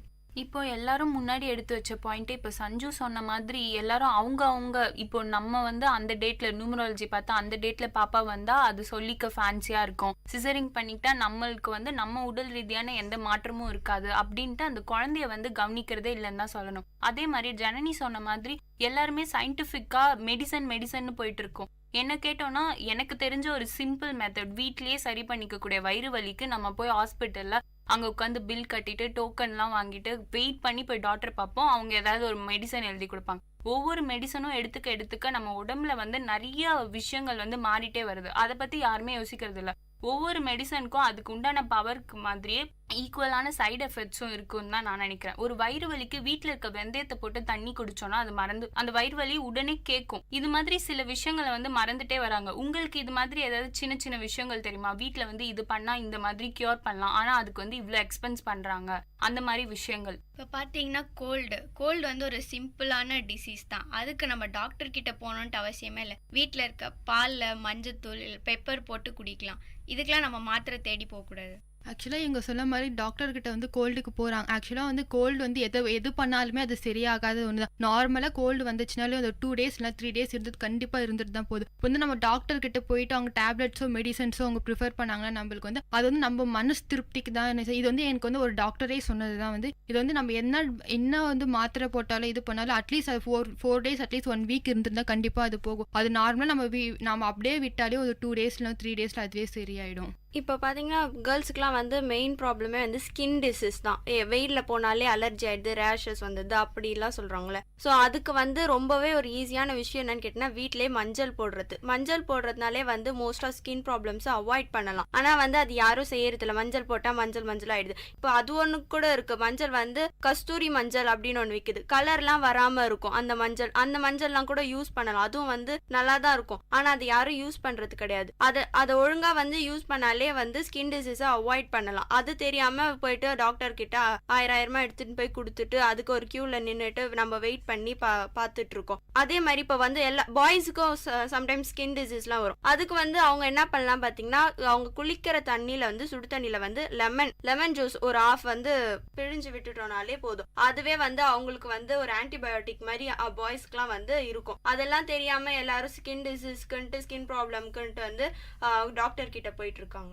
இப்போ இருக்கிற பாதி டிசீஸ் வர்றதுக்கு காரணமே நம்மக்கிட்ட ஸ்டாமினா பவர் இல்லை. எல்லாத்தையும் வந்து ஒரு டிசீஸ் வருதுன்னா நம்மக்கிட்ட எந்த அளவுக்கு அந்த இம்யூனிட்டி பவர் அதை தடுக்கிறதுக்கு இருக்குதோ அந்த அளவுக்கு தான் டிசீஸ் நம்மக்கிட்ட அஃபெக்ட் ஆகாமல் இருக்கிறதுக்கான சான்சஸ் இருக்கு. அதை டெவலப் பண்ணுறதுக்கு நம்ம டெய்லி வந்து ஒரு ஆப்பிள் இஸ் அ டாக்டர்னு சொல்லியிருக்காங்க. டெய்லி ஒரு ஆப்பிள் எடுக்கிறதுக்கு மூலமா நம்ம வந்து எந்த டிசீஸாக இருந்தாலும் அவாய்ட் பண்ணலாம். மார்னிங் எழுந்ததும் ஒரு 2 துளசி நம்ம வீட்டு செடியில் இருக்கிறத பறித்து சாப்பிட்டோம்னாவே எந்த ஒரு நோய் நொடியும் வராமல் நம்மளை காத்துக்கலாம். இப்போ வந்து ரொம்ப எப்படி சொல்றது, நிறைய ஃபாலோ பண்ணிட்டு வரது குழந்தைங்களுக்கு நிறைய டார்ச்சர் கொடுக்குறாங்கன்னு தான் நான் சொல்லணும். சின்ன வயசு 2 வயசு 3 வயசு குழந்தைக்கே ஃபீவர் கோல்டு அப்படின்லாம் வந்து நமக்கே தெரிஞ்ச விஷயம். மனுஷனா இருந்தா அப்பப்போ ஃபீவர் கோல்டுலாம் வராம இருந்தாதான் அது உண்மையான பிரச்சனையே. அதெல்லாம் எந்த பெற்றோர்களும் யோசிக்கிறதே இல்லை.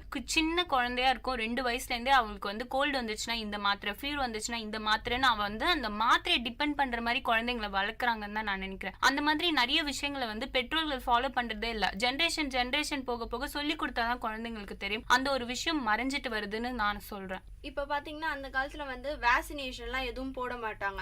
இது வந்து ஃபர்ஸ்ட் வந்து ஒரே ஒரு ஊசி தான் போடுவாங்க. அந்த அம்மை நோய் வராமல் இருக்கிறதுக்காக அது ஒன்று மட்டும்தான் போட்டுட்டு இருந்தாங்க. இப்போ வந்து ஒரு குழந்தை இப்பெல்லாம் ஊசி எப்படி வருது பார்த்தீங்கன்னா ஊசி போடுறது வலிக்கக்கூடாது அப்படின்றதுக்காகலாமே ஒரு போடுறாங்க. அந்த குழந்தைக்கு வந்து வலிக்கக்கூடாதான். தடுப்பூசி போடுறதே வந்து அது கொஞ்ச நாள் வலி இருக்கதான் செய்யுங்க. அது எப்படி வலிக்காமலாம் ஊசி போட முடியும்? ஆனால் வந்து இப்போ அதெல்லாம் போட்டு அது என்ன சைடு எஃபெக்ட் தருதுன்னே தெரியாம குழந்தைங்களுக்கு எப்படியுமே இம்யூனிட்டி பவர் கம்மியா தான் இருக்கும். அதை வந்து அந்த மாத்திரையை கொடுத்து சின்ன வயசுலயே மாத்திரையை கொடுத்து அதை எல்லாத்தையும் கம்மி பண்ணிட்டு வரோம் தான் நான் சொல்வேன். இப்போ குழந்தைங்கன்னு பார்த்தீங்கன்னா மாத்திரை போடுறதுக்கு கண்டிப்பாக அது அழதான் செய்யும். அதனால மாத்திரை அப்படின்றது தவிர்க்கலாம். அதை டெய்லி ஒரு ஸ்பூன் தேன் கொடுத்தாலே போதும். அந்த குழந்தைக்கு இம்யூனிட்டி அப்படின்றது ஆட்டோமேட்டிக்காக வரும்.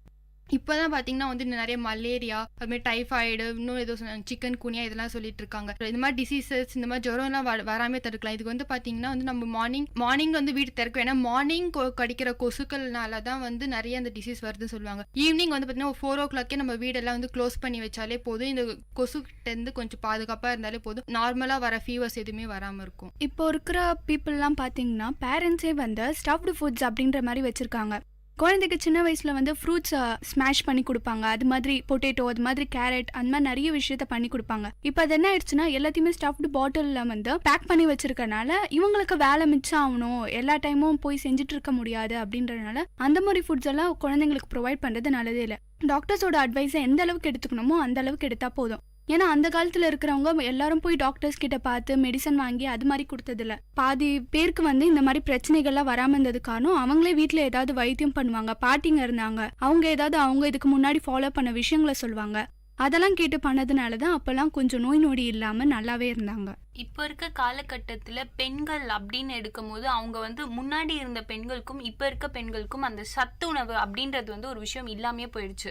முக்கியமா சொல்லணும்னா இப்ப ஸ்டாட்டிஸ்டிக்ஸே என்ன சொல்லுதுன்னா 10ல் 4 பெண்களுக்கு மென்சஸ் அப்படின்ற அந்த மந்த்லி பீரியட் சைக்கிள் வந்து நார்மலா ஆகுறது இல்லை. இதுக்கு முக்கியமான காரணமே பாரம்பரியமா நம்ம பண்ணிட்டு வர வேலைகள் குறைஞ்சிருச்சு. பாரம்பரியமான உணவு அப்படின்ற ஒரு விஷயம் மறைஞ்சே போயிடுச்சுன்னு தான் நான் சொல்வேன். முன்னாடி எல்லாம் பார்த்தோம்னா தினமும் சமைக்கிற ஒரு பிடி சாதத்துல எள்ளு அப்படின்ற ஒரு விஷயம் எங்கேயாவது ஒரு இடத்துல கலந்திருப்பாங்க. அதே மாதிரி கொள்ளு அப்படின்ற ஒரு விஷயமும் கலந்திருப்பாங்க. இப்ப வந்து அது வந்து அதை சாப்பிடக்கூடாது, அதை சாப்பிட்டா வந்து பிம்பிள்ஸ் வரும் அப்படின்னு கேர்ள்ஸ் அவாய்ட் பண்ணுவாங்க. அந்த மாதிரி உணவுகள் நிறைய அவாய்ட் பண்றதுனாலதான் மென்சஸ் அப்படின்ற ஒரு ப்ராப்ளம் இப்ப வந்து ரொம்பவே வளர்ந்துட்டு வருது. இப்ப இருக்கிற காலத்துல இருக்கிறவங்களா பாத்தீங்கன்னா முன்ன வந்து இந்த களி அந்த மாதிரி நிறைய விஷயங்களை வந்து இன்டேக் பண்ணிப்பாங்க. அது வந்து உடம்புக்கெல்லாம் ரொம்ப நல்லது. முக்கியமா வந்து இந்த பழைய சாதம் அந்த மாதிரி எல்லாம் சாப்பிடுவாங்க. அதெல்லாம் உடம்புக்கு வந்து ரொம்பவே குளிர்ச்சியை தரும். இப்ப இருக்கிறவங்க ஹீட்டுக்கு வந்து கண்ணுல ப்ராப்ளம்ஸ் வருது, இன்னும் வந்து உடம்பு ஹீட் ஆகுறதுனால மூக்குல ரத்தம் வருது, அந்த மாதிரி நிறைய விஷயங்கள் இருக்கு. இந்த மாதிரி விஷயங்களை அவங்க தவிர்க்கிற நேரத்துல இந்த மாதிரி ப்ராப்ளம்ஸ் வருது. ஐஸ் வாட்டர் எந்த அளவுக்கு நம்ம இன்டேக் பண்ணாலும் அது உடம்புக்கு நமக்கு கெடுதி மட்டும்தான், அது எப்பவுமே நமக்கு குளிர்ச்சியை தரவே தராது. முக்கியமா இங்க சொல்லியிருந்தாங்க இப்ப இருக்கிற பாதி ப்ராப்ளம்ஸ் காரணம் மஸ்கிட்டோ, மலேரியா, டெங்கு அந்த மாதிரி நிறைய விஷயம் வருதுன்ட்டு. வீடை பூட்டி வைக்கிறதுக்கு பதிலா அங்கங்க தண்ணி சேர்ந்திருந்தா அதை கிளீன் பண்ணலாம், குப்பைகள் நிறைய சேர்ந்திருந்தா அதை கிளீன் பண்ணலாம். முக்கியமா நம்ம நோட் பண்ணாத ஒரு விஷயம் என்னன்னு நான் நினைக்கிறேன்னா, குழந்தைங்களுக்கு வந்து சாப்பிடும் போது நல்லா அது திருப்தியா சாப்பிட்டா போதும்னு நினைக்கிறாங்க. சாப்பிடுற ஃபுட்டு வந்து ஸ்ட்ரென்த்தா இருக்கா, அது ஹெல்த்தி ஃபுட்டான்னு பாக்குறதே இல்ல. வயசானவங்க வந்து சொல்ற எந்த ஒரு விஷயத்தையும் இப்ப காலகட்டத்துல இருக்க பெற்றோர்கள் வந்து எடுத்துக்கிறதே இல்ல. கேட்டா டாக்டர் சொல்லிட்டாரு இந்த ஃபுட்டு தான் சாப்பிடணும், இதெல்லாம் அவாய்ட் பண்ணும். மோஸ்டாவே இப்போ எல்லா வர ஃப்ரூட்ஸா இருக்கட்டும், வெஜிடபிள்ஸா இருக்கட்டும், ஹைபிரிட்ன்ற ஒரு விஷயம் வந்துச்சு. எல்லாத்துலயுமே கலப்படம் இருக்கு. அட்லீஸ்ட் அதுலயாவது நம்ம வந்து தேர்ந்தெடுத்து கொடுக்கணும். முக்கியமான ஒரு விஷயம், நம்மளுக்கு சாப்பிடும் போது நல்லா இருக்க உணவு எதுவுமே நமக்கு வந்து உடலுக்கு வந்து ஏத்தது கிடையாது. ஜில்லுன்னு சாப்பிடும் போது வெயிலுக்கு நல்லா இருக்கும், பட் அதனால வரக்கூடிய பிரச்சனைகள் பின்னாடி நிறைய இருக்கு. அதை பத்தி யோசிக்கிறதே இல்லை எந்த பெற்றோர்களும். ஆமா, முக்கியமா வந்து சாப்பிட்ற விஷயத்துல வந்து நம்ம ரொம்பவே கேர் பண்ணி எடுத்துக்க வேண்டியதா இருக்கு. இப்போ வந்து சத்தான உணவு அப்படின்னு வந்து எண்ணிடலாம். நம்ம வீட்டுல வந்து சத்தான உணவுன்றது இப்போ இருக்க நம்ம காலகட்டத்தில் கிடைக்கிறதே ரொம்ப கஷ்டமா இருக்கு. ஃப்ரெஷ் வெஜிடபிள்ஸ் நம்மளுக்கு கிடைக்கிறதே கிடையாது, எல்லாமே ப்ரிசர்வ் பண்ணி தான் வாங்குறோம். இப்போ நம்ம கடையில் போயிட்டு வெஜிடபிள்ஸ் வாங்குறதுனா அவங்க கிட்ட அதில் பறிக்கவே அவங்க 1 டே ஆகுது, நம்ம கிட்ட எடுத்துட்டு வரதுக்குள்ள அது 4-5 டேஸ்க்கு மேலேயே ஆகுது. இந்த மாதிரி ஃப்ரெஷ் வெஜிடபிள்ஸ் வந்து நம்மளுக்கு கிடைக்கிறதே கிடையாது. இப்போ ஃப்ரெஷ்ஷாக நம்மளுக்கு கிடைச்சி ஒரு விஷயம் வந்து கிடைக்கிறது விட நம்ம டேரெக்டாக கிடைக்கும் போது இருக்கிற ஒரு சத்து வந்து நம்ம சுற்றி வரப்போ வந்து கண்டிப்பாக அது கிடைக்கவே கிடைக்காது. இப்போ வந்து அந்த ஒரு குடும்பம் ஆரோக்கியமா இருக்கணும்னா அந்த குடும்பத்துல இருக்கிற பெண்கள் முதல் வந்து ஆரோக்கியமா இருக்கணும். அதுக்கப்புறம் தான் வந்து அந்த குடும்பமே ஆரோக்கியமா இருக்கும். இப்போ ஒரு வீட்டுல வந்து ஒரு அம்மா வேலை செய்யலைன்னா யாருமே வந்து அடுத்து வந்து செய்யறதுக்கு ஆளே இருக்க மாட்டாங்க. கண்டிப்பா அப்பா வந்து வேலை செய்ய மாட்டார், சமையல்லாம் செய்ய மாட்டார். ஸோ ஒரு பெண் ஆரோக்கியமா இருக்கணும், அது வந்து ரொம்ப அவசியம். இப்போ வந்து குழந்தைங்கலாம் பாத்தீங்கன்னா ஒர்க்கிங் உமன்ஸ்லாம் வந்து என்ன பண்றாங்கன்னு பாத்தீங்கன்னா, குழந்தைங்களுக்கு அவங்களால 5 மினிட்ஸ்ல என்ன செய்ய முடியுமோ அது கடகடன்னு செஞ்சு கொடுத்துட்டு அவங்களுக்கு கொடுத்துட்டு அனுப்பிச்சிடுறாங்க. ஆனா வந்து அவங்க வேலை செய்யறதே வந்து அந்த குழந்தை ஆரோக்கியமா இருக்கணும் அப்படின்றத அவங்க மறந்துட்டு, ஒரு பையன் வந்து ஆசைப்படுறான் நூடுல்ஸ் சாப்பிடணும், எனக்கு மம்மி நூடுல்ஸ் பிடிக்கும் அப்படின்னா நூடுல்ஸ் வந்து எப்பவுமே அவங்க வந்து அதை அப்படியே ரொட்டீனா வச்சுக்கிறாங்க, நூடுல்ஸே செஞ்சு கொடுக்குறாங்க. ஒரு 2 மினிட்ஸ்ல அவங்களுக்கு வேலையை எடுத்து சரி இந்த வேலை முடிச்சுட்டு நம்ம ஆஃபீஸ் போகணும் அப்படின்றதுக்காகவே அது கடகடன்னு செஞ்சு கொடுத்துட்டு கிளம்பிடுறாங்க. ஆனா அந்த அவங்க வேலை செய்யறது எதுக்குன்னு பாத்தீங்கன்னா அந்த குடும்பம் ஆரோக்கியமா இருக்கணும், நாளைக்கு அந்த பையனும் வந்து ஆரோக்கியமா இருக்கணும் அப்படின்றத மறந்துடுறாங்க இன்னைக்கு. இப்போ பார்த்தீங்கன்னா பெண்கள் ஆகட்டும் குழந்தைகளாகட்டும் இந்த 5 மினிட்ஸில் நூடுல்ஸ் சொல்கிறீங்கல்ல, அதுக்கு பதிலாக 2 நாள் ஊற வச்ச தானியங்களை கூட நம்ம டிஃபனாக சாப்பிட்டுக்கலாமே. பிரெட் ஜாம் பதிலாக இந்த தானியங்கள், கீரை வகைகள் எல்லாம் சேர்த்துக்கலாம். சௌபாகியா சொன்ன மாதிரி காலைல எழுந்த உடனே முளைக்கட்டின பயிருன்னு ஒன்று இருக்கும், அதை எடுத்து காலைல சாப்பிட்டோம்னா அதெல்லாம் வந்து ரொம்ப நல்லது. இப்போ வந்து நம்ம நிறைய பிரச்சனைங்க, அதுக்கப்புறம் எதனால நோய்கள்லாம் வருது, அந்த மாதிரி நிறைய விஷயம் பார்த்தோம். இப்போ ஒரு விஷயமா வருமே, எந்த மாதிரி டிப்ஸ்லாம் நம்ம எடுத்துக்கலாம், இந்த மாதிரி எடுத்தா நம்ம ஹேர் க்ரோத்துக்கு நல்லது, ஸ்கின்னுக்கு எந்த ப்ராப்ளம்ஸும் வராது, அந்த மாதிரி ஏதாவது டிப்ஸ் இருந்தால் பேசலாம். என்னை பொறுத்த வரைக்கும் இப்போ காலத்துல வந்து எதனால பிரச்சனை அப்படின்றது வருதுன்னா, பெற்றோர்கள் வந்து குழந்தைங்களுக்கு 3 வேளையும் சாப்பிட வைக்கணுன்றத கடமையா நினைக்கிறாங்க. அத ஒரு வேலையா நினைக்கிறாங்க. ஆக்சுவலா அது அவங்க பொறுப்பு. அவங்கள பத்திரமா வளர்க்க வேண்டியது அவங்க பொறுப்பு. அதை உணர்ந்து என்னென்ன ஃபுட்டு எடுக்கணும், இந்த மாதிரி விஷயத்துல வீட்டுல இருக்க பெரியவங்க கிட்ட சஜஷன் வாங்கலாம். அவங்களுக்கு தான் நம்மளை விட நிறைய தெரியும். அவங்க படிச்சிருக்காங்களோ இல்லையோ, எக்ஸ்பீரியன்ஸ் பீப்புளுக்கு நம்மளை விட எந்த நேரத்துல என்ன மாதிரி உணவு எடுத்துக்கணும்னு நல்லா தெரியும். அதை கேட்டு கொஞ்சம் ஃபுட் ஐட்டம்ஸை நல்லபடியா பாத்துக்கணும். இப்போ பார்த்தீங்கன்னா வந்து ஃபுட் ஐட்டம்ஸ் அதை தவிர்த்து கூட நம்ம வேறு இப்போ வந்து டெய்லியும் பார்த்தீங்கன்னா ஒரு 1/2 hour ஆச்சு நம்ம நடக்கணுங்க. ஃப்ரெஷ் ஏரில் நடந்தாலே வந்து நல்லா காற்று வரும்ல, உள்ள ஆக்சிஜன்ஸ் நம்ம நிறைய கிடைக்கும். எக்ஸசைஸ் பண்ணுறது, இப்போ வந்து எக்ஸசைஸ் வந்து யாருமே பண்ணுறதே கிடையாது. மார்னிங் ஈவினிங் டைமில் வந்து எக்ஸசைஸ் பண்ணாலே வந்து ஓரளவுக்கு நம்மளுக்கு வந்து நமக்கு தேவையான எனர்ஜி கிடைக்கும். அதே மாதிரி வந்து மார்னிங் எந்திரிச்சுனே ஒரு பெரிய டம்ளர்ல வந்து தண்ணி குடிச்சாலே போதும். அந்த ஒரு கப் தண்ணி வந்து நம்மளுடைய ரத்தத்தை வந்து பிளட்டை வந்து கிளீன் பண்ற ஒரு பெரிய சக்தி வந்து நம்ம தண்ணிக்கு. மார்னிங் எந்திரிச்சு எதுவுமே சாப்பிடாம எம்டி ஸ்டமக்ல வந்து நம்ம ஒரு டம்ளர் தண்ணி குடிச்சாலே வந்து நம்மளுடைய ரத்தத்தை வந்து கிளீன் பண்ணும் அது. இப்போ பார்த்தீங்கன்னா வந்து குழந்தைங்களாம் வந்து ஸ்ப்ரவுட்டட் கிரெயின்ஸ், இப்போ சஞ்சு சொன்ன மாதிரி முளைக்கட்டின பயிரை அதெல்லாம் வந்து சாப்பிட மாட்டாங்க. கண்டிப்பாக நம்மளுக்கே அதெல்லாம் பிடிக்காது. அப்படி இருக்கும்போது அதை வந்து அவங்க ஏதாவது ஒரு அவங்களுக்கு பிடிச்ச ஒரு டிஷ்ல வந்து அதை ஆட் பண்ணி தரலாம். அவங்களுக்கே தெரியாம ஏதாவது ஒரு சர்ப்ரைஸ் டிஷ் மாதிரி ஏதாவது பண்ணி அவங்களுக்கு பிடிச்ச டிஷ்ல வந்து அதை ஆட் பண்ணி கொடுத்தோம்னா அவங்களுக்கே தெரியாம அது வந்து அவங்க உடம்புக்கு உள்ள போயிடும். ஸோ அப்படி ஏதாவது குழந்தைங்க சாப்பிட்ற மாதிரி குழந்தைங்க சாப்பிட்ற உணவுல வந்து நல்லா ஹெல்தி ஃபுட்ஸா வந்து ஆட் பண்ணோம்னா அது வந்து அவங்க ஆரோக்கியத்துக்கு நல்லா இருக்கும். இப்போ பார்த்தீங்கன்னா ஜங்க் ஃபுட்ஸ் எல்லாம் தவிர்த்து ட்ரெடிஷ்னல் ஃபுட் சாப்பிடலாம். இப்போ கூட்டு, பருப்பு சாம்பார் இது மாதிரிலாம் சாப்பிட்டா நம்மளுக்கு இம்யூனிட்டி சேரும். இப்போ இருக்கும் போது நம்ம மத்தியான உணவு அப்படின்னு எடுக்கிறோன்னா வந்து கண்டிப்பாக அதில் 2-3 பொரியலாவது இருக்கணும். இப்போ இருக்கிறவங்க என்ன அந்த அப்பளம் ஸ்நாக்ஸ் ஏதாவது இருந்தால் போதும் தொட்டுட்டு சாப்பிட்டுடலாம் அப்படின்ற மாதிரி. ஸோ வந்து கம்பல்சரி ஒரு 2 பொரியலாவது நமக்கு இருக்கணும். காலையில் வந்து பிரேக்ஃபாஸ்ட்டை நம்ம கட் பண்ணக்கூடாது. லஞ்ச் அப்புறம் ஈவினிங் ஸ்நாக்ஸ் எதை வேணால் கட் பண்ணுங்க. மார்னிங் கண்டிப்பாக ஒரு இன்டேக் இருந்துகிட்டே இருக்கணும். ஏன்னா நைட் சாப்பிட்டு அது ஒரு லாங் கேப் நமக்கு வந்துடும். ஸோ அதனால வந்து எந்த சாப்பிட்ற விஷயத்தையும் வந்து நம்ம ஸ்கிப் பண்ண வேண்டாம். முக்கியமாக ஃப்ரூட்ஸ் நிறைய இன்டேக் பண்ணுங்க. மாதுளை அந்த மாதிரி விஷயங்களை வந்து நிறைய சாப்பிட்டீங்கன்னா வந்து உடம்புக்கு ரொம்ப நல்லது. முக்கியமா ஸ்கின்னுக்கு நல்லா க்ளோயிங்கா அந்த மாதிரி இருக்கும். இப்போ இருக்க காலகட்டத்துல சுகர் வந்து நிறையவே வளர்ந்துட்டு வருது. அந்த சுகருக்கு வந்து எதெல்லாம் தேவையோ அதெல்லாம் சாப்பிடணும். என்ன நினைக்கிறாங்கன்னா ஸ்வீட்ஸ் அவாய்ட் பண்ணா சுகர் கண்ட்ரோலா இருக்கும் அப்படின்னு நினைக்கிறாங்க. அது எந்த அளவுக்கு ஒரு பக்கம் உண்மையோ, இன்னொரு பக்கம் அவங்க எடுத்துக்கிற வெஜிடபிள்ஸ் வந்து பார்த்து எடுத்துக்கணும். கீரை வகைகள் நிறைய சேர்த்துக்கணும். இப்ப இருக்க காலத்துல எந்த குழந்தைக்குமே கீரை பிடிக்கிறது இல்ல. அது வேற மாதிரி குடுக்கறோன்ற பேர்ல அதை ஒரு கெட்டது கூட சேர்த்து வச்சு குடுக்குறாங்க. கேட்டா சாண்ட்விச்ன்றாங்க. அதுக்குள்ள அது கூட வைக்கிற எந்த திங்ஸை பத்தியும் அவங்க வந்து ஃபீல் பண்ணதே இல்லை. அதுல இருக்க ஒரு பிடி கீரை சாப்பிட்றான் என் பையன் அப்படின்னு நினைச்சு விடுறாங்க. ஸோ வந்து வே ஆஃப் கிவிங்னு ஒன்று இருக்கும். கசக்க தான் செய்யும், ஆனா அதை வந்து எப்படியாவது குழந்தைங்களுக்கு கொடுத்துதான் ஆகணும். அதே மாதிரி சுகர் பேஷண்ட்ஸ் வந்து கீரை நிறைய எடுத்துக்கணும். முள்ளங்கி இருக்கு இல்லையா, அது வந்து ரொம்ப நல்லது. குழந்தைங்களுக்கும் நல்லதுதான். பெரியவங்க முக்கியமா சுகர் இருக்கவங்க வந்து முள்ளங்கியை வந்து தினசரி எடுத்துக்கணும். அதே மாதிரி பச்சை பயிர் இருக்கும் இல்லையா, அதை தினமும் வெறும் வயிற்றுல சாப்பிடணும். இப்போ பார்த்தீங்கன்னா ஹேர் ஃபால் ஆகுதுல்ல பெண்களுக்குலாம், அதெல்லாம் வந்து பெண்கள் ஆண்கள் 2 பேருக்குமே இப்போ வந்து ஹேர் ஃபால்லாம் நிறைய ஆகுது. அந்த ஹேர் ஃபால்லாம் ஆகாம இருக்கணும்னா கருவேப்பிலை அதெல்லாம் சாப்பிடணும். எல்லாருமே என்ன பண்ணுவாங்க, சாப்பாடுல இருக்கிற கருவேப்பிலை, வெங்காயம், தக்காளி எல்லாத்தையும் அதெல்லாம் எடுத்து போட்டுட்டு வெறும் சாதம் மட்டும் கலந்து சாப்பிட்றது. நம்ம சாப்பிட்றது அதெல்லாம் சேர்த்து சாப்பிட்டாதான் மொத்தமா உடம்புக்கு ஸ்ட்ரென்த். அது தெரியாம எல்லாத்தையும் அதெல்லாம் ஒதுக்கி வச்சுட்டு வெறும் சாதம் மட்டும் சாப்பிட்றது. சாதம் மட்டும் சாப்பிட்றதுனால என்ன வருது, ஒரு 30 ஏஜுக்கு அப்புறம் சுகர் வந்துடுறது. சுகர் வந்ததுக்கு அப்புறம் மெடிசனுக்கு அடிக்ட் ஆயிடுறது. இந்த மாதிரி லைஃப் தான் இப்போ வந்து போய்கிட்டு இருக்கு.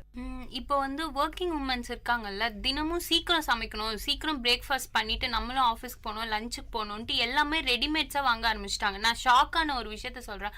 ரெடிமேட் சப்பாத்தி எங்கேயாவது கேள்விப்பட்டிருக்கீங்களா? ஆல்ரெடி அவன் ஃபிளாட் பண்ணி சப்பாத்தி மாவா விற்கிறான், அதை போட்டு கொடுக்குறாங்க. இதுல எவ்வளோ பேட்டரியா இருக்கும்னு கூட யோசிக்கிறது இல்ல. மார்க்கெட்டுக்கு போனா தேங்காவை துருவி விற்கிறாங்க. வீட்டுல துருவுறது கூட கிடையாது. தேங்காய் அப்படின்ற ஒரு விஷயம் அவ்வளோ நல்லது. அதை வந்து நேச்சரா நம்ம வீட்லயே மரத்துல இருந்து கிடைக்கிற ஒரு விஷயம். அதை காசு கொடுத்து வெளில அவனே கட் பண்ணி வைப்பானா, அதை வாங்கி இவங்க ஜார்ல போட்டு அரைச்சு சமையல் பண்ணுவாங்க. இந்த மாதிரி நிறைய ரெடிமேடான விஷயத்த வந்து ரெடியூஸ் பண்ணணும். இப்போ இருக்கிற வந்து நம்ம வந்து நிறைய வந்து இன்ஜெக்ட் பண்றாங்க, ஃப்ரூட்ஸா இருக்கட்டும், வெஜிடபிள்ஸா இருக்கட்டும். ஸோ வந்து ஒன்ஸ் சாப்பிட்றதுக்கு முன்னாடி அதை 2 or 3 times வரைக்கும் நம்ம அதை வாஷ் பண்ணிட்டு தான் நம்ம கட் பண்ணிட்டு அதை சாப்பிடணும். ஏன்னா அது மேல வந்து நிறைய பெஸ்டிசைட்ஸ் அவங்க தெளிச்சிருப்பாங்க. அதெல்லாம் இன்டேக் பண்ணிக்கிட்டாவே நமக்கு உடம்புக்கு நிறைய பாதிப்புகள்லாம் ஏற்படும். இன்னொரு விஷயம்னு பாத்தீங்கன்னா, இப்போ இருக்கிற ஹேர் ஃபால் நிறைய ஆகிறதுக்கான காரணமே நம்ம மட்டும் தான். இப்போ இருக்கிற காலத்துல பாத்தீங்கன்னா ஹேர் ஸ்டைல் பண்றதும் தலைக்கு வந்து ஆயில் வைக்காம இருக்கிறனால ஸ்கேல்ப் ட்ரை ஆகி டேண்ட்ரஃப் ப்ராப்ளம்ஸ் வருது. அதனால வந்து முடி வளர்ச்சி வந்து ரொம்பவே கம்மியாகுது. அதனாலதான் இப்ப இருக்கிற ஹேர் ப்ராப்ளம்ஸ் நிறைய பிரச்சனைகள் இருக்கு. ஜனனி சொன்ன மாதிரி கருவேப்பிலை எடுத்துக்கலாம். அதுக்கப்புறம் கத்தாழை செடி அடிச்சு வாரத்துக்கு ஒரு தடையாவது தலையில தடவலாம், நல்லெண்ணெய் தடவலாம். இந்த மாதிரி நிறைய விஷயம் ஃபாலோ பண்ணாவே ஹேர் ஃபாலை கம்மி பண்ணலாம். இப்போ பெண்கள் அப்படின்ட்டு வரும்போது ப்ரெக்னெண்ட்டாக இருக்க லேடிஸ் டெலிவரிக்கு அப்புறம் உடலை வந்து நம்ம பத்திரமா பாதுகாக்கணும். அப்படி பாதுகாக்கலைன்னா போன்ஸில் வந்து நீர் அப்படிங்கிறது ஒன்று சேர்ந்துடும். அந்த நீர் சேர்ந்தா உடம்புல நிறைய பிரச்சனைகள் வரும். ஸோ இதை தவிர்க்க பார்லி அரிசியை வந்து பவுடர் பண்ணி சுடு தண்ணியில் காய்ச்சி அதை குடித்தோன்னா கண்டிப்பாக இந்த நீரெல்லாம் எடுத்துடலாம் பாடியிலேருந்து. இப்போ வந்து இன்னொரு நமக்கு பிரச்சனையான ஒரு விஷயம் என்னன்னா, நிறைய பேருக்கு தெரிஞ்சிருக்க வாய்ப்பு இல்லை, சுகர் நம்ம ஆட் பண்ணுறோம்ல சாப்பிடும்போது அது உண்மையிலேயே வந்து உடம்புக்கு ரொம்ப கெட்டதான ஒரு விஷயம். கரும்புல இருந்தால் சுகர் எடுக்கணும்னு நம்ம தெரியும், ஆனால் அதுக்கப்புறம் அது எவ்வளோ ப்ராசஸில் அது வருது அப்படின்றது நம்ம யாருக்கும் தெரியல. இந்த நிறைய சொல்லுவாங்களே வெல்லம், கருப்பட்டி, அந்த மாதிரி நிறைய சொல்லுவாங்களே, அதை நம்ம ஆட் பண்ணிக்கிட்டோம்னா அது நமக்கு உடம்புக்கு நல்லது. இது என்ன பண்ணுறாங்கன்னா, அது வெள்ளையா பளபளப்பாக இருக்கிறதுக்கு நல்லா தான் இருக்கு என்னமோ பார்க்கறதுக்கு, ஆனால் அது எவ்வளோ ரசாயன பொருள்களில் சேருதுன்றது நம்ம யாருக்குமே தெரியறதில்ல. வெளில வந்து குழந்தைங்க பசிக்கு எடுத்துக்கிற ஸ்நாக்ஸ் ஐட்டம் முதல்ல வந்து பேன் பண்ணோன்னே நான் சொல்லுவேன். ஏன்னா அந்த நேரத்துல பசி போகுதுன்னு நினைச்சு அவங்க உள்ளுக்குள்ள எவ்வளோ கெட்டதை சாப்பிட்றாங்க தெரியுமா. நார்மலா நம்ம எடுத்துக்கிற வீட்டுல வந்து பசிக்கும் போது சொன்ன மாதிரி அந்த பச்சை பயிறு இது மாதிரி ஏதாவது சுண்டல் அப்படின்னு ஒன்று பண்ணுவாங்கல்ல, ஈவினிங் டைம்ஸ்ல அந்த மாதிரி ஃபுட்ஸ் எடுத்துக்கிறது ரொம்பவே ஹெல்த்தியா இருக்கும், நம்ம ஆக்டிவாகவும் இருப்போம். நம்ம போகும்போது பிஸ்கெட் பாக்கெட்டு இல்ல ஏதாவது சிப்ஸ் ஐட்டம் அந்த மாதிரி ஐட்டம்ஸ் வீட்டுல செஞ்சு சாப்பிட்றதே அது தப்பு. ஏன்னா ஆயில் எந்த அளவுக்கு உடம்புல வந்து சேருதோ அந்த அளவுக்கு உடம்புல வந்து கெட்டதும் வந்து சேர்ந்துட்டே இருக்குன்றது வந்து ஒரு பொதுவான கருத்து. ஸோ அந்த மாதிரி ஐட்டம்ஸ் எல்லாம் அவாய்ட் பண்ணுவோம். எப்போ பார்த்தாலும் ஸ்நாக்ஸ் சாப்பிட்ற குழந்தைங்களும் இருக்காங்க. அவங்களுக்கு வந்து உள்ளுக்குள்ள வந்து நிறைய விதமான மாற்றங்கள் இருக்கும். அவங்க ஹார்மோன்ஸ் வந்து சேஞ்சஸ் ஆகிறதுக்கு நிறைய வாய்ப்புகள் அந்த மாதிரி ஐட்டம்ஸ்ல தான் இருக்கு. இப்போ பார்த்தீங்கன்னா வந்து ஒல்லியாக இருக்கிறவங்க குண்டா இருக்கிறவங்கன்னு 2 பேர் இருப்பாங்க. குண்டா இருக்கிறவங்களுக்கு ஒல்லி ஆகணும் அப்படின்ற ஒரு ஆசை, அதனால என்ன பண்ணுவாங்க, சாப்பிடாம இருப்பாங்க. ஒரு வேளை சாப்பிடுவாங்க, அதுவும் சப்பாத்தி அந்த மாதிரி ஏதாவது ஒரு ஐட்டம் எடுத்துப்பாங்க. அப்படிலாம் இருக்கவே கூடாது. அதே மாதிரி ஒல்லியா இருக்கிறவங்க என்ன பண்ணுவாங்க, ஓவர் வெயிட்டா சாப்பிடுவாங்க. எல்லா கெலோரிஸ் வந்து குண்டாகணும்னா முதல் ரீசன் வந்து நம்ம பாடியில அதிக கெலோரிஸ் இருக்கணும். கெலோரிஸ் இருக்கிறதுக்கு ஸ்ப்ரவுட்டட் கிரெயின் சாப்பிட்டோம்னாலே போதும். டெய்லி மார்னிங் அதை சாப்பிட்டோம்னாலே போதும். அது வந்து நம்மளுக்கு வந்து ஒரு நல்ல இது தரும். அதே வந்து நம்மள வந்து குண்டாக்கிடும். குண்டாகே ஆகணும் அப்படின்றதுக்காக நீங்க என்ன பண்ணுவீங்க, வெளில இருக்கிற ஜங்க் ஃபுட்ஸ் எல்லாம் சாப்பிட்டு குண்டாகணும். அது வந்து ஒண்ணுத்துக்குமே உதவாத ஒரு விஷயங்க. அது எல்லாமே வந்து நம்ம ஒல்லியா இருக்கிறத வந்து ஒழுங்கா இருக்கணும் அப்படின்னு நினைக்கணும். சாப்பிட்டு குண்டாயிட்டோம்னா அது போதும் நம்மளுக்கு அப்படின்னு நினைக்க கூடாது. இப்போ ஜனனி சொன்ன மாதிரி குண்டா இருக்கவங்க ஒல்லியாகணும், ஒல்லியா இருக்கவங்க குண்டாகணுன்றதுக்காக நிறைய வந்து மெடிசன்ஸ் விற்காங்க. இப்போ அதெல்லாம் டோட்டலா அவாய்ட் பண்ணும். என்ன எப்படி பிறக்கிறோமோ அப்படிதாங்க இருப்போம். நம்மளால நினைச்ச மாதிரிலாம் நம்மள மாத்திக்க முடியாது. அதெல்லாம் பியாண்ட் லெவல். ஆக்சுவலா நம்ம ஜீனை பொறுத்து தான் நம்ம இருப்போம். ஒவ்வொருத்தரும் ஒவ்வொரு மாதிரி அழகுதான். தேவையில்லாம அடுத்தவங்களை அட்மையர் பண்ணி நம்ம உடம்ப நம்மளே கெடுத்துக்கிறோம் தான் நான் சொல்வேன். ஸ்லிம்மா இருக்கணும்னா வந்து மார்னிங் எழுந்த உடனே வந்து வாட்டர்ல ஹனியை மிக்ஸ் பண்ணி குடிச்சோம்னாவே வந்து பாதி ஃபேட் நமக்கு குறையும். அதே சமயம் சுகர் பேஷண்ட்ஸ் இருக்கிறவங்க வந்து டெய்லி ஒன்ஸ் ஒரு வேளையாவது வந்து அவங்க சப்பாத்தி சாப்பிடணும். அதே சமயம் அதிகமாயிடுச்சுன்னா ஒரு கயக்கா சாப்பிட்டா போதும், அது எவ்வளவு சுகரா இருந்தாலும் ரெடியூஸ் பண்ணும். மோஸ்ட்லி சுகர் இருக்கவங்க பார்த்தீங்கன்னா அந்த பாவக்காய் ஜூஸ் அப்படின்றது ஒன்று வந்து அவங்களுக்கு வந்து இல்லை இது சாப்பிட்டா கசப்பாக இருக்கும் அப்படின்னு சொல்லிட்டு அவாய்ட் பண்ணுவாங்க. ஏன்னா வந்து நம்ம எவ்வளோ பாவக்காய் ஜூஸ் குடிக்கிறோமோ வந்து அது வந்து அவ்வளோ வந்து நம்மளுக்கு கண்ட்ரோல் பண்ணும். வேர்க்கடையில் அப்புறமேட்டு மூக்கடலை இதெல்லாம் வந்து மார்னிங் நைட்டு ஊற வச்சுட்டு மார்னிங் வந்து அப்படியே சாப்பிட்டோன்னு வச்சுக்கோங்களேன். இதை விட ஹெல்த்தாலாம் வந்து நம்மளால வந்து எதுவுமே கண்டுபிடிக்க முடியாது. இது வந்து அந்த காலத்துலேருந்தே வந்து பயன்படுத்திட்டு வர ஒரு தானியங்கள் தான் நம்ம சொல்லலாம். இந்த மாதிரி சில விஷயத்தை வந்து நம்ம டெய்லி இன்டேக் பண்ணாலே போதும், நம்ம அவ்வளோ ஆரோக்கியமாக இருக்கலாம்.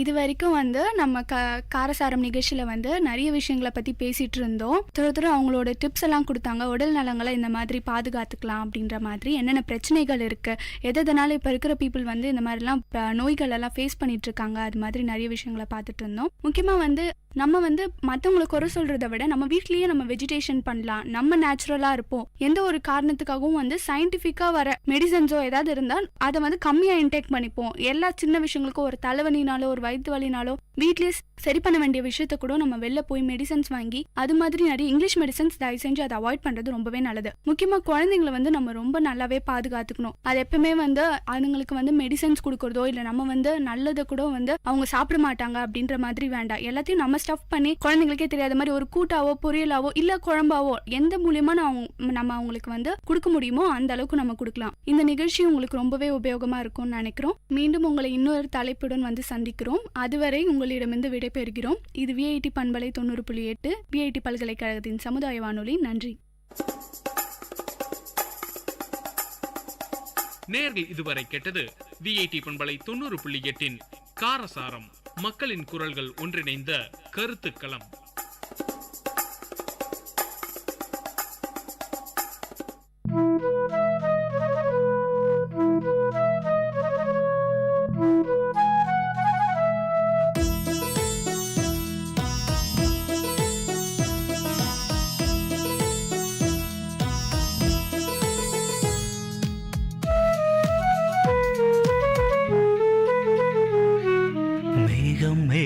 என்மேல் நீயும் பூவை பொழிந்தாய், அதிலே என்னை கொஞ்சம் நனைய விட்டு மோகம் கொண்டாய். மேகம் மேகம் என்மேல் நீயும் பூவை பொழிந்தாய், அதிலே என்னை கொஞ்சம் நனைய விட்டே மோகம் கொண்டாய்.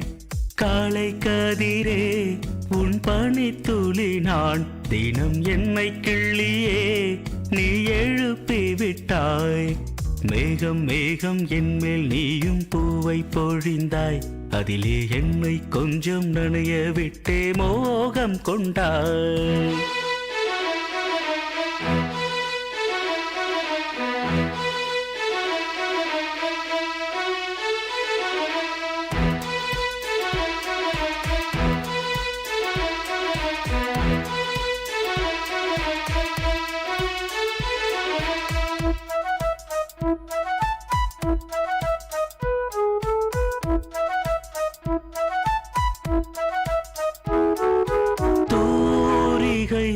கொண்டு தீண்டியே தூக்கங்கள் குறைத்தாய்.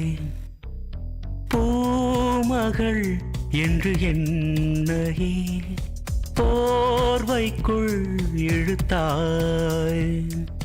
நிலவோடும் நிலம் மீதும் என்னை ஏந்தியே நீலவானிலே நெஞ்சோடு சாய்ந்தாடும் தென்றலே. நம்மை கண்டு நட்சத்திரம் வெட்கப்பட்டு கண்மறைக்கு. மேகம் மேகம் என்மேல் நீயும் பூவை பொழிந்தாய், அதிலே என்னை கொஞ்சம் நனைய விட்டு மோகம் கொண்டாய்.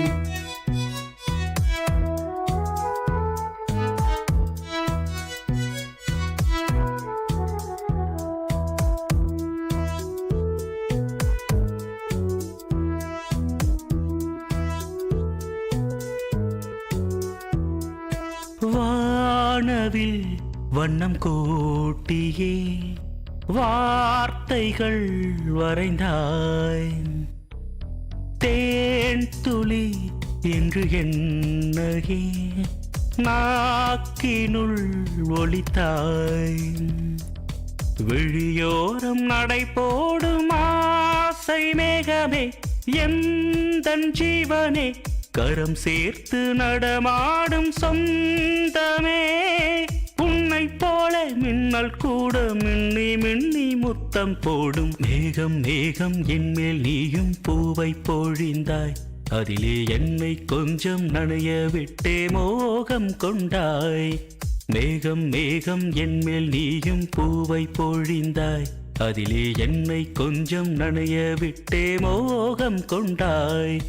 காலை கதிரே உன் பனித்துளி நான், தினம் என்னை கிள்ளியே நீ எழுப்பி விட்டாய். மேகம் மேகம் என்மேல் நீயும் பூவை பொழிந்தாய், அதிலே என்னை கொஞ்சம் நனைய விட்டு மோகம் கொண்டாய். கேட்ட பாடலை இசையமைத்து பாடியவர் முருகானந்தம். பாடல் வரிகள் பவித்ரா. தயாரிப்பு விஐடி பண்பலை 90.8.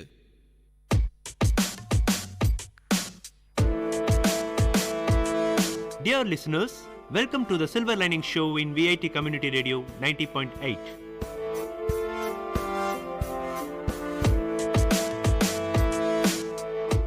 The program to reach heights, a motivation to enhance the positivity in you.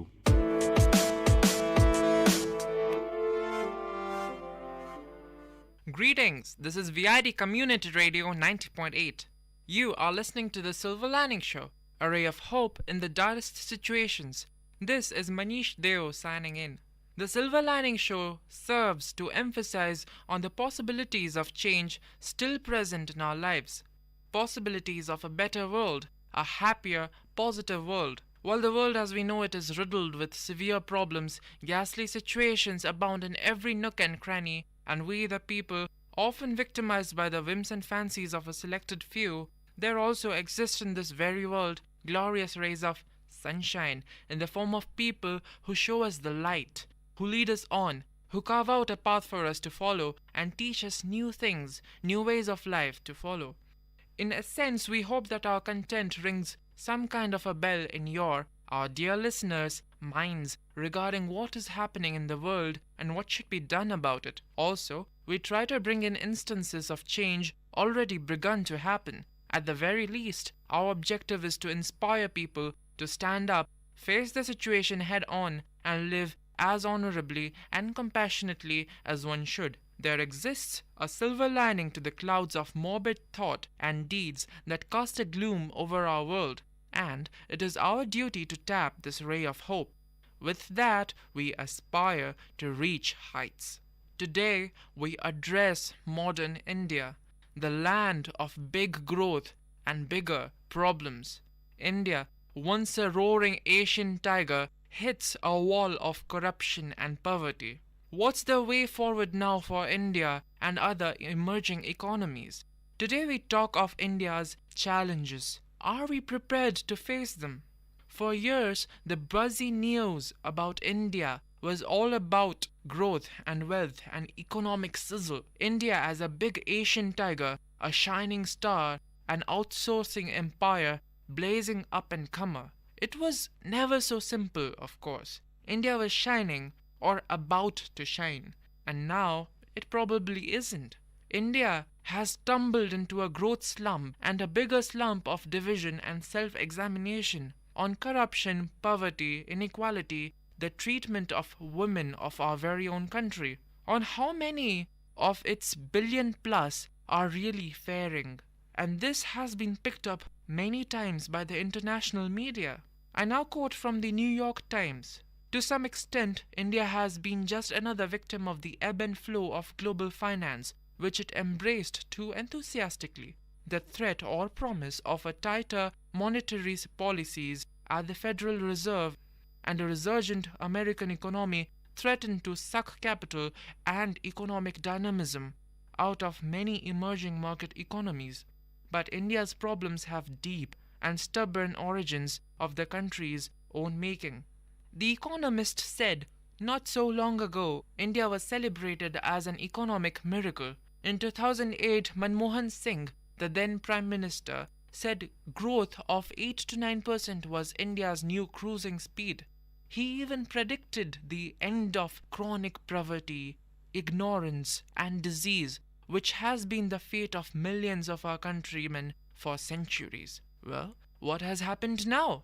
Unlike many other Asian countries, and in stark contrast to neighboring Pakistan, India has never been run by its generals. The upper ranks of the powerful civil service of the colonial Raj were largely Hindu, while Muslims were disproportionately represented in the army. After gaining independence, the Indian political elite, which had a strong pacifist bend, was determined to keep the generals in their place. Indian Parliament was also represented by the people in a proportionate manner. In this, they happily succeeded. But there have been costs. One is that India exhibits a striking lack of what might be called a strategic culture. It has fought a number of limited wars, one with China, which it lost, and several with Pakistan, all of them mostly won, if not always very convincingly, and it faces a range of threats, including jihadist terrorism and a persistent Maoist insurgency. Yet its political class shows little sign of knowing or caring how the country's military clout should be deployed. Let us talk about India's challenges overall. Number one is addressing overpopulation. By the last census, India's population has been pegged at 1.21 billion. we roughly constitute nearly 1/6 of the world's total population. Unlike many other problems which can be tackled by task forces, this issue needs to be handled with sensitivity because we are handling real people. Many still remember the focused sterilization program of the government decades ago with bitter memory. The real solution to this is instilling a sense of responsibility among our citizens as well as literacy. Unlike the past, the living conditions today are better. There are lesser diseases. Survival rates of children are higher. Yet the trend of multiple children continues, especially in rural India, perhaps under the pretext or rather the illusion that more people might earn more. This works negatively when the family is poor and inadequate to maintain its own health and prosperity. We now address our situation positively, taking our vast human capital as one of our strengths. At the same time, we must ensure that we do not overburden our resources to the point of no return. The second Indian challenge is sanitation. It is no secret that we are one of the dirtiest countries on the planet. And to keep up on this hypocrisy, our homes may be deemed palatial in terms of luxury, while the street outside may put our garbage dumps to shame. Statistics conducted by UNICEF have shown that only 31% of India's population is able to properly utilize sanitation facilities as of 2008. 1 in every 10 deaths in India is linked to poor sanitation and hygiene. People without access to proper sanitation facilities more often than not defecate in the public or in rivers. The Ganga River in India has a stunning 1.1 million liters of raw sewage being disposed into it every single minute. This and more industrial wastes have caused diseases such as cholera, dysentery, as well as chemical poisoning among the multitudes that thrive along the river plains. The situation is repeated along all major river belts in the country. The Ganga Action Plan has acted as a sink for crores of rupees, and yet we are to see any positive outcome. The new government, however, has promised to address such issues, constituting ministries to look after the Ganga, Yamuna, and other rivers. What we really require is a commitment tempered by real outcomes. The third Indian challenge is tackling the monster in our bureaucracy, that is, corruption. Corruption is widespread in India. India is ranked 95 out of 180 countries in Transparency International, that is an NGO that conducted the Corruption Perceptions Index, but its score has improved consistently from 2.7 a decade back to around 3.1 now. In India, corruption takes the form of bribes, tax evasion, exchange controls, embezzlement, and so on. A 2005 study done by the same organization found that more than 50% had first-hand experience in paying bribe or peddling influence to get a job done in a public office. The chief economic consequences of corruption are the loss to the exchequer, an unhealthy climate for investment, and an increase in the cost of government-subsidized services. Corruption has also been implicated in the lack of innovation and translational research in science and technology within India. India still ranks in the bottom quartile of developing countries in terms of the ease of doing business. And compared to China and other lower developed Asian nations, the average time taken to secure the clearances for a startup or to invoke bankruptcy is much higher. Our fourth challenge is imparting education to our masses. Since the Indian Constitution was completed in 1949, education has remained one of the priorities of the Indian government. The first education minister, Maulana Azad, founded a system of education which aimed to provide free education at the primary level. Primary education was made free and compulsory for people, or rather children, from 6 to 14 years old, and child labor was officially banned. The government introduced incentives to education and disincentives for not receiving education. For instance, the provision of midday meals in schools were introduced. The right of children to Free and Compulsory Education Act was also imposed in 2009. Despite these initiatives, education continues to persist as an impediment to development.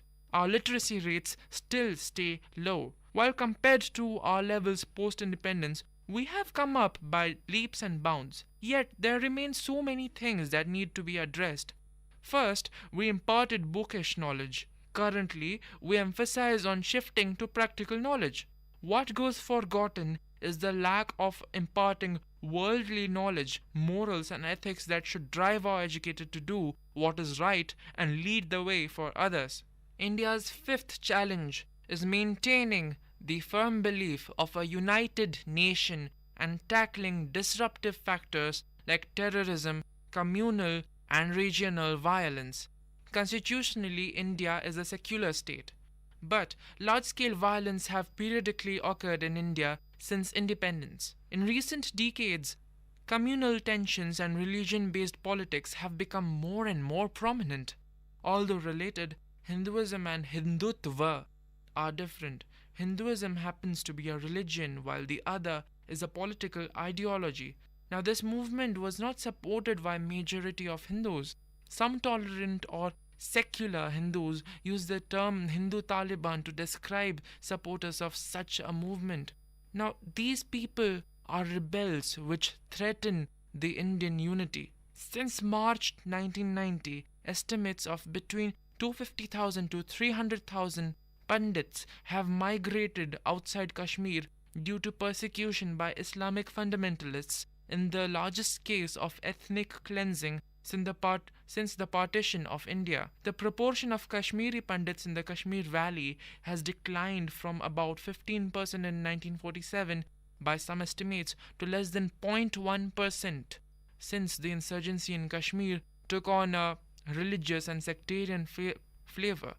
However, recently, due to incentives by the government, some Pandits are returning to the valley. What we can do is look in their favor. The regions with long-term terrorist activities today, apart from Jammu and Kashmir, are also central India affected by Naxalism and the seven sister states in the northeast, that is, independence and autonomy movements. In the past, the Punjab insurgency led to militant activities in the Indian state of Punjab as well as the national capital Delhi by the Delhi serial blasts and anti-Sikh riots. As of 2006, at least 232 of the country's 608 districts were afflicted at differing intensities by various insurgent and terrorist movements. The need for a belief in a single united nation where everyone is equal remains serious as ever. We need to rise above the differences that could divide us to realize the vast majority of traits and issues that unite us every single day. India's sixth challenge is consolidating national security and beefing up our diplomacy. Apart from the always vocal press and New Delhi's lively think tanks, India and its leaders show little interest in military or strategic issues. Strategic defense reviews like those that take place in America, Britain or France, informed by serving officers and civil servants but led by politicians, are almost unknown in India. The armed forces regard the Ministry of Defense as woefully ignorant on military matters, with few of the skills needed to provide support in areas such as logistics and procurement. They also resent its control over senior promotions. Civil servants of the country pass through the ministry rather than making careers there. The Ministry of External Affairs, which should be crucial to informing the country's strategic vision, is puny in size. Singapore, with a small population of 5 million, has a foreign service about the same size as India's. China's, in comparison, is 8 times larger. The main threats facing India are clear: an unstable, fading, but dangerous Pakistan to the west, a swaggering and intimidating China to the north and east. One invokes feelings of superiority close to contempt, and the other inferiority and envy. In terms of India's regional status and future prospects as a great power, China matters most, but the vexatious relationship with Pakistan still dominates our military thinking. Now we need to think beyond the horizons. India's seventh challenge is overcoming our delusions. Indians are often a deluded lot. We often tend to, or rather want to, believe a certain set of things when we might better be off knowing the ground reality. Often that puts us in funny or false situations and quite affects the impression the world has of our countrymen. We believe in a set of very funny things. Some examples could be like that we are the most cultured country on the planet, that we are not racists, that we are a democracy to the truest essence, that one vote doesn't matter, that if a person is an IITian, they might be the best engineer, that if a person is from IIM, they might be the best manager, that all politicians are corrupt, that all cops are dishonest, that none of the government officials ever work, that we worship and respect women, that it is okay to litter anywhere, but it is not an offense in India, that eventually will become the economic and supreme military power in the world, that taking bribe is not a crime, that God punishes culprits someday instead of a judicial system, that all South Indians are intelligent people but boring, that all North Indians are dim-witted but very interesting people, that entrepreneurs are those who are failed to get a job or have been fired from one, that India cannot change, the thought that we are the greatest country ever and that our culture is supreme of all. Now, all these obsessions with protecting our so-called culture has gone on for too long now. We must realize that we have inherited a set of values.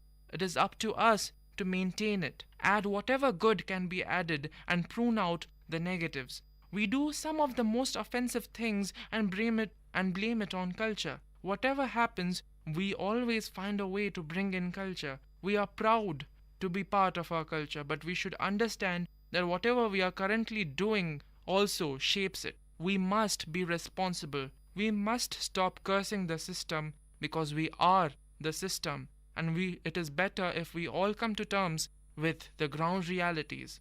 And as we said in our last episode, we quote Fareed Zakaria of CNN in saying again, we are watching the birth of a new sense of nationhood in India, drawn from the aspiring middle classes in its cities and towns who are linked together by commerce and technology. They have common aspirations and ambitions, a common Indian dream, that is, rising standards of living, good government, and a celebration of India's diversity. That might not be as romantic a basis for nationalism as in the days of old, but it is a powerful and durable base for a modern country that seeks to make its mark felt on the world. There exists a silver lining to the murky clouds that shadow India's growth path. We shall rise and we shall thrive.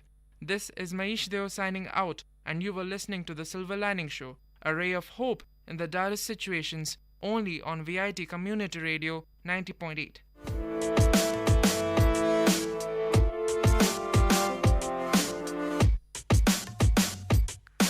Dear listeners, you had listened to the program Silver Lining Show. We will meet you with another interesting positive topic in our next show. Till then, tune in to VIT Community Radio 90.8.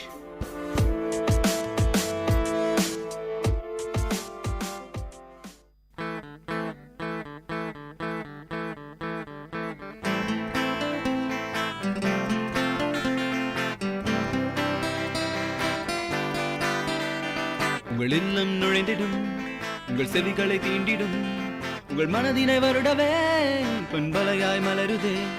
உங்கள் இல்லம் நுழைந்திடும், உங்கள் செவிகளை தீண்டிடும், உங்கள் மனதினை வருடவே பண்பலையாய் மலருதே. VIT 90.8 வேலூரில் நாங்கதாம்பே. VIT 90.8.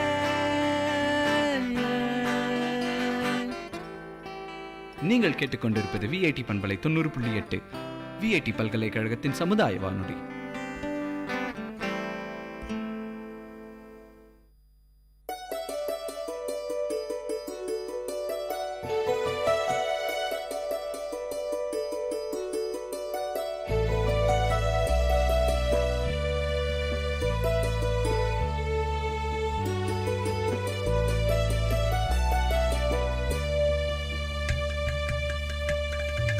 வண்ணமய குதூகலம் வானதிரும் கொண்டாட்டம் கலைகளின் சங்கமம் கவிஞர்களின் கைவண்ணம் வண்ணமய குதூகலம் வானதிரும் கொண்டாட்டம் கலைகளின் சங்கமம் கவிஞர்களின் கைவண்ணம் எண்ணங்கள் தொடும் உயரம் விண்ணளவு நாம் அறிவோம் ஒன்று கூடி எல்லோரும் கொண்டாடுவோம் ஃபெஸ்டிவிட்டி ஃபெஸ்டிவிட்டி இதுவே விஐடியின் ஃபெஸ்டிவிட்டி ஃபெஸ்டிவிட்டி ஓ ஃபெஸ்டிவிட்டி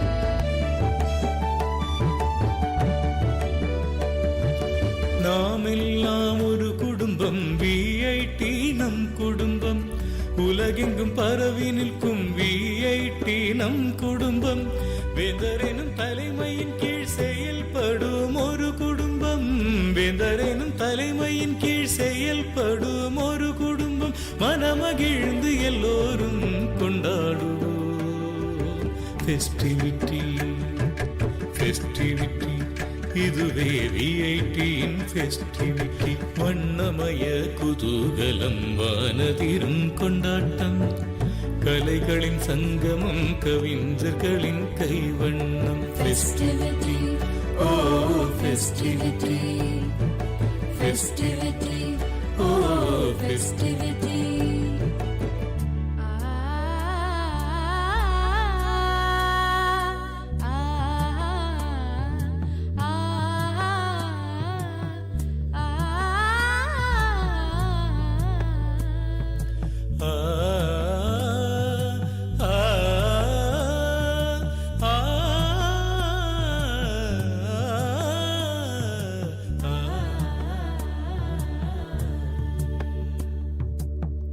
பல வண்ண பாடல்கள் மயிலாடும் மாட்டங்கள் பளிச்சிடும் திறமைகள் ஒளிர்விடும் சிகரங்கள் அது தொடும் உயரங்கள் என்றென்றும் நிலைத்திடும் அது தொடும் உயரங்கள் என்றென்றும் நிலைத்திடும் விண்வியக்கும் ஒரு சொர்க்கம் இனி இங்கே அமைந்திடும் ஃபெஸ்டிவிட்டி இதுவே விஐடியின் ஃபெஸ்டிவிட்டி வண்ணமய குதூகலம் வானதிரும் கொண்டாட்டம் கலைகளின் சங்கமம் கவிஞர்களின் கைவண்ணம் வண்ணமய குதூகலம் வானதிரும் கொண்டாட்டம் கலைகளின் சங்கமம் கவிஞர்களின் கைவண்ணம் எண்ணங்கள் தொடும் உயரம் விண்ணளவு நாம் அறிவோம் ஒன்று கூடி எல்லோரும் கொண்டாடுவோம் ஃபெஸ்டிவிட்டி ஃபெஸ்டிவிட்டி இதுவே விஐடியின் festivity festivity O festivity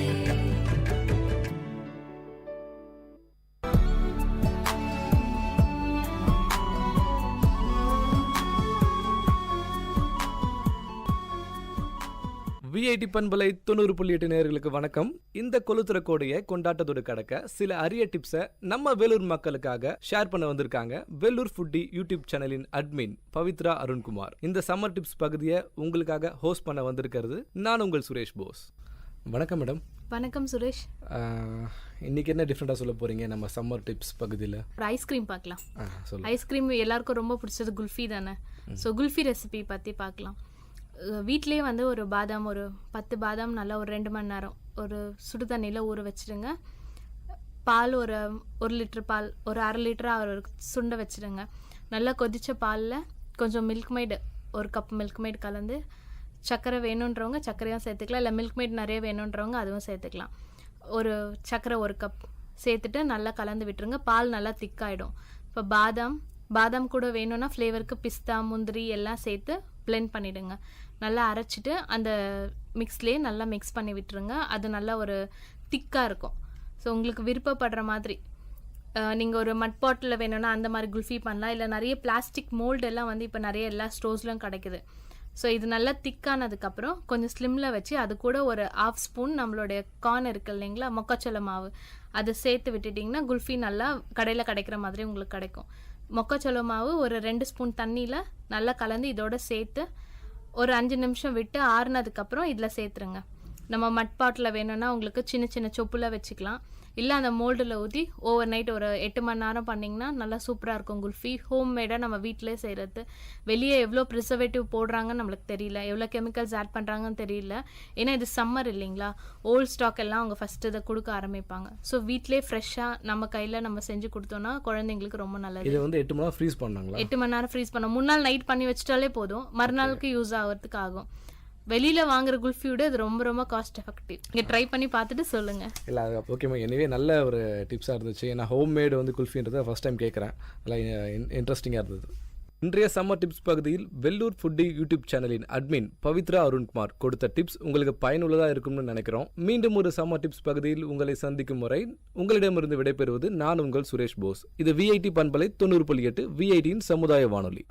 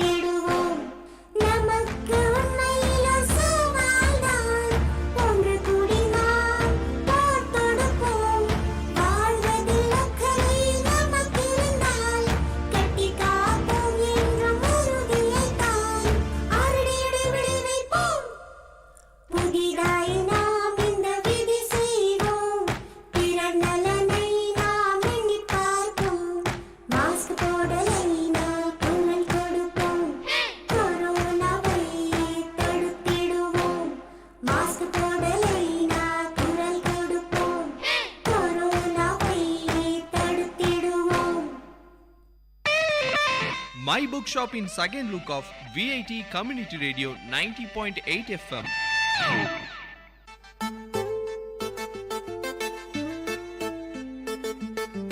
Hello VIT, you are listening to VIT Community Radio 90.8.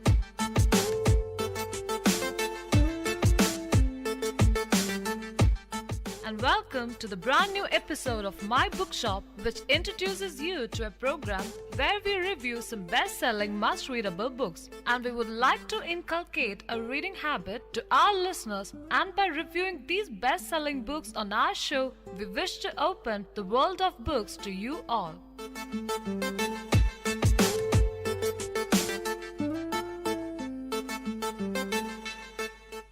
Hello listeners, you are listening to VIT Community Radio 90.8. This is Anne, and I welcome you all to a brand new episode of My Bookshop. For today's episode, I'm reviewing the books Lord of the Flies by William Golding and Invisible Man by Ralph Ellison. Talking more about Lord of Flies. In the midst of a raging war, a plane evacuating a group of schoolboys from Britain is shot down over a deserted tropical island. Two of the boys, Ralph and Piggy, discover a conch shell on the beach, and Piggy realizes it could be used as a horn to summon the other boys. Once assembled, the boys set about electing a leader and devising a way to be rescued. They choose Ralph as their leader, and Ralph appoints another boy, Jack, to be in charge of the boys who will hunt for food for the entire group. Ralph, Jack, and another boy, Simon, set off an expedition to explore the island. When they return, Ralph declares that they must light a signal fire to attract the attention of passing ships. The boys succeed in igniting some dead wood by focusing sunlight through the lenses of Piggy's eyeglasses. However, the boys pay more attention to playing than to monitoring the fire, and the flames quickly engulf the forest. A large swath of dead wood burns out of control, and one of the youngest boys in the group disappears, presumably having burned to death. At first, the boys enjoy their life without grown-ups and spend much of their time splashing in the water and playing games. Ralph, however, complains that they should be maintaining the signal fire and building huts for shelter. The hunters fail in their attempt to catch a wild pig, but their leader Jack becomes increasingly preoccupied with the act of hunting. When a ship passes by on the horizon one day, Ralph and Piggy notice, to their horror, that the signal fire, which had been the hunter's responsibility to maintain, has burned out. Furious, Ralph accosts Jack, but the hunter has just returned with his first kill, and all the hunters seem gripped with a strange frenzy, reenacting the chase in a kind of wild dance. Piggy criticizes Jack, who hits Piggy across the face. Ralph blows the conch shell and reprimands the boys in a speech intended to restore order. At the meeting, it quickly becomes clear that some of the boys have started to become afraid. The littlest boys, known as little uns, have been troubled by nightmares from the beginning, and more boys now believe that there is some sort of beast or monster lurking on the island. The older boys try to convince the others at the meeting to think rationally, asking where such a monster could possibly hide during the daytime. One of the little uns suggests that it hides in the sea, a proposition that terrifies the entire group. Not long after the meeting, some military planes engage in a battle high above the island. The boys, asleep below, do not notice the flashing lights and explosions in the clouds. A parachutist drifts to earth on the signal fire mountain dead. Sam and Eric, the twins responsible for watching the fire at night, are asleep and do not see the parachutist land. When the twins wake up, they see the enormous silhouette of his parachute and hear the strange flapping noises it makes. Thinking the island beast is at hand, they rush back to the camp in terror and report that the beast has attacked them. The boys organize a hunting expedition to search for the monster. Jack and Ralph, who are increasingly at odds, travel up the mountain. They see the silhouette of the parachute from a distance and think that it looks like a huge deformed ape. The group holds a meeting at which Jack and Ralph tell the others of the sighting. Jack says that Ralph is a coward and that he should be removed from office, but the other boys refuse to vote Ralph out of power. Jack angrily runs away down the beach, calling all the hunters to join him. Ralph rallies the remaining boys to build a new signal fire, this time on the beach rather than on the mountain. They obey, but before they have finished the task, most of them have slipped away to join Jack. Jack declares himself the leader of the new tribe of hunters and organizes a hunt and a violent ritual slaughter of a sow to solemnize the occasion. The hunters then decapitate the sow and place its head on a sharpened stake in the jungle as an offering to the beast. Later, encountering the bloody, fly-caught head, Simon, a terrible vision, during which it seems to him that the head is speaking. The voice, which he imagines as belonging to the Lord of the Flies, says that Simon will never escape him, for he exists within all men. Simon faints. When he wakes up, he goes to the mountain where he sees the dead parachutist, understanding then that the beast does not exist externally, but rather within each individual boy. Simon travels to the beach to tell the others what he has seen, but the others are in the midst of aquatic revelry. Even Ralph and Piggy have joined Jack's feast, and when they see Simon's shadowy figure emerge from the jungle, they fall upon him and kill him with their bare hands and teeth. The following morning, Ralph and Piggy discuss what they have done. Jack's hunters attack them, and their few followers and steal Piggy's glasses in the process. Ralph's group travels to Jack's stronghold in an attempt to to make Jack see reason, but Jack orders Sam and Eric tied up and fights with Ralph. In the ensuing battle, one boy, Roger, rolls a boulder down the mountain, killing Piggy and shattering the conch shell.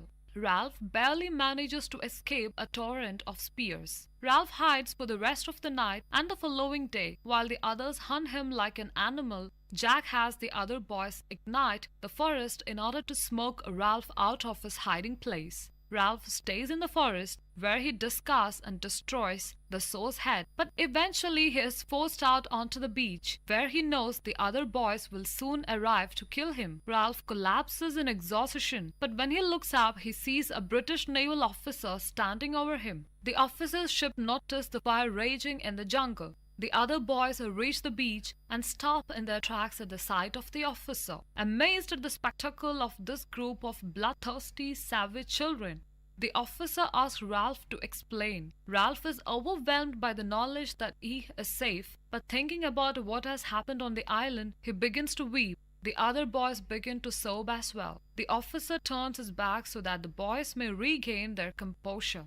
This is about the summary of the book. Now I'll tell you people a little about the author of this book, William Golding. Sir William Gerald Golding, CBE, was an English novelist, playwright, and poet who won a Nobel Prize in Literature and is best known for his novel Lord of the Flies. He was also awarded the Booker Prize for Literature in 1980 for his novel Rites of Passage, the first book in what became his Seed trilogy, To the Ends of the Earth.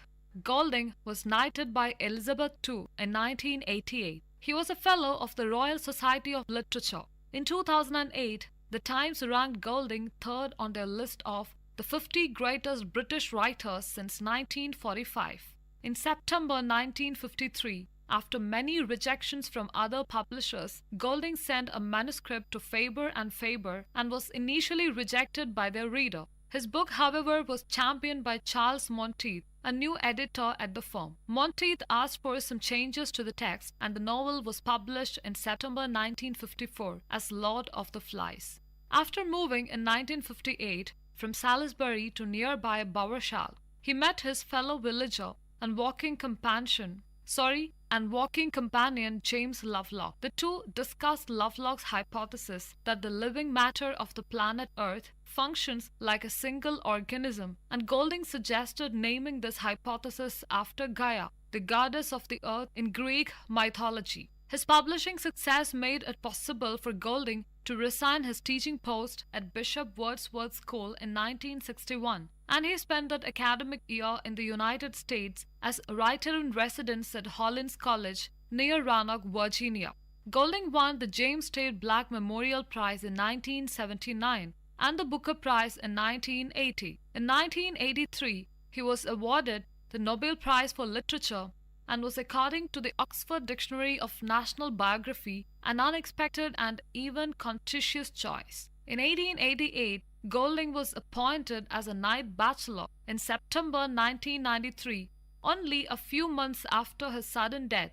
The first International William Golding Conference was held in France, where Golding's presence had been promised and eagerly anticipated. Well, now towards the theme of the book. Civilizations versus savagery is the theme of this book. The central concern of Lord of the Flies is the conflict between two competing impulses that exist within all human beings: the instinct to live by rules, act peacefully, follow moral commands, and value the good of the group against the instinct to gratify one's immediate desires, act violently to obtain supremacy over others, and enforce one's will. This conflict might be expressed in a number of ways: civilization versus savagery, order versus chaos, reason versus impulse, law versus anarchy, or the broader heading of good versus evil. Throughout the novel, Golding associates the instinct of civilization with good and the instinct of savagery with evil. The conflict between the two instincts and the driving force of the novel explored through the dissolution of the young English boys' civilized, moral, disciplined behavior as they accustomed themselves to wild, brutal, barbaric life in the jungle. Lord of the Flies is an allegorical novel which means that Golding conveys many of his main ideas and themes through symbolic characters and objects. He represents the conflict between civilization and savagery and the conflict between the novel's two main characters, Ralph, the protagonist, who represents order and leadership, and Jack, the antagonist, who represents savagery and the desire for power.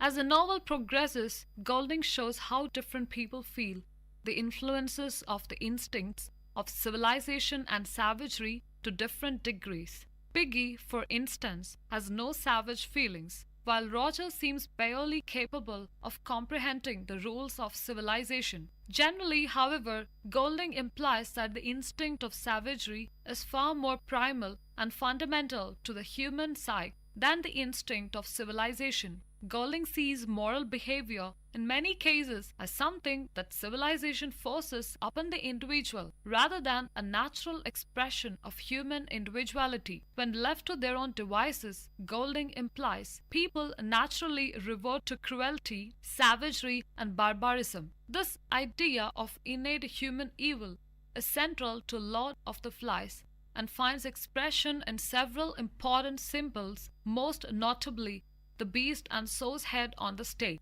Among all the characters, only Simon seems to possess anything like a natural innate goodness. Another possible theme could be the loss of innocence. As the boys on the island progress from well-behaved orderly children longing for rescue to cruel, bloodthirsty hunters who have no desire to return to civilization, they naturally lose the sense of innocence that they possessed at the beginning of the novel. The painted savages in chapter 12 who have hunted, tortured, and killed animals and human beings are a far cry from the guidelines children swimming in the lagoon in chapter 3. But Golding does not portray this loss of innocence as something that is done to the children. Rather, it results naturally from their increasing openness to the innate evil and savagery that has always existed within them. Golding implies that civilization can mitigate but never wipe out the innate evil that exists within all human beings. The forest glade in which Simon sits in chapter 3 symbolizes this loss of innocence. At first, it is a place of natural beauty and peace, but when Simon returns later in the novel, he discovers the bloody so's head impaled upon a stake in the middle of the clearing. The bloody offering to the beast has disrupted the paradise that existed before, a powerful symbol of innate human evil disrupting childhood in innocence. So, I think now I can move on to the next book of today's episode, The Invisible Man. The narrator begins telling his story with a claim that he is an invisible man. His invisibility, he says, is not a physical condition. He is not literally invisible, but is rather the result of the refusal of others to see him. He says that because of his invisibility, he has been hiding from the world, living underground and stealing electricity from the monopolated light and power company. He burns 1,369 light bulbs simultaneously and listens to Louis Armstrong's Black and Blue on a phonograph. He says that he has gone underground in order to write the story of his life and invisibility. As a young man, in the late 1920s or early 1930s, the narrator lived in the South. Because he is a gifted public speaker, he is invited to give a speech to a group of important white men in his town. The men reward him with a briefcase containing a scholarship to a prestigious black college, but only after humiliating him by forcing him to fight in a battle royal in which he is pitted against other young black men, all blindfolded in a boxing ring. After the battle royal, the white men forced the youths to scramble over an electrified rug in order to snatch at fake gold coins. The narrator has a dream that night in which he imagines that his scholarship is actually a piece of paper reading, "To whom it may concern, keep this nigger boy running." 3 years later, the narrator is a student at the college. He is asked to drive a wealthy white trustee of the college, Mr. Norton, around the campus. Norton talks incessantly about his daughter, then shows an undue interest in the narrative of Jim Trueblood, a poor, uneducated black man who impregnated his own daughter. After hearing the story, Norton needs a drink, and the narrator takes him to the Golden Day, a saloon and brothel that normally serves black men. A fight breaks out among a group of mentally imbalanced black veterans at the bar, and Norton passes out during the chaos. He is tended by one of the veterans who claims to be a doctor and who taunts both Norton and the narrator for their blindness regarding race relations. Back at the college, the narrator listens to a long, impassioned sermon by the Reverend Homer A. Barbie on the subject on the college's founder, whom the blind Barbie glorifies with poetic language. After the sermon, the narrator is chastised by the college president, Dr. Bledsoe, who has learned of the narrator's misadventures with Norton at the old slave quarters and the Golden Day. Bledsoe rebukes the narrator, saying that he should have shown the white man an idealized version of black life. He expels the narrator, giving him 7 letters of recommendation addressed to the college's white trustees in New York City, and sends him there in search of a joke. The narrator travels to the bright lights and bustle of 1930s Harlem, where he looks unsuccessfully for work. The letters of recommendation are of no help. At last, the narrator goes to the office of one of his letters addressees, a trustee named Mr. Emerson. There he meets Emerson's son, who opens the letter and tells the narrator that he has been betrayed. The letters from Bledsoe actually portray the narrator as dishonorable and unreliable. The young Emerson helps the narrator to get a low-paying job at the Liberty Paints plant, whose trademark color is optic white. The narrator briefly serves as an assistant to Lucius Brockway, the black man who makes this white paint, but Brockway suspects him of joining in union activities and turns on him. The two men fight, neglecting the paint making. Consequently, one of the unattended tanks explodes and the narrator is knocked unconscious. The narrator wakes in the paint factory's hospital, having temporarily lost his memory and ability to speak. The white doctor sees the arrival of their unidentified black patient as an opportunity to conduct electric shock experiments. After the narrator recovers his memory and leaves the hospital, he collapses on the street. Some black community members take him to the home of Mary, a kind woman who lets him live with her for free in Harlem and nurtures a sense of black heritage. One day, the narrator witnesses the eviction of an elderly black couple from their Harlem apartment. Standing before the crowd of people gathered before the apartment, he gives an impassioned speech against the eviction.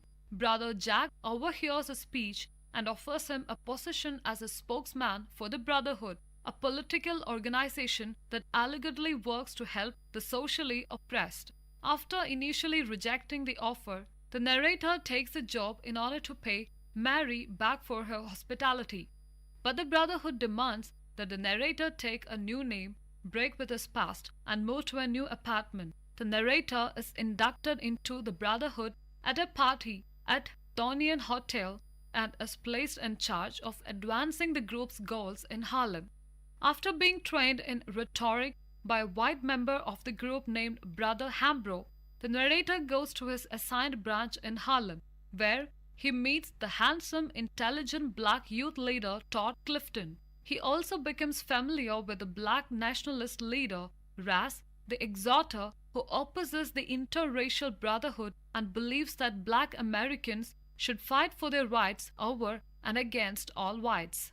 The narrator delivers speeches and becomes a high-profile figure in the Brotherhood, and he enjoys his work. One day, however, he receives an anonymous note warning him to remember his place as a black man in the Brotherhood. Not long after, the Black Brotherhood member, Brother Restrom, accuses the narrator of trying to use the Brotherhood to advance a selfish desire for personal distinction. While a committee of the Brotherhood investigates the charges, the organization moves the narrator to another post as an advocate of women's rights. After giving a speech one evening, he is seduced by one of the white women at the gathering, who attempts to use him to play out her sexual fantasies about black men.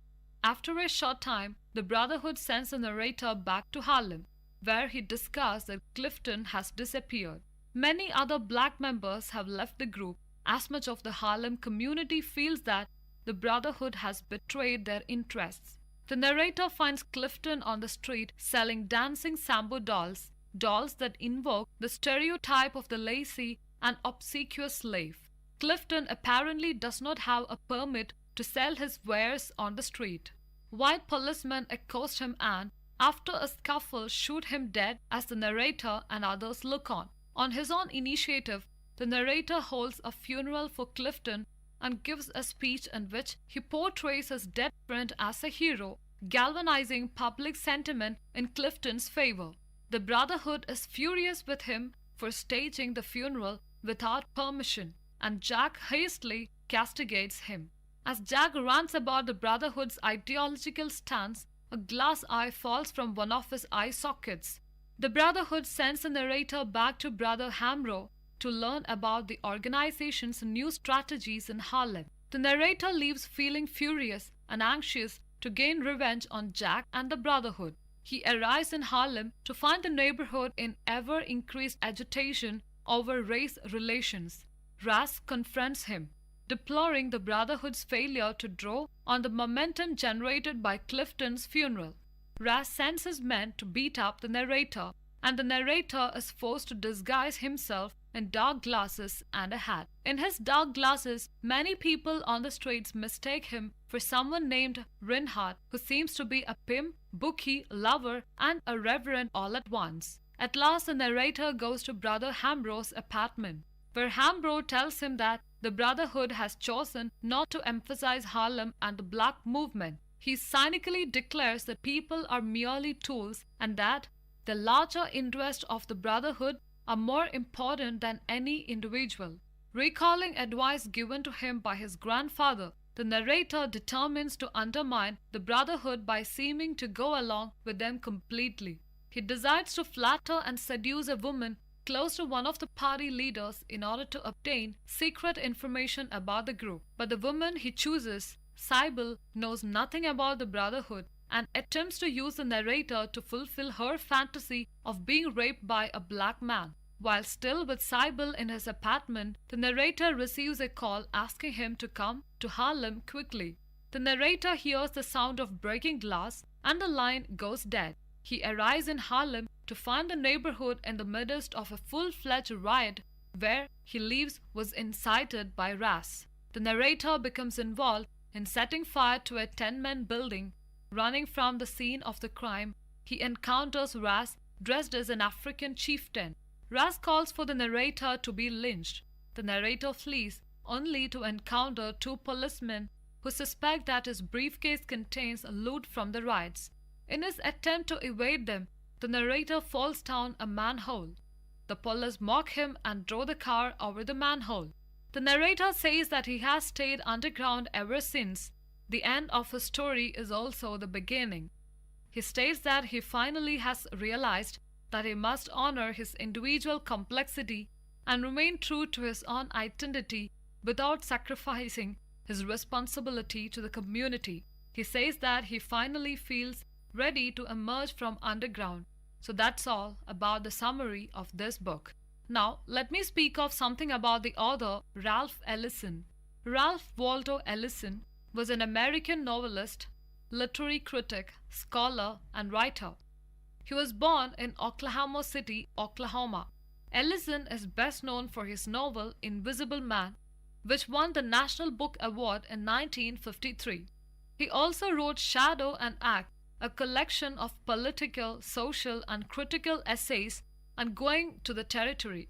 In 1992, Ellison was awarded a Special Achievement Award from the Anisfield Wolf Book Awards. Ellison was also an accomplished sculptor, musician, photographer, and college professor. He taught at Bard College, Rutgers University, the University of Chicago, and New York University. Ellison was also a charter member of the Fellowship of Southern Writers.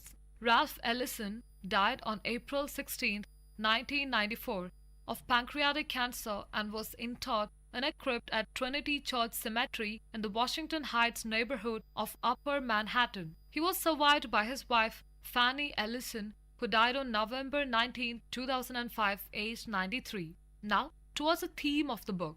Racism as an obstacle to individual identity is a theme of this book.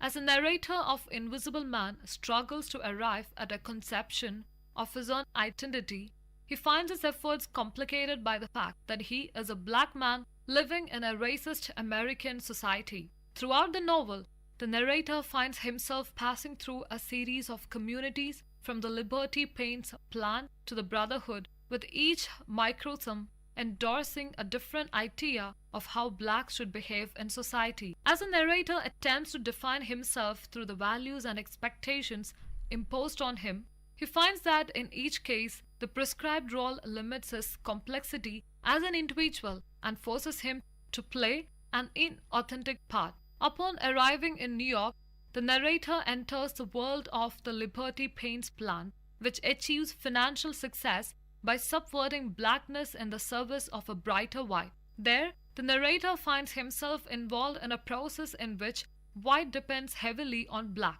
both in terms of the mixing of the paint tones and in terms of the racial makeup of the workforce. Yet, the factory denies this dependence in the final presentation of its product, and the narrator, as a black man, ends up stifled.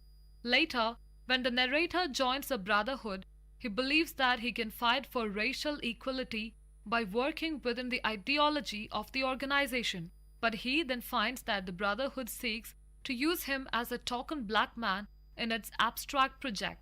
Ultimately, the narrator realizes that the racial prejudice of others causes them to see him only as they want to see him, and their limitations of vision in turn place limitations on his ability to act.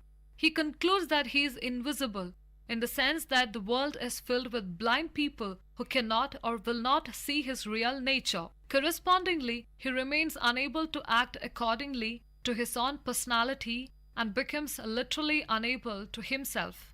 Although the narrator initially embraces his invisibility in an attempt to throw off the limiting nature of stereotype, in the end, he finds this tactic too passive.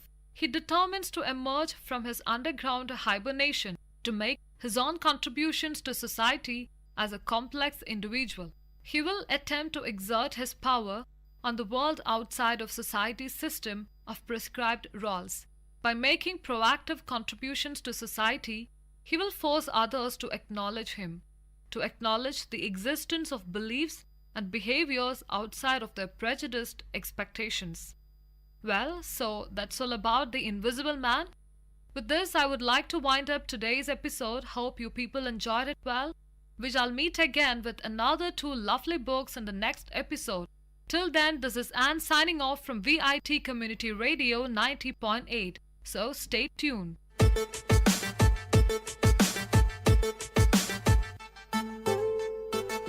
So I guess this is enough for today's episode. Next week again we'll catch you up with another 2 interesting lovely books picked up from my bookshop. Meet you guys next week. Till then, bye and take care. So this is Anne signing off. And this is Sanjana signing off as well. From VIT Community Radio 90.8.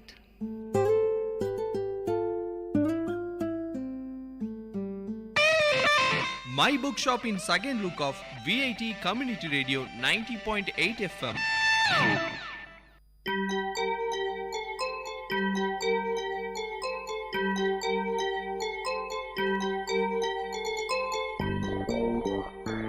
வணக்கம், நமஸ்தே, நமஸ்கார், சலாம் and வந்தனம். நீங்கள் கேட்டுக்கொண்டிருப்பது VIT பண்பலை 90.8. இது VIT பல்கலைக்கழகத்தின் சமுதாய வானொலி. உங்க எல்லோரையும் புதுமை பெண்கள் நிகழ்ச்சிக்கு வரவேற்கிறேன். நான் உங்க அட்டானா. இந்த நிகழ்ச்சியில எவ்வளோ கடினமான சூழ்நிலையும் தனக்குன்னு ஒரு பாதையை அமைச்சுக்கிட்டு அதுல அவங்க பயணத்தை தொடர்ந்து அதுல வெற்றியும் அடைந்த பெண்களை பத்தி தான் நான் உங்களுக்கு சொல்ல போறேன்.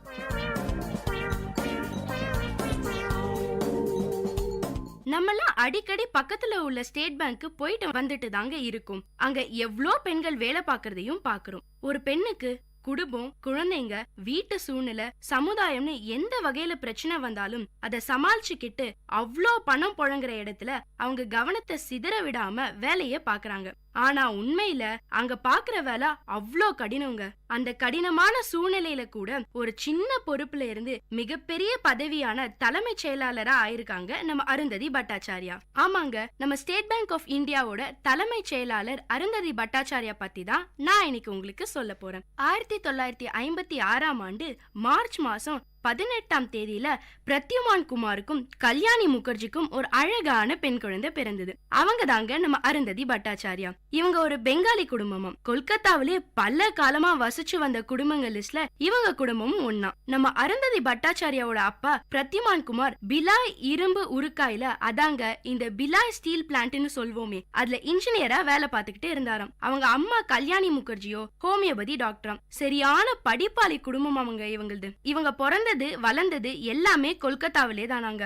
சொந்த ஊர்லயே இருக்கிற பாக்கியம் எத்தனை பேருக்கு கிடைச்சிருக்கு. அந்த வகையில நம்ம அருந்ததி பட்டாச்சாரியா மேடம் ரொம்ப கொடுத்து வச்சவங்க. இவங்க பள்ளி படிப்பை சென்ட் சேவியர் ஸ்கூல் கொல்கத்தாவில படிச்சிருக்காங்க. அதுக்கப்புறம் ஜதாவ்பூர் யூனிவர்சிட்டில MA ஆங்கில இலக்கியம் படிச்சிருக்காங்க. காலேஜ்ல படிக்கிற காலத்துல எல்லாம் பேங்க்ல வேலைக்கு போகணும்னு எண்ணமே இல்லையாம். இவங்க காலேஜ்ல ஒரு நாள் நண்பர்களோட பேசிக்கிட்டு இருந்தப்போ பேங்க்ல ப்ரொபேஷனரி எக்ஸாம்னு ஒண்ணு இருக்குன்னு தெரியுமாம் இவங்களுக்கு. அந்த எக்ஸாம்ல பாஸ் பண்ணிட்டா SBI-க்குள்ள நுழைஞ்சிடலாம்னு பேசிக்கிட்டு இருந்தாங்களாம். சரி, நம்மளும் தான் அந்த எக்ஸாமை எழுதி பாப்போமேன்னு நினைச்சாங்களாம். அவங்களுக்கும் ஸ்டேட் பேங்க் ஒரு பெரிய வங்கி, அதுல வேலை கிடைச்சா நிறைய சம்பளமும் சமூகத்துல ஒரு நல்ல மரியாதையும், அது மட்டும் இல்லாம மக்களுக்கு நேரடியா சேவைகளை செய்ய முடியும்னு தோணினதுனால அருந்ததி மேடமும் அந்த எக்ஸாமை எழுதினாங்களாம். இவங்க அந்த எக்ஸாம்க்கு உண்மையாகவும் கடினமாகவும் உழைச்சு பார்த்து நம்ம லக்கே இவங்க பக்கம் வீசிச்சாங்க.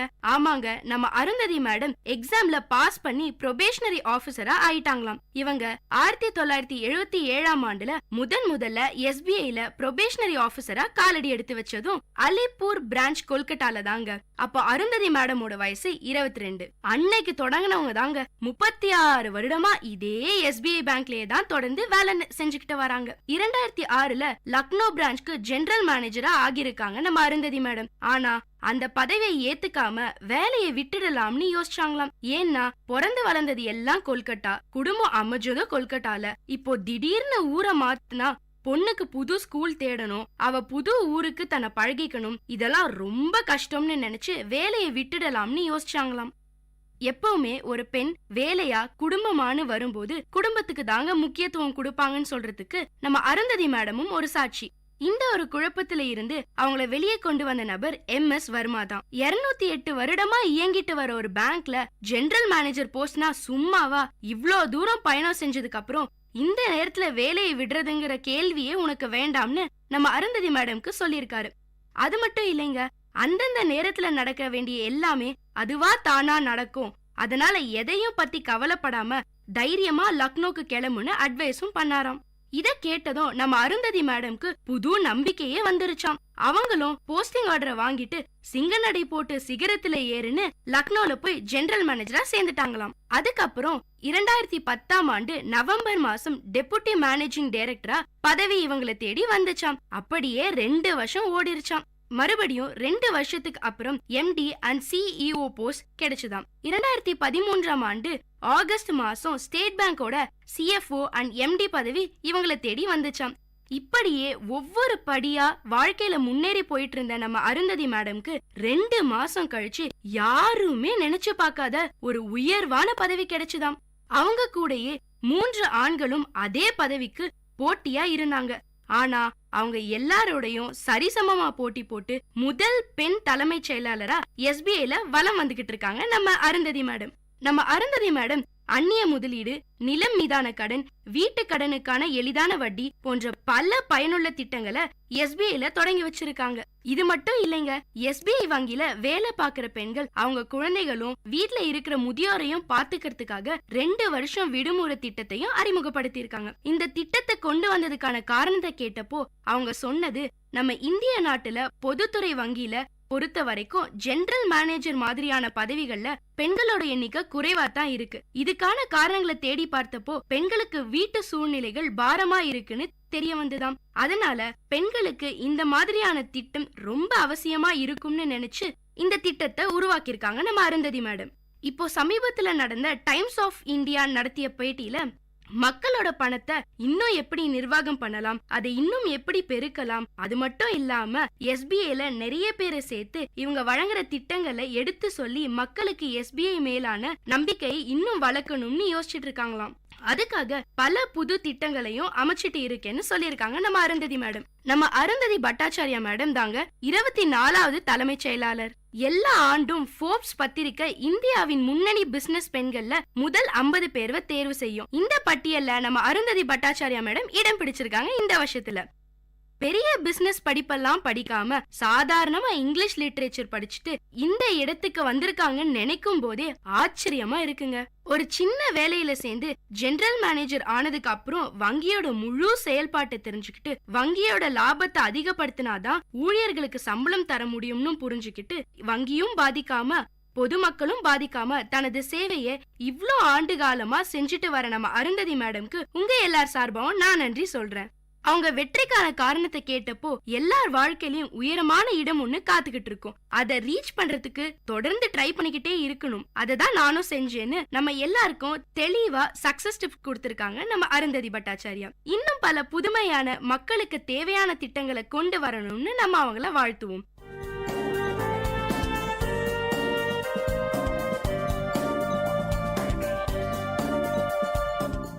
இந்த நிகழ்ச்சி உங்க எல்லாருக்கும் ஒரு பெரிய உற்சாகத்தை தந்திருக்கும்னு நம்புறேன்.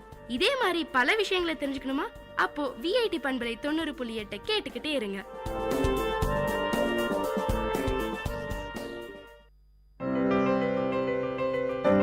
இப்பாடலை வழங்குபவர் இளையகானம் சி இளையராஜா.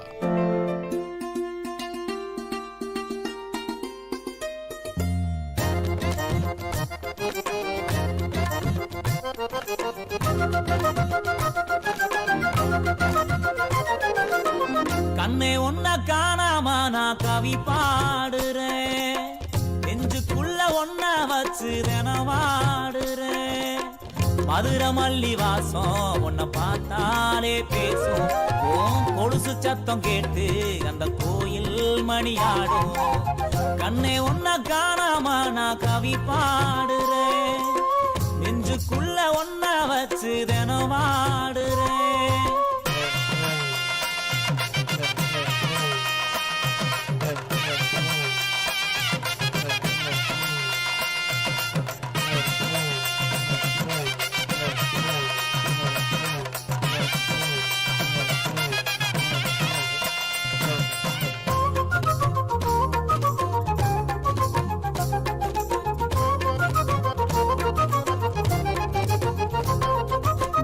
ஆத்துக்குள்ள ஊத்து தோண்டி விளையாடினோ, கூட்டாஞ்சோறு ஆக்கி நாம பசியாரினோ, பள்ளி கூட பாடம் மறந்து அடி வாங்கினோ, அம்மா அப்பா பேர சொல்லி கதை பேசினோ, காலம் போட்ட கோணம் அழிஞ்சு தசமாறினோ.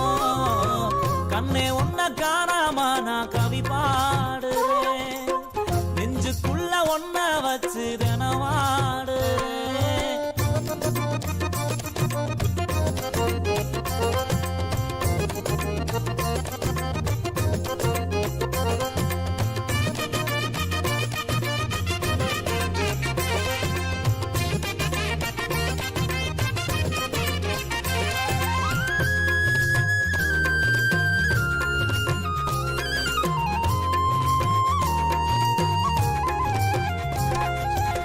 நொங்குரோத வண்டி ஓட்டி நான் ஓடினோ, மண்குதிரை மேல நின்று சதிராடினோ, அந்த நாடு நெஞ்சுக்குள்ளே அலப்பாயுதே, நஞ்சு போன ஞாபகங்கள் மனமாடுதே, பாதையெல்லாம் பார்த்து பார்த்து விழிவாடுதே.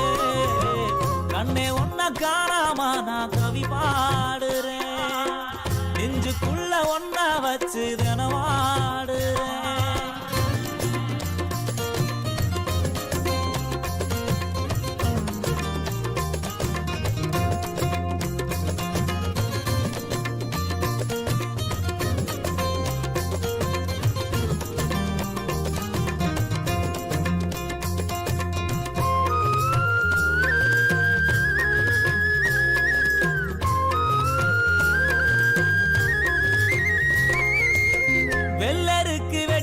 வந்து பேயோட்டினோ, செங்கல் மேல பானை வச்சு தீ மூட்டினோ, அந்த நாடு நெஞ்சுக்குள்ள கடம் போடுதே, எந்த நாடு நீயும் வருவே வேட தேடுதே, ஆசையெல்லாம் இதைய கேட்டு தினமாடுதே, கண்ணே ஒன்ன காணாம நான் கவி பாடுறேன், நெஞ்சுக்குள்ள ஒன்ன வச்சு தினமாடுறேன், மதுரை மல்லி வாசம் உன்னை பார்த்தாலே பேசும், கொலுசு சத்தம் கேட்டு அந்த கோயில் மணியாடும், கண்ணே உன்னை காணாம நான் கவி பாடுறேன், நெஞ்சுக்குள்ள ஒன்ன வச்சு தினமாடுறேன். இப்பாடலை வழங்கியவர் இளையகானம் சி இளையராஜா. ஆத்தோரம் ஆத்தி மரம் பூத்திருக்கு நந்தவனம், பூப்பறிக்க போகலாம் வாரியா, நாம பூப்பறிக்க போகலாம் வாரியா, அடி பூவால மாலை கட்டி தோரணமா தொங்க விட்டு கோயிலுக்கு போட்டுடலாம் வாரியா, நாம கோயிலுக்கு போட்டுடலாம் வாரியா, நாம கோயிலுக்கு போட்டுடலாம் வாரியா.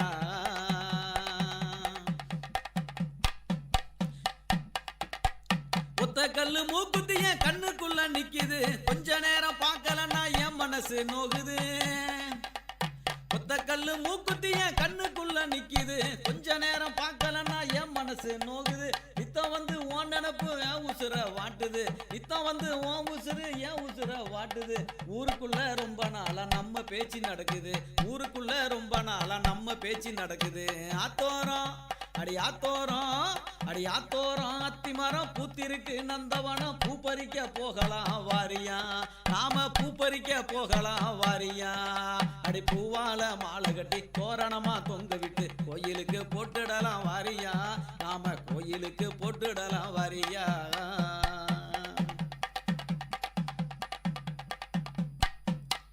பொழுது விடிஞ்சு நேரமாச்சு புறப்படினே கருதருக்க, ஊரு சனா எல்லாம் பாரு போகுது, நம்ம ஊரு சனா எல்லாம் பாரு போகுது, பொழுது விடிஞ்சு நேரமாச்சு புறப்படினே கருதருக்க, ஊரு சனா எல்லாம் பாரு போகுது, நம்ம ஊரு சனா எல்லாம் பாரு போகுது, அடி பொதி சுமக்கிற குடும்பம் தாண்டி நம்ம நாட்டு நிலவரம், பொதி சுமக்கிற குடும்பம் தாண்டி நம்மனோட நிலவரம், நிரந்தரமா உழைக்கல நம்ம பாடு அந்தரம், நிரந்தரமா உழைக்கல நம்ம பாடு அந்தரம், ஆத்தோரம் அடி ஆத்தோரம் அடி ஆத்தோரம் அத்தி மரம் பூத்திருக்கு நந்தவனம், பூப்பறிக்க போகலாம் வாரியா, நாம பூப்பறிக்க போகலாம் வாரியா, அடி பூவால மாலை கட்டி தோரணமா தொங்க விட்டு கோயிலுக்கு போட்டுடலாம் வாரியா, நாம கோயிலுக்கு போட்டுடலாம் வாரியா, நாம கோயிலுக்கு போட்டுடலாம் வாரியா, நாம கோயிலுக்கு போட்டுடலாம் வாரியா.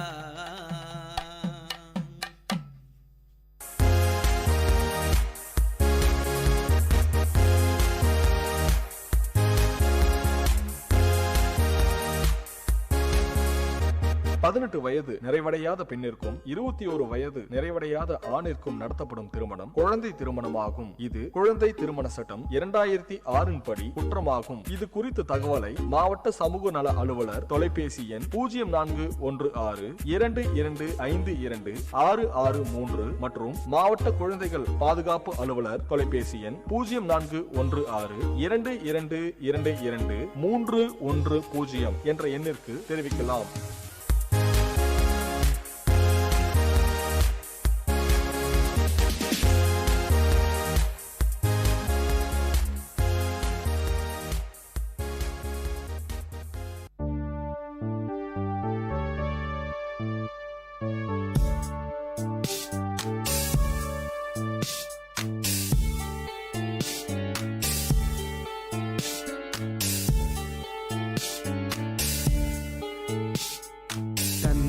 எனும் மந்திர சொல் தாலாட்டுமே என்னை என்றும், தந்தை போல தோழன் இல்லை, என் தந்தை இன்றி தெய்வம் இல்லை, வரமாய் வந்த தெய்வம் நீ, தவமாய் கிடைத்த செல்வம் நீ, என்னென்னம் நீ வந்தம் நீ, என் தந்தை நீ, தந்தை எனும் மந்திர சொல் தாலாட்டுமே என்னை என்றும்.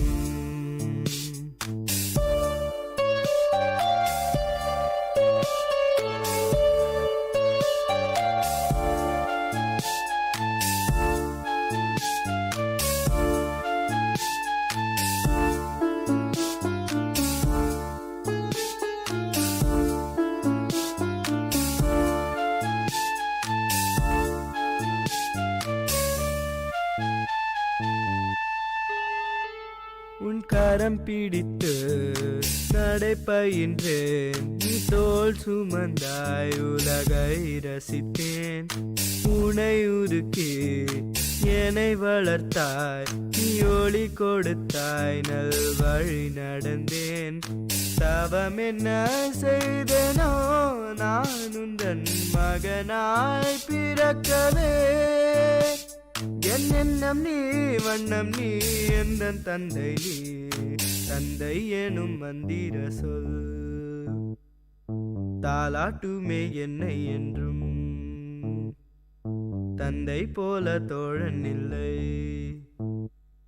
என் தந்தை இன்றி தெய்வம் இல்லை.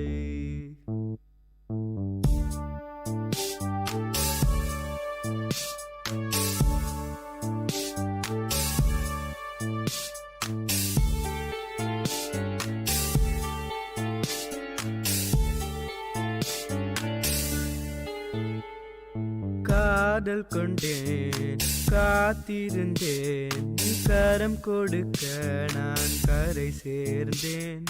சோர்ந்திருந்தேன் சேர்ந்து நின்றாய், வீழும் முன்னே நீ தாங்கிக் கொண்டாய். இனி வரும் பிறவியும் நான் உந்தன் மகனாய் பிறக்கவே. வரம் ஒன்றை கேட்கிறேன் அதை தருவாய், தந்தை எனும் மந்திர சொல் தாலாட்டுமே என்னை என்றும். தந்தை போல தோழன் இல்லை, என் தந்தை இன்றி தெய்வம் இல்லை. வரமாய் வந்த தெய்வம் நீ, தவமாய் கிடைத்த செல்வம் நீ. என் எண்ணம் நீ வண்ணம் நீ எந்தன் தந்தை நீ. கேட்ட பாடலை பாடியவர் அஜய் ரமணா, இசை முருகானந்தம், பாடல் வரிகள் முனைவர் மோகன ஸ்ரீனிவாசன், தயாரிப்பு விஐடி பண்பலை 90.8.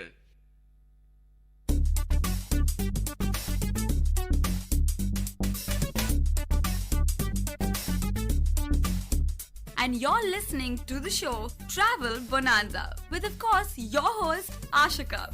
This show will allow you to explore and travel around the globe, and of course through the radio. But guys, this is your guide. Where to go, what to do, how to go, what to eat, and where to stay.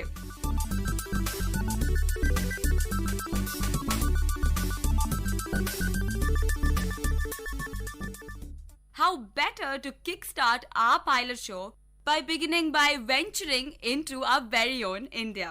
You know how they say, think globally, act locally?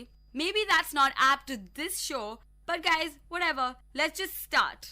I've traveled to a few places to begin with, so I thought to get a better aesthetic sense of it for you and for me through the broadcast, let's begin, or let's say, let's commence by the places which I have been to. Let's travel away to Rameshwaram. As soon as I told my friends this, that I am going to Rameshwaram, all their reactions were, you're a Muslim and that's a temple city. How does it go? Well, that's not it, guys.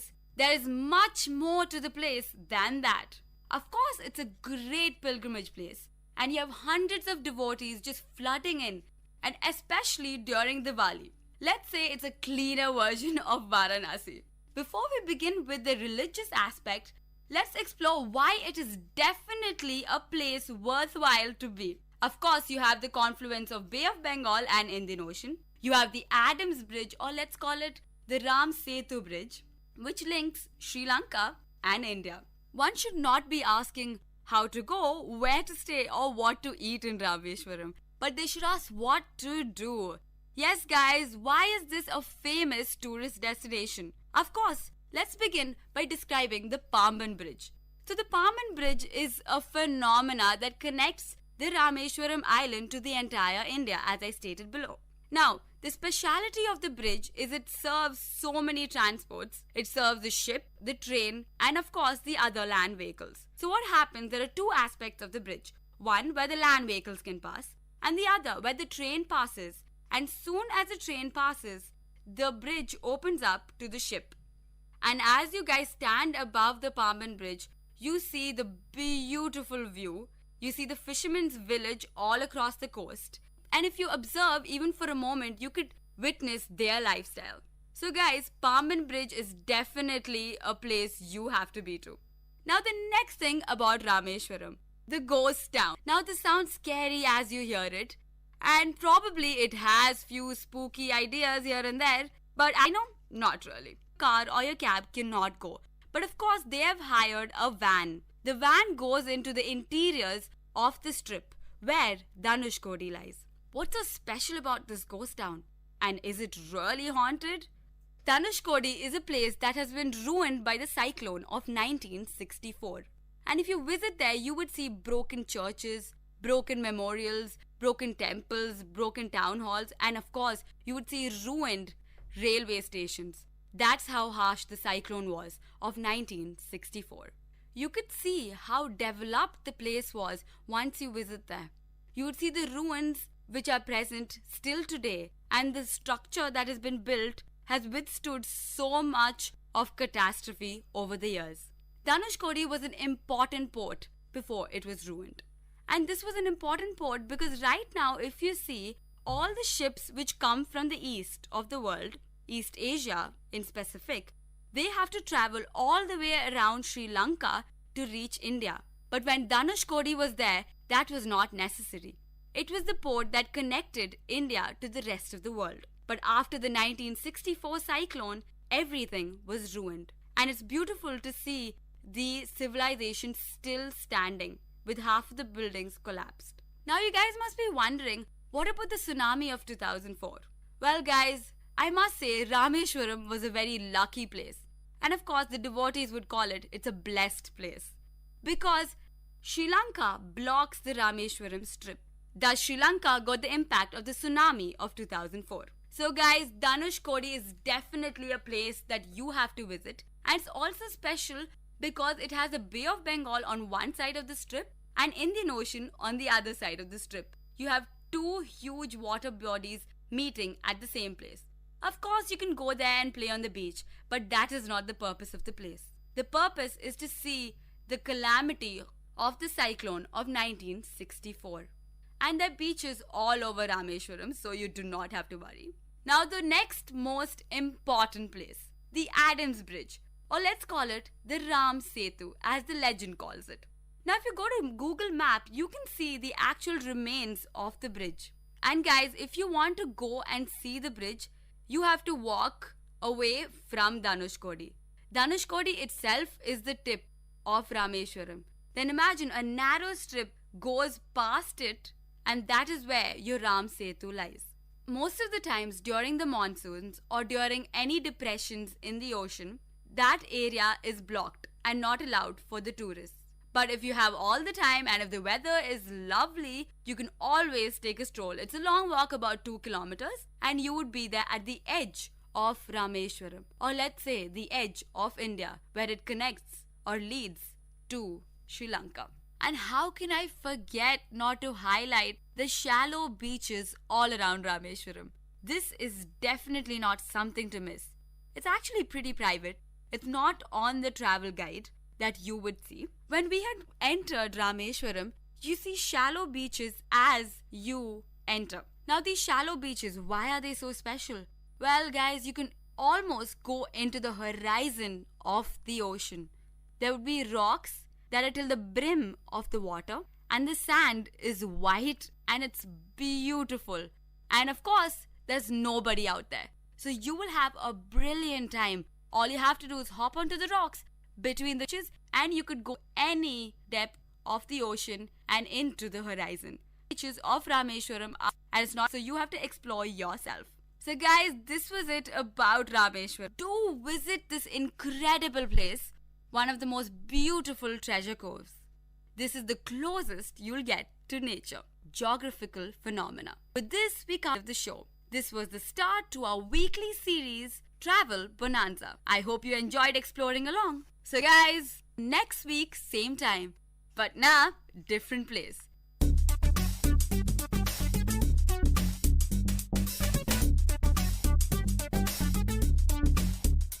This was Travel Bonanza with your host, Ashika.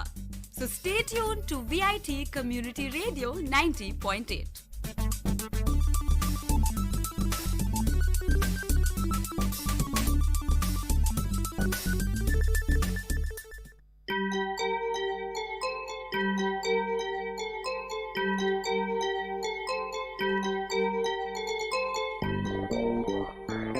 வணக்கம், நமஸ்தே, நமஸ்கார், சலாம் and வந்தனம். நீங்கள் கேட்டுக்கொண்டிருப்பது VIT பண்பலை 90.8. இது VIT பல்கலைக்கழகத்தின் சமுதாய வானொலி. உங்க எல்லோரையும் புதுமை பெண்கள் நிகழ்ச்சிக்கு வரவேற்கிறேன். நான் உங்க அட்டானா.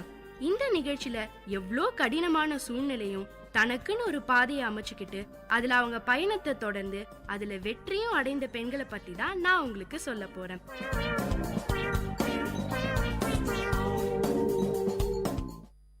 வணக்கம், நமஸ்தே, நமஸ்கார், சலாம் அண்ட் வந்தனம். நீங்க கேட்டுக்கிட்டு இருக்கிறது விஐடி பண்பலை 90.8. இது விஐடி பல்கலைக்கழகத்தின் சமுதாய வானொலி. உங்க எல்லாரையும் புதுமை பெண்கள் நிகழ்ச்சிக்கு வரவேற்கிறேன்னா உங்க தோழி அட்டானா. ஃபீனிக்ஸ் பறவையை பத்தி கேள்விப்பட்டிருக்கீங்களா? அப்படி கேள்விப்படாதவங்களுக்காக நான் இப்போ சொல்றேங்க. ஃபீனிக்ஸ் பறவை பாத்தீங்கன்னா இறந்து போனா கூட தன் சாம்பல்ல இருந்தே மீண்டும் பிறக்கக்கூடிய ஒரு சக்தி வாய்ந்தது. இந்த ஃபீனிக்ஸ் பறவை கிரீக் மித்தாலஜில ரொம்ப நாள் வாழ்ந்த பறவையா சொல்லியிருக்காங்க. இந்த ஃபீனிக்ஸ் பறவை மாதிரியான ஒரு பெண்ணை பத்தி தாங்க நான் இன்னைக்கு உங்களுக்கு சொல்ல போறேன்.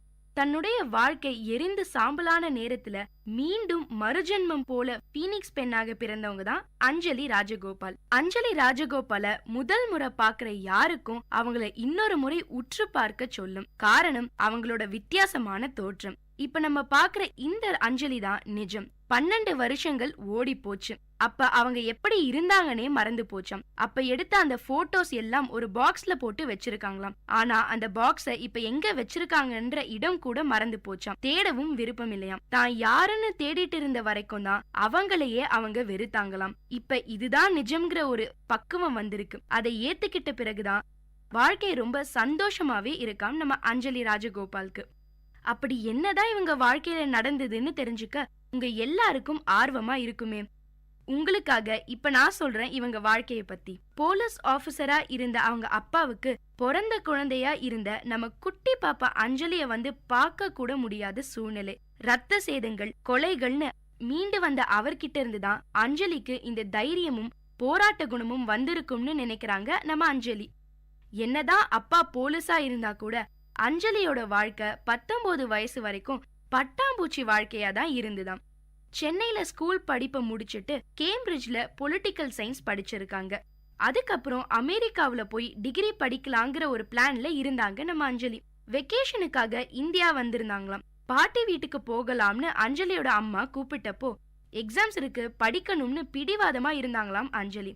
ஆனா அவங்க அம்மா விடாம கட்டாயப்படுத்தினதுனால அவங்க கூட அஞ்சலியும் பெங்களூர்ல உள்ள அவங்க பாட்டி வீட்டுக்கு கிளம்பினாங்களாம். 2002ஆம் ஆண்டு மார்ச் 12ஆம் தேதி கார்ல டிரைவருக்கு பக்கத்து சீட்ல அஞ்சலியும் பின் சீட்ல அஞ்சலியோட அம்மாவும் அவங்க ஃப்ரெண்டும் உட்கார்ந்து இருந்தாங்களாம். சென்னை டு பெங்களூர் ரூட்ல 100 கிலோமீட்டர் வேகத்துல போய்கிட்டு இருந்துதாம் இவங்க காரு.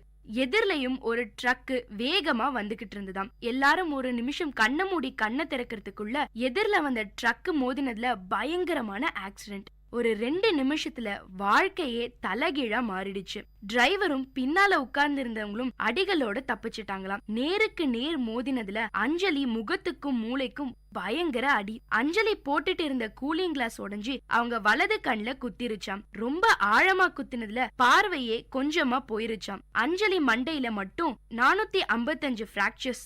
ஆக்சிடென்ட் ஆனது ஹைவேஸ்ங்கிறதுனால யாருக்கும் உடனே தெரிய வரல. இவங்க எல்லாருக்கும் அடிபட்டு இருந்ததால இவங்க யாராலையும் அசைய கூட முடியலையாம். ரொம்ப நேரம் கழிச்சுதான் யாரோ இவங்களோட இந்த நிலைமைய பார்த்துட்டு பக்கத்துல உள்ள வெள்ளூர் சிஎம்சி ஹாஸ்பிட்டல்ல சேர்த்திருக்காங்க. மத்தவங்க எல்லாம் காயங்களோட தப்பிச்சுட்டாங்களாம். அஞ்சலிக்கு பயங்கரமா அடிபட்டதுல அவங்க மூளைக்கு தான் சேதாரம். அதனால மாச கணக்குல ஐசியூலே வச்சிருந்தாங்களாம். நேருக்கு நேர் மோதினதுனால அவங்க முகம் முழுக்க வடிவமே போயிருச்சாம். சிதைஞ்சு போயிருந்த அஞ்சலி முகத்தை எப்படி சரி செய்யறதுன்னே அவங்களுக்கு தெரியல. ஒரு மாசம் ஃபுல்லா கோமாவிலே இருந்தாங்களாம். அப்பப்ப நினைவு திரும்புறதும் மறுபடி போறதும்னே இருந்துதாம். அதுக்குள்ள மொத்த பார்வையும் போயிடுச்சு. வாசனை சக்தியும் காலி. மூளை மிதக்கிற செரிப்ரோஸ்பைனல் திரவம் கசிய ஆரம்பிச்சிருச்சு. ஒவ்வொரு நிமிஷமும் மரணத்துக்கு பக்கத்துல நெருங்கிட்டு இருந்த அஞ்சலிய எப்படி காப்பாத்துறதுன்னே டாக்டர்ஸ்க்கு ஒன்னும் புரியல. எங்க இருந்து சரி செய்ய ஆரம்பிக்கிறதுன்னு கூட தெரியாம தவிச்சிட்டு இருந்தாங்க டாக்டர்ஸ். அஞ்சலியை எப்படியாவது காப்பாத்தி ஆகணுங்கிற தவிப்புல அவங்க அப்பா சிகாகோவுல ஒரு ஹாஸ்பிட்டல பத்தி கேள்விப்பட்டு அங்க அஞ்சலிய கூட்டிட்டு போனாரு. பிராக்சர் ஆனதுல பொடி பொடியா போயிருந்த எலும்புகளையும் உரு தெரியாம போயிருந்த அவங்க முகத்தையும் வச்சுக்கிட்டு அஞ்சலிக்கு உயிரையும் உருவத்தையும் கொடுக்கிற பெரிய சவால அங்க இருந்த ஒரு டாக்டர் எடுத்துக்கிட்டாரு. தொடர்ச்சியான ஆபரேஷன்ஸ். ஆக்சிடென்ட்டுக்கு முன்னாடி அஞ்சலி எப்படி இருந்தாங்கிறதுக்கான ரெஃபரன்ஸ் அந்த டாக்டர் கிட்ட இல்ல. அந்த நேரத்துல அவருக்கு அஞ்சலியோட உருவத்தை விட உயிர் தான் முக்கியமா இருந்தது. 2002 தொடங்கி 2004 வரைக்கும் வரிசையா ஆபரேஷன்ஸ் நடந்தது அஞ்சலிக்கு. டைட்டானியமும் மெட்டலும் வச்சு ஒரு வழியா அஞ்சலிக்கு ஒரு முகத்தை கொடுத்தாங்க. பார்வை போன வலது கண்ணுல கொஞ்சம் கொஞ்சமா பார்வை வர ஆரம்பிச்சது. வலது கண்ணை குத்துன அதே கூலிங் கிளாஸ் தான் அவங்க இன்னொரு கண்ணை காப்பாத்துச்சு. அன்னைக்கு மட்டும் அவங்க கூலிங் கிளாஸ் போடாம போயிருந்தாங்கன்னா நேருக்கு நேர் மோதினதுல அந்த கண்லையும் பார்வை போயிருக்கும். அஞ்சலியோட தோற்றமே முழுசா மாறி போச்சு அவ்வளவு ஆபரேஷன்ஸ்க்கு அப்புறம். அப்ப நம்ம அஞ்சலிக்கு 19 வயசு. தேடலும் கனவுகளும் நிறைஞ்ச அந்த வயசுல கண்ணாடி முன்னாடி நிற்கிறப்ப இது அஞ்சலி இல்ல வேற யாரோங்கிற அந்த உணர்வு எவ்வளவு கொடுமையானதுங்க. அஞ்சலியோட அடையாளமே தொலைஞ்சு போன மாதிரி அழுதுருக்காங்க அஞ்சலி. பீனிக்ஸ் பறவை போல உயிர் தெழுந்திருக்காங்க அஞ்சலி. ஒரு துயரம் வரும்போதுதான் யார் உண்மையான நண்பன் எவன் போலியா இருந்திருக்கான்னு தெரியும். அஞ்சலியோட பழைய முகமும் அடையாளமும் அவங்கள விட்டு போயிருந்தாலும் சாதிக்கணுங்கிற அவங்க வெறி மட்டும் போகல. அட்மிஷன் முடிஞ்சு 3 மாசமான நிலையில சிகாகோ யூனிவர்சிட்டிய அணுகி சீட் கேட்டிருக்காங்க அஞ்சலி. அவங்க கதைய தெரிஞ்சதும் நிலைமைய புரிஞ்சுக்கிட்டு அட்மிஷன் கொடுத்திருக்காங்க. எங்க போய் படிக்கணும்னு நினைச்சாங்களோ அதே நாட்டுல ட்ரீட்மெண்ட் எடுக்கிற நிலைமையை உருவாக்கிருச்சு விதி. ஆனா விதியை வெற்றி அடைய விடாம அதே இடத்துல அவங்க கனவுகளுக்காக போராடி படிப்ப தொடங்கினாங்க அஞ்சலி. விதிய மதியால வெல்ல முடியுங்கிறதுக்கு சாட்சி நம்ம அஞ்சலி ராஜகோபால் தாங்க. அட்மிஷன் கிடைச்சு அந்த யூனிவர்சிட்டியில போய் சேர்ந்ததுக்கு அப்புறம் தான் வாழ்க்கையில மறுபடியும் ஏதோ ஒரு பிடிப்பு கிடைச்ச மாதிரி ஃபீல் பண்ணாங்க அஞ்சலி. அந்த யூனிவர்சிட்டியில நல்லபடியா படிப்பை முடிச்சுட்டு இந்தியா வந்தாங்க அஞ்சலி. இவங்களை இங்க இருந்த பல பேருக்கு அடையாளமே தெரிஞ்சுக்க முடியாத அளவுக்கு அஞ்சலியோட உருவம் மாறி இருந்தது. இப்படியே வெளியே போகாம யோசிச்சுக்கிட்டே இருந்தா வீட்டுக்குள்ளேயே முடங்கிடுவோம்னு உணர்ந்து நிறைய விஷயங்கள்ல தன்னை தீவிரமா ஈடுபடுத்திக்கிட்டாங்க அஞ்சலி. தனக்கும் இந்த புது உருவத்துக்கும் நல்ல அடையாளம் கிடைக்கணும்னு NDTVல ஒரு ஷோ நடத்தினாங்க. டச் PRன்னு சொந்த கம்பெனி ஒன்னும் தொடங்கினாங்க அஞ்சலி. சமீபத்துல பீனிக்ஸ் இனிஷியேட்டிவ்னு ஒரு அமைப்பை தொடங்கியிருக்காங்க அஞ்சலி. இந்த நிறுவனம் லாப நோக்கம் இல்லாதது. நம்ம ஊர்ல யாருக்காவது ஏதாவது அதிர்ச்சியான விஷயமோ இல்ல விபத்தோ நடந்தா அத பத்தி பேச கூட பயப்படுறாங்க. உருவத்தை பார்த்து தப்பா நினைச்சுப்பாங்களோ, நடந்தது சொன்னா அது நமக்கே கலங்கலாகிடுமோன்னு நினைச்சு உள்ளுக்குள்ளேயே போட்டு அழுத்திக்கிறாங்க. பாதிக்கப்பட்டவங்க தங்களுடைய அனுபவங்களையும் கஷ்டங்களையும் மத்தவங்க கிட்ட மனசு திறந்து பேசுறது மூலமாவும் அடுத்தவங்களோட அனுபவங்களை கேட்கறது மூலமாவும் ஆறுதல் கிடைக்கும்னு நம்புறாங்க அஞ்சலி. விபத்தை சந்திச்சவங்களுக்கு சரியான ட்ரீட்மெண்ட் கிடைச்சாலே அவங்க தனிப்பட்ட வாழ்க்கையிலும் சரி பொதுவான வாழ்க்கையிலும் சரி ஜெயிச்சிடலாம்னு சொல்லணும்னு நினைச்சாங்க அஞ்சலி. இப்படி பல காரணங்களுக்காக தொடங்கினதுதான் இந்த பீனிக்ஸ் இனிஷியேட்டிவ். இந்த நிறுவனம் மூலமா பாதிக்கப்பட்டவங்களுக்கு செமினார், ஒர்க் ஷாப் எல்லாம் நடத்தி அவங்களுக்குள்ளேயே ஒரு நல்ல புரிதலையும் பகிர்தலையும் ஏற்படுத்துறாங்க. 19 வயசு வரைக்கும் அழகுக்கு அதிக முக்கியத்துவம் கொடுத்தவங்க தான் அஞ்சலியும். அப்புறம் நடந்த விஷயங்கள் எல்லாத்தையும் மாத்திடுச்சு. அஞ்சலி கண்ணுக்கு எதிரிலேயே அவங்க தோற்றத்தை பத்தி கமெண்ட் அடிச்சிருக்காங்களாம். பசங்க திரும்பி பார்க்கவே பயப்படுவாங்களாம். பொண்ணுங்களோ கண்ணா பின்னான்னு கமெண்ட் அடிச்சுட்டு போயிடுவாங்களாம். ஆனா இது எல்லாத்தையும் சகிச்சுக்கிட்டாங்க அஞ்சலி. ஏன்னா சிதைஞ்சு போன முகத்தோட வாழ்க்கையை எதிர்கொண்டாகணும்ங்கிற பெரிய சவால் அஞ்சலிக்கு முன்னாடி இருந்தது. யார் வேணாலும் என்ன வேணாலும் பேசட்டும், கிண்டல் அடிக்கட்டும். அஞ்சலிக்கு அவங்க வாழ்ந்து காட்ட வேண்டிய மிச்ச வாழ்க்கையும் நிரூபிக்க வேண்டிய சாதனைகளும் மட்டும்தான் பெருசா தெரிஞ்சுது. அழகான அந்த லட்சியங்களை அடைய தன்னம்பிக்கை தான் அவசியமா பட்டுதே தவிர அழகான முகம் தேவைப்படல. வாழ்க்கை அஞ்சலிக்கு நிறைய கத்து கொடுத்திருக்கு. எந்த சூழ்நிலையில இருந்தும் வெளியில வர தெரிஞ்ச அஞ்சலிக்கு மனச அமைதியாவும் வச்சுக்க தெரியும். இப்படி அவங்க அனுபவத்துல உணர்ந்த விஷயங்களை மத்தவங்களுக்கு சொல்றதுதான் ஃபீனிக்ஸ் இனிஷியேட்டிவோட நோக்கம். செம்மறி ஆட்டு மந்தைய பத்தி தெரியுமா உங்களுக்கு? ஏதோ ஒரு செம்மறி ஆடு பள்ளத்துல விழுந்து எழுந்து போனா அதே பள்ளத்துல விழுந்து எழுந்துதான் மத்த ஆடுகளும் போகும். பள்ளம் இருக்கேன்னு வேற ஒரு பாதையில போகாது. ஆனா நாம மனிதர்கள், நம்ம ஏன் செம்மறி ஆடுகள் மாதிரி இருக்கணும்? மற்றவங்க வாழ்க்கையில கஷ்டப்பட்டதை கேட்டோம்னா அவங்க பண்ண அதே தப்ப நம்ம பண்ணாம தப்பிச்சிடலாம். பரீட்சையில பாத்தீங்கன்னா நாம படிச்சதுல இருந்தேதான் கேள்விகள் கேட்பாங்க. படிச்சதுக்கு அப்புறம் தான் பரீட்சையே வைப்பாங்க. ஆனா வாழ்க்கையில அப்படி இல்லைங்க. பரீட்சையை எழுதிட்டதுக்கு அப்புறம் தான் அதுல இருந்து கத்துக்க முடியும். ஸ்கூல் எக்ஸாம்லயோ இல்ல காலேஜ் எக்ஸாம்லயோ தான் மத்தவங்கள பார்த்து எழுதுறது தப்பு. ஆனா வாழ்க்கையில மத்தவங்கள பார்த்து கத்துக்கிறது தப்பு இல்ல. ஃபீனிக்ஸ் பறவையாலேயே சாம்பல்ல இருந்து உயிர் தெழ முடியும்னா மனுஷங்களால ஏன் முடியாது? அஞ்சலிய இப்போதும் இன்னொரு முறை உற்று பார்க்க தோணுதுங்க. அவங்களோட அந்த வித்தியாசமான தோற்றத்துக்காக இல்ல, ஆவேசமான, வீரமான, அழுத்தமான அவங்களோட வார்த்தைகளுக்காக. அஞ்சலி ராஜகோபாலோட வாழ்க்கை உங்க எல்லாருக்கும் அழகு மட்டும் வாழ்க்கை இல்லைங்கிறத நல்லா புரிய வச்சிருக்கும்னு நம்புறேன்.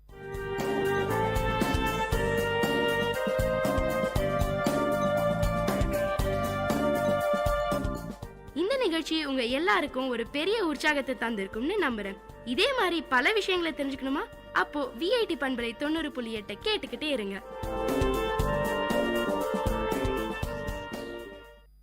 முத்து முத்தாத்த மக சிரிச்சா மனச பட்டா போட்டு தான் புடிச்சா, தரிசு விளைஞ்சது போல மனசு நிறைஞ்சிருக்குமானே. அடி பொண்ணே அடி பொண்ணே எங்க பாதுர குடி ஊர் மண்ணே. அடி பொண்ணே அடி பொண்ணே எங்க தஞ்சாவூர் மண்ணே. முத்து முத்த அத்த மக சிரிச்சா மனச பட்டா போட்டு தான் புடிச்சா. முத்து முத்த அத்த மக சிரிச்சா மனச பட்டா போட்டு தான் புடிச்சா, தரிசு விளைஞ்சது போல மனசு நிறைஞ்சிருக்குமானே. அடி தரிசு விளைஞ்சது போல மனசு நிறைஞ்சிருக்குமானே. அடி பொண்ணே அடி பொண்ணே எங்க பாதுர குடி ஊர் மண்ணே. அடி பொண்ணே அடி பொண்ணே எங்க தஞ்சாவூர் மண்ணே. முத்து முத்தா அத்த மக சிரிச்சா மனச பட்டா போட்டு தான் புடிச்சா, மனச பட்டா போட்டு தான் புடிச்சா.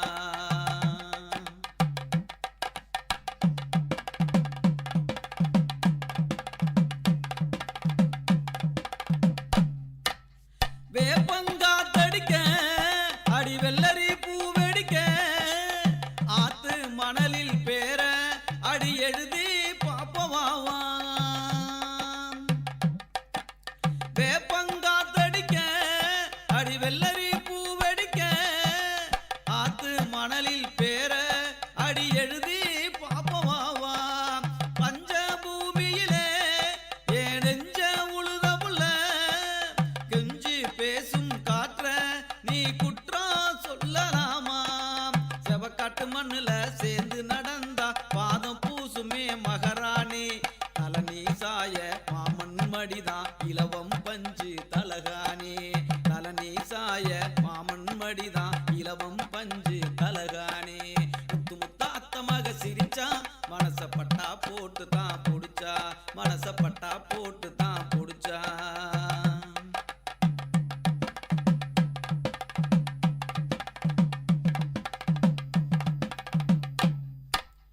களப்ப கவி எழுதும் சிந்தும் வியர்வை உயிர் தழுவும், விதைச்சது முளைச்சது போல நீ நினைச்சது நடக்கும் வாடி. களப்ப கவி எழுதும் சிந்தும் வியர்வை உயிர் தழுவும், விதைச்சது முளைச்சது போல நீ நினைச்சது நடக்கும் வாடி. அடுத்தது மாசம் மாசி அடி அழகே அத நீ யோசி, தோள்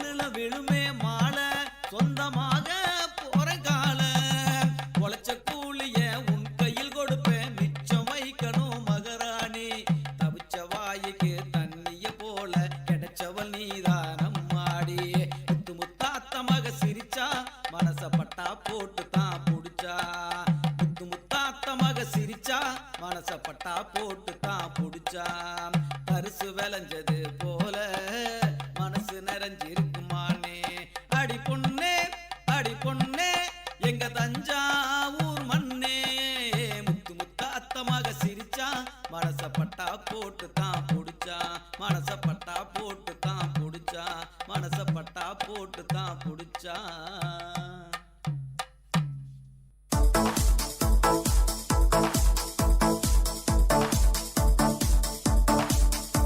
Welcome to the Noble Lectures, an audio lecture series of VIT Community Radio 90.8 FM. Interesting innovations, technological inventions, technical presentations, inspiring impressions, philosophical thoughts, lingual leaps, artistic amusements, and lecture formats delivered by eminent professors, researchers, and innovators from various fields. Let the talks touch your thoughts with our noble notions.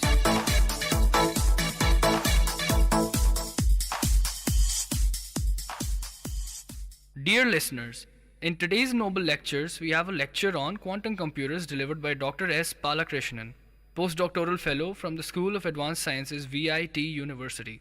Hope this lecture will provide a basic understanding about quantum computers.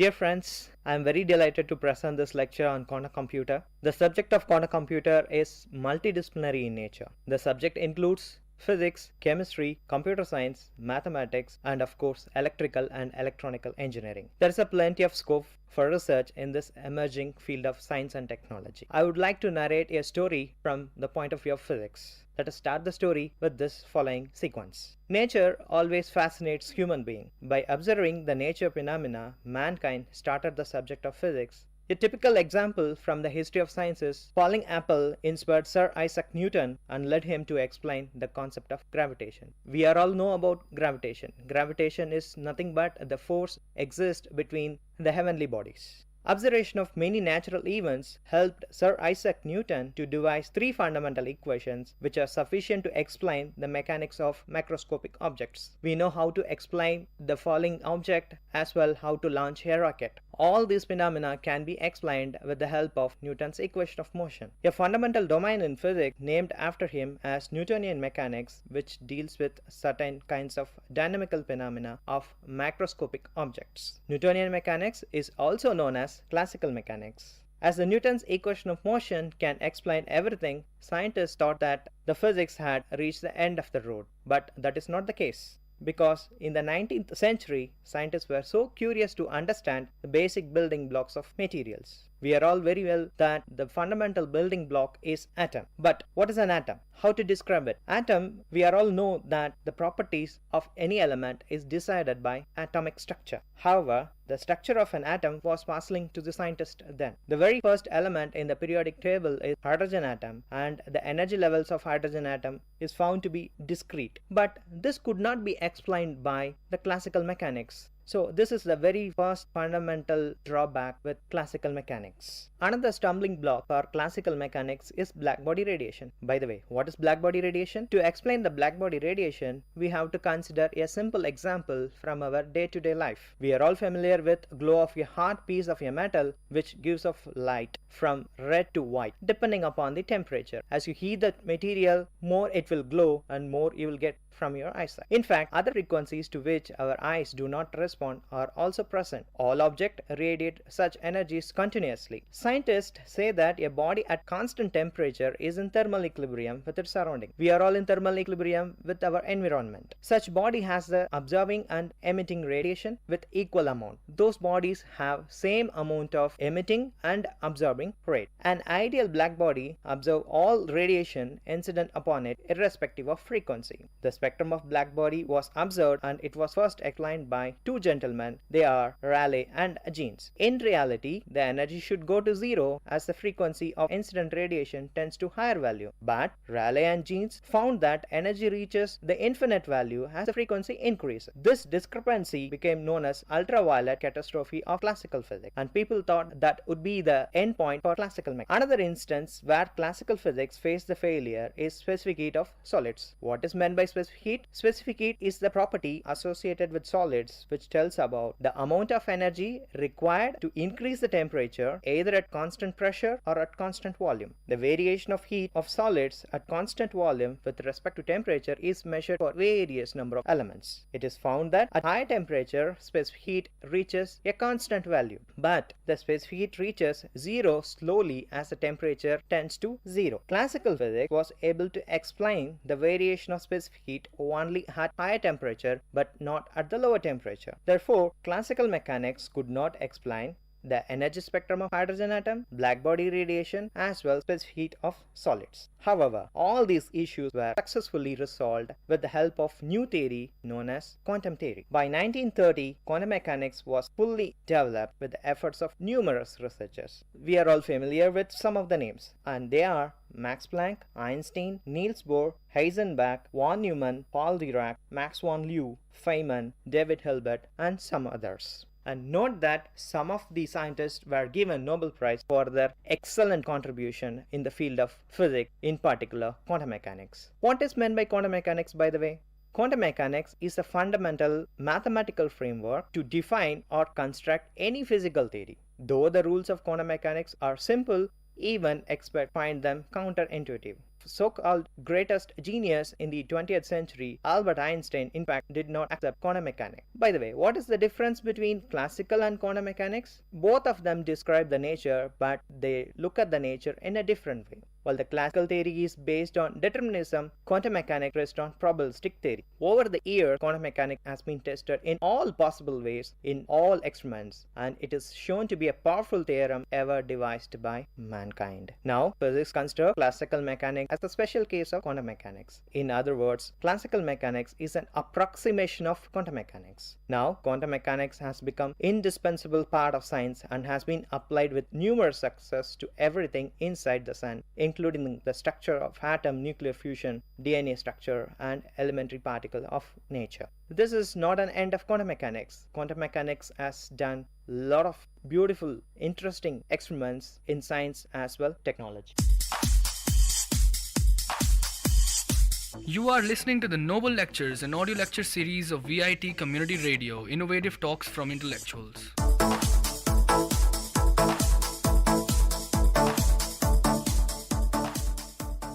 Dear listeners, now let us turn our attention from quantum mechanics to another intellectual triumph in the 20th century. What is the triumph of mankind? The triumph is none other than computer science. Yes, the origin of computer science are lost in the depth of history. We have evidence that the Babylonians during the period of Hammurabi had developed some fairly sophisticated algorithm ideas, but some of them have lost in the history. The modern incarnation of computer science was announced by great mathematician Alan Turing in the year 1936.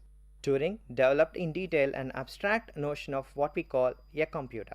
The computation named after Turing is known as Turing machine. Turing showed that there is a universal Turing machine that can be used to simulate any other machine. The universal Turing machine completely captures what it means to perform a task by algorithm means. That is, if an algorithm can be performed on any piece of hardware like our present-day computer, then there is an equivalent algorithm for universal Turing machine. This assertion is known as Church-Turing thesis, and Turing is nothing but another scientist who did a lot of work along with Turing. By the way, Turing is considered as a father of computer science. The broad acceptance of this thesis laid the foundation for the development of rich theory of computer science, and now we cannot imagine our life without computer. Later, Turing's paper, first computer constructed from electronic components, were developed. John von Neumann developed a simple theoretical model for how to put together in a practical fashion all the components necessary for a computer. But the hardware development really took off in the year 1947 when John Bardeen, Walter Brattain, and Will Shockley developed the transistor. Yes, the present-day integrated chip consists of millions of transistors, and that was developed by these three gentlemen in the year 1947. Computer hardware has grown in power at an amazing pace ever since. So much growth was codified by Gordon Moore in the year 1965, and the law is named after him, known as Moore's law. What is the law states that? The law states that the computer power will double for constant cost roughly once in 2 years. years. Amazingly enough, Moore's law has approximately held true in the decades since 1960s. Nevertheless, most observers expect that this stream will run end sometime during the first 2 decades of 21st century. Conventional approach to the fabrication of computer technology are beginning to run up against the fundamental difficulties of size. Yes, the quantum effects are beginning to interfere in the functioning of electronic devices as they are made smaller and smaller. The present day computers, what we have in front of us is a classical computer, and in the future we will realize a quantum computer. As we decrease the size of the computer, the quantum effects, namely the microscopic effects, will dominate. Yes, one possible solution to problem posed by the eventual failure of Moore's law is to move to different computing design. One such design is provided by theory of quantum computation, which is based on the idea of using quantum mechanics to perform computation. It turns out that while an ordinary computer can be used to simulate a quantum computer, it appears to be impossible to perform simulation in an effective way. Yes, the quantum computers offer essential speed advantages over the classical computer. The speed up advantage is so significant that many researchers believe that no conceivable amount of progress in classical computation would be possible to overcome the speed up posed by quantum computer. Yes, quantum computer has a lot of advantages over the classical computer, and one day in the future such a computer will be realized. You are listening to the Noble Lectures, an audio lecture series of VIT Community Radio, innovative talks from intellectuals.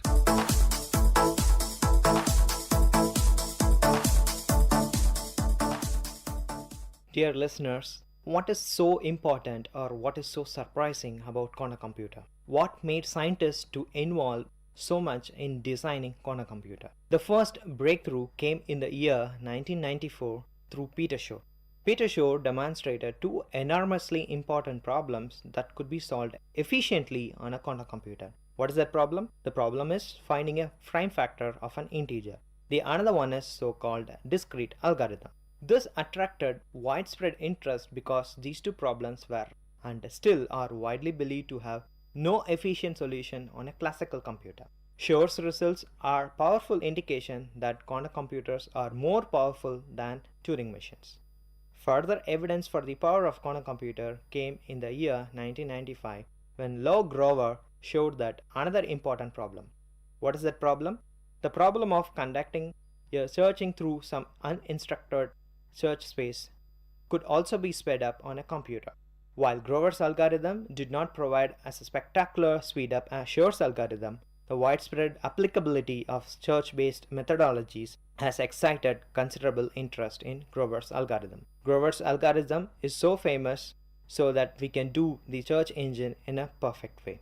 At about the same time as Shor's and Grover's algorithm were discovered, many people were developing an idea posed by Richard Feynman. Richard Feynman, a Nobel laureate from USA, proposed an interesting concept. Feynman had pointed out that there seemed to be essential difficulties in simulating quantum mechanical systems on a classical computer, and suggested that building computers based on principles of quantum mechanics that would allow us to avoid very many difficulties. In the year 1990, several teams of researchers began flesh out this idea, showing that it is indeed possible to use quantum computers to efficiently simulate systems that have no efficient simulation on a classical computer. It is likely that one of the major applications of quantum computers in the future. You are listening to the Noble Lectures, an audio lecture series of VIT Community Radio, innovative talks from intellectuals.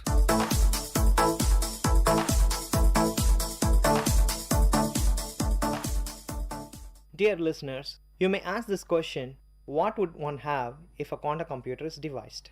We have an answer for this question already. Yes, we have Shor's algorithm for prime factorization that can be break the most secured crypto system known as RSA crypto system.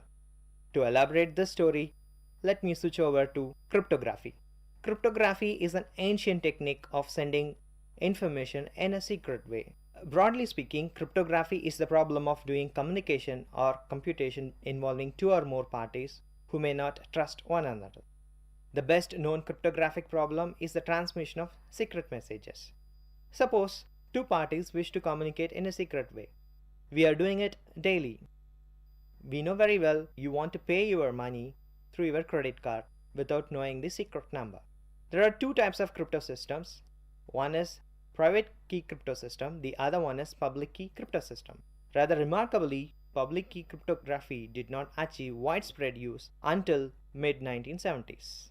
A little later, Ronald Revest, Adi Shamir, Leonard Adelman developed the crypto system known as RSA crypto system, which at the time of writing is the most widely developed public key crypto system, which is believed to be the most secure and practically usable. The key to the security of public key crypto system is that it should be difficult to invert the encryption stage if only the public key is available. Let us consider an example. It turns out that inverting the encryption stage of RSA is the problem closely related to factoring. Much of the presumed security of RSA comes from the belief that factoring is a number is a hard problem on a classical computer. Yes, the classical computer, what we have present day, cannot solve RSA crypto system. However, Shor's fast factoring algorithm can be used to break RSA. The most secured system is under threat by the invention of quantum computer. Similarly, there are other public key crypto systems which can be broken if a fast algorithm for solving discrete problems. This practical application of quantum computer to breaking the cryptographic codes has excited much of the interest in quantum computation and quantum information. These results inspired scientists throughout the world to work on quantum computer. You are listening to the Noble Lectures, an audio lecture series of VIT Community Radio, innovative talks from intellectuals.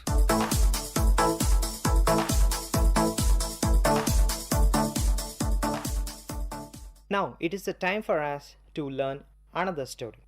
The story is known as information theory. Having come up to the frontier of quantum computation, let us switch to the history of another important aspect known as information theory. At the same time computer science was exploding in the year 1940s, another revolution was taking place in our outstanding communication. In 1948, Claude Shannon published a remarkable paper of papers laying the foundation for the modern theory of information and communication. Perhaps the key step taken by Shannon was to mathematically define the concept of information. In many mathematical sciences, there is a considerable flexibility in the choice of fundamental definition. Try thinking of naively for a minute about following question. How would you go about mathematically defining the notion of an information source? How to quantify it? This question was posed and it has many answers from all the scientists throughout the world. However, Shannon came up with very good answer and that laid the foundation. The laws of information theory indicate that information transmission is governed by laws of quantum mechanics. Hence, quantum mechanics based information processing has attracted much attention. Therefore, information and computation blend with quantum mechanics. Their combination has led to unexpected new ways that information can be transmitted and processed in unusual limits. Dear listeners, you may have a question in your mind that what is meant by a quantum computer? What is meant by that? How to design a quantum computer? A typical computation is implemented through an algorithm in a computer. We are all know very well about hardware and software of a computer. Following this roadmap, one can design a quantum computer. What is that roadmap? The algorithm, which is meant for usual computer, is now regarded as a physical operations. And the standard registers of quantum computer are nothing but the quantum states. The familiar operation of initializing the data for the program to run is replaced by the preparation of initialization of quantum states. And the usual task of writing programs and running is formulated by means of appropriating quantum mechanical equations and solving them. This output is retrieved by quantum mechanical measurement of the register. You might be wondering that what does really prevent us from realizing quantum computer? Having known so much about quantum computer, what is the difficulty in creating or devising such a beautiful device? Though we know the architecture for constructing quantum computer, it is not so easily achievable because of the fact that quantum mechanical systems cannot be handled so easily. In particular, initializing the quantum mechanical system is very difficult and retaining its quantum mechanical future is always tedious. Decogrance is the phenomena of interaction of system with environment. Due to the decoherence, certain quantum mechanical features are lost. But those features are quite important for the quantum information and computation. Therefore, decoherence is considered as the killing aspect of quantum computing. Hence, quantum mechanical operation has to be performed before decoherence takes place. And also, measuring and reading the output is not so straightforward as we do in our classical computer. Having known these difficulties, many physical implementations are proposed throughout the world. However, every proposal has its own merits and demerits. Nevertheless, efforts have been made by scientists all over the world to build a quantum computer. Perhaps the most striking aspect is the study of quantum entanglement. Quantum entanglement is an interesting feature exhibited by microscopic objects. This unique feature cannot be explained by classical mechanics. By the way, what is meant by entanglement? Entanglement is a special kind of correlation that exists between quantum mechanical systems. Such correlation does not exist in the macroscopic world. Entanglement is a quantum mechanical resource that plays a key role in many of interesting applications of quantum computation and information.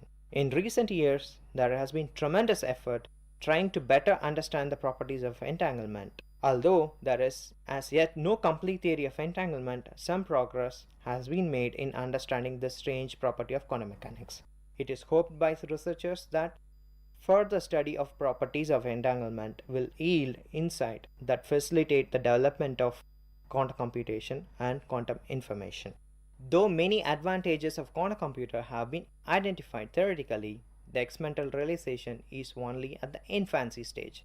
Hence, dear listeners, we have to go a long way to realize quantum computer. However, mankind will realize it with their enormous effort in one day. It is appropriate to conclude this lecture with the saying of Niels Bohr: prediction is difficult, especially if it is about the future.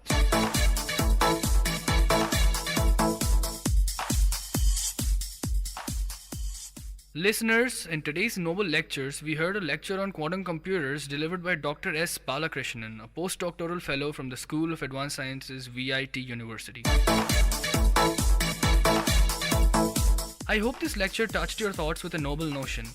Tune into the Noble Lecture series of VIT Community Radio for another noble talk from eminent professors, researchers, and innovators from different fields. You are listening to VIT Community Radio 90.8 FM. Let the talks touch your thoughts with our noble notions.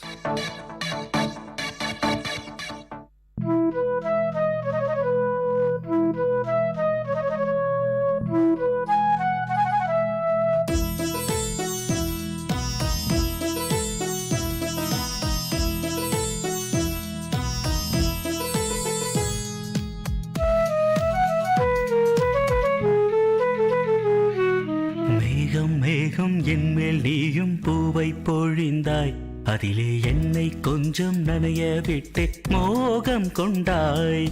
மேகம் மேகம் என்மேல் நீயும் பூவை பொழிந்தாய், அதிலே என்னை கொஞ்சம் நனைய விட்டே மோகம் கொண்டாய். காலை கதிரே உன் பனித்துளி நான், தினம் என்னை கிள்ளியே நீ எழுப்பி விட்டாய். மேகம் மேகம் என்மேல் நீயும் பூவை பொழிந்தாய், அதிலே என்னை கொஞ்சம் நனைய விட்டே மோகம் கொண்டாய்.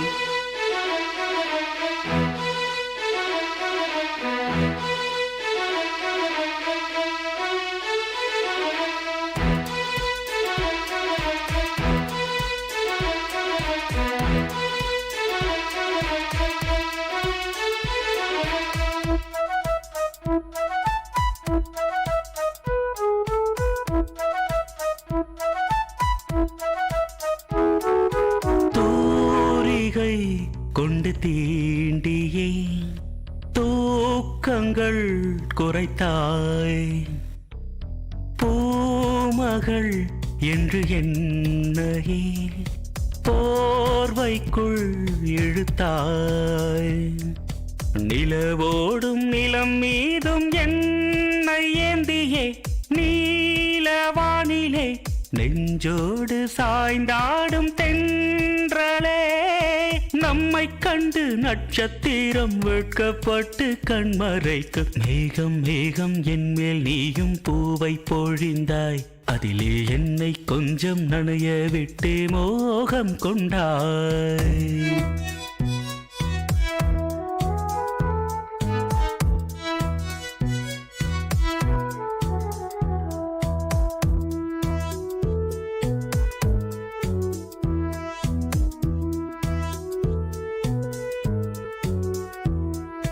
வானவில் வண்ணம் கூட்டியே வார்த்தைகள் வரைந்தாய் தேன் துளி என்று என்னையே நாக்கினுள் ஒளித்தாய் விழியோரம் நடை போடும் ஆசை மேகமே எந்தன் ஜீவனே கரம் சேர்த்து நடமாடும் சொந்தமே உன்னை போல மின்னல் கூட மின்னி மின்னி முத்தம் போடும் மேகம் மேகம் என்மேல் நீயும் பூவை பொழிந்தாய் அதிலே என்னை கொஞ்சம் நனைய விட்டே மோகம் கொண்டாய் மேகம் மேகம் என்மேல் நீயும் பூவை பொழிந்தாய் அதிலே என்னை கொஞ்சம் நனைய விட்டே மோகம் கொண்டாய் காலை கதிரே உன் பனித்துளி நான் தினம் என்னை கிள்ளியே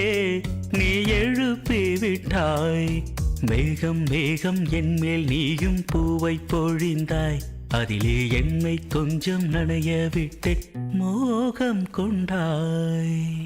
கேட்ட பாடலை இசையமைத்து பாடியவர் முருகானந்தம். பாடல் வரிகள் பவித்ரா. தயாரிப்பு விஐடி பண்பலை 90.8. ஏ எட்டி எட்டி பாக்குறா பார்த்தா சிட்டா பறக்குறா கிட்ட நானும் போனாக்க லட்டா மனதில் நிக்கிறா.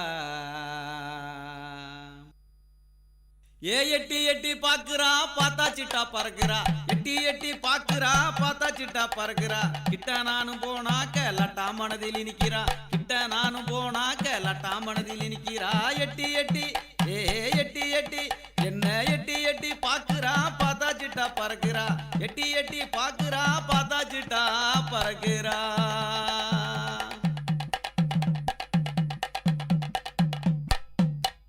கட்டான உடல் அழக வளமாக எனக்கு காட்டுறா கட்டான உடல் அழக வளமாக எனக்கு காட்டுறா பலமாக நான் புடிச்சா போர்க்களமா துடிக்கிறா பலமாக நான் புடிச்சா போர்க்களமா துடிக்கிறா. தந்தானானே தந்தானானே தந்தானானே நா தந்தானானே தந்தானானே தந்தானானே நா. எட்டி எட்டி ஏ எட்டி எட்டி என்ன எட்டி எட்டி பாக்குறா பார்த்தா சிட்டா பறக்குறா எட்டி எட்டி பாக்குறா பார்த்தா சிட்டா பறக்குறா.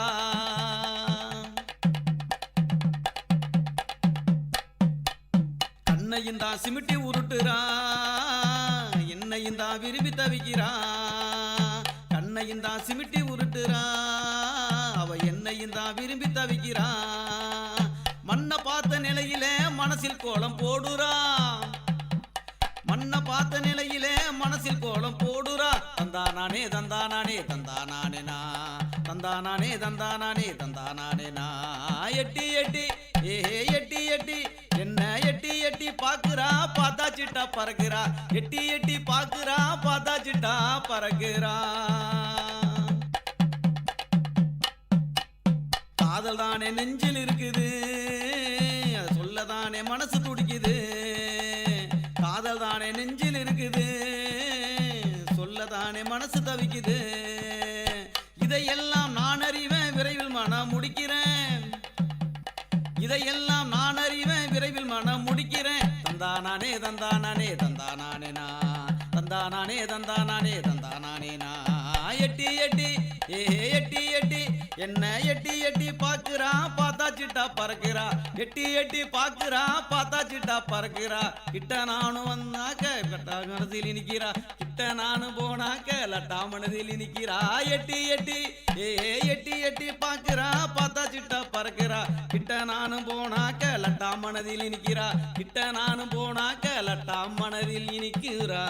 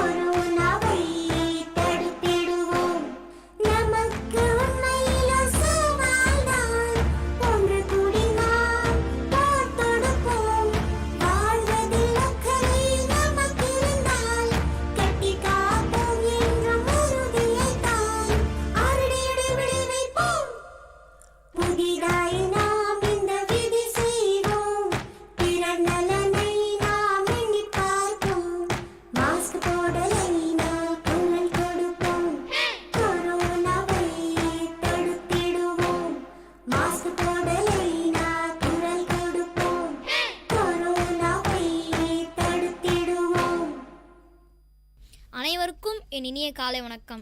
நாங்கள் வாணி வித்யாலயா பள்ளியிலிருந்து வந்திருக்கிறோம். உங்களுக்காக இன்று ஒரு தமிழ் பாட்டு. முதலில் ஜெய் விஷ்ணு, இரண்டாம் அவர் கிருஷ்ணபிரியா, மூன்றாம் அவர் இஷிதா. என்று தனியும் இந்த சுதந்திர தாகம், என்று மடியும் எங்கள் அடிமையின் மோகம், என்று தனியும் இந்த சுதந்திர தாகம், என்று மடியும் எங்கள் அடிமையின் மோகம், என்ற மதன்னிக்கை விலங்குகள் போகும், என்ற மதன்னிக்கை விலங்குகள் போகும், என்ற மதின்னல் தீர்ந்து பொய்யாகும், என்ற மதின்னல் தீர்ந்து பொய்யாகும், என்று தனியும் இந்த சுதந்திர தாகம், என்று மடியும் எங்கள் அடிமையின் மோகம், பஞ்சமும் நோயும் மின் மெய்யடியார்க்கோ, பஞ்சமும் நோயும் மின் மெய்யடியார்க்கோ, பாரினில் மேன்மைகள் வேறினியார்க்கோ, பாரினில் மேன்மைகள் வேறினியார்க்கோ, தஞ்சமடைந்த பின் கைவிடலாமோ, தஞ்சமடைந்த பின் கைவிடலாமோ, தாயும் தன் குழந்தையை கல்லிடக்கூடும், என்று தனியும் இந்த சுதந்திர தாகம், என்று மடியும் எங்கள் அடிமையின் மோகம், நெஞ்சில் உரமுமின்றி நேர்மை திறமுமின்றி, நெஞ்சில் உரமுமின்றி நேர்மை திறமுமின்றி, பஞ்சனை சொல்வாரடி கிளியே, வாய் சொல்லில் வீரனடி, கூட்டத்தில் கூடி நின்று கூவி பிதற்றல் அன்றி, நாட்டத்தில் கூடி நின்று கூவி பிதற்றல் அன்றி, நாட்டத்தில் கொள்வாரடி கிளியே, நாளில் மறப்பாரடி, என்று தனியும் இந்த சுதந்திர தாகம், என்று மடியும் எங்கள் அடிமையின் மோகம், என்ற தன் கை விலங்குகள் போகும், என்ற மதன் கை விலங்குகள் போகும், என்ற மதின்னல் தீர்ந்து பொய்யாகும், என்ற மதின்னல் தீர்ந்து பொய்யாகும், என்று தனியும் இந்த சுதந்திர தாகம், என்று மடியும் எங்கள் அடிமையின் மோகம். நன்றி, வணக்கம்.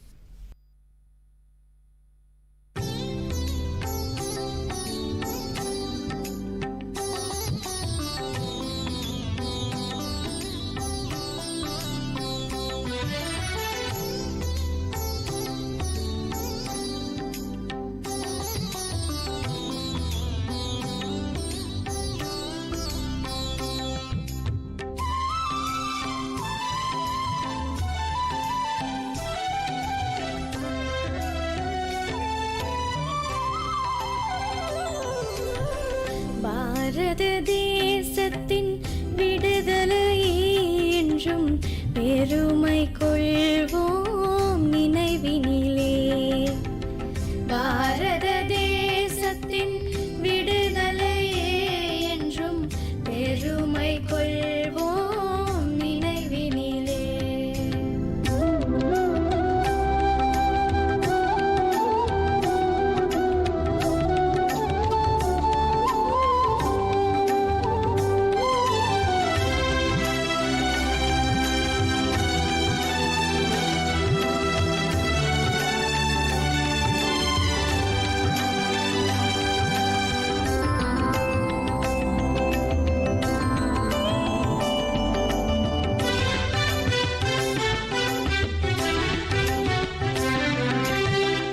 உலகம் போற்றும் உன்னத தேசம், காற்றை போல நம் நம்முள் வீசும் உலகம் போற்றும் உன்னத தேசம் காற்றை போல நம்முள் வீசும் மக்களாட்சி மகத்துவத்தை மானிடம் போற்றும்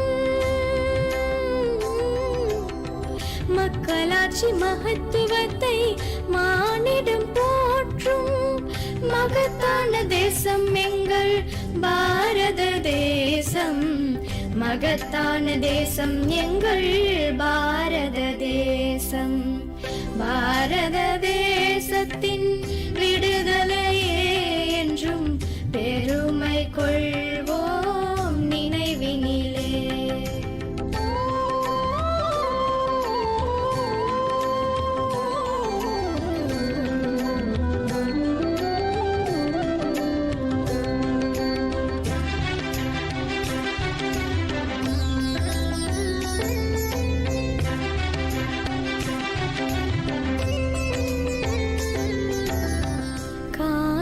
கங்கை புனித தீர்த்தமாய் எங்கள் தாகம் தீர்க்கும் ஜீவநதி காவிரி கங்கை புனித தீர்த்தமாய் எங்கள் தாகம் தீர்க்கும் ஜீவநதி பெற்ற சுதந்திரத்தை பேணி காப்போம்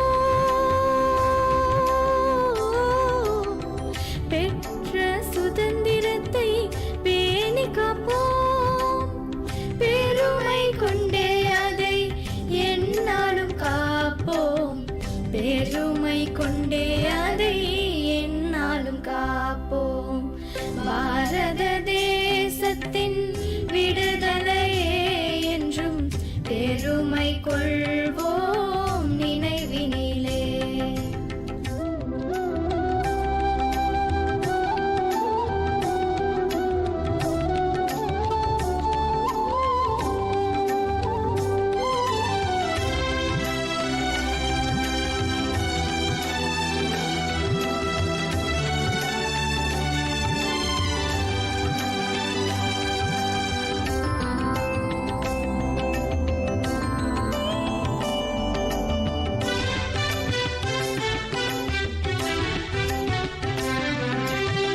பாரத தாயை தலை கொண்டு வணங்கிடுவோம் தரணியிலே நாம் புகழுடன் வாழ்ந்திடுவோம் பாரத தாயை தலை கொண்டு வணங்கிடுவோம் தரணியிலே நாம் புகழுடன் வாழ்ந்திடுவோம் மொழிகளால் வேறுபட்டு இருந்தாலும் மொழிகளால் வேறுபட்டு இருந்தாலும் ஒற்றுமை என்னும் வேர் கொண்டு வாழ்ந்திடுவோம் ஒற்றுமை என்னும் வேர் கொண்டு வாழ்ந்திடுவோம் பாரத தேசத்தின் விடுதலையே என்றும் பெருமை கொள்வோம் நினைவினிலே. பாரத தேசத்தின் விடுதலையே என்றும் பெருமை கொள்வோம் நினைவினிலே.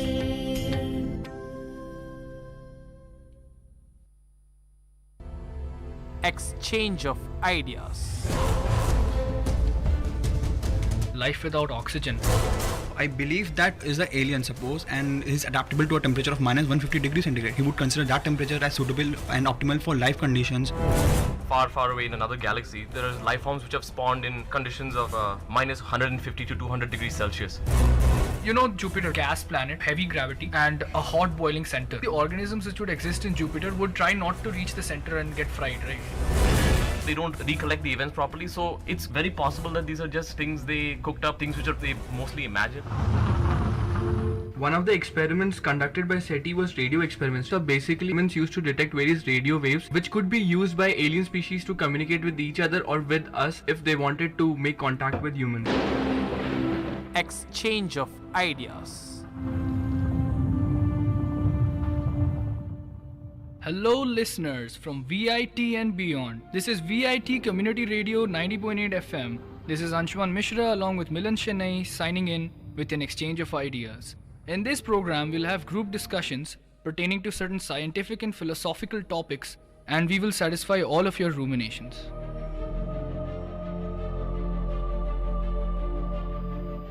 So in the first segment, we're going to hypothesize about the existence of life in other parts of the cosmos. I have three people with me, and I would like for them to introduce themselves. Hi everybody, my name is Rohit. I'm studying BTech EEE. I'm Spursh Johari from BTech IT. Hi, I'm Milan from BTech Chemical Engineering. And I'm Anshuman from Computer Science and Engineering. So, I'd like to start with Rohit. Thanks, Anshuman. So, when we think of extraterrestrial life forms or in general aliens, what does the common guy usually picture? Usually I've seen so many films, this is such a common concept, decades of films and fiction as such. We picture little green men with big heads and big buggy eyes wandering around our planet, abducting people and conducting bizarre experiments on them. But today we'll focus on the more serious aspects of what extraterrestrial life is actually about. Sparsh, what are your thoughts on this? When I look out at night in the sky, I see tens of stars. But in reality, there are billions of galaxies with billions of stars. And it's my firm belief that there will exist at least one star that will support life system just like ours. They may have elongated faces, they may have 3 fingers or green color, but surely there is some life out there. Obviously, as Sparsh pointed out, the probability of having at least one planet among billions and billions of stars and planets which have different atmospheric composition and living conditions, 1,000,001 possibility that there will be at least one planet in which life can or will exist. So it is, we owe it to our self-respect to be rational and objective about discussion. Exactly. I would like to extend Milan's point by apply a bit of probability theory to it. So if we look up at the night sky with a telescope, we'll see approximately 10 to the power 20 stars. And assuming that all of these stars have at least 1 in 1,000 of these stars have a proper solar system about themselves, we arrive at 10 to the power 17 stars with solar systems. So, and again, assuming that 1 out of 1,000 of these solar systems have conditions which can give rise to any form of life, we're left with 10 to the power 14 stars. So we are actually left with 10 to the power 14 solar systems in which life is possible. Any type of life. I'm not talking about carbon-based life which is possible on Earth. Any other form, any element that exhibits the carbon property of combining with a large number of elements. So again, we'll be left with 10 to the power 11 such planets if we reduce it down by again 1,000. So the odds of alien life being there are quite high, regardless of any argument we put against it. So a good way to actually understand this is if we properly examine the American government's response to extraterrestrial life, which states that the odds of extraterrestrial life being there are pretty high, but our chances of getting involved with them are as low as that. So with this, I would like to go to Rohit.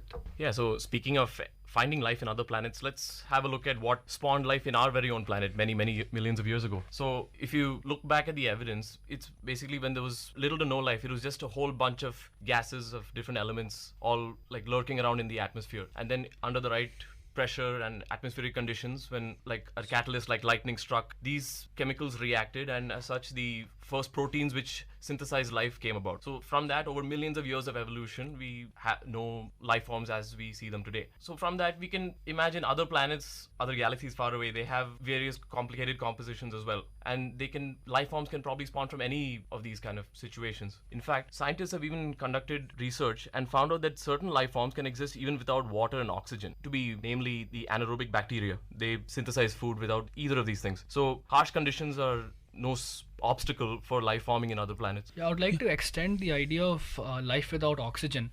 Actually, humans today believe that oxygen is actually a prerequisite for life, which is actually false, because in our Earth, oxygen was present, and this oxygen was a poison to many organisms that existed at, say, T=0 when life came to be. These organisms died by Darwin's rule of natural selection and of survival of the fittest. And the organisms which required oxygen to survive were the ones which evolved, and today we are organisms which require oxygen. So actually, we require oxygen because oxygen was there. It's not that we have survived because of oxygen. So with this, I would like to go to Sparsh. Yeah, I totally agree. See, it all gets down to basic biochemistry. We have elements like carbon, hydrogen, nitrogen, oxygen. They support life system on Earth, but it's not necessary that in other planets these these elements support life system. We have examples, as Anshuman pointed out, of anaerobic bacteria that do not require oxygen at all. So I believe that is an alien, suppose, and is adaptable to a temperature of minus 150 degrees centigrade. He would consider that temperature as suitable and optimal for life conditions.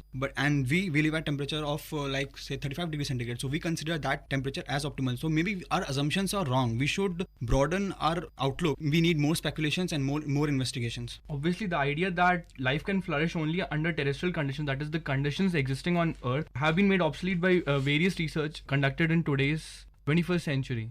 We think that because carbon does not exist in any form in various stars and other planets, that life cannot exist. But there are various other elements like silicon which can undergo the same process, which is known as catenation, which leads to carbon making different types of living organisms. I don't think the way we look at in today's world that we take the datum point as Earth's atmosphere, which is not correct. Exactly. Like, think about it this way.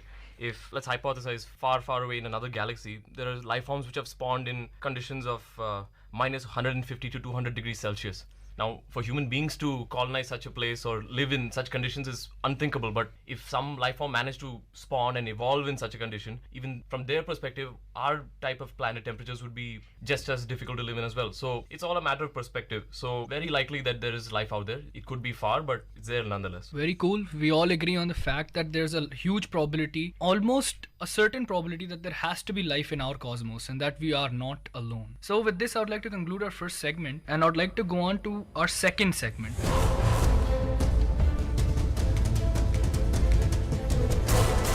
And in this, we'll just have some fun and we'll postulate. I mean, if life exists in the cosmos, what will be its form? Because in everyday life, we encounter fiction and cinema which actually misguides us into believing that alien life will be quite like us, in the sense 2 legs, 2 arms. The odds of aliens having eyes is so low that it's almost funny that every time we see a movie, we see aliens with eyes. So let's just pause. Let's hypothesize on what forms of life could exist. Yeah, so what kind of films have you guys seen which features aliens in them? E.T. Men in Black. Oh, that's a great example. Yes. This is like a very futuristic scenario where so many alien life forms along with humans are coexisting together. In Men in Black, we have aliens along with us working together to solve issues and so on. Anshuman, what do you think about sci-fi films? Sci-fi films, I'm really sad to admit that Star Wars showed it in an incorrect way, according to me, because again, it showed aliens which resembled human beings so many ways. Just because they looked slimy and all does not make them true.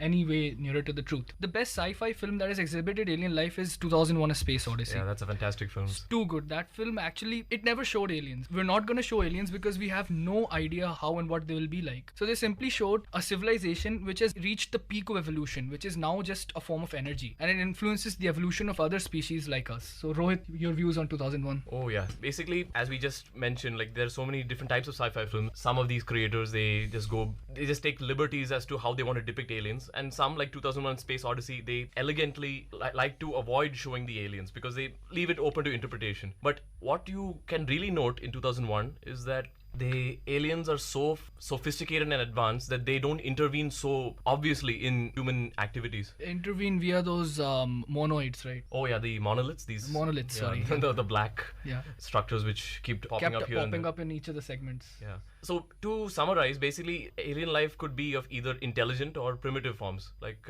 what do you guys know about these types of life forms, primitive and intelligent? Primitive can be anaerobic bacteria, and intelligent life form can be much intelligent than us that have been depicted in films like MIB and etc. I want to point out similar films like there's a film called Contact. In the Contact film, they don't show any alien, and the astronomer sent from Earth contacts with an alien, but the alien is just a memory for him from her past. So basically, she's contacting with her memory, and the alien tells us that still you all are not ready to contact with us. You should evolve, and we'll reach at a time that it is ripe for us to make a contact and collaborate our efforts. Aliens could exist in any form. I mean, they could have 10 legs, or they couldn't have legs at all. Exactly. It would only depend on the existing conditions on the planet or stars or whatever asteroids or places where they live in the universe. Yeah, the conditions that shape their evolution or time they went through, wars or something like that, if they had. Artificial and natural, both selections. Yeah. On the planet Mars, they have located like frozen blocks of ice, right? Were there sightings of bacterial forms over there? They're assuming that if you have ice, you had water. If you had water, you had anaerobic bacteria. But that's why the Mangalyaan mission has went there in search of methane, because everywhere there is life form, there is methane. now we're at a stage at which we've explored the possibility of alien life and the types of alien life depicted in films. Let's just have a random, thought experiment in which we think about what forms of life could exist in certain places that we know of. Let's start with a place in our solar system. Let's say, let's go with like Venus. All right, Venus is pretty close to the sun, so the temperatures would be pretty brutal. It has the highest temperatures because of acid clouds. Yeah. You can imagine they mostly are appendageless, and it's because it's so hot, they're not furry. I think the most suitable candidate in our solar system is Mars, other than the Earth. That is like more or less the optimal distance from the sun, and there is water in the form of polar ice. So there may be a form of life that maybe have existed, or it is very primitive, and after some millions of years, we may see life growing out there. So again, we're talking about Earth-like life there, right? Yeah, Earth-like life, because we are in the same solar system. So there is very high probability that if life exists on Earth, it will be similar on Mars. Similar to that of Earth. Yeah, also in the future, because the way we are exploiting our planet, we could think of a time when humans go to Mars and settle over there, because almost the same conditions existing on Mars. Recently, I was going through Carl Sagan's Cosmos, a scientific masterpiece. In that book, Sagan actually hypothesized on the type of life he thought would exist in Jupiter. So listen to this. This is like amazing. So what Sagan did was like, Jupiter, right? It's like a gas planet, heavy gravity, and a hot boiling center. So basically, the organisms which would exist in Jupiter would try not to reach the center and get fried, right? And they would exist in a form that would allow them to float in the upper realms of the atmosphere. So basically, they would take advantage of the buoyant force of the fluid, that is gas. So they would exist in the form of balloon-like structures, ellipsoid, which could actually use the buoyant force to their advantage. See, the atmosphere of Jupiter consists of helium, hydrogen, water, methane, and ammonia. So what these balloon-like organisms would do is that they would keep the lightest element, hydrogen, inside them and keep it at a high temperature by consuming enough food, that is molecules or whatever, from the atmosphere. They would keep it hot and then they would be floating, right? And the buoyant force would be high if their cross section is really big. So we can imagine these creatures as being rubber-like ellipsoids of, say, kilometers of radii. So there would be huge structures just floating. This was like an amazing thing I just read, so I just want to share with you guys. Oh, that's fascinating. Apart from that, like in our immediate solar system, it is a bit difficult, like to find planets we can occupy easily, apart from Mars, I suppose. But it has actually been cited that there are many moons of other galaxies far away which have very similar Earth-like conditions. The names escape me for now, but the point is they are very much inhabitable. They have very conditions and gravity and even significant oxygen and water content. It's just that the sheer distance of these planets, mere light years far, far away, make it difficult for us to travel that far. We simply don't have the technology to travel that much distance and feasibly conduct such travel. Yeah, I read about one of the moons of, I think, Jupiter or Uranus, in which the moon has a large amount of methane content. The methane content in that moon could power the whole of the population of the Earth for about 100 years. Like in terms of energy? Yeah. If you use it in like... Yeah, I think if I remember correctly, the name is the titanium. And there are, just like our sun, there are medium-sized stars and which have planets revolving around them. Can be a 4-planet system or 8-planet systems. But I think there is very high probability that they will support life. Maybe. In the sense, if it supports our kind of life, it could be used for future colonization, right? Yeah. So coming to back here on Earth, a lot of people have talked about seeing UFOs and aliens as such. Yeah. People sleeping peacefully on their beds, and then all especially of a sudden, in the US, probed by them and in suspicious ways in different parts of their bodies just to see what humans are like. Exactly. The typical story goes, many of these abductees, if you will, they see a flash of light during the night time when they're going by a car. Some alien ship, a saucer, abducts them and takes them and gets and probes them for... blocks them in the middle of the road, and then just they step out and they take them. Or even the more peaceful ones, people are sleeping in their houses, just minding their own business, and then suddenly they feel their bodies being light and levitated, and then all of a sudden these aliens, they come out, these little green men or grey men or whatever many of these common descriptions, they come out, they phase through the wall, they pick these people up and take them into their ship. They're beamed up, and then all kinds of, like you said, strange probing and experimentation. Some stories have even heard, they even go like, these aliens, they take sperm samples and zygotes and try and make human-alien fusions and things like that. These are many of the things that people have cited that have happened. Normal civilians, policemen have been abducted apparently, and things like that. These are the US ones in particular, but yeah, these aliens aren't partial to anyone, basically. Yeah. Anything they can't describe normally is attributed to aliens. Yeah, even in Calcutta, there have been UFO sightings, and recently it was reported that there have been some UFO sightings in India. And I want to point out one thing, that we have seen movies like MIB, and they are all based on to organizations, it can be a conspiracy theory that there was an organization by the name of Majestic 12 or the Mars Jupiter 12, whose function was similar to that of MIB, whose function was to contact with the aliens and maintain a harmony between the relations between the humans and the aliens, and to just take care of them, how they contact with the humans, learn secrets of their technology, maybe. Yeah, I mean, there must be at least some base of truth, because sightings from around the world cannot be the same, right? I mean, they see the same thing. It could be that they're just copying the ones published earlier, or there should be at least a little basis something. There's never been any scientific backing to this. It's all attributed to the human tendency to spread rumors and enjoy 15 minutes of fame to get the 15 minutes. Exactly, which explains why it's happening in the US mostly. So many of them, they do say, right, like, oh, I felt something strange, I woke up, I felt like my body light, I was levitating, and then suddenly the rest of it is just this hazy. Yeah, it's like they were high on drugs.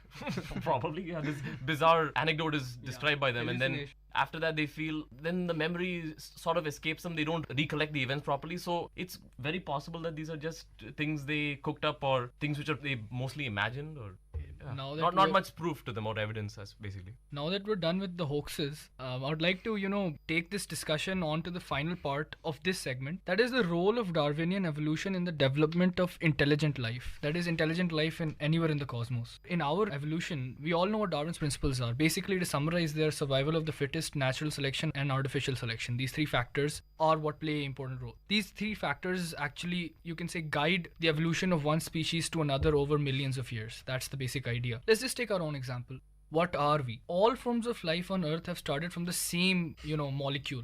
The first molecule which actually exhibited life. So we all descend from that. And how we got from there to here can be explained using Darwin's theory. So in short, what happens is that mutations occur, and favorable mutations, that is mutations which favor survival of the organism, these live on because they're artificially or naturally selected. And finally, these mutations give rise to more mutations, and it's all a matter of chance. It's just the probability of starting at time at t is equal to 0 and ending up at humans again is 0 if we take in probability. So that's how we evolved. So we can never expect organisms like ourselves even in similar conditions. So that's how important Darwinian evolution is to the development of intelligent life. Exactly, the trajectory at which evolution can happen, there are so many possibilities. So to expect to see very human-like creatures in another planet, like highly similar to us, is improbable, because how evolution takes place is just subject to so many different conditions, both natural and external things, which are like suppose a meteor strikes the planet, or some natural calamity takes a huge toll on a species of the inhabitants of the planet. It'll drastically affect the way that life form develops henceforth. The direction of evolution. Yeah, exactly, the direction of evolution. Yeah, I agree. Like even in our planet, there could have been races of humans or races of any insects or mammals are extinct now, because there's many human species which are extinct. Like mammoth was one example. We are like the Homo sapiens, and our cousins were actually killed by us, the other human species which actually lived on the earth a long time that's ago. what I'm saying. It's basically survival of the fittest. So similarly, in different planets, in different conditions, there may exist life forms which are quite different from us. If the time when humans were evolving from the monkeys or apes from which we evolved, suppose there was a meteor strike, then the entire human population could have been wiped out, and I mean, we couldn't have seen human species as it is today. Survival. Yeah. Okay, so now that we've all expressed our views on Darwin, there's just one last thing that I wanted to share with you all. Let's just talk about the evolution of a body part, one of our body parts, like our eyes. Why do we have such a specialized sensor for detecting a small fragment of the electromagnetic spectrum? It's just amazing that we have such a sensor in our bodies. Basically, this is because we have an abundant amount of sunlight, and catching a small fragment of the spectrum helps us to survive. That's it. The first time any organisms must have gotten eyes, they must have had some very primitive electromagnetic sensors which evolved over time due to various mutations, and now eyes are vital for survival. That's how we have eyes. Beings on, say, a dark planet wouldn't have eyes, and they could have been more intelligent than us. They could be more intelligent than us. They could be engineering amazing space shuttles, or I don't know, music systems or whatever, but they might not even be having eyes. Yeah, I give you an example of the movie. I think the movie was Predator, starring Arnold Schwarzenegger, in which the aliens did not have eyes, but what they have is that they can pick up electromagnetic radiations, infrared radiations, so they can point out, this is some energy, heat energy is coming, so this can be some life form. So they attack the humans in the film. So I totally agree with your point. So basically, to summarize, everyone good at something, they're naturally just optimized for that particular skill. They may be lacking in other facets, but there's always something which has helped them generally to get along and adapt to their environment. It's just the direction of evolution. Exactly. Exactly, the essence of evolution is very much that. Okay, so now I'd like to wrap this segment up and let's go on to the third and final part of our episode. And this segment will basically, we'll discuss our civilization's scientific attempts at making contact with intelligent extraterrestrial life. So basically in the US, a collective set of efforts towards establishing any connection or communication with intelligent life was started in the 70s, and it was collectively known as SETI, the Search for Extraterrestrial Intelligence. So SETI projects were at the start funded by the American government, and they used all sorts of and even developed amazing technologies to be able to come in contact with these extraterrestrial intelligent species. Although they've never been successful, otherwise we'd all be jumping right now. The thing is that in 1995, government funding was ceased. So since then, it's become more of a private organization, and they do all sorts of amazing things. I mean, it's not only a search, it's almost a science in itself. One of the experiments conducted by SETI was radio experiments. Radio experiments are basically experiments used to detect various radio waves which could be used by alien species to communicate with each other or with us if they wanted to make contact with humans. Many radio frequencies that penetrate our atmosphere led to the radio telescopes that investigate the cosmos using large radio antennas. Furthermore, human endeavors emit considerable electromagnetic radiation as a byproduct of communication such as television, mobiles and radio sets. These signals would be easy to recognize because as artificial basically what we want to do with radio experiments is that we just want to realize that if an intelligent species exists somewhere, then we just want to make sure that it exists. And like us, they'd also be using radio frequencies for communications, and we can easily identify these frequencies as artificial due to their repetitive and narrow bandwidths. So this is just a method of verifying that intelligence life exists. Yeah, gamma ray bursts are candidates for extraterrestrial communications. SETI currently omits gamma ray frequencies in their monitoring and analysis because they are absorbed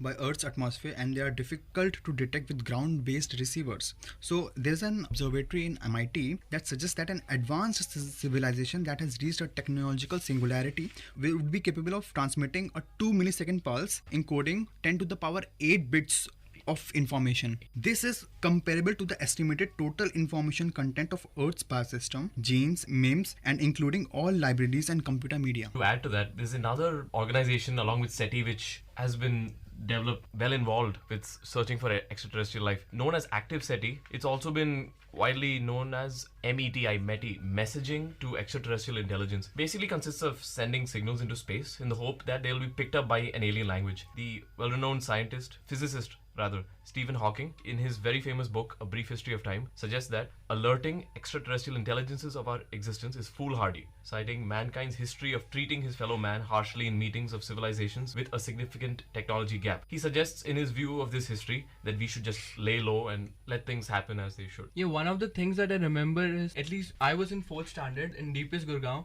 we had this program from NASA. They were sending a space rover at that time outside the solar system. So they asked a few selected schools throughout the world for each of the students to record a message in their own mother tongue. And then they had this huge hard disk in which they put all the messages and then loaded it on the space rover, and it was sent outside the solar system. And there's one more type of communication that tries to establish, that is via optical experiments. Basically, they have colossal telescopes which are designed to detect optical and thermal signatures of extraterrestrial civilizations from planetary systems that are light years away from the sun. To cite a particular example, there's a 74 meters Colossus telescope which can detect these optical and thermal signatures which are at a radius of 60 light years from the sun, which is amazing. So with this, I would like to conclude with a few thoughts. And the first is that let's just imagine a scenario in which we'd come in contact with alien life. There are various ways to approach this and various ways in which they would approach this. One would be war, which we do not want because we're scared, because we're assuming that they're more intelligent than us.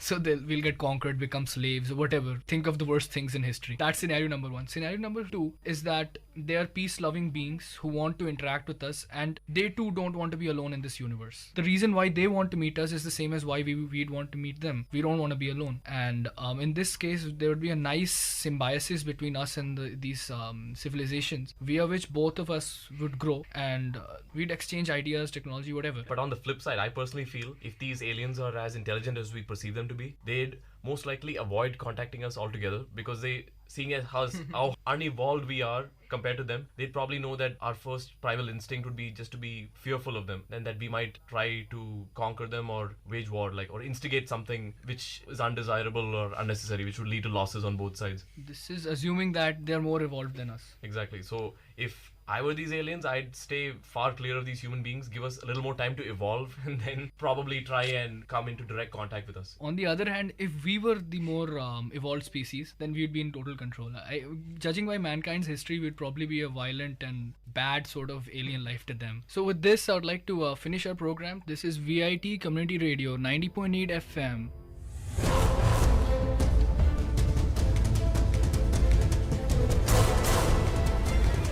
Listeners, thank you for tuning in. This is Anshuman Mishra and Milan Shanai signing off. Exchange of ideas. This is VIT Community Radio 90.8.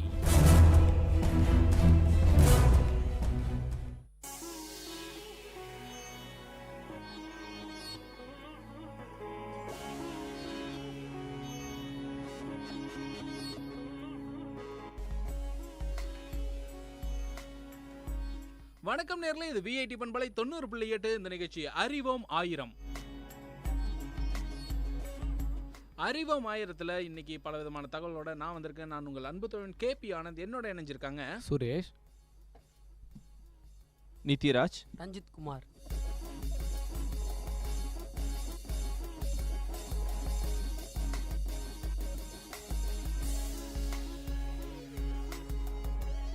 Ranjith, என்ன பேரை சொல்ல சொன்னா எதையோ பார்த்து அப்படியே மெய் மறந்து நின்னுட்டீங்க போல. ஆமாம், நான் கடலை பற்றி சிலதெல்லாம் யோசிச்சுக்கிட்டு இருந்தேன். அதனால தான் அப்படியே நான் மெய் மறந்துட்டேன். ஆமாம், எல்லாருக்குமே கடலை பார்த்தா அதை பற்றி நினச்சா அப்படியே புல்லரிக்கிற மாதிரியான ஒரு சூழ்நிலை உண்டாகும். ஏன்னா கடல்ன்றது வந்து ரொம்ப பெரிய ஒரு விஷயம். இந்த லீடு எதுக்காக அப்படின்னு கேட்டிங்கன்னா, இன்னைக்கு கடலை பற்றி தான் பேச போகிறோம்.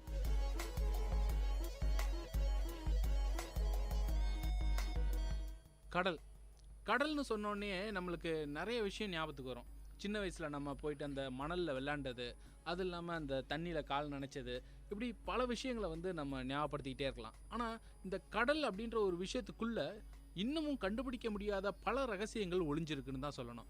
அப்படி ஒளிஞ்சிருக்கக்கூடிய பல்விதமான ரகசியங்களை வந்து இன்னைக்கு இந்த அறிவோம் ஆயிரம் நிகழ்ச்சியில் உங்களுக்காக தொகுத்து வாங்க போகிறோம். இன்னைக்கு கடல் சம்மந்தப்பட்ட பல தகவல்கள் இந்த அறிவோம் ஆயிரம் நிகழ்ச்சியில் காத்துக்கிட்டு இருக்கு.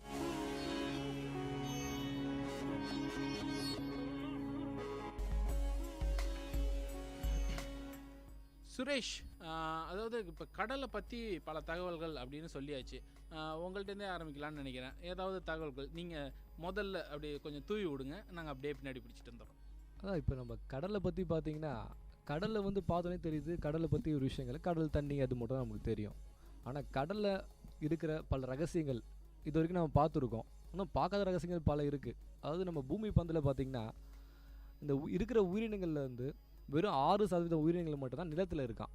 மீதி 94% உயிரினங்கள் வந்து கடலுக்குள்ளே தான் இருக்குது. அதாவது நம்ம இப்போ நிலத்தில் பார்த்தா எறும்புலேருந்து மனுஷன் வரைக்கும் பார்த்திங்கன்னா பல உயிரினங்கள் இருக்கும். அது எண்ணிக்கை பற்றி சொல்லல, வகைகள் பற்றி சொல்கிறேன். ஆனால் 94% வந்து கடலில் வகைகள் இருக்குது. ஆனால் நமக்கு தெரிஞ்சது பார்த்திங்கன்னா வந்து வெறும் 5% கூட தெரியாது. நீங்கள் சுரேஷ் வந்து சொன்ன உயிரினங்களை பற்றி நம்ம தமிழ் இதிலே இருக்காது. அது பண்டைய காலத்தில் பார்த்தீங்கன்னா வந்து நிலங்களை 5 வகையாக பிரிச்சிருப்பாங்க இல்லையா? குறிஞ்சி, முல்லை, நெய்தல், மருதம், பாலை, அந்த மாதிரி பிரிச்சிருக்காங்க. ஸோ இதில் நெய்தல் பார்த்தீங்கன்னா கடலும் கடல் சார்ந்த இடமும், அதை பற்றி அப்போவே வந்து சொல்லியிருக்காங்க இல்லையா? கண்டிப்பாக. அது மட்டும் இல்லை, இவர் சொன்னார் வந்து உயிரினங்களில் வந்து கடலில் தான் ரொம்ப அதிகம்னு சொல்லிட்டு. அது மட்டும் இல்லை, உலகத்திலே வந்து 1/3 பங்கு தான் நிலம் இருக்குது. மீதி 3 பங்குமே வந்து கடல்னு சொல்லலாம்.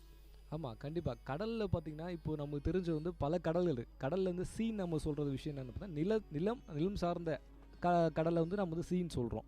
இந்த ஓஷன் சொல்கிறது இந்த பசிபிக் ஓஷன், அட்லாண்டிக் ஓஷன், இந்த பெருங்கடலை பற்றி சொல்கிறது தான் ஓஷன். இப்போ நான் சொல்கிறேன், இந்த பெருங்கடல்கள் அப்படின்னு சொல்லிட்டோம்னாலே உலகத்தில் மொத்தம் எத்தனை பெருங்கடல்கள் இருக்குன்னு தெரியுமா? 7. 7 என்னென்னு அப்படியே வரிசைப்படுத்தி சொல்லுங்கள் பார்ப்போம். இல்லை, அது வரிசைப்பட்டு சொல்கிறதுக்கு நம்ம ரஞ்சித் சார் ரெடியாக இருக்காரு. நானும் சொல்லிடுவேன், ஆனால் கேபி சார் சொல்கிற போது தான் கேட்க ரொம்பவே நல்லாயிருக்கும். அதனால் நம்ம கேபி சாரே சொல்லிடுவார். நித்யராஜ், நீங்கள் ஏதாவது சொல்கிறதுக்கு விருப்பப்படுறீங்களா? 5 பெருங்கடல்கள் இருக்குன்னு நினைக்கிறேன். சரியான பதில். எல்லாரும் அவருக்கு ஒரு கிளாப் பண்ணிடுங்க. மொத்தம் 5 பெருங்கடல்கள் இருக்கு.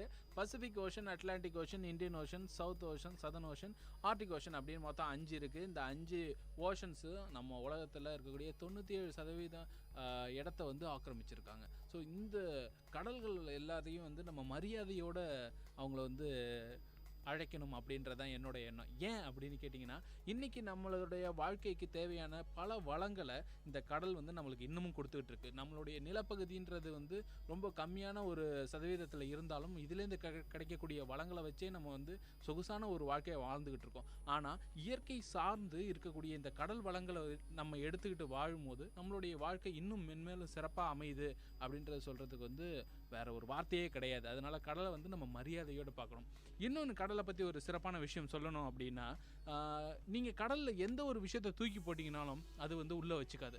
என்னைக்காவது ஒரு நாள் அது வெளியில் கொண்டு வந்து கொடுத்துரும். ஏன் கொடுக்குது அப்படின்னு பார்த்தீங்கன்னா, கெட்டது அதுக்குள்ளே வச்சுக்கிட்டு தன்னை வந்து ஒரு டம்ப் அப்படின்னுட்டு அது கொண்டு வந்து வச்சுக்காது. எல்லா விஷயங்களும் உள்ளே போய் பட் ஆனால் ஒரு நாள் வெளியில் அது வந்தே ஆகும் அப்படின்ற ஒரு நிலைமை வந்து கடலுக்கு இருக்குது. இந்த ஒரு குணாதிசயம் வந்து கடலுக்கே உரித்தானது. மனுஷங்களும் அதே மாதிரியான ஒரு குணாதிசயத்தோடு இருக்கணும் அப்படின்ட்டு பல அறிஞர்கள், சான்றோர்கள் சொல்லியிருக்காங்க.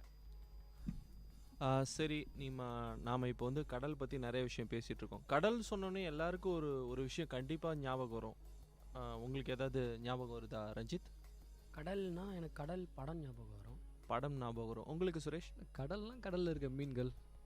எனக்கு கிளிஞ்சல்கள் பொறுக்கிறதெல்லாம் ஞாபகத்துக்கு வரும். அதான் உண்மைதான். எல்லாமே இதை சார்ந்த விஷயமா தான் இருக்குது. கடல் சொன்னோன்னே முதல்ல நம்ம ஞாபகத்துக்கு வருது பார்த்திங்கன்னா வந்து மீன்கள் தான் வந்து முக்கியமான ஒரு பங்குன்னு சொல்லலாம். ஏன்னா நிறைய உயிரினங்கள் வாழுது, இதனால் மீன்களுக்கு ஒரு முக்கியமான பங்கு இருக்குது. அது மட்டும் இல்லாமல் அதோடு சேர்ந்து பார்த்திங்கன்னா அதை பிடிக்கிற மீனவர்கள்.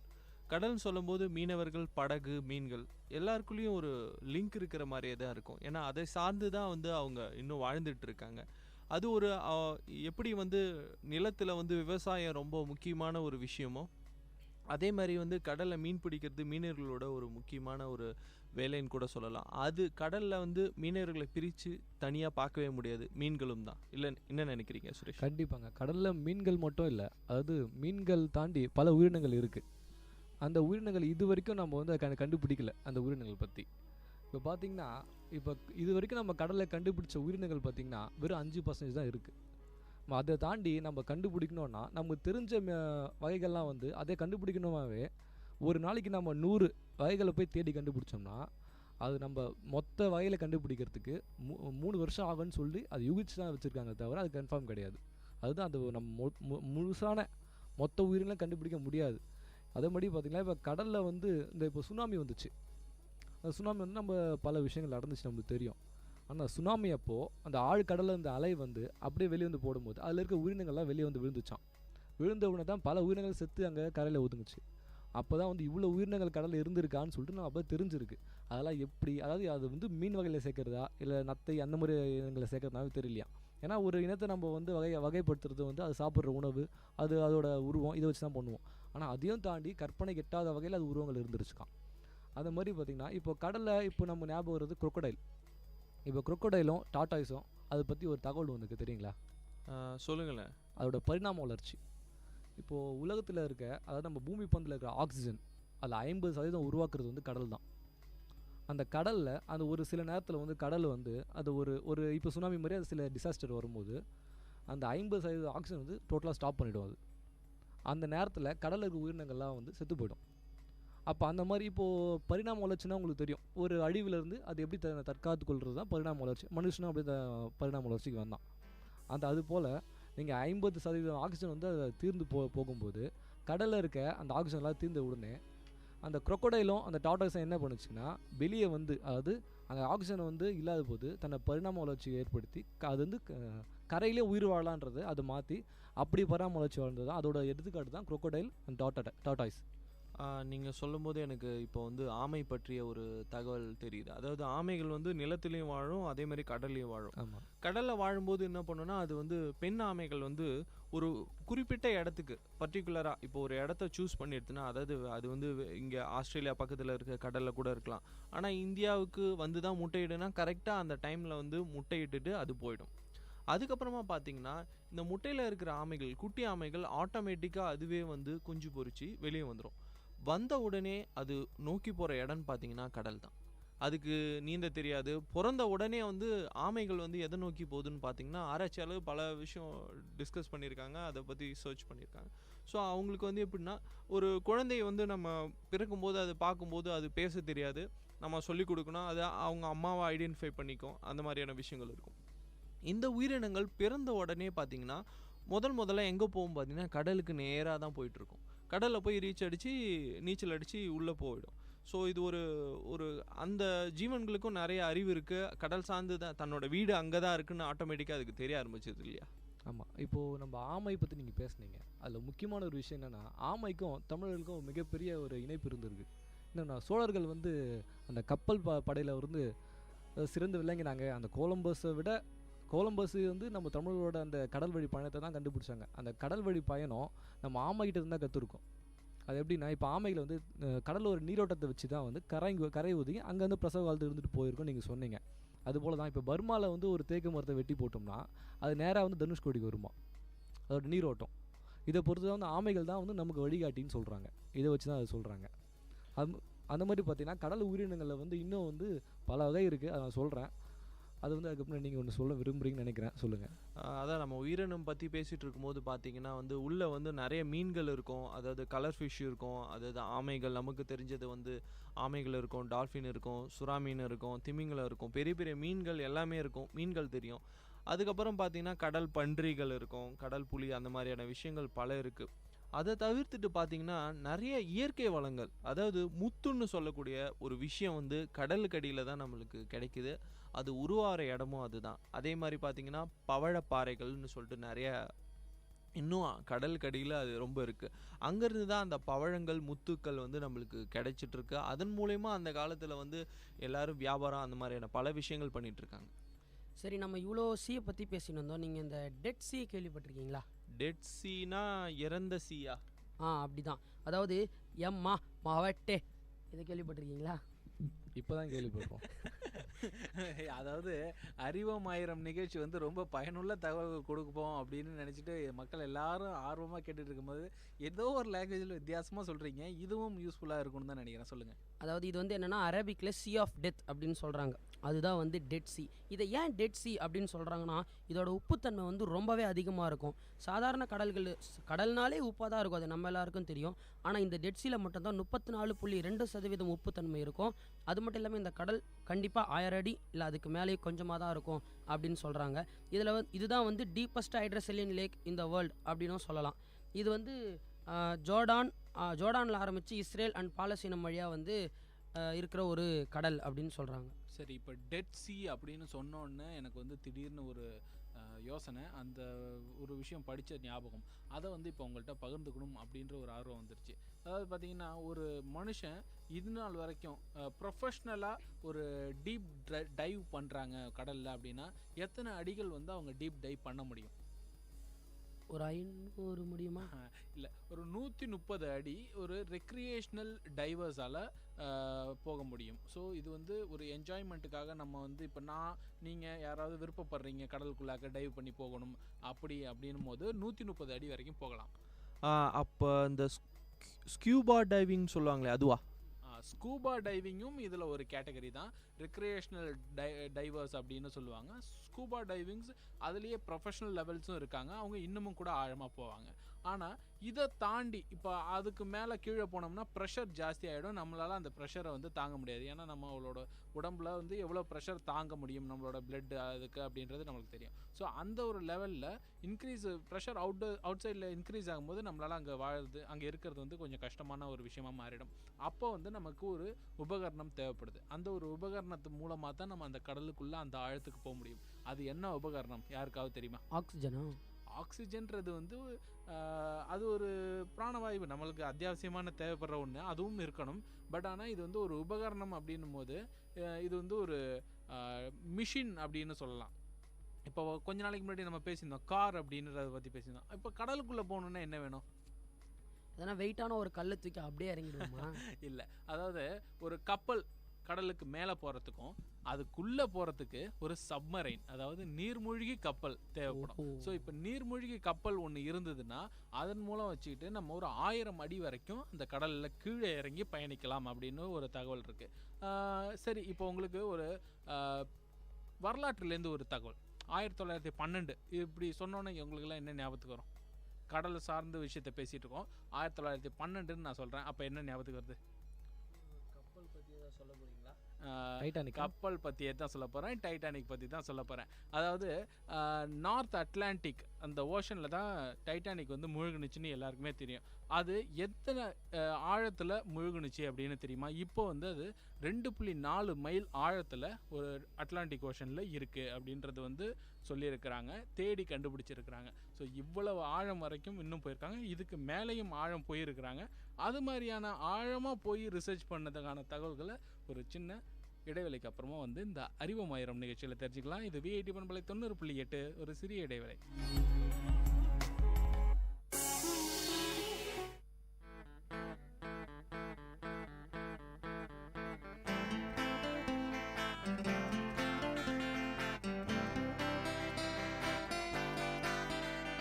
உங்கள் இல்லம் நுழைந்திடும், உங்கள் செவிகளை தீண்டிடும், உங்கள் மனதினை வருடவே பண்பலையாய் மலருதே.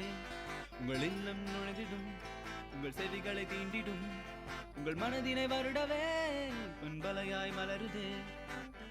VIT 90.8 வேலூரில் நாங்கதாம்பே.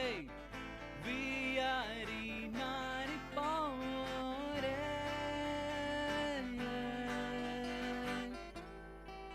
நீங்கள் கேட்டுக்கொண்டிருப்பது விஐடி பண்பலை 90.8, விஐடி பல்கலைக்கழகத்தின் சமுதாய வானொலி.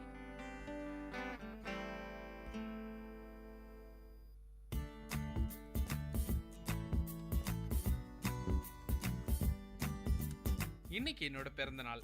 உங்களுக்கெல்லாம் ஒரு இனிப்பான கதையை சொல்லி கொண்டாடலான்னு இருக்கேன். பல வருஷங்களுக்கு முன்னாடி ஒரு மழை காலத்துல ஒரு அம்மா தன்னோட குழந்தைய பெத்தெடுத்தாங்க. அந்த குழந்தை ரொம்ப அழகா இருந்தது. அந்த அம்மா மயக்கத்துல இருந்தப்போ டாக்டர் அவங்களுக்கு ரத்தம் கிடைக்கலன்னா இறந்துடுவாங்கன்னு சொல்லிட்டாங்க. அந்த குழந்தையோட அப்பா எங்கெங்கேயோ தேடி பார்த்தாரு, ரத்தம் கிடைக்கல.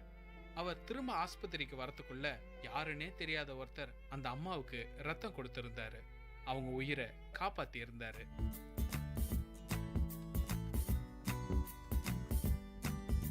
இதை ஞாபகத்துல வச்சிருந்த அந்த அப்பாவும் அம்மாவும் 18 வருஷம் கழிச்சு அந்த பையனோட ஒவ்வொரு பிறந்த நாளைக்கும் ரத்த தானம் செய்யணும்னு கேட்டுக்கிட்டாங்க.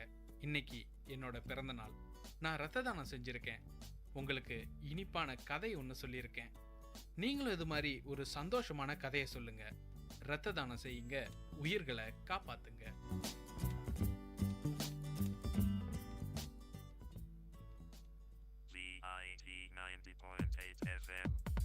உள்ளம் கொள்ளை போகுமே விஐடியின் ரேடியோ, பங்கு பெற வாருங்கள். நிகழ்ச்சிகள் 1000, தீரன்களின் சங்கமம், திறமைகள் வெளிப்படும். விஐடியின் ரேடியோ, உங்கள் ரேடியோ.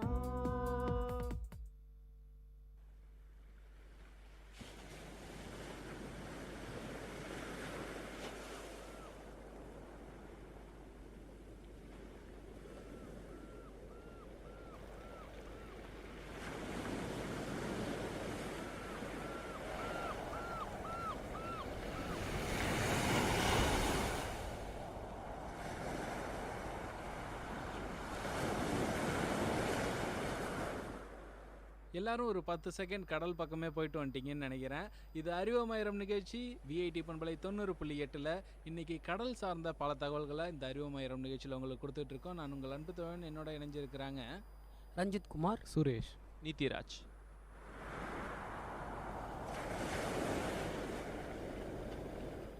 அந்த அலைகள் வந்து உங்களோட காலில் ஒரு சின்ன நினைப்பு கொடுக்கறது வந்து எங்களுக்கு தெரியுது. ஸோ உங்களோட காதுகளும் இன்றைக்கி வந்து கடல் அலைகளை சுவைச்சிட்டு இருக்குது அப்படின்றத நாங்கள் சொல்கிறோம். இந்த மாதிரியான கவித்துவமான விஷயங்கள் எல்லாம் சொல்லும் போது கொஞ்சம் கூடுதல் தகவல்களும் நாங்கள் சேகரித்து வச்சுருக்கோம். அந்த தகவலையும் சேர்த்து சொல்கிறோம், கேளுங்க.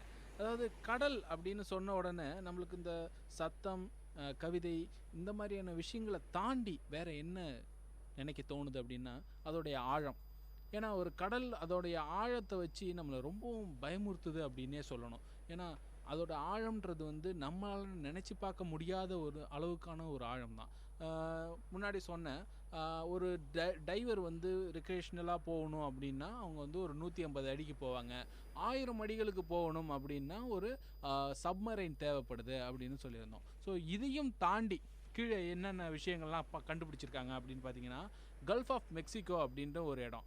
அங்கே வந்து 6B டீப் அப்படின்னு சொல்லிட்டு ஒரு இடத்த வந்து கண்டுபிடிச்சிருக்காங்க. இதோடைய ஆழம் பார்த்தீங்கன்னா 2.3 மைல்ஸ் ஆழமாக இருக்குது அப்படின்னு கண்டுபிடிச்சிருக்காங்க. இதை விட ஆழமாக ஒரு இடம் இருக்குது.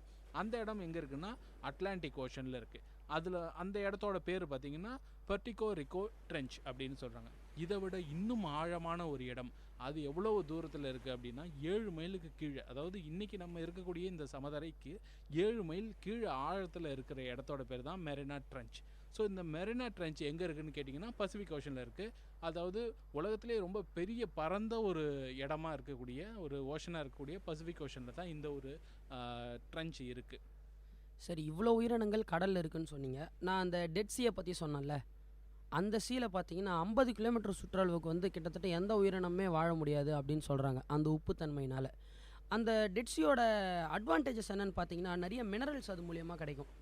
Example sodium, magnesium, potassium, bromide, chlorine, இந்த மாதிரி பல மினரல்ஸ் வந்து நம்ம அதுலேருந்து கிடைக்கலாம். இதோட யூசஸ் என்ன அப்படின்னு பார்த்தீங்கன்னா, சோடியமோட யூஸ் என்னென்னு பார்த்தீங்கன்னா ஸ்கின் ப்ராப்ளம்ஸ்லாம் வராமல் அது பார்த்துக்கும். புரோமைட் வந்து ஒரு உப்போட 50 மடங்கு வந்து உப்புத்தன்மை வாய்ந்த ஒரு உப்பாக கருதப்படுது. அயோடின் வந்து பார்த்திங்கன்னா நம்ம உடம்புல இருக்கிற ஹார்மோன் செக்ரேஷன்ஸ்லாம் நிறைய இன்க்ரீஸ் பண்ணும். இந்த மாதிரி பல மினரல்ஸ் வந்து அதில் அவைலபிளாக இருக்குது அப்படின்னு சொல்கிறாங்க. இப்போது மினரல்ஸ் பற்றி நீங்கள் பேசுனீங்க. அதாவது இப்போ அந்த சோடியம் வந்து இந்த ஸ்கின்னுக்கு வந்து நல்லா தேவைப்பட்டுன்னு சொன்னீங்க. இப்போது அதே ஒரு மீன் வந்து ஸ்கின்னுக்கு வந்து நல்லது செய்யும் தெரியுங்களா? அந்த மீன் பேர் வந்து டாக்டர் ஃபிஷ். அதை பற்றி கேள்விப்பட்டிருக்கீங்களா ரஞ்சித்? இல்லையே. இல்லை, ஆனால் அந்த டாக்டர் ஃபிஷ்ன்றது அது நம்ம ஜப்பானில் வந்து அதிகமாக அந்த மீன் கிடைக்குதுன்னு சொல்கிறாங்க. அந்த மீனில் இந்த ஸ்பா ட்ரீட்மெண்ட்காக அந்த மீனை யூஸ் பண்ணுறாங்க. அதனால இந்த சோரியாசிஸ் அப்படின்னு சொல்கிற அந்த ஸ்கின் டிசீஸ்க்கு அந்த மீன் வந்து சாப்பிட்டா அது சரியாக போய்ட்டுன்னு சொல்கிறாங்க. இந்த மாதிரி வந்து இன்னொரு உயிரினம் ஒன்று இருக்குது நம்மக்கிட்ட, எலக்ட்ரோஜெனிக் ஃபிஷ் அப்படின்னு கேள்விப்பட்டிருக்கீங்களா? இந்த நிறைய படத்துலலாம் மீனில் கரண்ட் வருமே, அதுவா? ஆமாம், அது வந்து 500க்கும் மேற்பட்ட மீன்கள் இருக்குது. அதாவது கரண்ட் தயாரிக்கிற மீன். அது ஹீல் ஃபிஷ்ஷுன்னு தான் முக்கியமான ஃபேமஸான ஃபிஷ். அதில் பார்த்தீங்கன்னா நீங்கள் 5 வோல்ட், அதாவது 2 ஆர்கன்ஸ் இருக்குது அதுக்கிட்ட.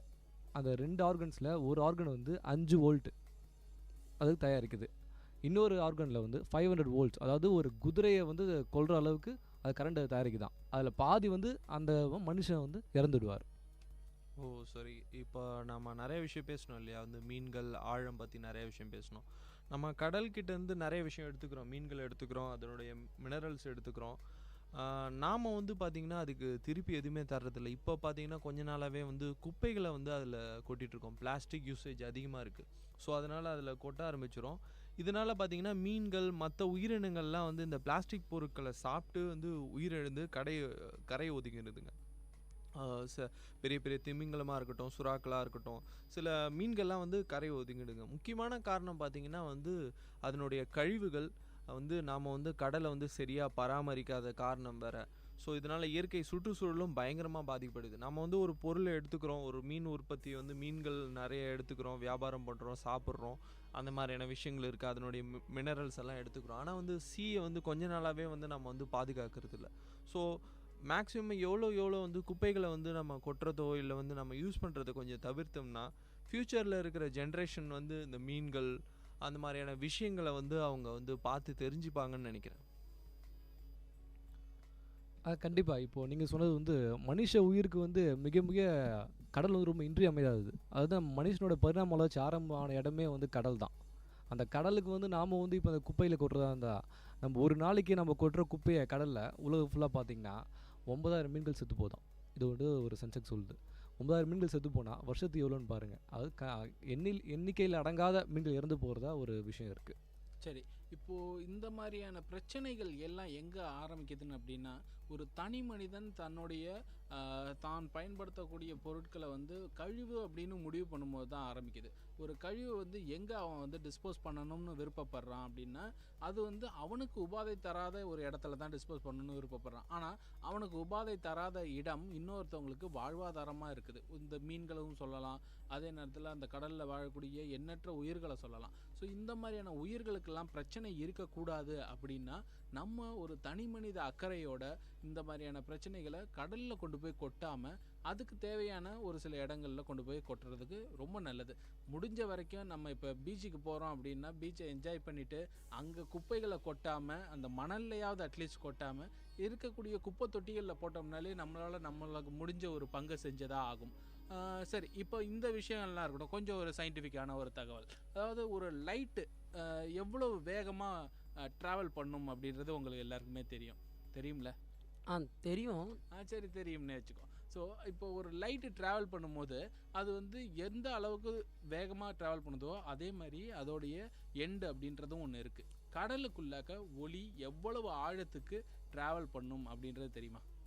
சொல்லுங்க கேட்போம், தெரிஞ்சுக்குவோமே. அதாவது 3280 அடிகள் வரைக்கும் தான் கடலுக்குள்ள ஒரு ஒளியால் ஊடுருவ முடியும். அதற்கு தாண்டி எந்த ஒரு ஒளியும் கடலுக்குள்ளே ஊடுருவாது அப்படின்ற ஒரு தகவல். இது ரொம்ப விசித்திரமான ஒரு தகவல் தான். ஏன்னா நம்ம இன்றைக்கி நினச்சிட்டு இருக்கோம் ஒளின்றது சூரியன்லேருந்து வருது, அது எல்லா இடத்துலையும் இருக்குது அப்படின்ட்டு. ஆனால் கடலுக்குள்ளாக்க 3280 அடிகளுக்கு கீழே போயிட்டீங்கன்னா உங்களால் சூரிய ஒளியை பார்க்க முடியாது. ஓ, அப்போ அதுக்கு மேலே ஃபுல்லாக இருட்டாக தான் இருக்கும். முழுக்க இருட்டாக தான் இருக்கும். பட் நீங்கள் இந்த 7 மைலுக்கு மேலேயும் கீழே போகணும் தெரிஞ்சுக்கிட்டோன்னு சொன்னீங்களே, அது எப்படி? சப்மரைனுக்கு எடுத்து போன ஒரு சில லைட்டு இந்த மாதிரியான விஷயங்களை வச்சு தான் அதை கண்டுபிடிச்சது. அதுவும் இல்லாமல் கடலில் பார்த்தீங்கன்னா முக்கியமாக ஒரு விஷயத்தை வந்து பயன்படுத்துவாங்க. ஒரு பொருள் அதோடைய ஆழம் இல்லை ஏதாவது அங்கே தங்கியிருக்கா அப்படின்றதெல்லாம் கண்டுபிடிக்கிறதுக்கு. அது என்னன்னா சோனார் பற்றி தெரியுங்களா உங்களுக்கு? நிறைய இங்கிலீஷ் படத்துலலாம் வந்து இந்த சப்மரைன்ஸ் டிடெக்ட் பண்ணுறதை வச்சு பார்த்துருக்கேன். சரி, நான் சொன்னதை வச்சு சொல்லிட்டீங்கன்னு நினைக்கிறேன். அதாவது சோனார்ன்றது பார்த்தீங்கன்னா ஒரு சவுண்டு வேவ். ஸோ சவுண்டை வந்து அது ப்ரொடியூஸ் பண்ணும். அந்த ப்ரொடியூஸ் பண்ணுற சவுண்டு ஒரு பொருள் மேலேயோ இல்லை ஆழமாக இருக்கக்கூடிய தரையிலையோ பட்டு திரும்ப பிரதிபலிக்குதுல்ல, அந்த பிரதிபலிப்பின் மூலமாக இதோடைய ஆழம் எவ்வளவு, அந்த பொருளோட அடர்த்தி எவ்வளவு, அது வந்து தரையா இல்லை ஏதாவது ஒரு ஷிப்பு உடஞ்சி கிடக்குதா இல்லை ஏதாவது ஒரு விலங்கு கிடக்குதா, இந்த மாதிரியான விஷயங்கள் எல்லாம் கண்டுபிடிக்க முடியும். இதுக்காக பயன்படுத்துகிற ஒரு எக்யூப்மெண்ட், ஒரு டெக்னிக் பேர் தான் சோனார் அப்படின்னு சொல்கிறாங்க. ஸோ இது மாதிரி கடலில் ஆராய்ச்சி அப்படின்றது ரொம்ப வெகுவாக நடந்துகிட்டு இருக்கு. இன்றைக்கும் நம்மள்கிட்ட எண்ணற்ற தகவல்கள் கிடைச்சிட்டு இருக்கு. உங்களுக்கு ஒரு தகவல் கிடைச்சிருக்கு போல். இப்போது நீங்கள் சொன்னீங்க அதாவது 1000 மீட்டர், அதாவது 3000 அடிக்கு கீழே போயிட்டீங்கன்னா கும்பிருட்டுன்னு சொன்னீங்க. அப்போ மீன்கள்லாம் எப்படி இறை தேடும்னு பார்த்தீங்கன்னா, அதில் ஒரு பரிணாம வளர்ச்சி அடைஞ்ச ஒரு மீன் ஒன்று இருக்குது. அது பேர் ஆங்கிலர் ஃபிஷ். அந்த ஃபிஷ்ஷோட தலையில் பார்த்தீங்கன்னா ஒரு பல்பு இருக்கான். அந்த பல்பு எப்படி உருவாகுதுன்னு பார்த்தீங்கன்னா, லூமினேஷன் சொல்லிட்டு ஒரு கெமிக்கல் ப்ராசஸ்னால அந்த பல்பு இருக்குது. அந்த பல்பு வச்சு அது என்ன பண்ணுன்னா இறை தேடுறதுக்காகவும் பிறகு வந்து அந்த ரீப்ரொடக்டிவ் இந்த விஷயத்துக்காக பயன்படுத்துது. ஓ, நீங்கள் இந்த வித்தியாசமான மீன்கள் பற்றிலாம் சொன்னோடனே எனக்கு இந்த ஃபைண்டிங் நீமோ படம் தான் ஞாபகம் வருது. அதில் வந்து இந்த க்ளவுன் ஃபிஷ் அப்படின்னு ஒன்று சொல்லுவாங்க. அதில் வந்து ஒரு பெரிய நீரோடை மாதிரி ஒன்று வரும். அதில் வந்து எல்லாரும் ட்ராவல் பண்ணி போவாங்க. அதை பற்றி உங்களுக்கு சில தகவல்கள் தெரியும்னு நினைக்கிறேன். அதை பற்றி நீரோடைன்றது நீங்கள் சொல்கிறது மேலே போகிற நீரோடை பற்றி சொல்கிறீங்க. ஆனால் இன்னொரு விஷயம் என்னென்னா, கடலுக்கு அடியில் இருக்கிற ரிவர் ஒன்று கேள்விப்பட்டிருக்கீங்களா? அண்டர் ஓஷன் ரிவர்னு ஒன்று கேள்விப்பட்டிருக்கீங்களா யாராவது? அதாவது நீங்கள் சொல்கிறது வந்து ஓஷன் கரண்ட் கிடையாது. அதாவது கடலுக்கு மேலாப்பில் இருக்கக்கூடிய ஓஷன் கரண்ட் அப்படின்னு சொல்லக்கூடிய ஒரு மேலால நீரோட்டம் இல்லை, நீரோடை கிடையாது. இது வந்து தரையில் ஓடக்கூடிய கடலுக்கு அடியில் இருக்கக்கூடிய ஒரு நீரோடை. ஆமாம், அது எப்படின்னா நீங்கள் பார்த்தீங்கன்னா கடலே ஒரு தண்ணி தான், அதுக்கு அடியில் எப்படி இன்னொரு தண்ணி போகும் அப்படின்னா வாட்டரோட டென்சிட்டி அது எப்படின்னா அந்த ஹைட்ரோஜன் சல்ஃபேட் அப்படின்ற அந்த டென்சிட்டி அந்த கெமிக்கல் வந்து அந்த இடத்துல வந்து ஒரு வாய்க்கால் மாதிரி இருக்கும். அதில் வந்து அந்த நீரோடு போயிட்டே இருக்குது. ஆக அது வந்து குடிக்கிற மாதிரியான தண்ணி கிடையாது, இல்லை நம்ம கடலில் இருக்கக்கூடிய இந்த உப்பு கலந்த அந்த தண்ணி கிடையாது. இல்லை, அதில் ஒரு இன்னொரு கெமிக்கல் இருக்குது, ஹைட்ரோஜன் கெமிக்கல் இருக்குது கெமிக்கல். பட் ஆனால் இன்னொரு விஷயம் என்னென்னா, நம்ம இந்த இப்போ இருக்கிற நிலை வந்து ஒரு நாள் கடலில் போகும்போது கடல் வந்து ஒரு நிலமாக மாறப்போகுதுன்ற அந்த தியரி உங்களுக்கு தெரியும்னு நினைக்கிறேன். அப்போ அதுக்கான அந்த நீரோட தான் வந்து இப்போ அதோட டச் தான் இதுன்னு சொல்கிறாங்க. அதாவது முன்னொரு காலத்தில் வந்து அங்கே ஒரு ஆறு ஓடி இருந்திருக்கணும், அந்த ஆறில் இப்போ வந்து ஹைட்ரஜன் சல்ஃபைட் கலந்த அடர்த்தியான ஒரு தண்ணி ஓடிக்கிட்டு இருக்கு அப்படின்ற சொல்கிறீங்க. சரி, ஏன் நிறைய நிலங்களும் நிறைய ஊர்களும் கூட கடலுக்குள்ளே தொலைந்து போனதாக நம்ம கேள்விப்பட்டிருக்கோம் இல்லையா? பல வரலாறுகள் இருக்குது, வரலாற்றுகளை கிடைக்காத ஆதாரங்கள் கிடைக்காத பல விஷயங்கள்லாம் நிறைய நடந்திருக்கு. ஸோ இந்த மாதிரியான பல தகவல்கள் கடலை பற்றி நம்மளுக்கு இன்னமும் கிடச்சிட்டு இருக்கு. புது புது தகவல்கள் தினம் தினம் கிடச்சிட்டு இருக்குது. இவ்வளவு தகவல் கிடைச்சாலும் நம்மளால் இன்னமும் கடலை பற்றி முழுசாக தெரிஞ்சிக்க முடியல. இப்படி இந்த ஒரு சூழ்நிலையில் தெரிஞ்சிக்காத ஒரு விஷயத்தை நம்ம சீரழிக்கக்கூடாது அப்படின்ற ஒரு நல்ல எண்ணத்தோட இன்றைய அறிவம் ஆயிரம் நிகழ்ச்சியை நிறைவு செய்கிறோம். இன்னும் பல தகவல்களோட வேற ஒரு துறை சார்ந்த தகவல்களோட உங்களை வந்து சந்திக்கும் வரை உங்களிடமிருந்து விடைபெறுவது உங்கள் அன்பு தோழன் KP ஆனந்த், சுரேஷ், ரஞ்சித், நிதிராஜ். சரி.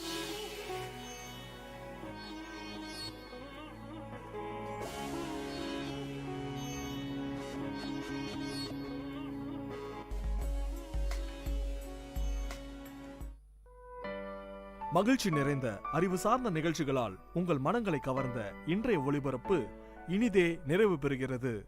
மீண்டும் எமது அடுத்த ஒளிபரப்பு நாளை காலை 9 மணிக்கு 90.8 பண்பலை அலைவரிசையில் ஆரம்பமாகும். VIT பண்பலை 90.8 நேயர்கள் அனைவருக்கும் நன்றி, வணக்கம்.